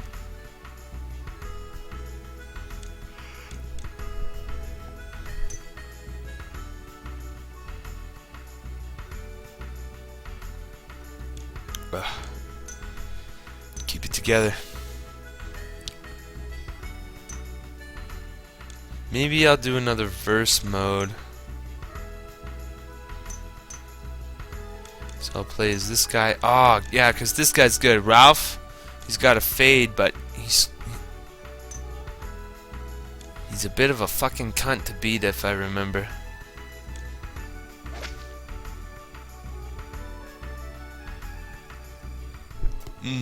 More holes than the Nevada whorehouse.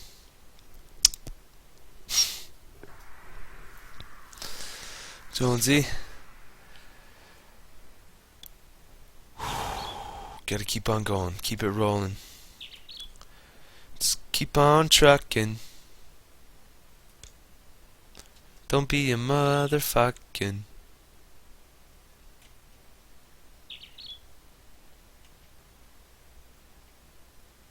Oh, fuck me. It's gonna go left. It's gonna go left. Good enough.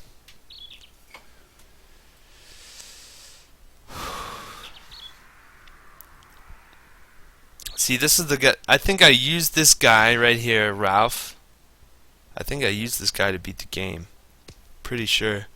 Once I unlock this guy, the world is my oyster.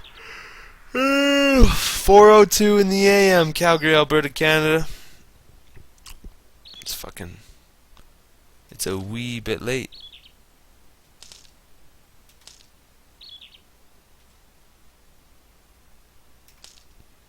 I'm still casting.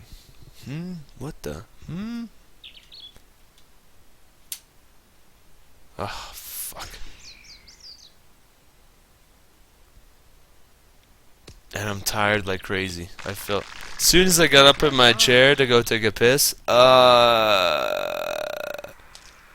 the tiredness hits you. When I sit in front of the computer and you're kind of in a trance. As soon as you remove yourself from that trance, it's like, oh, fuck.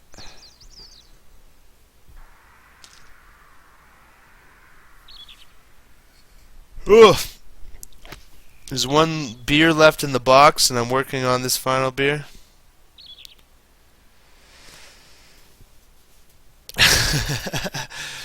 Yeah, there's more than 5 minutes left, Mega. So, we're reaching the end.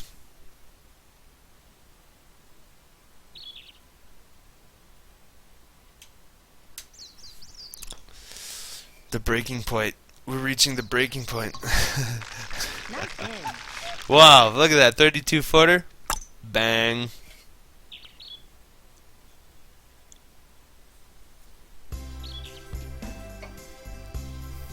$15 hours. Tabarnak, man. That's fucking crazy. Okay. Let it sit. Gotta, like a souffle. Put it in the oven. Gotta let it sit and you wait for it to rise. You just sit there and you watch. But don't take it out too fast or it'll fall.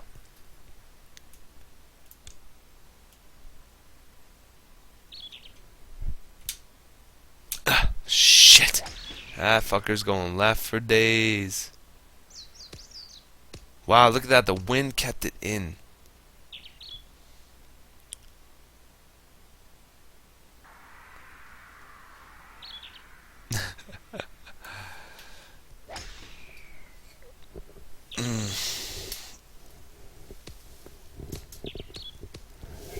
Jones. I bet he ate all his cat food already. Well, it is 4 in the morning. I keep forgetting it's 4 in the morning. Yeah, it looks... When he's all disaffectionate towards me, like right now he's being all nice. It's usually because he wants to be fed.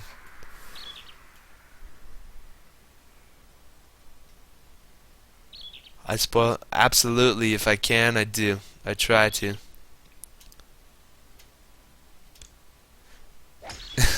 Let's say I have $3 left. I could go to the store and I can get $3 worth of food for myself, or I get $3 of food for Jonesy. I get it for the Jones. That's the way it goes. And sometimes I'm so hungry and I'll like open up his cat food. His cat food smells pretty good. Like sometimes his cat food, when I open it up, I'm like, shit, man, I think I could take a scoop of that. It smells pretty good sometimes, especially like the chicken. Like he loves the chicken.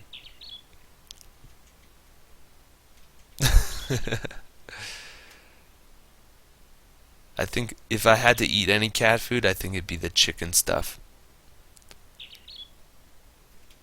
It reminds me of that scene from The Walking Dead, the opener of the last season, when they're walking through the houses and then fucking Carl, he gets a can of dog food and he's about to open up the dog food and they're all kind of sitting there watching him open the dog food and like they're gonna eat it, right? Ah, he got it. Unbelievable.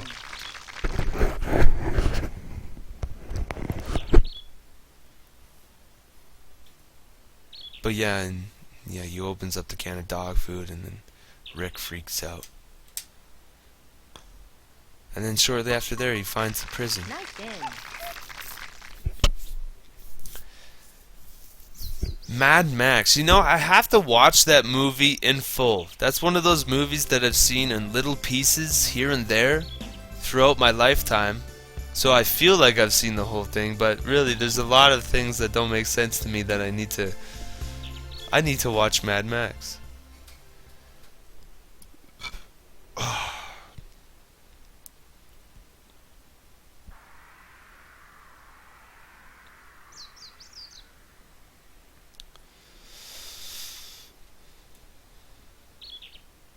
Yeah, Mel Gibson.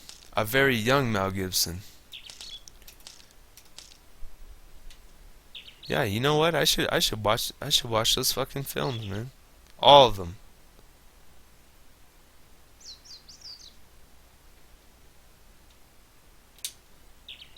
Oh, no. No. This might be short. It is short. I can't make a good shot. Okay, I'm gonna finish this beer, and there's one more in it, and then once I'm done that beer, that's the end of cast. We're almost at the end. We're almost at the end.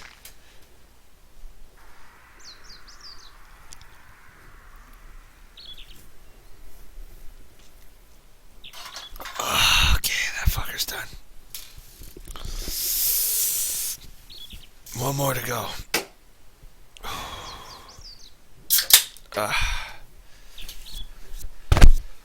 Yes.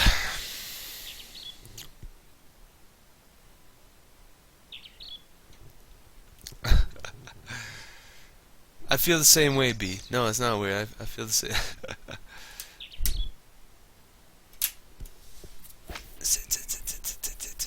Oh, man.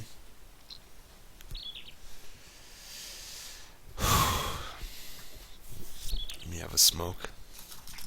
Hey, Jonesy. Hey, maybe I can make him talk on mic. I know that's something that makes him always talk on mic. Jonesy, you want num-nums? You want num-nums? Did you guys hear that? That came through, right? You heard him meow. Come on, that came through.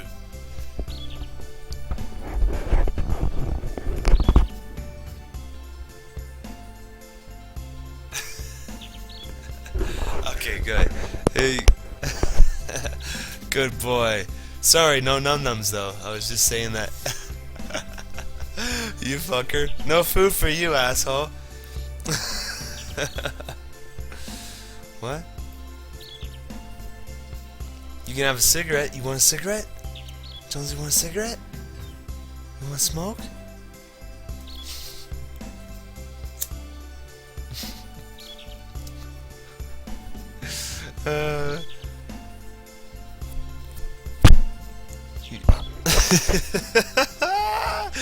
Now he's giving me those eyes.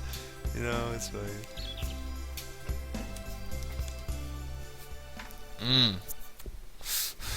I sure did. Yeah, his litter is clean. Hey, nice clean litter. He can take a nice poop, a nice clean poop. Cat balls. He doesn't have any cat balls. Maybe a cat sack.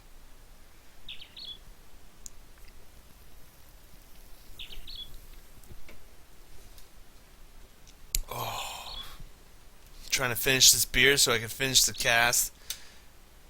Jonesy, fuck off. Nice shot. Sorry. No, don't fuck off. Cat sack. 4:11. I didn't think I'd be casting this late at all. But hey. You know, sometimes these golf casts, they just take you. It consumes you.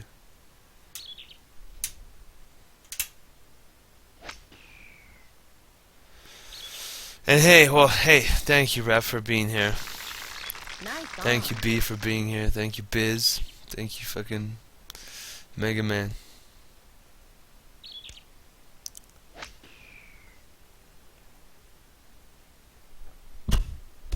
Otherwise, I'd be sitting here and talking to myself.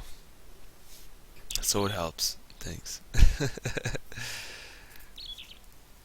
Well, for you, Biz, yes, I guess it makes sense for you.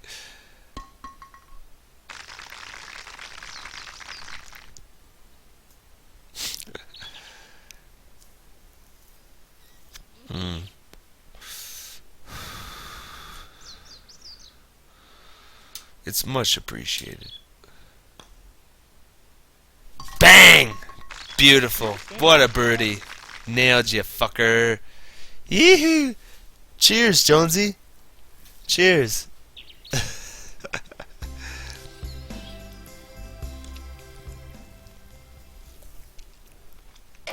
I'll try to get through this beer as fast as I can.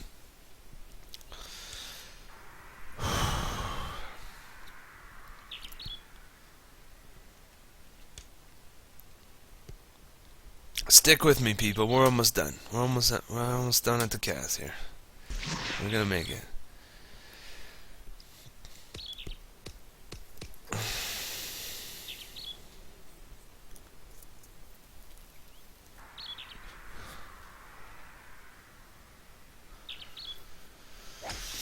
It's gonna end. There will be an end. Everything has an end. Right, Jonesy? Jonesy.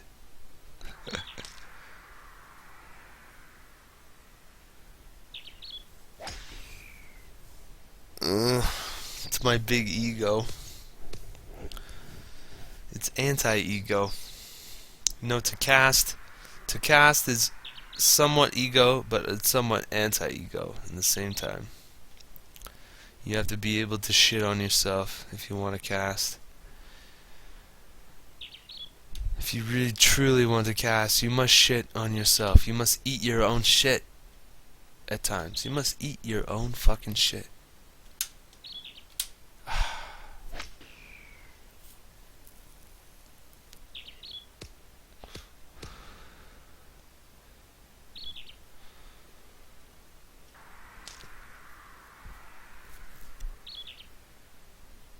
Miss.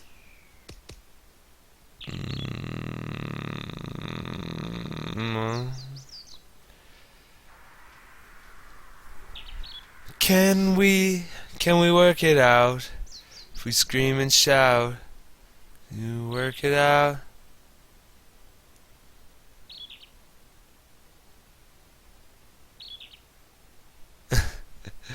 Exactly.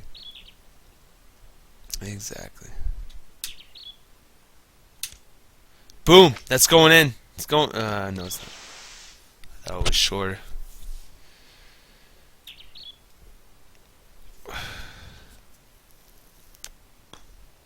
Miss. Bullshit. Faggotronics at epic levels. That's great. That's a great. That's a good saying, Mega Man. Faggotronics at fucking epic levels, man.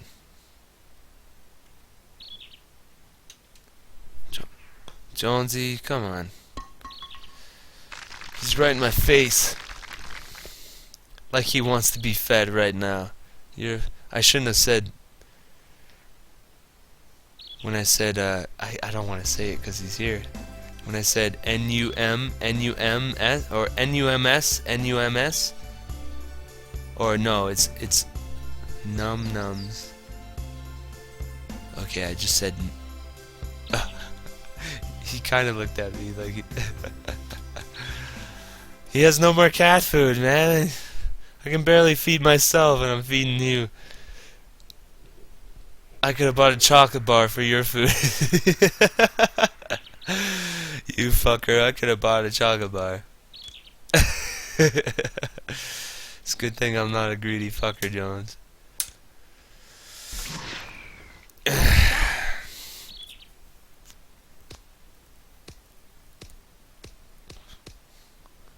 Oh, unbelievable.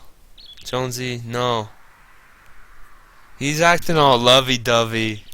Fuck you. Yeah.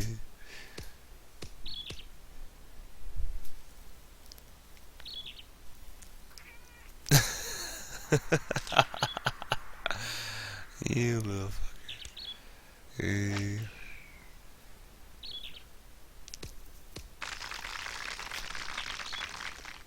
Nice on. Nice on. Come on, Eye of the Tiger. Right, Jones?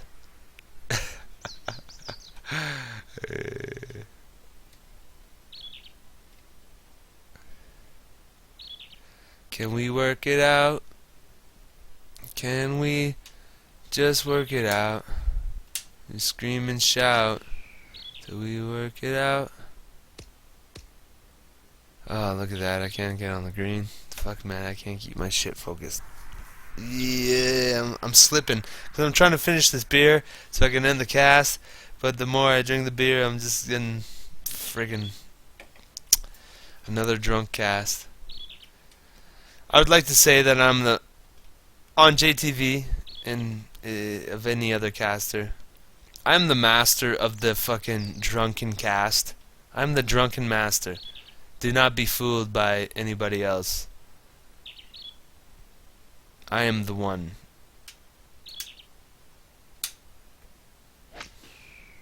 Because I've heard other people who get drunk on cast and I feel like they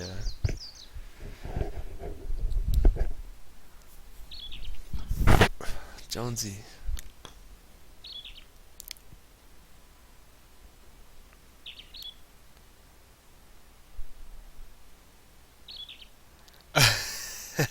See, oh, you figured out my pattern, Rep. You see, I have a particular... Right, Jonesy? I have a pattern. Right?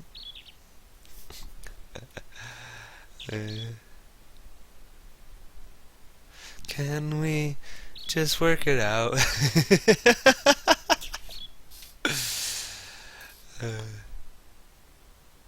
Go, ball, go! Oh, he's got me here. Jonesy.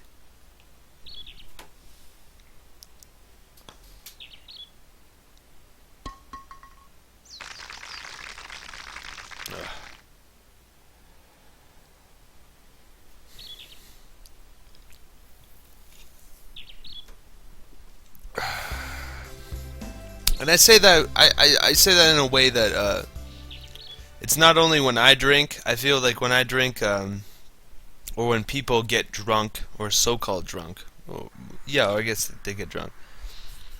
They slip into a different mindset. For me, oh, now he wants out. No, no, hey, no. He's trying to make me get out of my chair. There's no way. No way, buddy.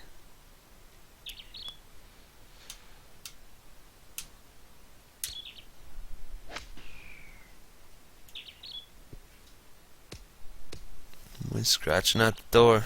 Okay, okay, okay.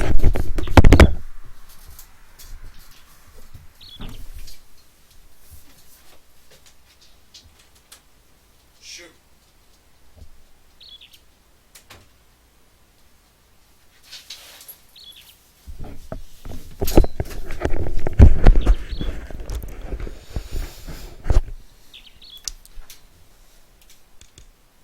One thing that I've really taught with Jones is when I tell him to get out of the room, like he really understands when I say shoo. I go shoo. He really moves. He goes. Go, go, go, sit. Too much. Where's that 80 to 95% knockoff of my fucking shot?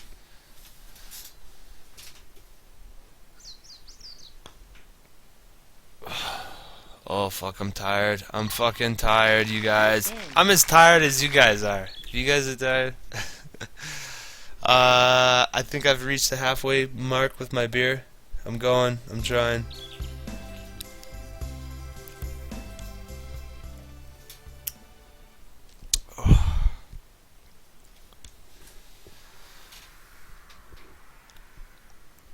fucking have a really good sleep.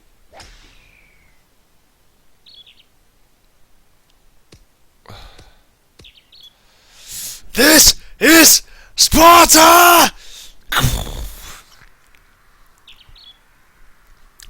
Just stick with me, yeah. Everybody, Rep, Mega Man, Biz, B, stick with me. It's almost done. We're gonna make it.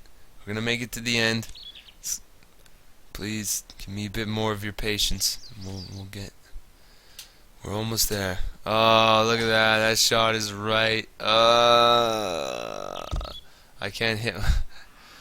I can't hit the ball properly. And now I'm one down. I was kicking his ass.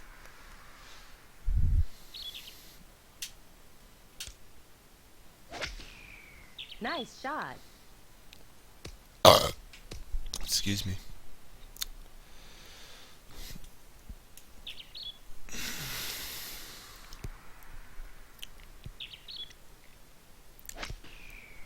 Oh yeah, I just had a new so recently the hot water tank in the place that I'm at right now, it sprung a leak. It sprung a leak in the emergency valve. So the emergency valve was just spitting water all over the place. And so the guy came in, and now we have a new hot water tank. But this hot water tank, it makes the water too hot. Like it's one of those fucking, like you turn on the hot water and it will burn you. It will fucking scald your fucking shit, man.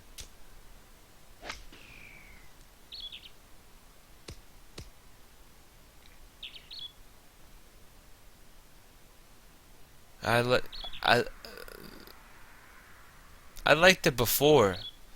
Like it's not, I don't mind having the hot scalding water, but before it was like it was hot, but not like it's gonna like give you 3rd-degree burn hot.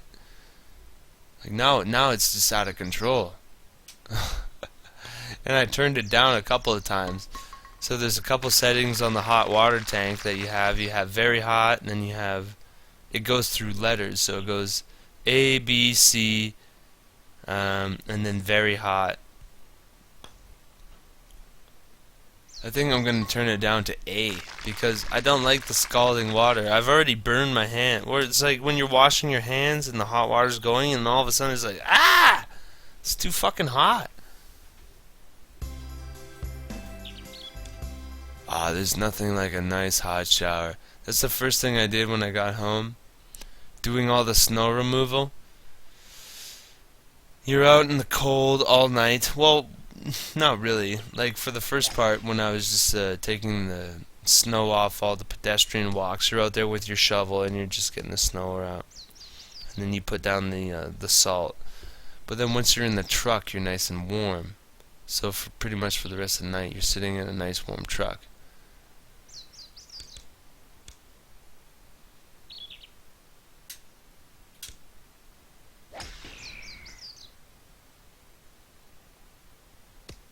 Yeah, there's nothing.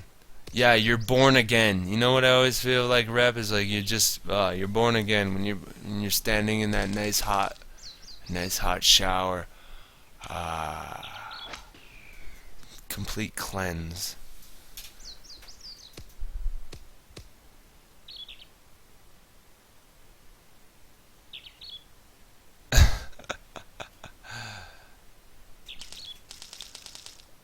Oh, I have to lay it up.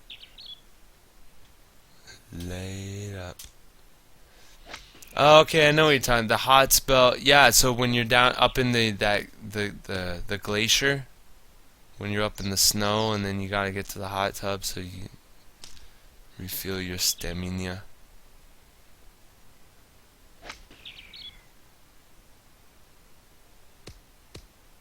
Oh, he didn't get on the green. Here we go.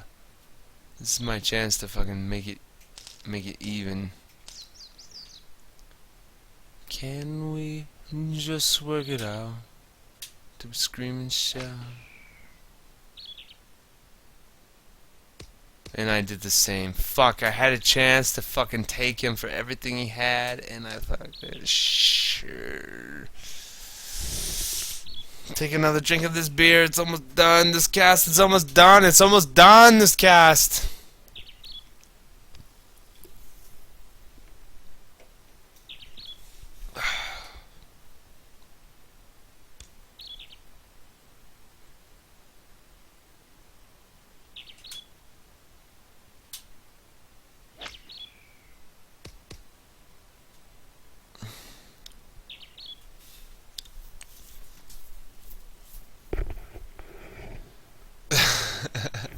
Full cure. The full cure spell.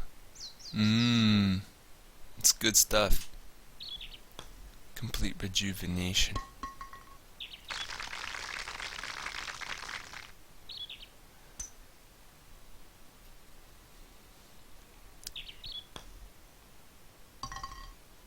I can still win this round if he's only one up.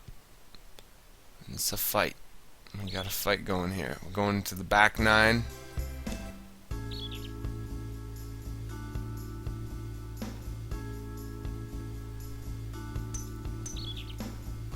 Another FF7 playthrough. It could be close. I have to figure out the timing. I want to play FF7, but like I said, the next time I play FF7, I have to conceive the most difficult FF7 playthrough that there is. So I have to find the most difficult FF7 playthrough that is possible. I want to make sure that it is possible, because I've seen some playthroughs, or people put playthroughs of FF7, and it's like, well, I read it and I see what they're talking about, but then I think, could those guys, did the person who wrote this, did he do it? Does he even know that if it's possible? Yeah, the lemonamnia, the lemonamnia, low level initial equipment. Cloud only run? Cloud only? Is that cloud only? Is that an actual run? Oh my god. Well, I'm gonna find the most difficult one that is actually playable. Yeah, and I'm gonna do it. Cause where do I, after doing no items and no materia, where do you go from there? There's nowhere else to go from there. So now I have nothing but a fucking crazy ass playthrough to do. But that no item, no materia playthrough, that was, I still say to this day, it was a lot of luck, and it took a lot of time and patience to do that playthrough.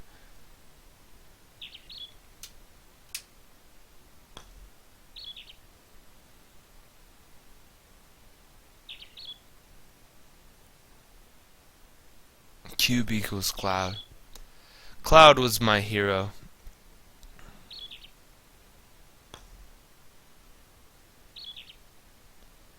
Yeah, without Yuffie, there's no way that you could do it without Yuffie.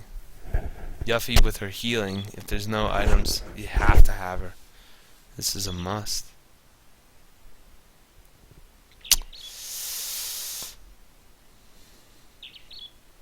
I guess I kind of fear that next playthrough. I have to do it. I have to test my grit.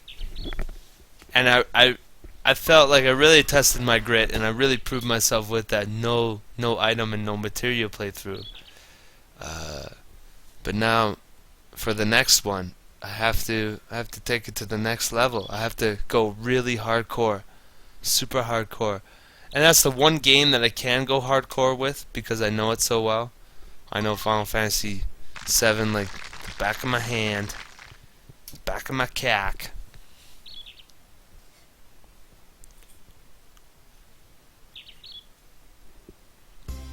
There we go, now we're even. There we go. By the time this round ends, I'll finish this beer. So when this round ends, it's the end of cast. So we're almost there, everybody. Just a little bit more. Stay with me. I can't be alone. When I'm alone, they visit me. The spirits. They talk to me and they tell me things.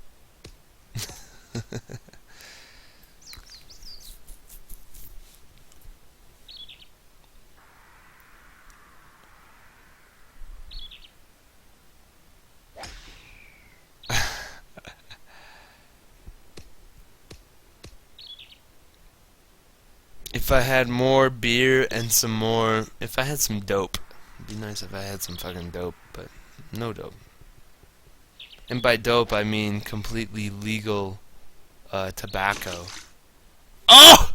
Yes! Nice! Look at that, he fucked it! Advantage CUBEBRICK. I'm gonna hit a 6-iron to make sure I get it across that fucking...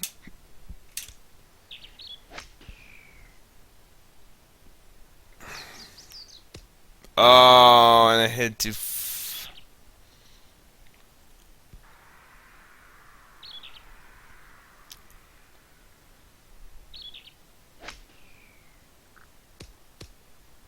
Nice. Can we just work it out? Scream and shout.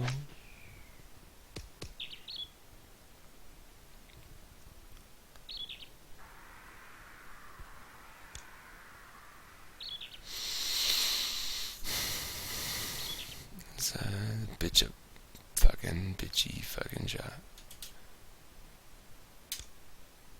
Boom! This might be real good. No, not that guy.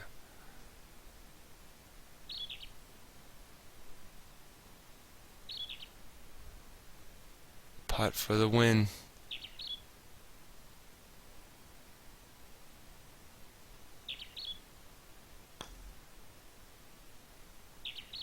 Bang. Yes.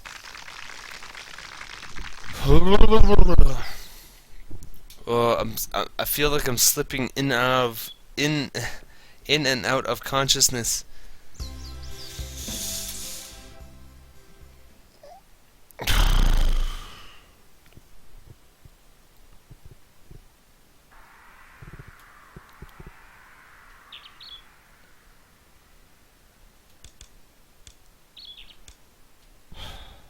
Let's see that wind.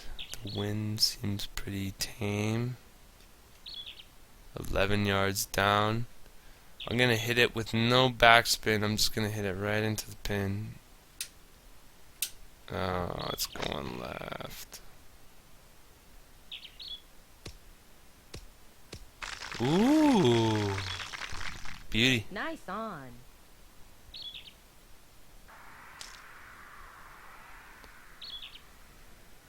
I wanna know.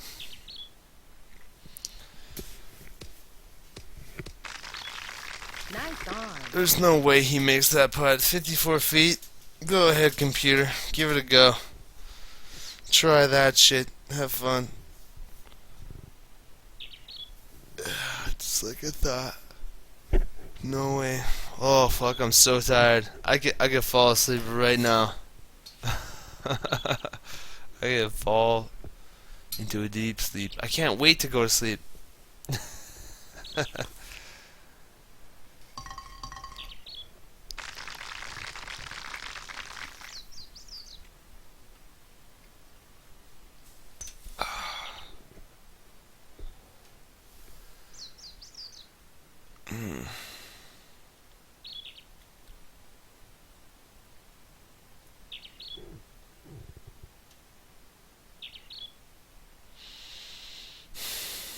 It's a bit of a tricky putt.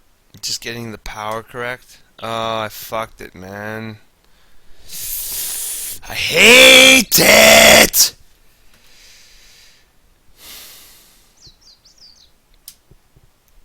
Should just trust my fucking instincts then when looking at the fucking numbers. And you look at the numbers and you start to tabanak. Come on, you fucking game.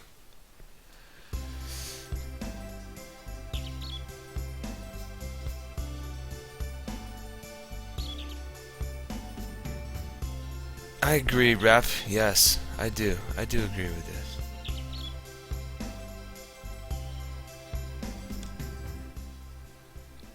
this. Those times when you fall asleep and it's so good.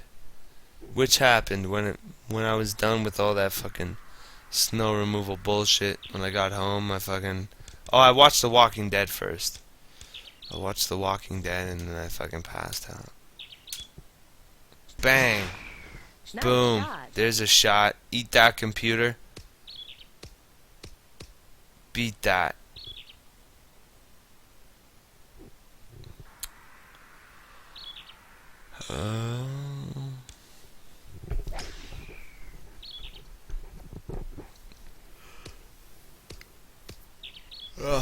Not even close. That's a nasty par 4. He's going at it with a 7-iron. I would have went with the 5-iron, but what do I know?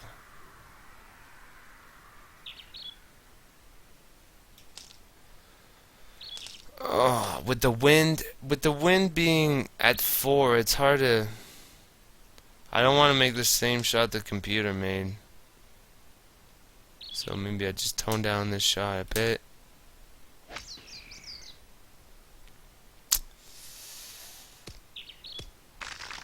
At least I have a putt.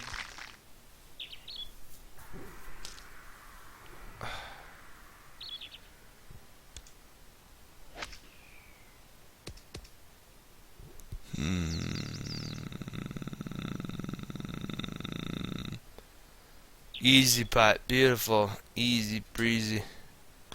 Cover girl. Bang. Nice in. 2 up. This round is almost done. This beer is almost done. This cast is almost done. Yes.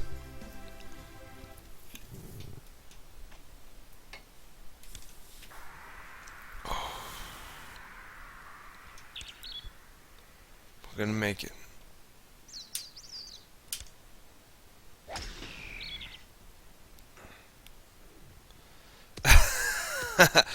Mega Man, you gotta hold true. You gotta wait. No, don't pass out on me yet. You gotta stay true. This will be a night we remember. It was me, Captain B, Rep, Mega Man, and Biz. We were there. We stood the test of time. You gotta stay up. It's almost done. This cast is almost done. You gotta make it. You gotta make it. We're gonna do. Well, Biz, no. Well, still, Biz, you're here. You're here, and you're watching, so it counts. Nice on. It counts. God damn it. He went for the green, so I gotta go for the green. Oh no. Did he really get it on the green in 2? Where's his ball?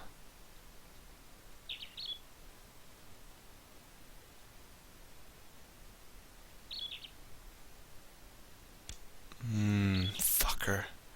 Well, I'm going for it. With the driver. No, the driver doesn't have enough lift. That does not work.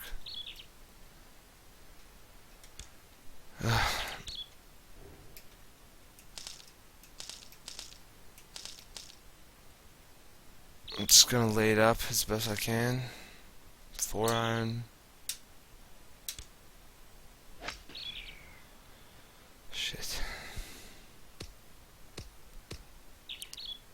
Did the computer get it on the green? Where I thought I heard nice on when he landed.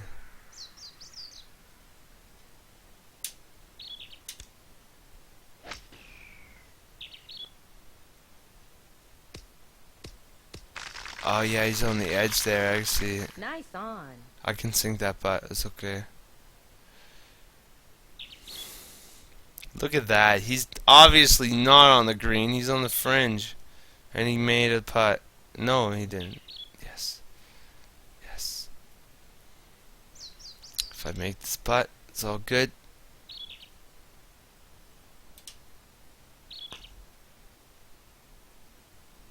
Bang! Yes! Nice in. Woohoo! So he has to make his putt.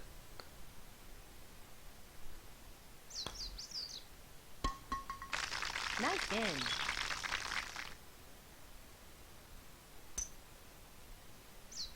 Draw. I gotta hold it together. I just gotta make it here. Is he dormy yet? Not dormy. If I sink this, I think if I win this round, I win.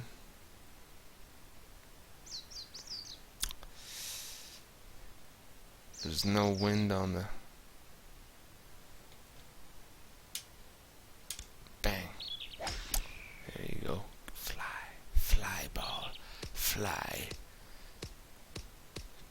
Fly, la la la la la, and the fly, fly.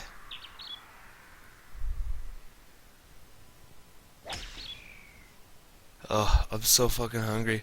This is before I pass out. I have to go out and fucking make some food. I don't know what I'm gonna eat. Eggs and bread.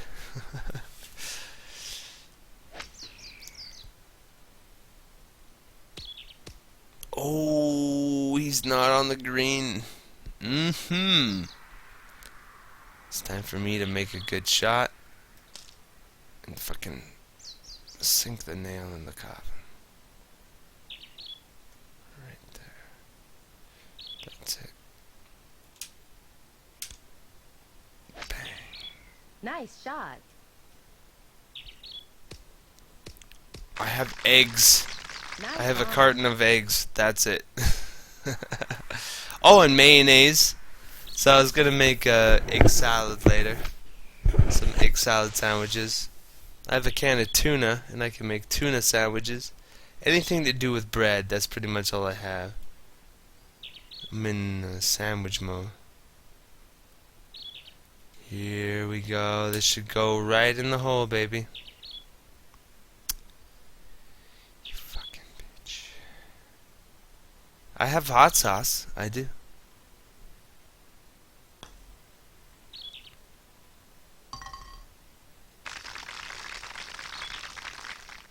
Too much juice on the moose. Indeed. Fuck. Fuck. Fuck. I don't need this shit right now. I just want this. I feel the end of the cast coming and the end of this beer here in my hand, and I'm getting... I gotta focus. Don't get ahead of myself. Just go. And my stomach is growling like a fucker, man. Yeah, fuck, man. Fuck off, stomach. Stop doing that. That hurts.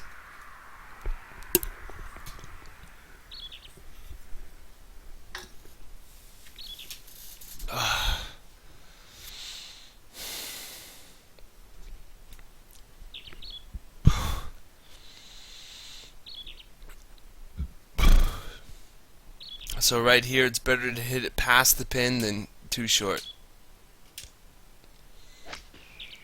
Nice shot.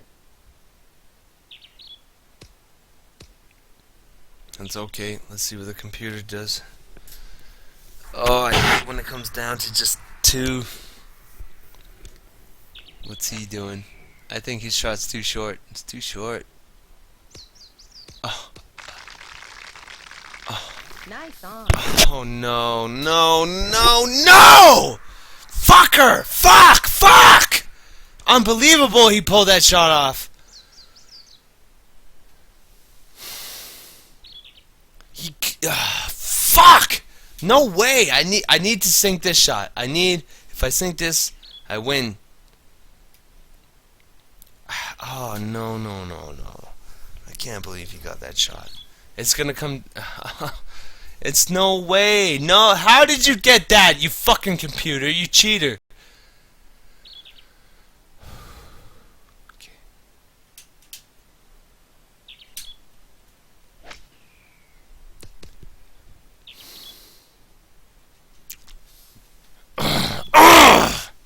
Fucking video games. They fucking piss me off.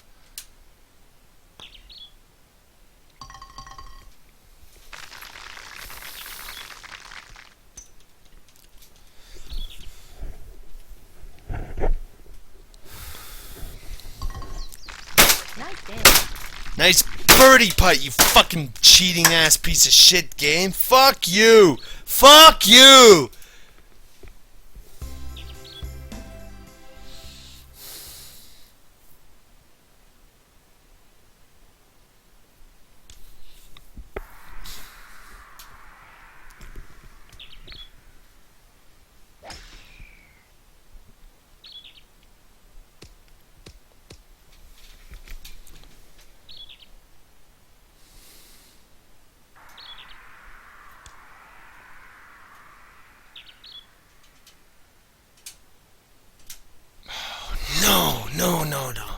Stay in the fairway.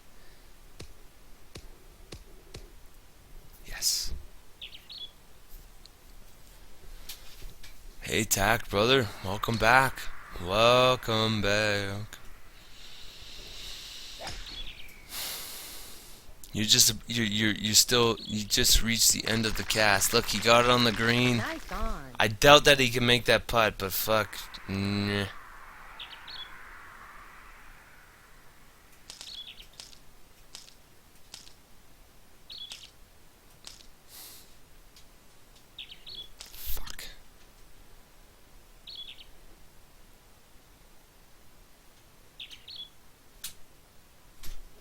Fuck, fuck, fuck, fuck! Well, it's a better shot than his. Nice on. 25 footer, I can make that. If I sink that putt, I win. I win.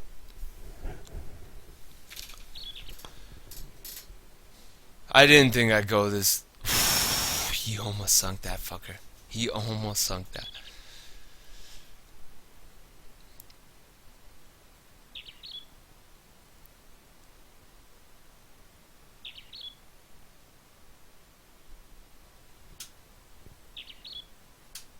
That's in the hole, baby. Come on, you know it is. Boom! Boom! Boom! Boom! Oh! Oh! Oh!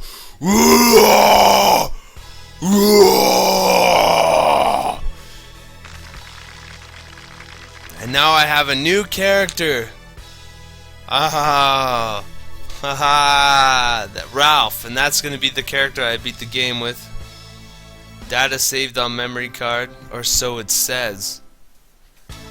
But even then, I don't trust it. Even then, I don't trust your game. So I'm gonna do a save state.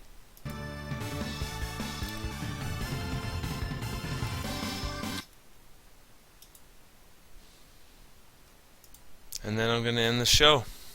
That's it. I'm going to end this with a copyrighted song from YouTube. So if I play this song, at least it's at the end of the show. So if we end it here, it doesn't matter.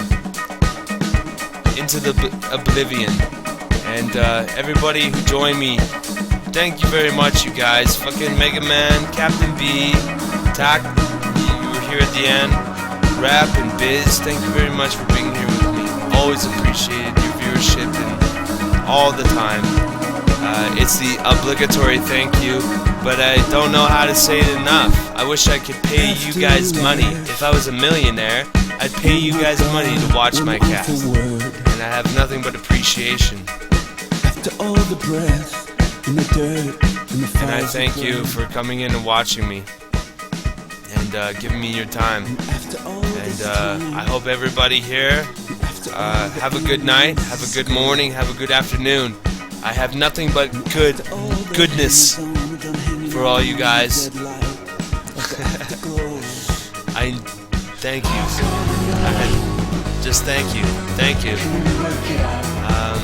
So this will conclude the broadcast of CUBEBRICK and Hot Shots Golf. My name is CUBEBRICK. I have been playing Hot Shots Golf. And I say thank you one more time. Thank you a second time, everybody. Be safe, have fun. Be safe, have fun, everybody. Be safe, have fun.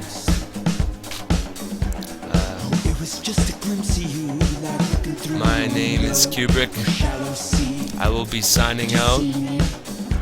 I'm not saying goodbye. I'm just saying. We used to know. And after all the hangers on, we're done hanging on in the dead light.